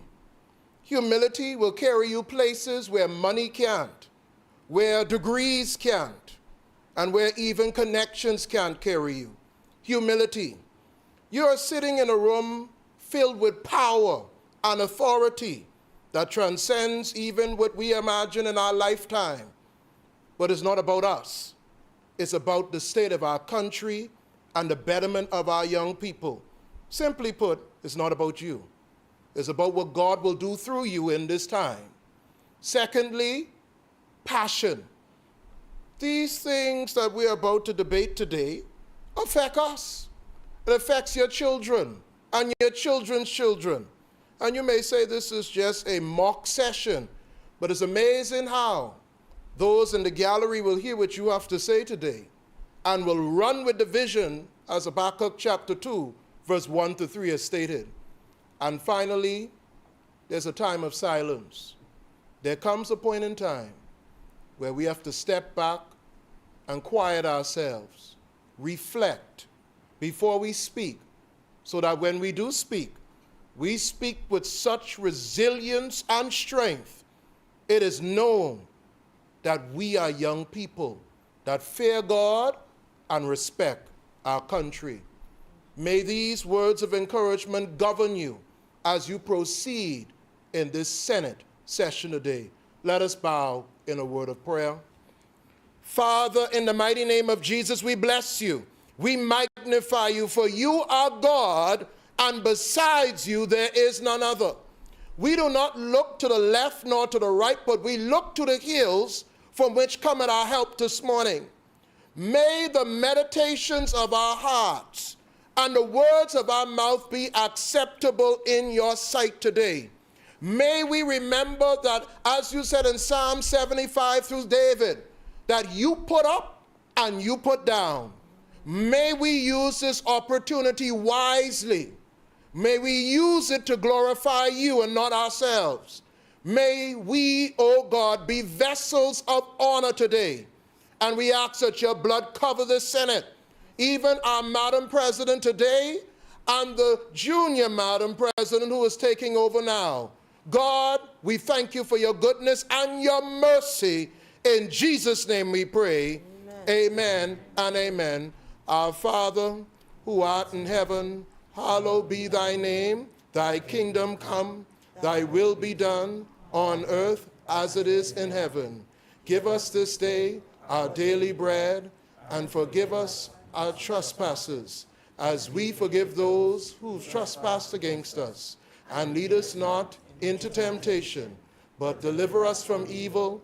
For thine is the kingdom, the power, and the glory, forever and ever. Amen.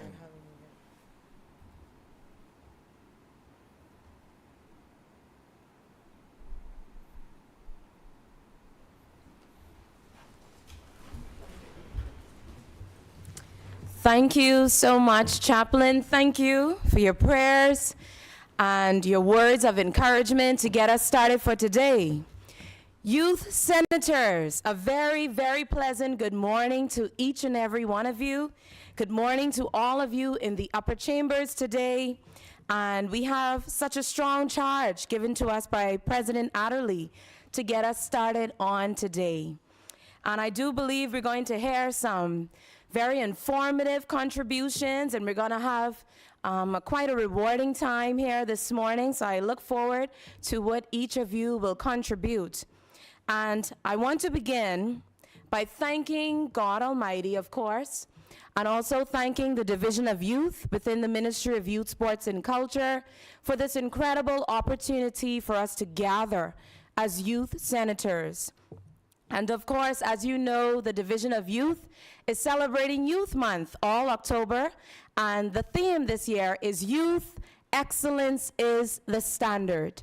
And as we make our contributions today, senators, let us keep excellence as the standard.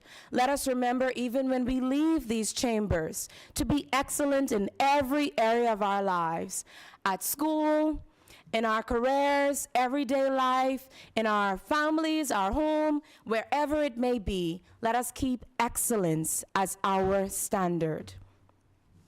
Without further ado, we will commence our session for today. Resolutions.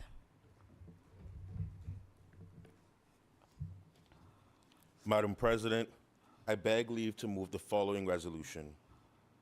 Resolution on the Bahamas National Youth Policy. Recognizing that the need for youth-identified target areas, youth-centered problem solving, and youth-led recommendations are essential in addressing challenges of Bahamian youth to improve their quality of life, but also serves as an instrument in creating a more sustainable avenue for youth work and development within our country.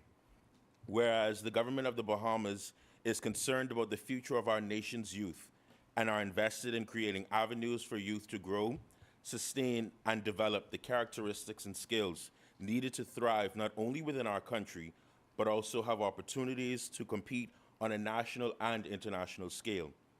The implementation of a national youth policy will seek to pave a path to success for all Bahamian youth through addressing their unique needs, making them stakeholders in national decisions that are detrimental to their future, and conjure up a culture of respect and value for the youth voice and the role it plays in national succession planning.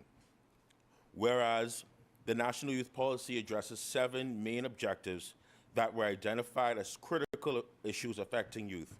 These issues include identification and self-awareness, education, technology and capacity building, employment, social enterprise, and youth professionals, and inclusion in the decision-making process and youth empowerment, just to name a few. And whereas the government of the Bahamas is about protecting their youth as displayed in their decision to have signed on to other protective legislation such as the Child Protection Act 2007 and the Protection Against Violence Bill 2023. Being a part of such cases demonstrates our government's willingness to make a better Bahamas for all of its citizens, present and future. Be it resolved that the members assembled for this 24th session of the Bahamas National Youth, this third session of the Bahamas National Youth and Senate debate, will debate the challenges, concerns, and solutions for addressing the needs of youth in our country, and more specifically, the continuous need for implementing a national youth policy in the Bahamas. Madam President, I am here today to speak about a matter of profound importance, not just for the present, but for the future of the Bahamas. The urgent need to renew the National Youth Policy since its expiration in 2021. Not for me, Madam President, not for you, but for the young Bahamian who designed the socks that I'm sporting today, or the young man who wants to become a roadside vendor to make an honest living for him and his family. Many of us can think of the dreams, aspirations, and challenges we now face during our youth. With its vibrant and diverse youth population, the Bahamas must heed the call for a comprehensive and focused national youth policy. That is why, Madam President, I will focus on 10 brief points to express the importance of the policy. Number 1, empowering the future leaders. Youth are the architects of the future. We are the ones who will shape the destiny of our nation. To empower us effectively, we need a guiding framework and a national youth policy that recognizes our potential and provides the tools and resources and opportunities to become capable leaders and contributors to society. Number 2, addressing challenges head on. The youth face unique challenges ranging from education and employment opportunities to mental health and substance abuse. A national youth policy will act as a proactive force, enabling us to systemically identify, acknowledge, and address these issues. It can be a game changer, providing young people with required support. Number 3, encouraging innovation and creativity. Youth are often the epicenters of innovation and creative thinking. With a national youth policy, We can nurture this spirit by creating an environment conducive to entrepreneurship, research, and artistic expression. Such approach can significantly enhance our economic and cultural landscapes. Number 4, fostering civic engagement. The youth should have a stake in the decisions that affect our lives and the future of the Bahamas. A national youth policy can engage us in the democratic process, encouraging active participation and ensuring our voices are heard and valued. Number 5, building resilience. And this one is special to me, Madam President, because I work in an organization that's responsible for preparedness and resilience. The challenges we face today as a nation are diverse, from economic fluctuations to climate change impacts. Our youth must be resilient and adaptable to all these challenges. A national youth policy should instill these qualities through education, training, and awareness, ensuring that they can withstand and overcome adversity. The National Youth Guard introduced by this current administration addresses all of these concerns. Number 6, Madam President, reducing youth unemployment. Youth unemployment is a pressing issue in the Bahamas. By developing a national youth policy, we can focus on strategies that target the root causes of this problem. The program that the Ministry of Education and Training and Technology started addresses the learning gap with Bahamians who experience issues during the COVID-19 pandemic. It could create more job opportunities for young people and equip them with the skills needed to excel in the workforce. Number 7, crime and prevention reduction. In many cases, idle hands can lead to unfortunate consequences, including involvement in criminal activities. A national youth policy can offer alternatives to such paths by providing productive outlets and mentorship. It's a preventative measure that can reduce crime rates and create a safer society. Number 8, a national youth policy transcends political lines. It unites us as a nation, as it involves everyone in a collective effort to support our young people. In this sense, Madam President, it promotes a sense of unity and shared responsibility that goes beyond political or partisan affiliations. Number 9, elevating the Bahamas on the global stage. A nation's commitment to its youth reflects its values and priorities. By developing and implementing a national youth policy, the Bahamas can gain recognition and respect on the global stage. It demonstrates that we invest in our most valuable resource, our young citizens, which also aligns with Sustainable Development Goals numbers 2, 4, 5, 8, 10, and 13, Madam President. Number 10, leaving a legacy. Ultimately, a national youth policy is about the legacy we leave behind. It's about ensuring that the Bahamas remains prosperous, resilient, and innovative for future generations. It's a commitment to our future that we can all be proud of.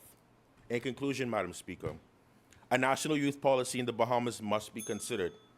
It is not just a document, it's a commitment to our youth, our future, and our nation. It is about recognizing the potential, addressing the challenges, and ensuring that our young people are equipped to lead and thrive. Let us embrace this vision and the path and build a Bahamas that cherishes youth, empowering them to become our nation's leaders and legacy builders. And as we debate here today, Madam President, I ask that my colleagues look beyond our differences and think not about ourselves, but for what we want for our future kids. Thank you.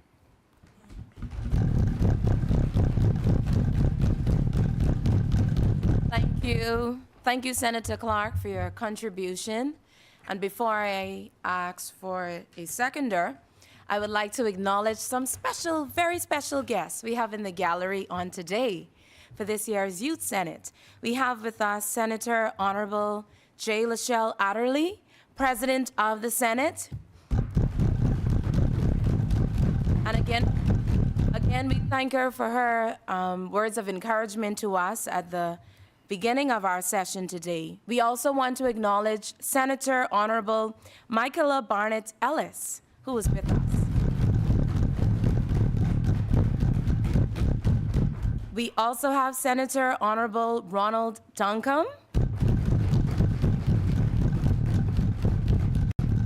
Senator Honorable Randy Roll. And last but certainly not least, we want to acknowledge Senator Honorable Tynell Young. Tyrell. Okay, and also we have Mr. Rupert Raming. Thank you so much for being here with us. Thank you. We're so excited to have you in the gallery today, and it's going to be a very exciting time in the Youth Senate. So, is there a seconder? The chair recognizes Senator Tevin Ferguson.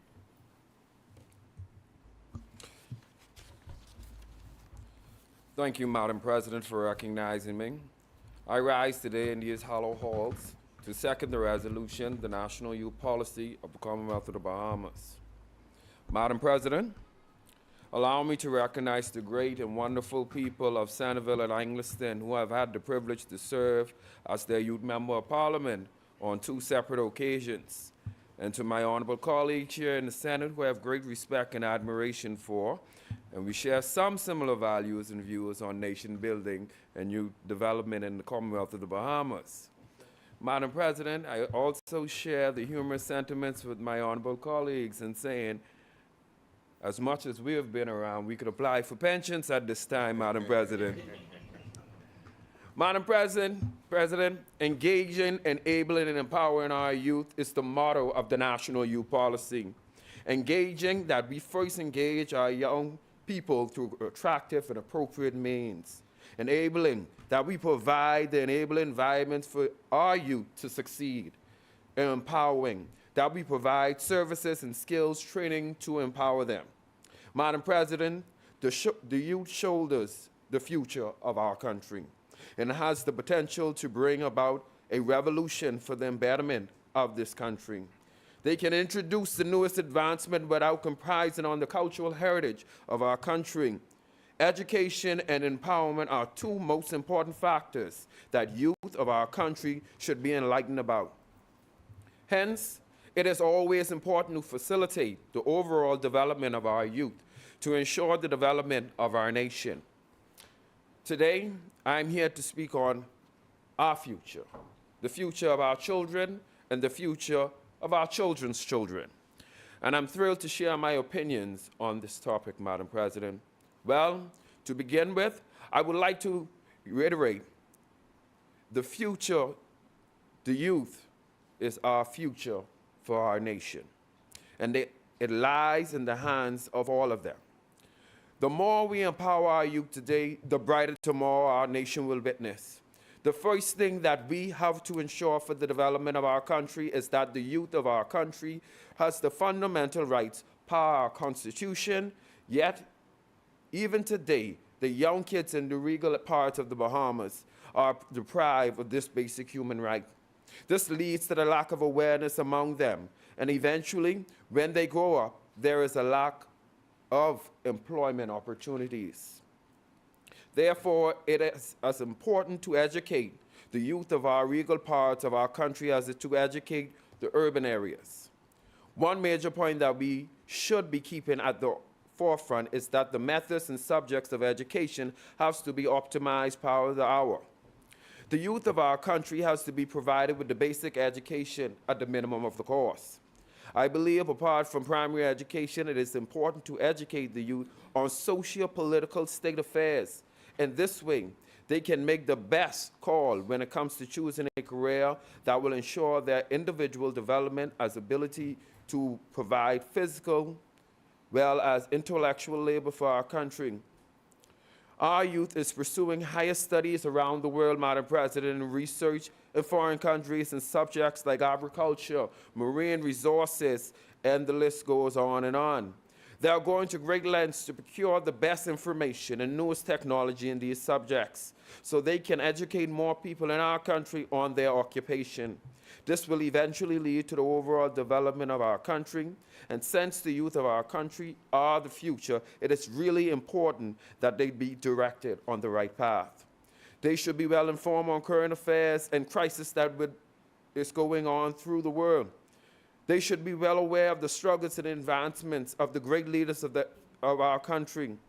They should be able to understand the sense of compassion and the brotherhood. They should be well read of the Constitution and their rights and duties and should lead by example. All the education they receive will empower them and make them confident in the face of adversity bravely take on any and every situation in their strides. I greatly acknowledge this opportunity. The youth of our country is the future of our country, and it's very important to educate our youth on the current values. The youth of our society has the potential to bring about much needed changes and lead by example for the next generation. The youth of our country has to be invested on their intellectual as well as their labor to run the wheels of our economy steadily. They should be provided with every opportunity to educate themselves on significant past events, well as the latest development in the world. Knowledge can be able to them to take up the most subjects of our country and resolve the existing issues. It is the duty of our nation to watch the progress of the regal and underprivileged population. The youth of our country has to be educated about the new technologies and changes taking place around the world. Madam President, the youth of our country should be completely aware of everything that goes on, should be protected, and should be well respected. Madam President, in the speech from the throne at the new session of the new Parliament by Her Excellency, the Most Honorable Cynthia Mother Pratt, Governor General on Wednesday the 4th, 2023, and I quote, "In its ongoing support for growth and development of the people, of our young people of our nation, my government will introduce the National Youth Commission bill. This body will be mandated to implement policies, programs, and projects consistent with the National Youth Policy to help support young people in developing their potential." I leave you with these words, my fellow senators, Madam President, and all our young persons watching today. "For I know the plans I have for you, declares the Lord, plans to prosper you and not to harm you, plans to give you a hope and a future." This is Jeremiah 29:11. And Madam President, thank you for your time. And thank you to my honorable senators for listening to my contribution. Madam President, I yield.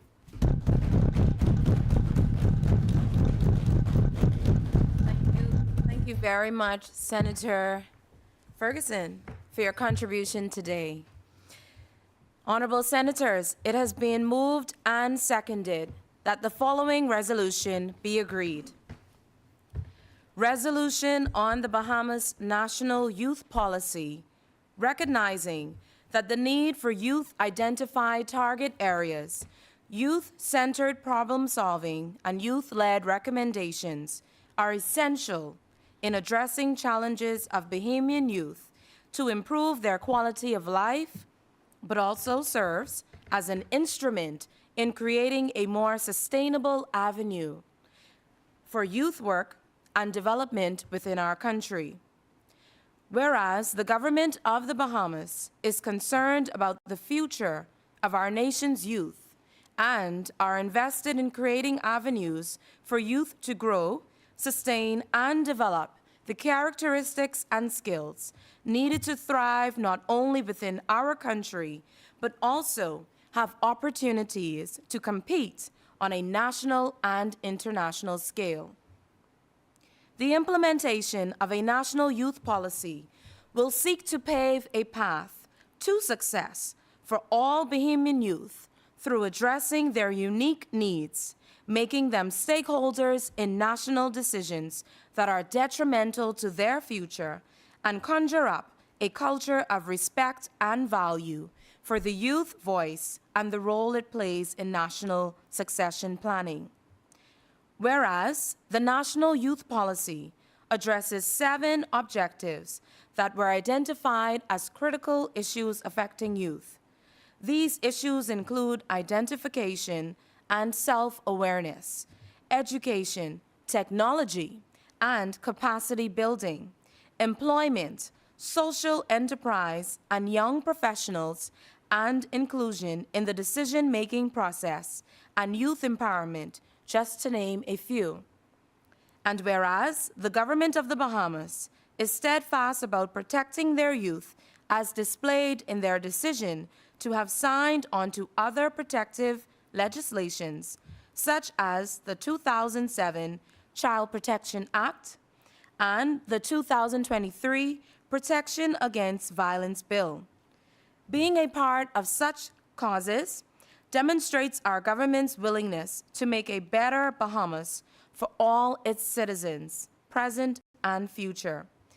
Be it resolved that the members assembled for this third session of the National,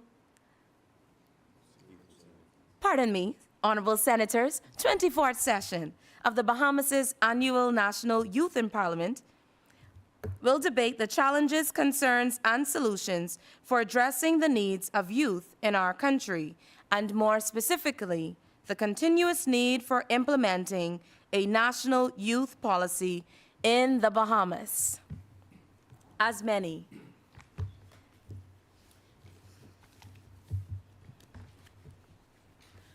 The chair recognizes Senator Xavier Knowles.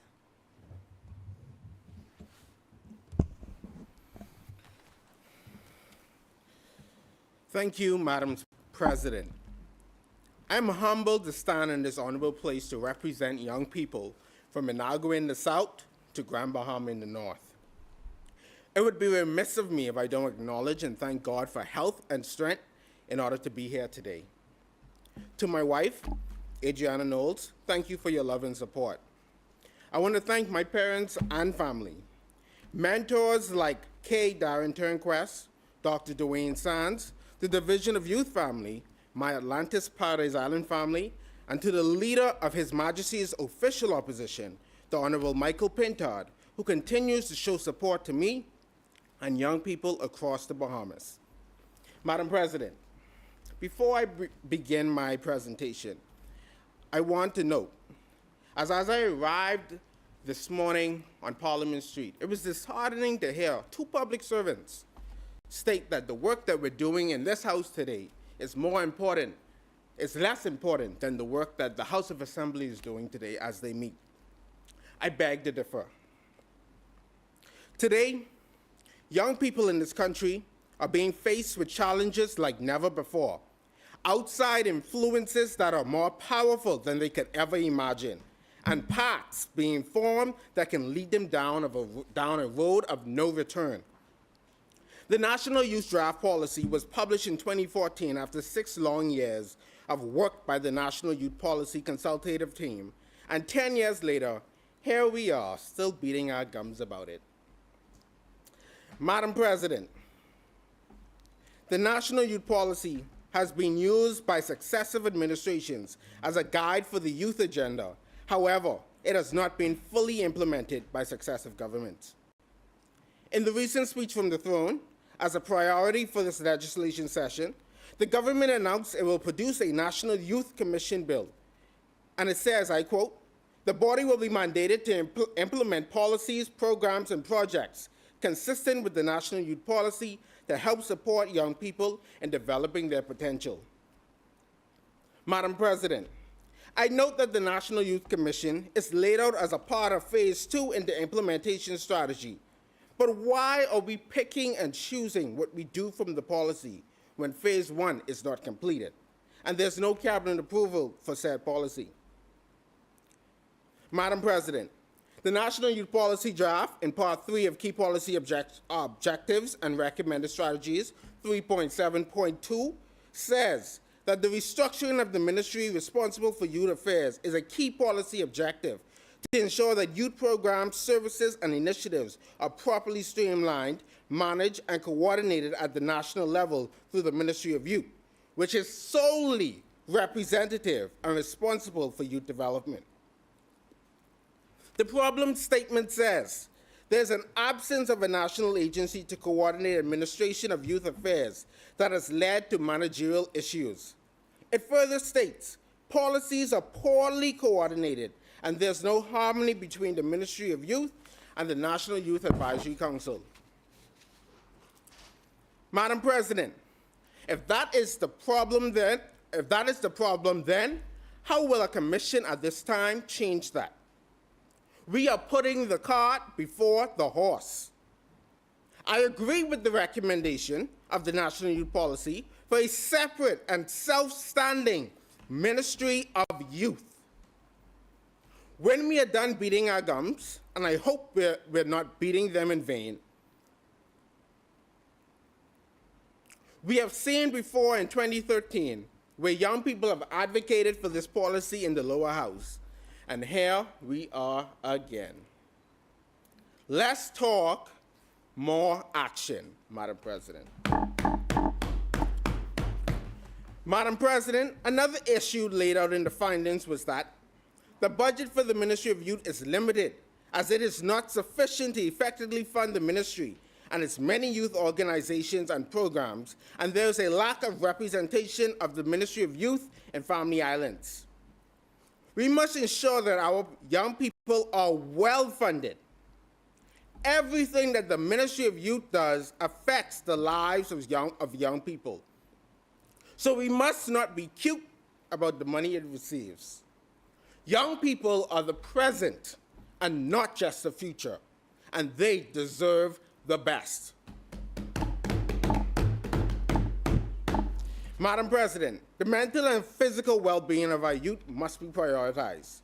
We must recognize the unique challenges they face and provide them with the necessary support systems, and proposed amendments of the National Youth Policy should emphasize the importance of accessible and affordable mental health services.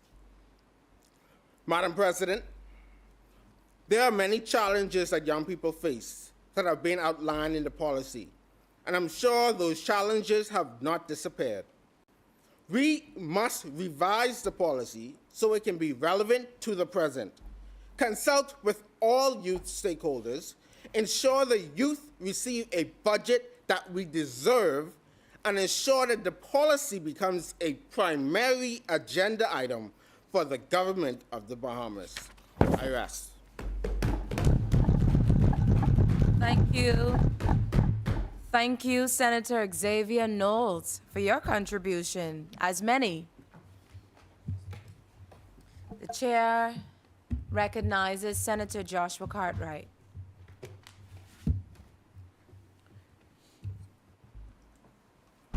Thank you, Madam President.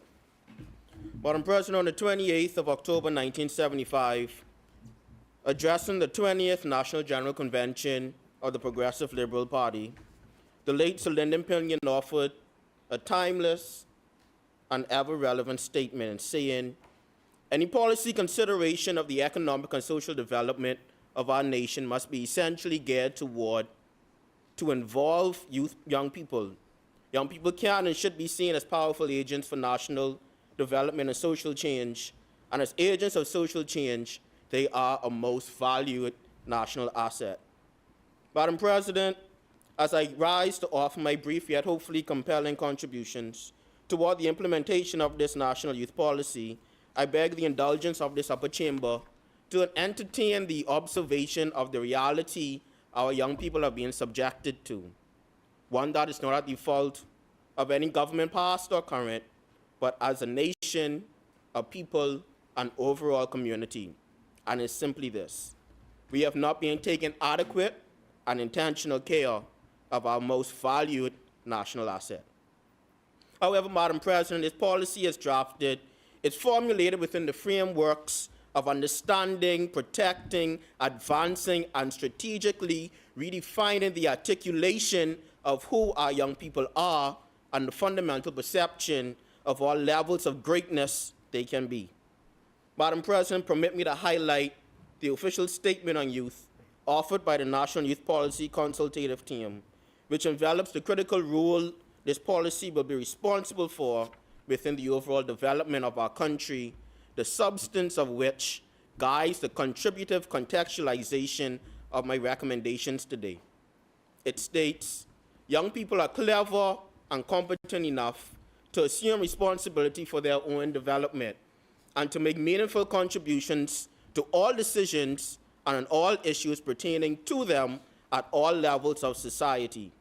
The participation of youth in the affairs of the Bahamas is an indispensable step in the promotion of national development and responsible citizenship.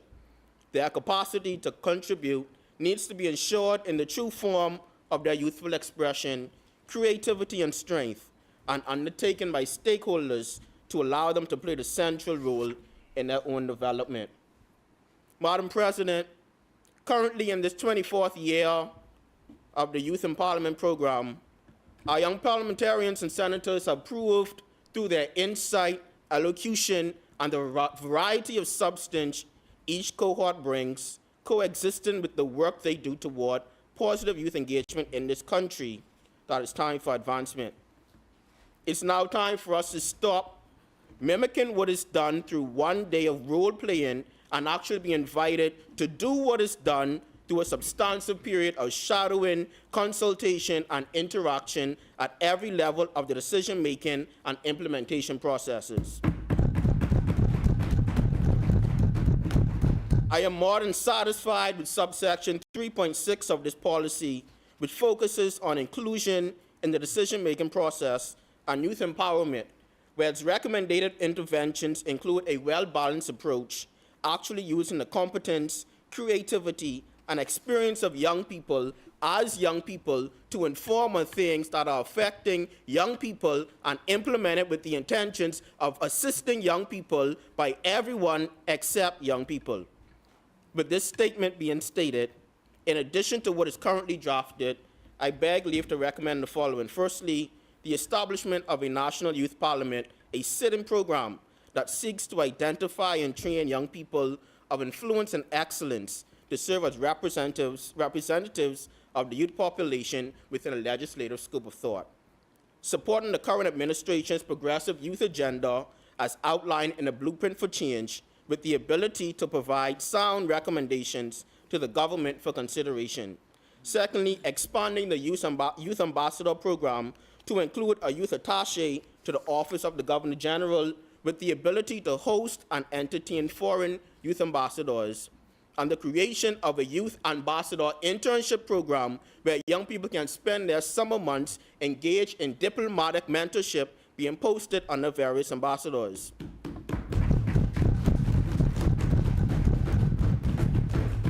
Thirdly, expanded the Division of Youth to accommodate at minimum 50 new youth officers to create, monitor, and continuously implement initiatives toward holistic training and engagement for the advancement of youth across the Commonwealth of the Bahamas.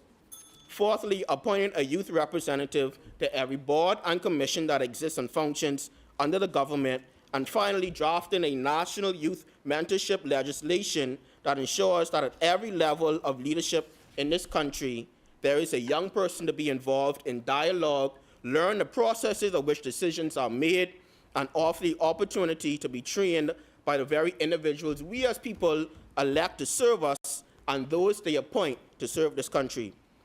Madam President, the reality in which these recommendations are offered portrays the vision of the Bahamas, where the perception of youth is transformed from a mere thought of inclusion for public relations, but as inclusion as an opportunity for competent, experientially relevant, and informed consultation. The pool of purpose is vast, Madam Speaker, and we are ready to be used. Madam President, as I yield to the chair, permit me to recognize that this national youth policy, once implemented, will ensure that this country's most valued assets are protected, valued, and fully engaged in every aspect of future advancement. This policy will allow my most learned and purpose-filled colleagues to have a seat at the tables where matters crucial to national youth development are discussed and drafted. This policy will sustain a level of empowerment and holistic evolution through the rebranding of this nation's perceptions and values of our young people, providing a vision of assurance that my children have every opportunity to benefit from the things that we are advocating for today. Madam President, permit my recapitulation of words offered in the reassurance by this policy. The magnitude of youth empowerment needs to be understood and acknowledged by the national and community leaders and demonstrated by encouraging young people to assume their rightful roles as involved citizens. Madam President, I look forward to the adoption and implementation of this policy, and I yield.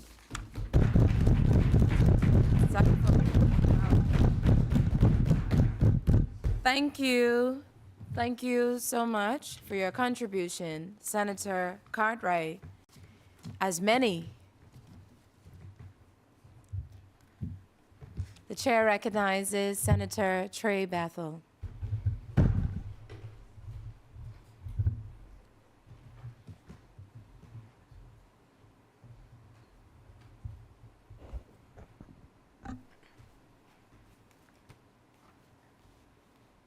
Thank you, Madam President. I want to say, first and foremost, thank you to our to our Lord and Savior for allowing us to be here in this space today, and even for me to give my contribution on the matter of the Bahamas' national youth policy. Madam President, I rise in these upper chambers to discuss a most salient topic, the Bahamas' national youth policy. Today marks my inaugural presence and privilege in these upper chambers to discuss the matter at hand and to focus towards two of the 7 main objectives of this policy, employment and youth empowerment. Madam President, William Allen White once said, and I quote, "Youth should be radical, youth should demand change in the world, and youth should not accept the old order if the world chooses to move on," end quote. After I exegete this quote, I realize that this dictates the expectancy of today's youth, what they're seeking after in this particular realm. This has been predicated on the premise that we understand what was and needs to resolve what is. The youth of this nation have cried out, and I know because I am one. And this government has actually made the approach to eradicate the echoes that exacerbated the plight for the youth nations mourn. Madam President, after research, the synopsis of this policy seeks to plot after growth, development, and protection of our young people as displayed in the decision to be signed and to the other prospective legislation such as the Child Protection Act of 2007 and the Protection Act and the Protection Against Violence Bill in 2023. This solidifies that the government has taken action to ensure that the youth of our nation are well equipped for an ever-changing, modifying, and foreseeable future. The policy also highlights the 7 main objectives that outline the blueprint of what the nation will become once the aim is executed effectively. The main objectives include identification and self-awareness, education, technology, capacity building, employment, self-enterprise, and youth professionals, and the inclusion of decision-making process and youth empowerment. Moreover, it was established for domestic and international development for the proper governance for the future of these Bahama Islands. The focus isn't only in New Providence, but it encompasses the entire Bahamas as a whole. The Bahamas also recognizes youth from ages 15 to 35, which includes both male and female. In definition, in the accordance with this policy, it's because of our country's youthfulness as a developing nation. Therefore, its investments must have and continue to be fostered for the youth of the nation to secure, revitalize, assistance in evolving, and the preservation of nature, culture, resources, brand, and the people of the Commonwealth of this great Bahama land. The Ministry of Youth, Sports, and Culture have been commissioned to take charge on the development of the youth and will empower them for proper growth and become active citizens of the Bahamas. The Director of Youth has been charged to spearhead these programs for these programs that will have and must be and should be implemented for this change. Madam President, in my opinion, and based on my expertise while working with young people, they simply want love, notoriety, and change. The government has made continuous effort to engage our youth in various ways. The duty is to promote youth engagement and activities that are meaningful and tactful and a nature that changes the narrative of what some in society may deem young people may produce. These programs for youth empowerment and development have been introduced are job readiness, fresh start, be inspired, youth leaders certification, high school leaders, youth ambassadors, Corp. Youth in Parliament, and a setting like this, youth in Senate. These programs have deemed as a space for young people to flourish and possibly find their niche. This can build self-esteem and involves inclusion from many socioeconomical and social backgrounds. To empower and develop our youth, government has introduced other initiatives such as the Bahamas National Youth Award, #1, Junior Junkanoo to build country pride and heritage, halls of fame, and by extension of other ministries, it has also established programs such as the Police Cadets, Defense Force Rangers, the Urban Renewal, even if it's just to join the Urban Renewal Band. Madam President, in my opinion, youth have been an impact and the seed of our nation. Our youth are the next generation, and we must continue to prepare them continuously. As part of the government's agenda in the National Youth Policy is to ensure that our youth is ready and available with set skills needed for the workforce and has been implemented employment programs to assist with our nation's dilemma. Most of these programs are concentrated on our #1 industry, which is tourism.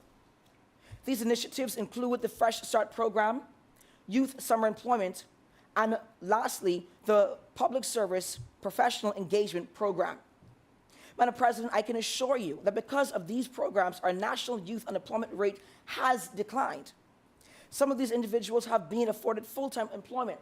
I know this because I was able to witness this stance during the graduation of the Fresh Start program.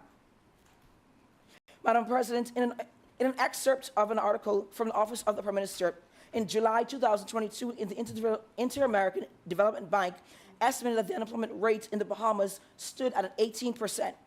However, as of May 2023, the rate has been reduced to 8.8%, lower than pre-pandemic levels in 2019, which stood at 9.5%. In 2021, the youth unemployment rate was 27.21% and decreased to 23.85% in 2022, which was a 3.36 decline. This is a clear indication that government is in pursuit of making radical change, not only for the youth, but also the nation at large. In conclusion, Madam President, the information possessed in my contribution displays a clear manifestation of government stance pertaining to the Bahamas National Youth Policy. The 7 main objectives should continue to be a focal viewpoints for our nation's youth success. As government, we've always seek to improve our nation's youth and, of course, make it conducive for all. In this notion, we should also implement the access programs for youth, which are the access programs for our youth that are international, #1, which should allow exposure to World Forum in various professions, expanding their career paths. Establish empowerment programs and career day, fostering growth and career success and development. And lastly, establish the ease for our youth in the Family Islands to have access to the creation of ideas to enhance a better Bahamas. All voices matter, Madam President, but the youth voice have a distinct sound, and it should never be shut off, but always be heard. Madam President, I rest.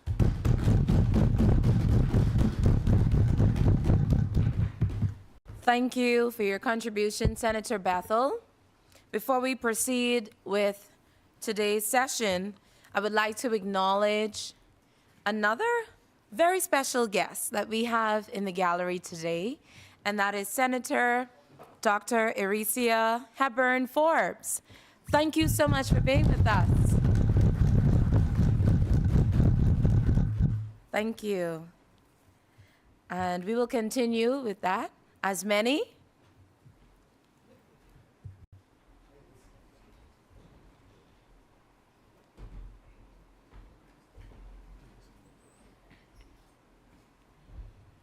The chair recognizes Senator Shemaiah Miller. Thank you so much, Madam President, and a pleasant good morning to my colleagues. I stand here on the strength of the Almighty God, who has been my strength and my Redeemer.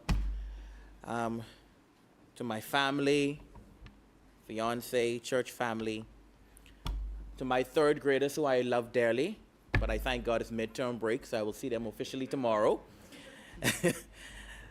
And of course, to the great people of Marathon, whom I served in Youth Parliament, and is tuning in, watching me represent them yet again but in the upper chambers. Madam Speaker, Madam President, sorry. See, I tell you, I used to being down there. Yeah, being elevated, yes. Madam President, today I stand before you to shed light on a matter of utmost importance: youth policy in the Bahamas. The young people of our nation are the livelihood of our society, and their well-being, development, and empowerment are key to building a prosperous future. Youth policy refers to a comprehensive framework that outlines the government's strategies, plans, and initiatives to address the needs and aspirations of young individuals. It serves as a roadmap to ensure that young people have access to education, employment opportunities, healthcare, social support, and participation in decision-making processes. Firstly, Madam President, education plays a pivotal role in shaping the future of our youth. A robust youth policy should focus on providing quality and accessible education to all. This includes equipping schools with the necessary resources, improving infrastructure, because God knows we need it, promoting digital literacy, and ensuring equal opportunities for all students, regardless of their socio-economic background. By investing in education, we empower our youth to develop their talents, enhance their skills, and contribute meaningfully to society. Furthermore, a comprehensive youth policy should address employment and economic opportunities. As the future workforce, young people need access to decent jobs that provide stability, fair remuneration, and growth. The government, together with the private sector, should collaborate to create an enabling environment for entrepreneurship, invest in vocational training programs, and foster innovation and job creation. By doing so, we allow our youth to unleash their potential, drive economic growth, and reduce unemployment rates. Health and well-being are as equally important to our youth policy. Ensuring access to quality health care services, including mental health support, reproductive health education, substance abuse prevention programs, are critical.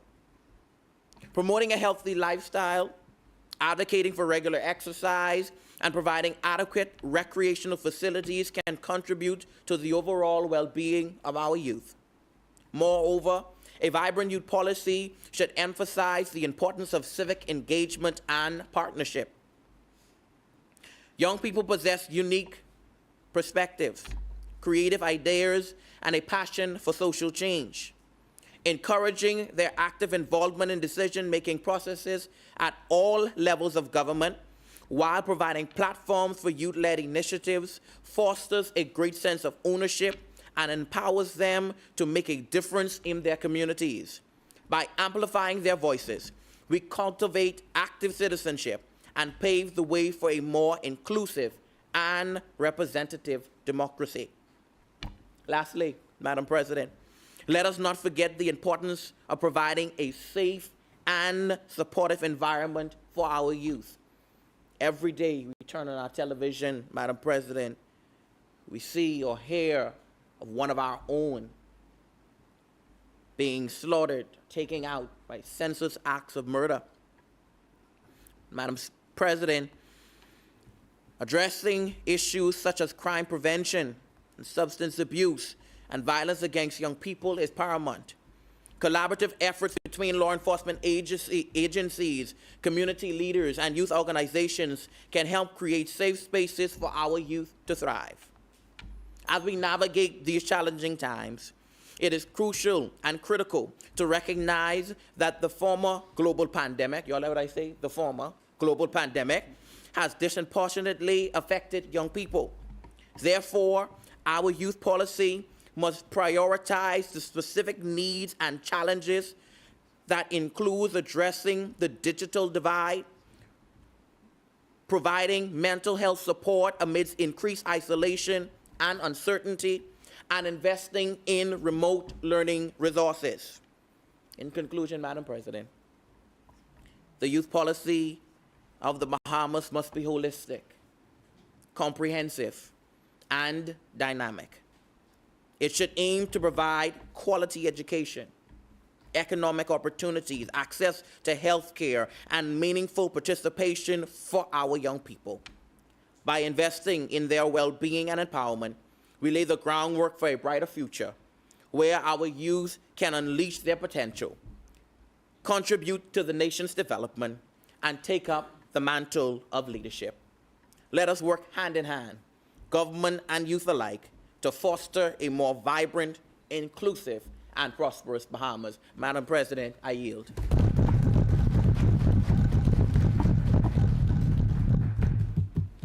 Thank you very much for your contribution, Senator Miller. Thank you. As many, the chair recognizes Senator Vernon Davis.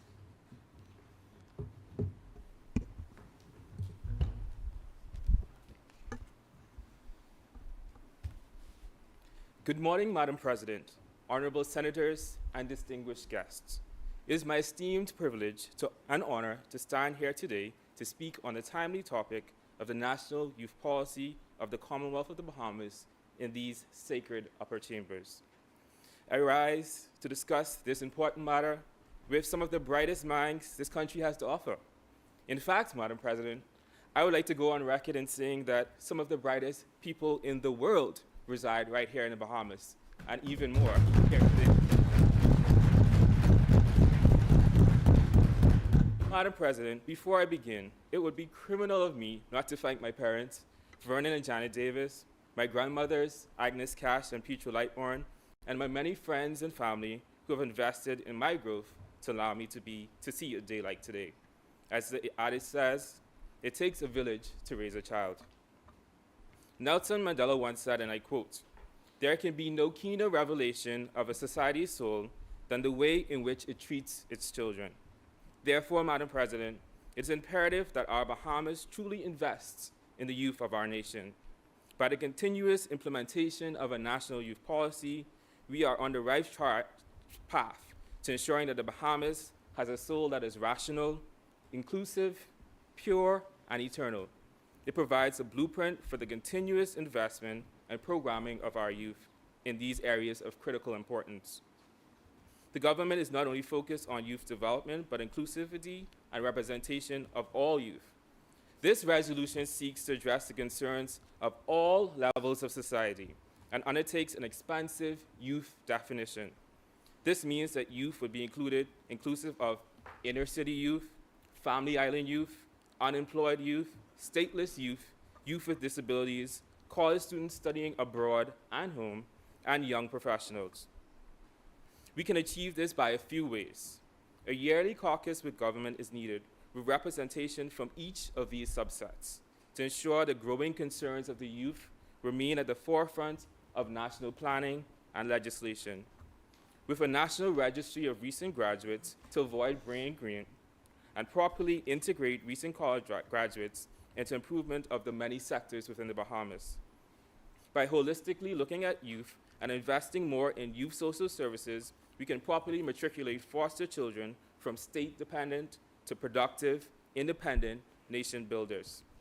The resources given to youth can be decentralized and subsequently distributed to every island in the archipelago of the Bahamas. I advocate today for a youth-focused, youth-developed annual working plan shaped by a Bahamas National Youth Council. This can include a youth-driven national strategy that focuses on social, economic, and psychological well-being of our young people. With data-driven initiatives to actively decrease barriers in youth involvement, our National Youth Council can lead capacity-building workshops, leadership trainings, and cross-sectional collaborations. This national youth policy brings home the skill sets of training, the need for the skill set training of our young people, provides opportunities for coaching, mentorship, and universal access to quality education. In reforming the public service sector, the government of Bahamas has already announced plans to include more persons with disabilities into its recruitment and staffing efforts. This is one example of understanding the spectrum of the word youth. I would challenge us to go further to develop national programs for job readiness of specific subgroups. The government is well aware of the challenges our youth face. The government intends to intensify its commitment to change in the remainder of the term. The Creative and Performing Arts School is one way of supporting the orange economy. However, the amount of talent in the Bahamas is endless. Our investment should be duplicated on every island. We require the deliberate injection of resources and maintenance into multiple state-of-the-art performing arts centers that celebrate the immense wealth of talent and intellectual property of our young creatives in all areas of art, with minimal to no cost to youth. Young poets, musicians, street artists, sculptors should all have a home for residential shows and stable income akin to Broadway in New York City. Madam Speaker, let me be clear. In my opinion, celebrating youth means giving young people all the tools needed to achieve success. This policy aims to do just that.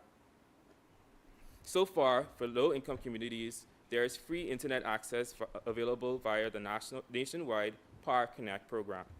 However, we need to continue to have youth at the table to identify the challenges we face daily, such as stronger social, educational, and mental health resources. We need dedicated mental health clinics for youth integrated into our communities. We need mental health talk lines and free virtual counsel options so that we can meet children where they are. We need grants for youth-driven research and initiatives that can address the social and educational challenges we face. While I fully support the objectives of this policy, with keen interest into Objective 4, which speaks to health, recommendations can further strengthen our youth health. While this resolution focuses heavily on infectious diseases, we have other key areas that also need to be addressed. Firstly, the prevalence of non-communicable diseases in this country is alarming. Healthy behavioral modification and lifestyle changes start from a young age. At 17.3%, childhood obesity cannot be ignored.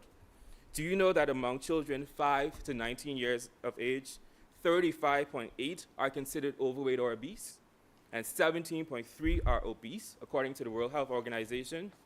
Greater investment is needed into public health education and lifestyle intervention. As citizens of the Bahamas, I think it is time that we have a dedicated child and adolescent hospital where children can get the medical attention needed.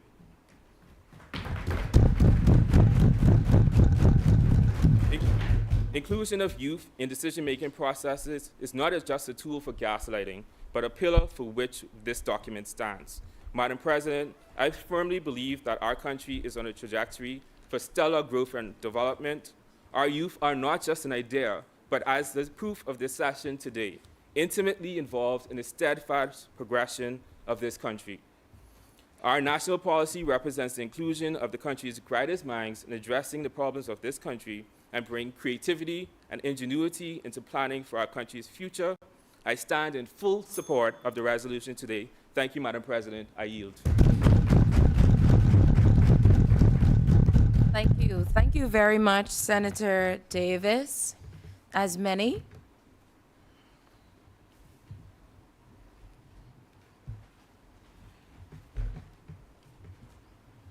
The chair recognizes Senator Carlette Curry.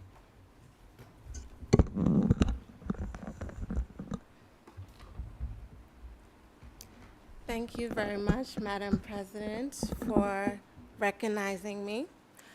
I would like to send my love to my dad, Bishop Calfred Curry, and my mom, Elder Addie Bell Curry, and my pastor, Bishop Apostle Leon Wallace, who is all responsible for contributing to my upbringing that has brought me thus far. Leadership is the art of the future, Leonardo Sweet once said. Any great leader will play a major role in securing the future for its people.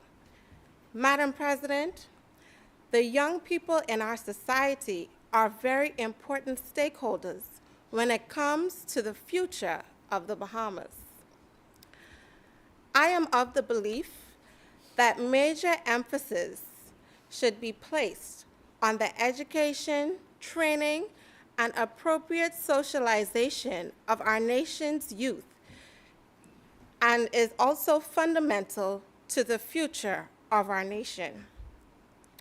Doing this will speak volumes to the legacy of this present leadership. Think about it, my fellow senators, that your sons, daughters, cousins, nieces, and nephews all have the seed of greatness to achieve wonders for this country. They are our future Olympians, doctors, and lawyers that will continue to display the Bahamas on the world stage, or even be the future leaders sitting in our exact seats, passing and amending laws for the betterment of the country.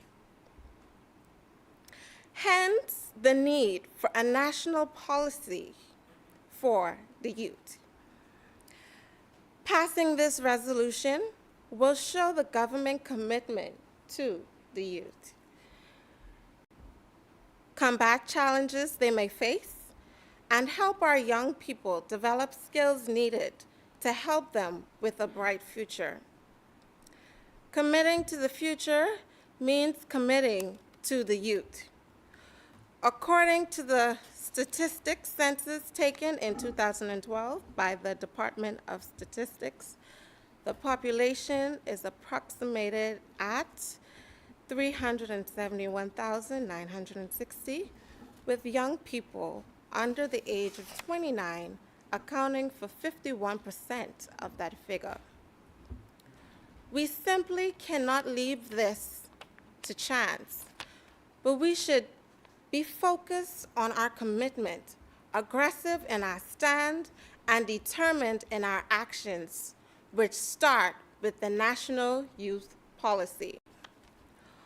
All efforts should be made to promote and protect their physical, moral, social, intellectual, and spiritual well-being. The youth within our society face a variety of challenges. I submit to you, Madam President, that having a youth policy will combat the many challenges that young people face today. In my opinion, a lack of self-confidence, self-awareness, and acceptance in a society that mainly focuses on exterior is very popular among young people today. Usually, when a person lacks those three things, they are more likely to engage in inappropriate behaviors without understanding their impacts. Exhibit A. As stated by the Royal Bahamas Police Force, crime statistics, in 2012, young men aged 18 to 35 are responsible for over 80% of murders. Exhibit B. The National Anti-Drug Secretariat of the Ministry of National Security conducted a study which showed that alcohol abuse plays a role in the declining health of secondary students, with an estimated 70% of students drinking alcohol over their lifetime. Exhibit C. The Bahamas Secondary School Drug Prevalence Survey in the year 2012 states that 22.7% of school students experience serious thought of suicide. 15.4% of them have executed their plans, and 10.6% admitted to attempting. These are just a few of the frightening statistics involving the nation's youth, all because they do not understand that they are our most valuable assets. Having a national youth policy along with proper execution of the plan, will assist with suppressing these outcomes and having more youth and saving more youth from self-destruction. Another challenge faced by young people today is academic problems. The future of the young people normally depends on their academic career. It is most unfortunate that one primary reason there are so many troubled young people. As stated by the Department of Statistics report 2012, typically 5,000 young people leave high school each year, with a handful entering tertiary education. This is concerning. To the Bahamas, this is concerning. In addition to the Bahamas General Certificate of Secondary Education, average being a D, it sparks an unemployment rate of young persons of 34%. Madam Speaker, it is evident. Honorable Senator, I don't want to interrupt you, but I want you to be mindful of the time. Please, thank you so much. Continue. Thank you, Madam Speaker. Madam President, I would like to ask for an extension. You have an extension of 2 minutes, 2 minutes max. Thank you very much. Okay, continue. Madam Speaker, Madam President, it is evident with the information presented that it is important to factor into governance the guidance and assistance of youth of this great nation. Finally, the National Youth Policy will help with providing the tools needed by young people for success. The policy offers consistency when it comes to tackling this pressing issue by allocating a constant source of investment, volunteer programs, a host of resources that tackles each area of concern for the youth on a regular basis. In conclusion, one thing is for certain. We cannot continue a path to making the Bahamas a great nation without its most prized resource, its youth. We must work hand in hand with as many youths as possible, leaving no one behind. I support today's resolution and believe it will do us justice in this country by showing our commitment, addressing the challenges, and providing tools needed to protect the holders of the seed of greatness. Madam President, I yield.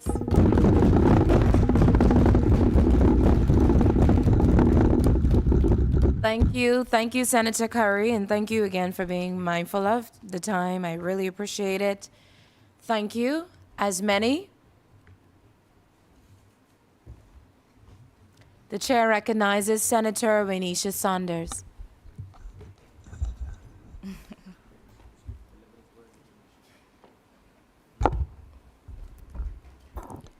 Madam President, thank you for recognizing me.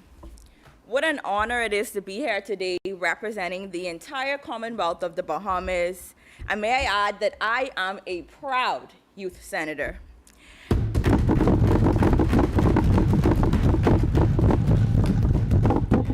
I am grateful beyond words to my number one strength, God, to my loving family and friends, to my Rosewood family at Bahamas, and my mother, Kimberly Williams McIntosh.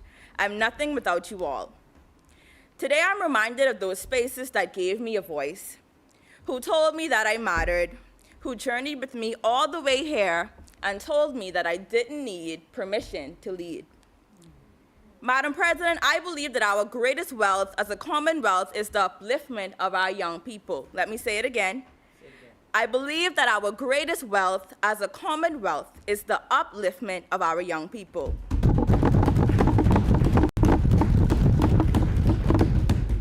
I I believe this is critical to the social and economic mobility of our country at large. Just imagine, my fellow senators, a world where communities of people make the decision to become the builders of their society, a world where Gen Zs and millennials stand at the forefront of change. Imagine a world where youth are leading in all sectors of society, where youth engagement and advocacy becomes a new normal, and the fear of what people may think turns into people needing to think. To feast our eyes on the bigger picture, to think about the disenfranchised, to think about the power of our voices, and to know that we can change this system together. The great Kofi Annan once said, youth have been toppling the old structures and processes that govern our world. Just imagine what solutions might be found if young people are given the space and encouragement to participate and lead. What am I saying, Madam President? Habakkuk 2:2 says, write the vision and make it plain. So I'm going to do just that, make it plain.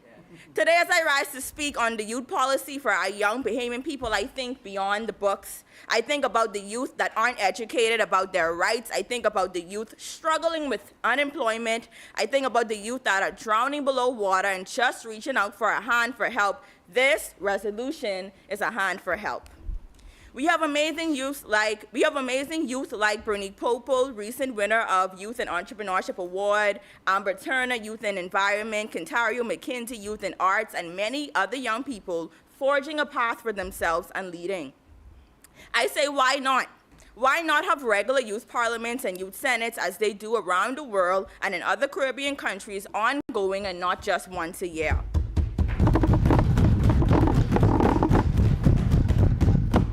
The European Youth Parliament is one of Europe's largest youth platforms for civic education, intercultural encounters, and the exchange of ideas run by young people for young people. YMCA, a U.S. Youth Parliament of Canada, Youth Parliament of Malaysia, and lastly, the Turks and Caicos National Youth Parliament. Why am I listing these youth parliaments, Madam President?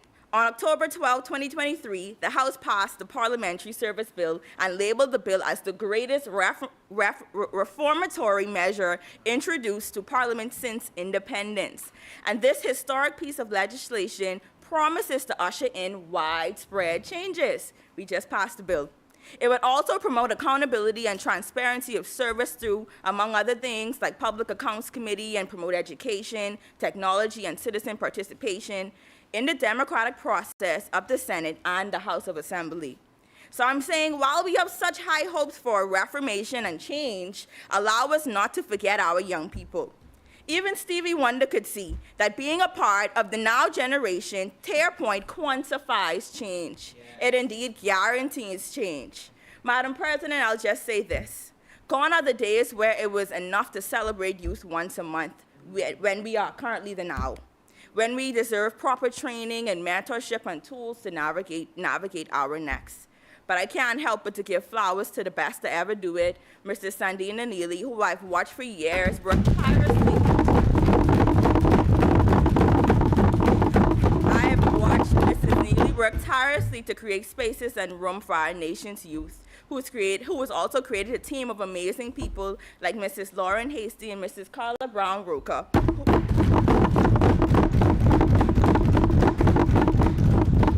have been amazing role models. I thank you for all that you do. But I end with this, Madam President.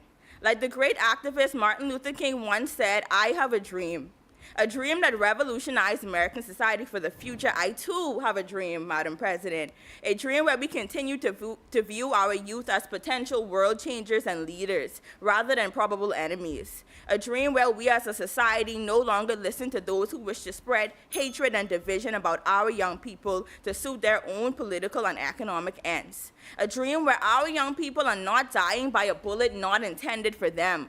We're pledging the allegiance to the flag and the Commonwealth of the Bahamas stands for something, that we no longer accept that the challenges of tackling youth unemployment, education, and lack of opportunity to be filed under the heading, impossible to overcome. To get real about what is taking place in our country and demand change. This is the future. This is our future and our children's future. My fellow senators, we are the future of today. the dreamers of the now, and let us continue to walk on as warriors, to charge on as champions, and to carry forth the call of those that came before us with courage and compassion by doing what is right on today. Because today, if we honor our nation's youth, tomorrow our nation's youth will honor us.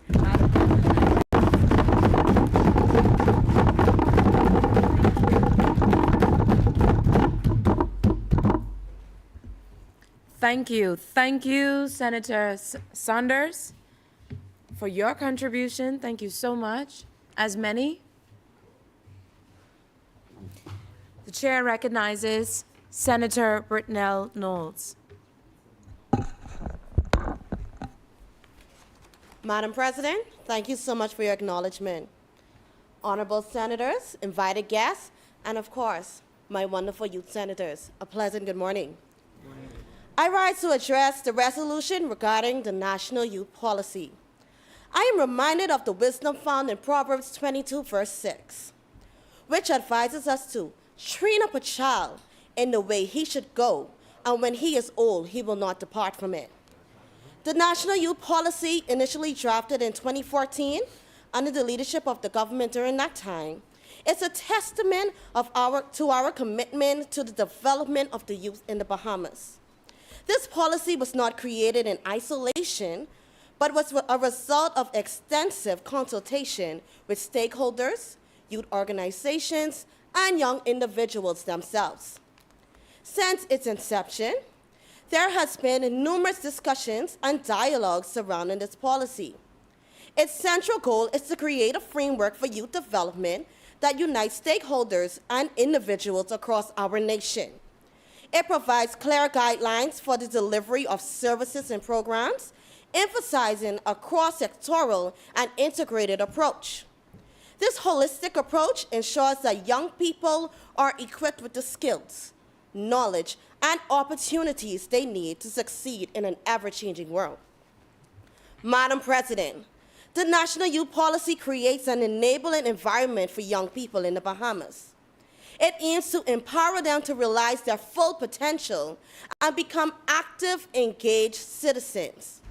Through this policy, we aim to shape a common vision for youth development in our country, outlining the roles and responsibilities of both young people and, of course, our youth workers. The ultimate goal is to ensure that the personal and national development of our youth as exemplary citizens. The government has consistently prioritized this mission since taking office.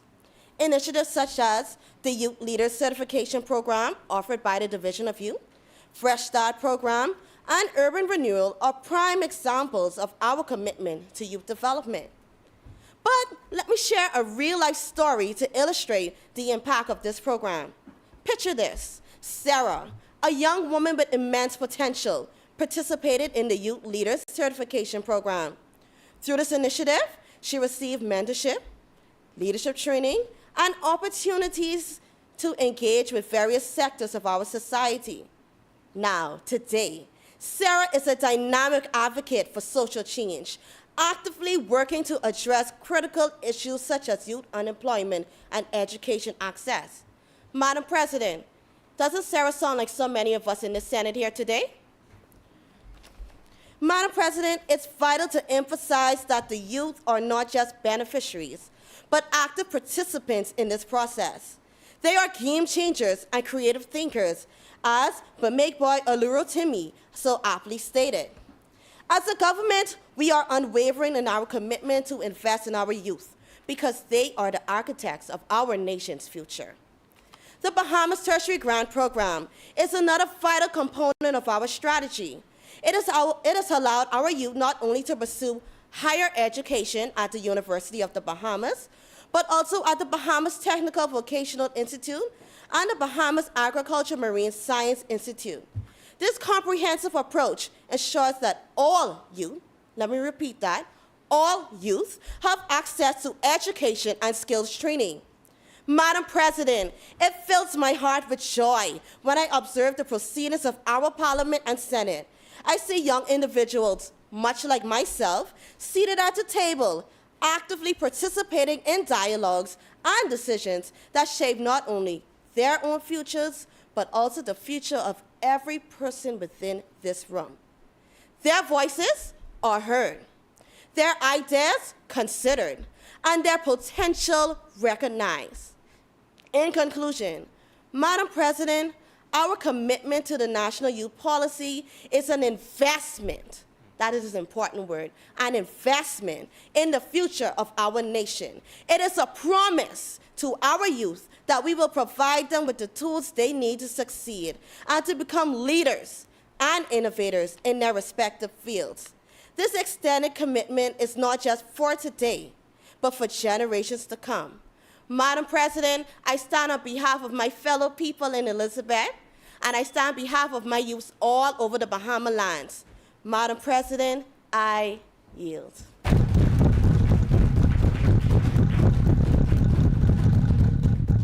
Thank you, Senator Knowles, for your contribution. As many?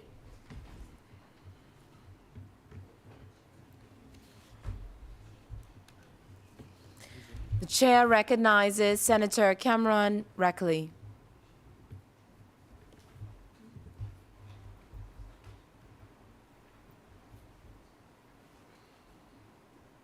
Thank you, Madam President. Madam President, today I support the resolution. One that is dear to me simply because I am a young individual. Madam President, I may not look as young as I used to be. However, I still consider myself a young individual. Today, I want to highlight for a brief moment 3 main components as to why this resolution is so important to our young individuals growing up in the island of the Bahamas. Madam President, the first thing I want to highlight is mental health. Mental health is an issue that concerns me when it comes to our young individuals. Oftentimes, Madam President, we consider mental health to be somewhat associated with adults, persons over the age of 65, over the age of 50. However, Madam President, mental health starts with our young adults as well. If we can catch it at a young age, Madam President, we can treat it. And once we treat it, these individuals can continue to be a productive member of society. Madam President, my next main point is education. Education is the pillar of success, Madam President. And when I say education, I do not mean just doctors and lawyers and teachers. I do not mean that type of education, Madam President. I'm talking about the mechanics. I'm talking about the nail techs. I'm talking about the hair, lashes, these type of individuals, these type of careers that our young people need and our young people love.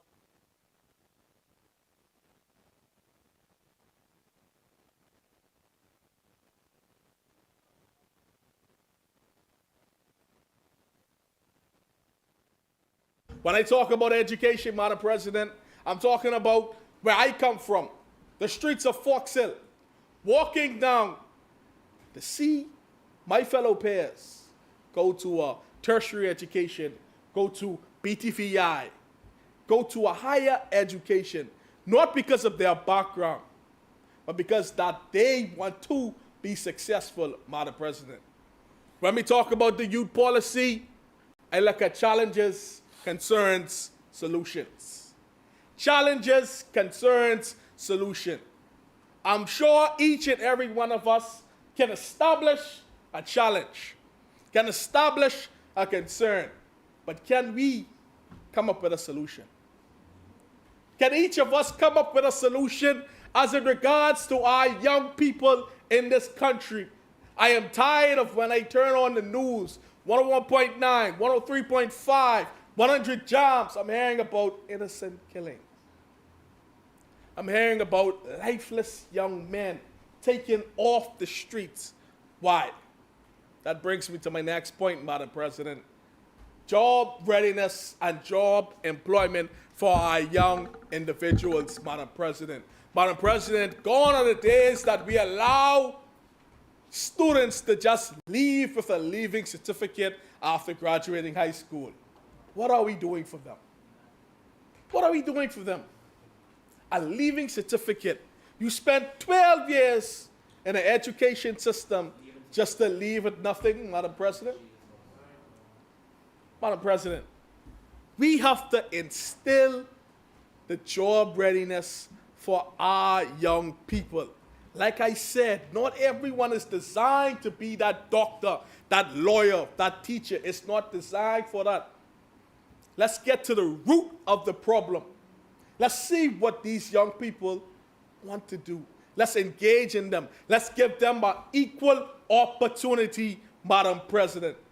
That's what the National Youth Policy is all about. Madam President, mental health, job readiness, job employment, Madam President.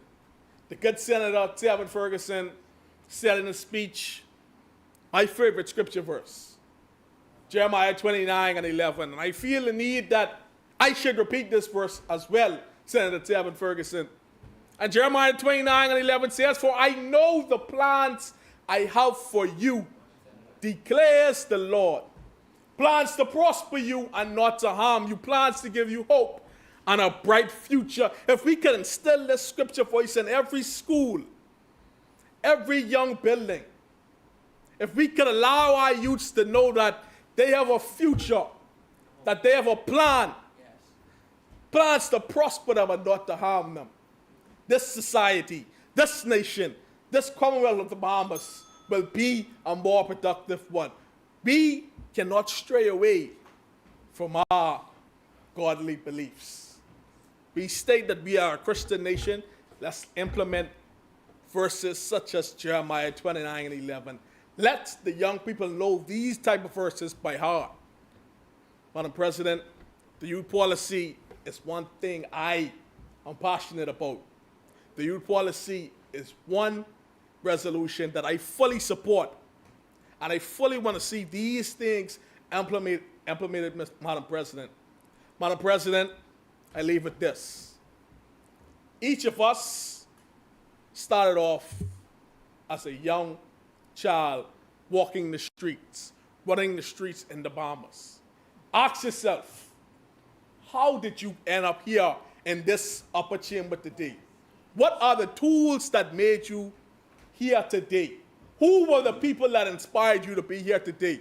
Who are the people that inspired you to write these speeches, to help you with the education that you need, the job that you need?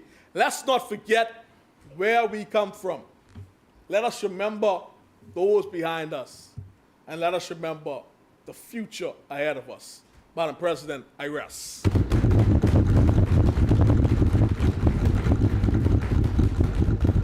Thank you. Thank you, Senator Reckley. Spoken from the heart. Thank you very much. As many? The chair recognizes Senator Shante Deal.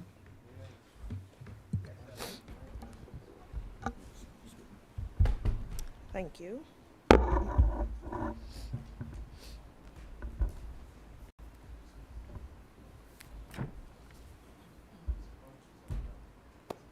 Thank you, Madam President.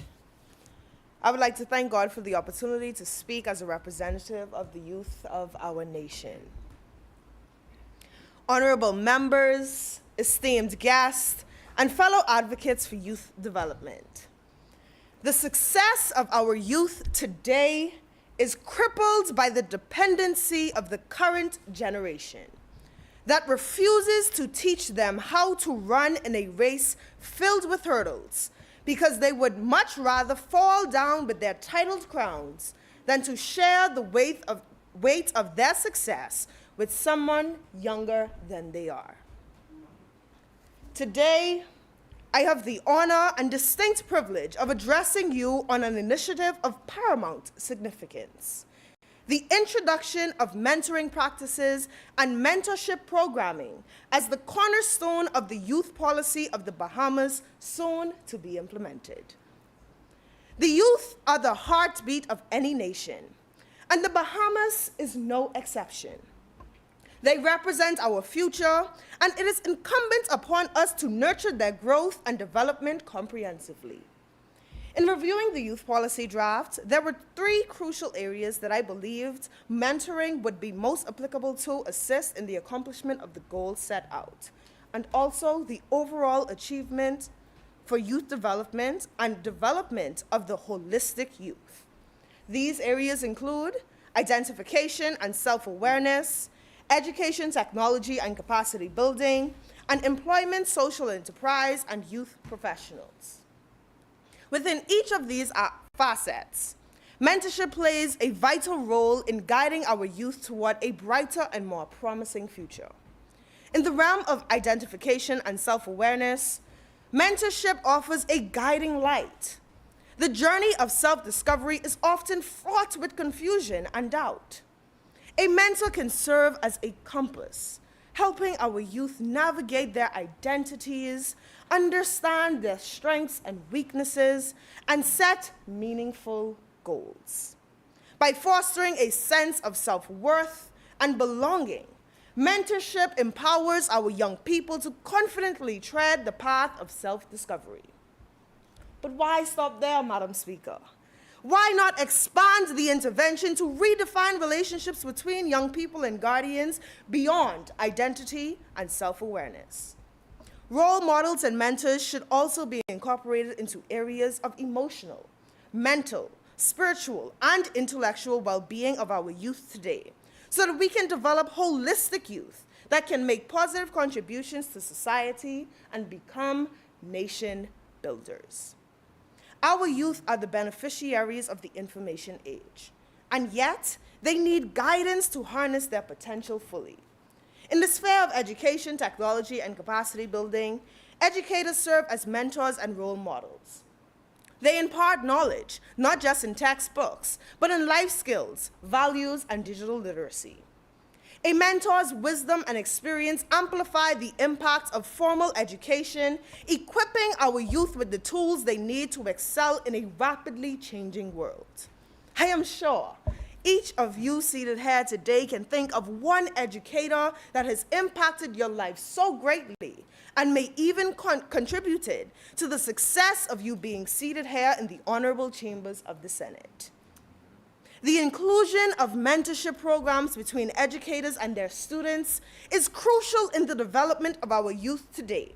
As David McKay penned it, and I concur, true education does not consist merely in the acquiring of a few facts of science, history, literature, or art, but in the development of character.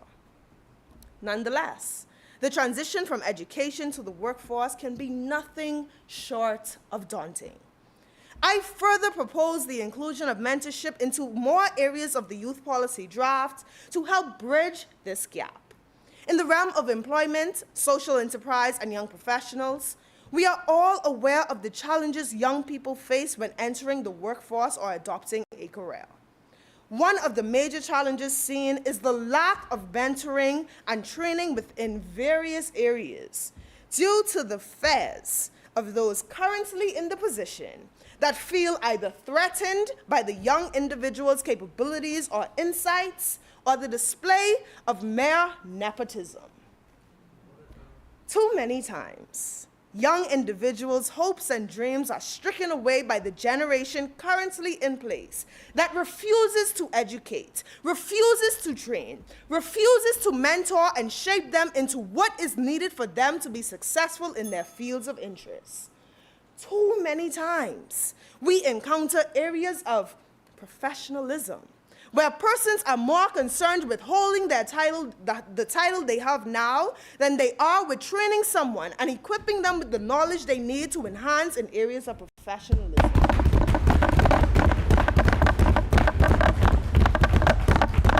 And as a result, we find more and more youth of our nation being eager to emigrate to other countries because their work environment proves to be more welcoming, educational, and more replete with mentorship opportunities. Mentors are needed by the nation's youth to offer guidance, networking opportunities, and real-world insights. They are needed to inspire the next generation of professionals, instilling the values of diligence, innovation, and adaptability. Mentorship serves as a commitment to the holistic development of our youth. I repeat, the holistic development of our youth. It will aim to recognize the potential of each young Bahamian, irrespective of their circumstances, and offer them guidance, support, and inspiration they need to fulfill their dreams. Let us, as a nation, invest in the development of our youth through the implementation of mentorship in more areas of our youth policy. In fact, it is a target area that need not to be a mere addition to the youth policy, but its foundation. As we move forward towards the revision and succeeding implementation of the youth policy, let us remember that investing in our youth is an investment in the future prosperity of the Bahamas. Let us be the mentors who light the way and the mentees who learn, grow, and make our nation proud. Madam President, I yield.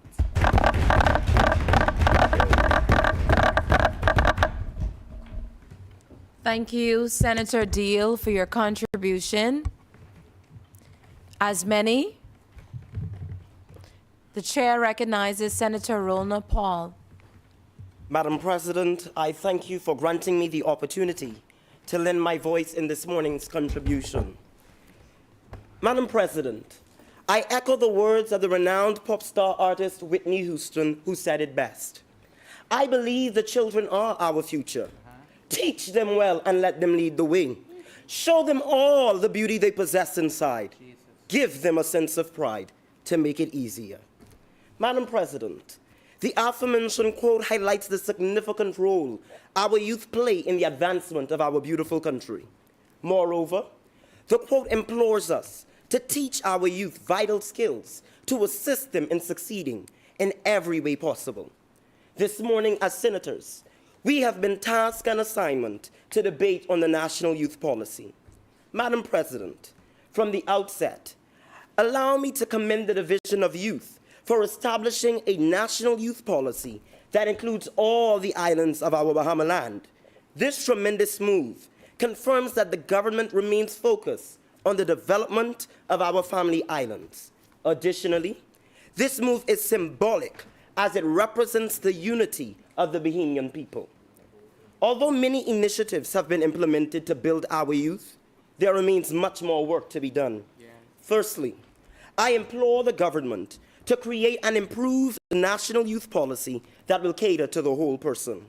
Because of the diversity that exists within our young people, the government must be ready to create a policy that accommodates the diversification.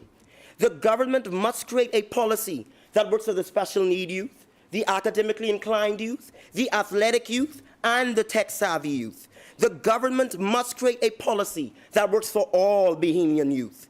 It is imperative that we build a youth policy that leaves no youth behind.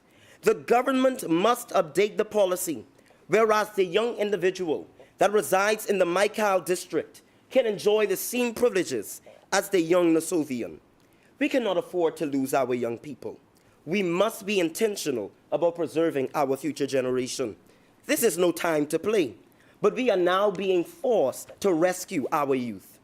Additionally, Madam President, we must be proactive rather than reactive when it comes to policy making. The National Youth Policy of the Commonwealth of the Bahamas, which was established 2014, aims to, and I quote, provide a common and mutual understanding of the importance of youth development among all stakeholders and individuals in the Bahamas, and to set guidelines for the delivery of services and programs related to their development through a cross-sectoral and integrated approach. But what exactly are the policies, Madam President? Have they been revised in recent years? Have we taken into consideration what has changed in youth work during this time? While many efforts have been made, we remain at the mercy of the rest of the world.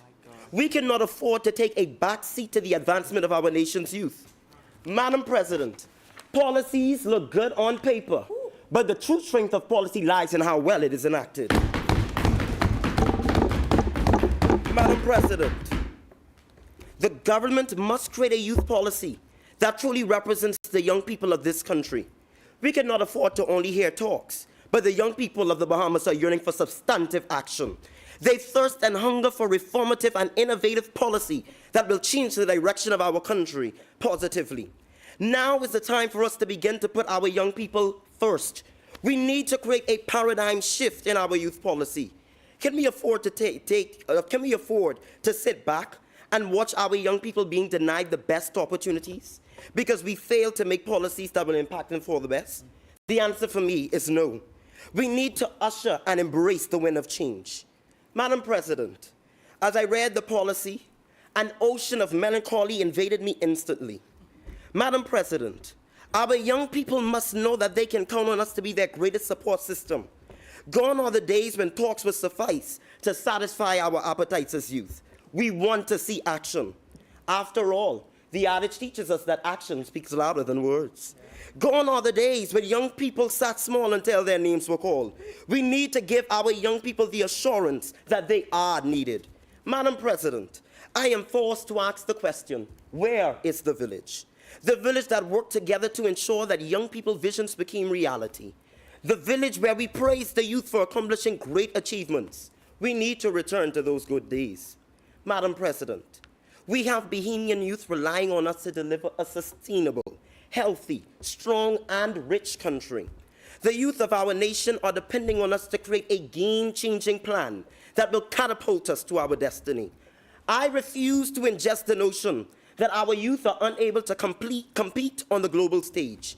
I refuse to believe that we as a country cannot produce the next generation of history makers, inventors, and game changers. However, it is essential that we change our approach.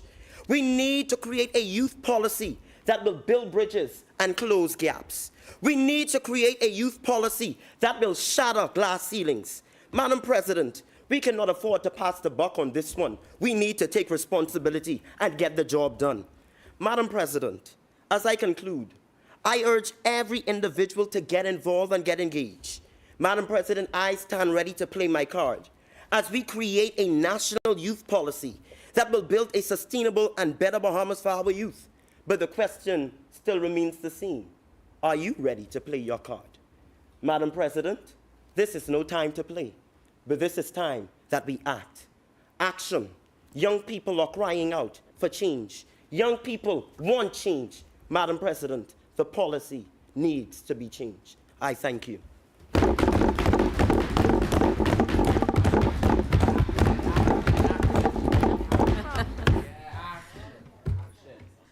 Insightful. Thank you, Senator Paul. I think you got all the senators riled up for a second there. We are in the upper chambers. As many. The chair recognizes Senator Isaac Barr.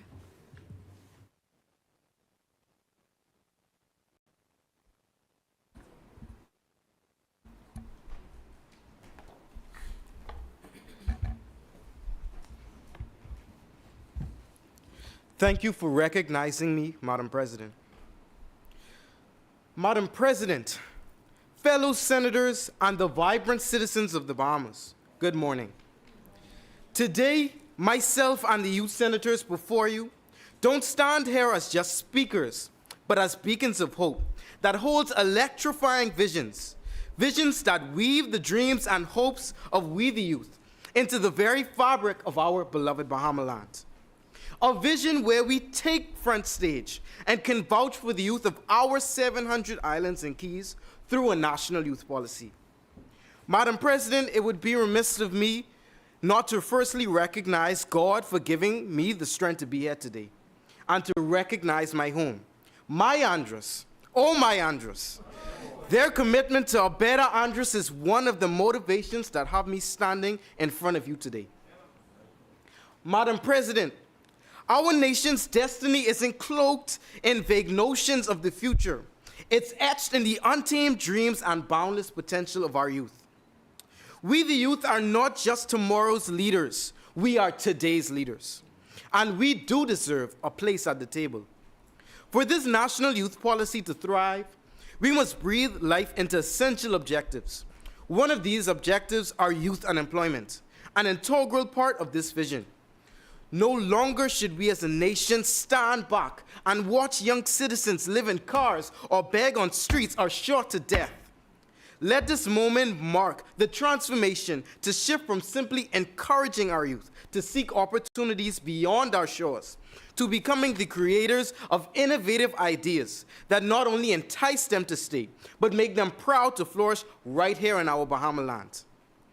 I can indeed say this government is working tirelessly to resolve this rising issue of youth unemployment in the Bahamas.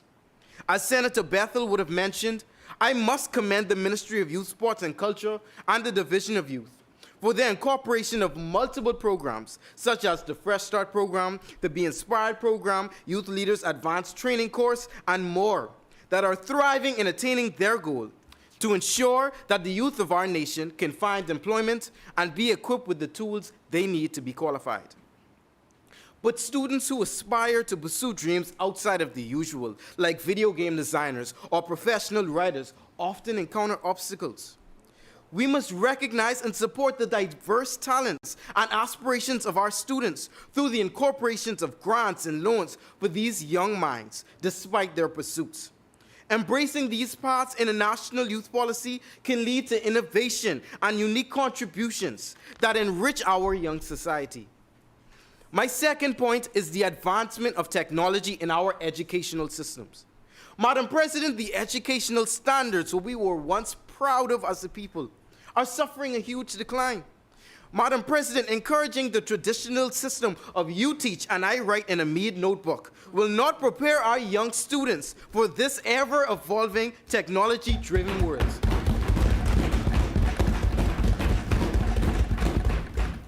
In this day and time, Madam President, refrigerators need Wi-Fi. Madam President, we must push for the investment of education in the Bahamas through advancing the technological systems in our schools and using artificial intelligence as a tool. Investments made for interactive whiteboards, computers, online learning platforms, video conferencing tools, and etc. to be incorporated in our school systems can shape our students to be prepared for the age of artificial intelligence, which must be considered in the revamping of a national youth policy. My final points are on the civic participation and the overall empowerment of the youth of our nation. Madam President, the youth of our nation cannot be equipped to face the world and better our Bahama land if they have no space for development and growth. Equipping youth with the skills and knowledge they need to take control of their lives is the only way to ensure that the future of our nation contains the tools to achieve greatness. Empowering the youth makes them valuable assets in the community because they obtain educational, skill, and leadership development. I commend the Division of Youth and the Ministry of Youth, Sports and Culture once more for developing programs such as Youth in Parliament and Youth in Senate that allows us as youth to have a place in the forefront. Having the availability to sit and stand where we are is a privilege. If the government works to stretch similar programs across all family islands, the youth all over the Bahamas would have the opportunity to participate and feel empowered and valued as the future of our nation. Development of programs that can assist with students dealing with substance abuse and mental health issues, such as resilience building programs, can improve the empowering of the youth greatly. We must not encourage youth to remain silent, but give them a chance to have a voice. As youth senators here today, we can attest to how it feels to be empowered and recognized. As I close, Madam President, let us be the architects of a new Bahamas, where our youth aren't forced to seek opportunities elsewhere, but proudly choose to stay. Where our education system equips them for the ever-changing world. And where youth empowerment isn't just a phrase, but a lifestyle. Together, let's build a future where the dreams of our youth become the pillars of our nation's success. I yield, Madam President.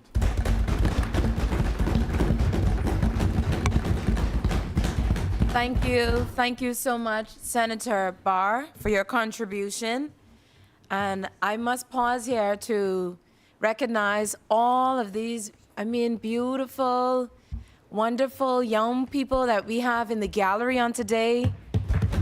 Let us express our gratitude to them and their teacher, who is also with them, and I do believe they're from the Family Island? Freedom Baptist Academy. New Providence. Wow, awesome. It's very good to have them. Thank you so much. Thank you for joining us in this session of Youth in the Senate. As many, the chair recognizes Senator Delon Sands. Thank you, Madam President, for recognizing me. Before I even begin my speech, I would like to thank God, who is indeed the head of my life. Today, I'd like to share a story about a young lady with an extraordinary journey. She once struggled to make ends meet, but had a dream of becoming a lawyer. The only problem was her shyness, which threatened to hold her back. One day, she stumbled upon an advertisement for the Youth in Parliament program and thought, maybe this would help me break out of my shell. She applied and got selected, and a day came for her to speak in these hallowed chambers of Parliament. She was nervous at first, but when she stood up to speak, she couldn't believe how well she did. She spoke with such eloquence that she left everyone in awe. Some of her ideas were even taken into consideration, and she couldn't have been prouder. Today, she stands as one of the best lawyers in the country, her name remaining anonymous. A testament to the transformative power of youth development. A famous quote by Mahatma Gandhi says, "Be the change that you wish to see in the world." A very good morning to my esteemed colleagues, family, friends, and viewers from around the world. I'm incredibly grateful to stand here in these distinguished chambers where I have the privilege to let my voice be heard. My passion lies in youth development because it not only benefits our nation, but also empowers young people to reach their full potential. Consider this. What if there were no basketball programs, no opportunities to showcase talents to college scouts? How would we even produce stars like Buddy Hield, DeAndre Ayton, and numerous other Bahamian NBA stars? Their success is a testament of the importance of investing in youth development. The government has recognized this and implemented several programs aimed to nurturing of the potential of our youth. The Vision of Youth program established to facilitate, create, implement, and enhance youth programs, services, and projects throughout the Bahamas is a prime example. This government believes in investing in young people, improving their quality of life, and offering a helping hand.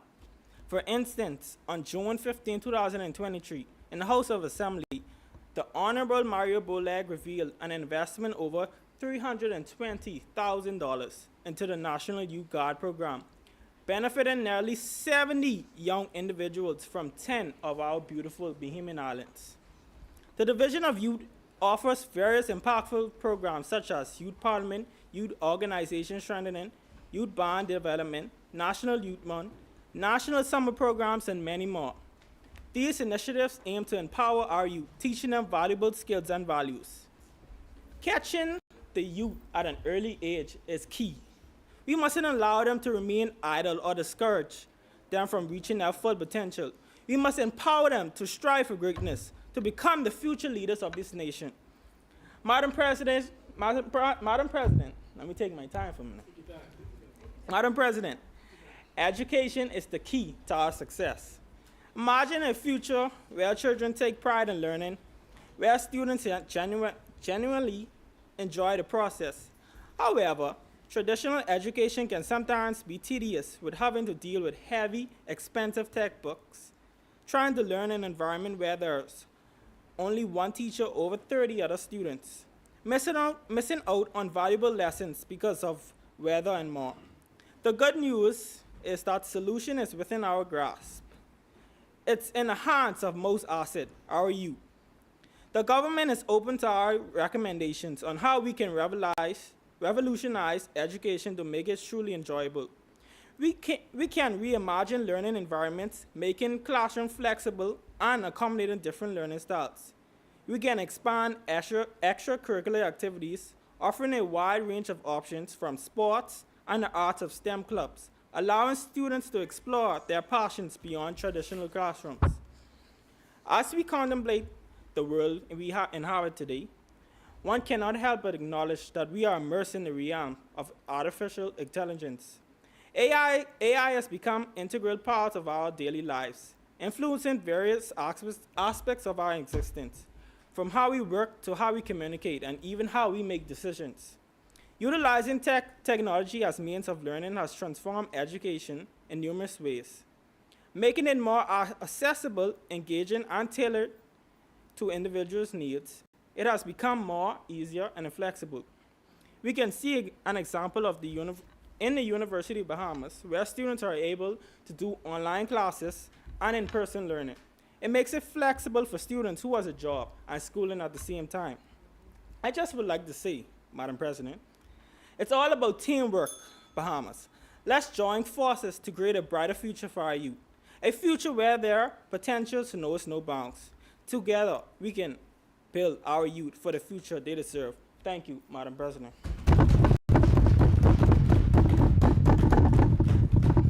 Thank you, Senator Sands. As many, the chair recognizes Senator Kevinique Blanc. Thank you for recognizing Madam President. To my senators, the present standing government, and the people of the Bahamas, it is indeed my pleasure to stand before you to advocate once again for the young people of this nation. Youth is a gift of nature, but age is a work of art. The power of youth is the commonwealth of the entire world. The faces of the young people are the faces of our past, our present, and our future. No segment in society can match with the power, idealism, enthusiasm, and encouragement of the young people. The foundation of every state is the education of its youth. Older men declare war, but it is the youth that must fight and die. The youth are the hope of our Bahamian future. Madam Speaker, the youth of our nation shoulders the future of a country, and it has the potential to bring about a revolution for the betterment of the country. They can introduce the newest advancements without compromising on the cultural heritage of our country. The real question is, Madam Speaker, how can the youth become empowered or activate their gifts to be great assets to society if we're limiting how great their success can become with the lack of a realistic and effective national youth policy? Not just for the empowerment of our young people, but mainly also as a guide for protecting them. Madam Speaker, Madam President, without realistic goals and execution of these policies, it is useless to see any form of change within our young people. Madam President, the high school dropout rate has massively increased, especially since the COVID-19 pandemic. But we cannot keep making the pandemic an excuse as to why our children are not prospering. In order for us to effectively address this epidemic, we must look beyond the headlines. We must scratch beneath the surface to find the core of the problem, where the very foundation of a child's early development begins: the home and the classroom. The Bahamas is experiencing a national decline in the educational system due to lack of structure within the classroom. Some of the millennial educators of today's generation lack patience, endurance, decorum, and respect for many young people within these classrooms. Madam President, I know the youth of this country can be sometimes hard to get through to, but we must be careful of our actions towards them. Madam President, some of our educators scorn our children due to their lack of knowledge to a certain topic taught in school, their disabilities that they cannot control, or simply because of their attire. Some of our educators are not empathetic towards some of our students' background situations and can be very unfair and lack remorse for their malicious behaviors. There are some educators that once they see a child is not grasping a concept or unable to understand their way of teaching, they refuse to adapt their skills or take time out to help push them to their true potential. Instead, they will leave the child to fail without any form of care. You have some educators that will pay more attention to other students who grasp the concept quicker than others and deliberately watch a child fail, call them incompetent, a nuisance to society, and speak to them in such an inhumane way which can destroy their pride and contribute to their lack of motivation to want to succeed. It is important to invest in our educators who will fuel the passions of our young people and not just focus on the results that they bring, but the dedication and enhancement of their academic learning and their personal improvements to be positive citizens of society. This can be done through reforming our interview processes when hiring our teachers. Instead of just looking at the qualifications, which are indeed highly important, let's pay more attention to the results that they bring and their actions. We must ask personal questions. In our interviews, we must proceed with regular classroom observations to see these educators in action and the work they are producing and analyze if their classroom of children are growing. Most importantly, we must not place friendship over business, which is hindering so many institutions and failing the growth of our young people. We have many on the jobs that see their co-workers are not effectively doing their jobs, but will not speak out against it, and which cause hindrance within the growth of our young people. Instead of always blaming our young people and their communities, we need to analyze our educators in which we place our trust and resources in to groom our children. I have also noticed that as a country, we require so much out of our youths, but we are not investing enough into them. I was able to analyze the scholarships being provided to our young people, and some of the requirements for the majority of our young people are very outrageous and in some cases unrealistic based on some of their performances in school. Certain scholarships require 7 A's or more in order to be considered a recipient of the scholarship opportunity to further their education.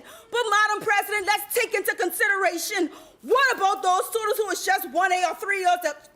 What about those students whose best is just 1A or 3 A's or all B's or maybe 1 or 2 C's? What about the students whose cumulative is simply just a 2.5 or 3.0 GPA, especially in public institutions and some private institutions? Madam Speaker, is it possible, can I have an extension for 2 minutes, please? I will be. Okay. You have time, Senator. Go ahead. But proceed. Madam President, I have seen students who have 2.0, 2.5 or 3.0 GPAs or even 1A or 3 A's in the BGCSE examinations perform successfully in college universities. Furthermore, we miss out on amazing potential nation builders just because they do not meet the requirements to obtain funding to pursue or further their education, so they settle to be home.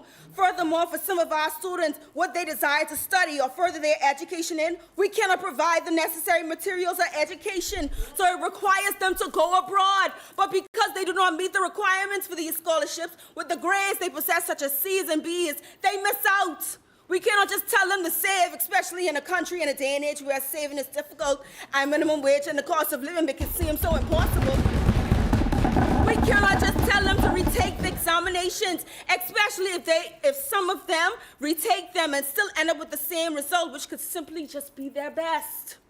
Madam President, we must consider this and create a breed of scholarships that can be beneficial for all of our students from different walks of life. Not just the top scholars, but the students who are a work in progress and are simply trying to make their best. Nevertheless, Madam President, we are desperately in need of some more industries and training agencies to provide our young people with jobs and not just the hotel industries. We request for our young people to further their education. We request for them to come back home and invest. But what are they really coming back home to?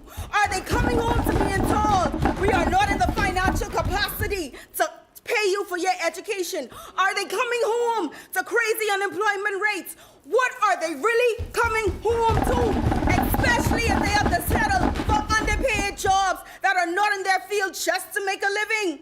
We must push for national vocational training systems and training programs through interventions aimed at facilitating the transition of young people to the world of work.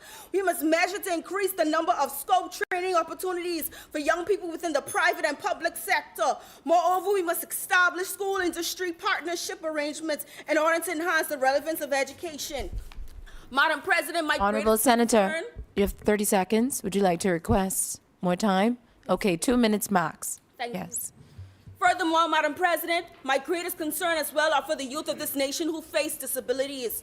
Madam President, I have come to realize that we are lacking policies and we are lacking organizations in our community to assist with children and young adults in our nation who face problems that they cannot control, such as mental health issues, mobility issues, learning disabilities, and much more. According to the National Commission for Persons with Disabilities, it states that the goal is to include persons with disabilities in all facets of life in the Bahamas, protect the rights of persons with disabilities, ensure access to all services, and to sensitize the public. But are we really upholding this?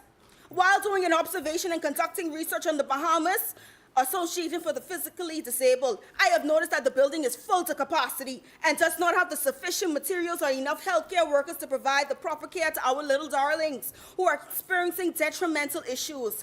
Moreover, for persons in universities dealing with mobility issues, I have noticed that we do not have the facility measures in place when it comes to assisting them with getting to classes, such as active elevators or healthcare workers on campus who can assist with transportation. There was an incident at the University of the Bahamas where a young man confined to a wheelchair, the current went off and the elevator was unable to work, and he had to be carried by his classmates up 3 flights of stairs. Moreover, we don't even have any mental health care professionals to assist in organizations. We don't even have organizations at affordable prices to assist families who have children with disabilities, Madam President. Moreover, Madam President, we must take provisions to promote subjects such as psychology, sociology, and social work, and provide scholarship opportunities and effective training for professionals in this field to help with this crisis. Mental health is vital to success, and without sufficient healthcare professionals in this field, this area will collapse right before our eyes. This can be another stream of income, and this can help. Honorable provide Senator, I'm truly enjoying your contribution, but it's time. Was that your closing line? Close. 1 minute request as I close. Okay, please, you must close now, though. Thank As I you. close, Madam President, while creating this new policy for our youth, envision where you would want to see this country 20 years from now. Do not just hear the cries of the young people and soothe them just for a moment. Be intentional and committed. Once you present this new policy, live this new policy, and commit to this new policy.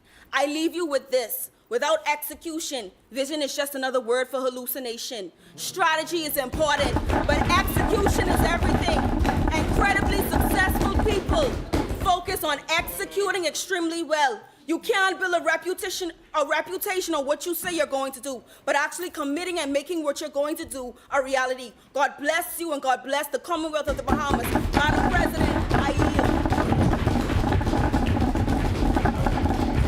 Thank you.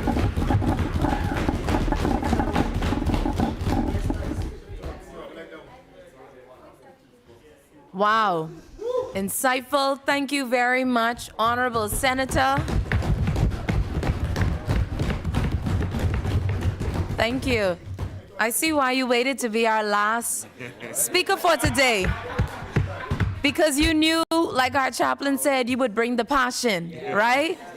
Yes, thank you so much to each of you who would have contributed on today. Honorable Senators, the question is that the following resolution be agreed. As many as are in favor, well, actually, first, let me just read the resolution, and then we will take a vote on it. The question is that the following resolution be agreed. Resolution on the Bahamas National Youth Policy, recognizing that the need for youth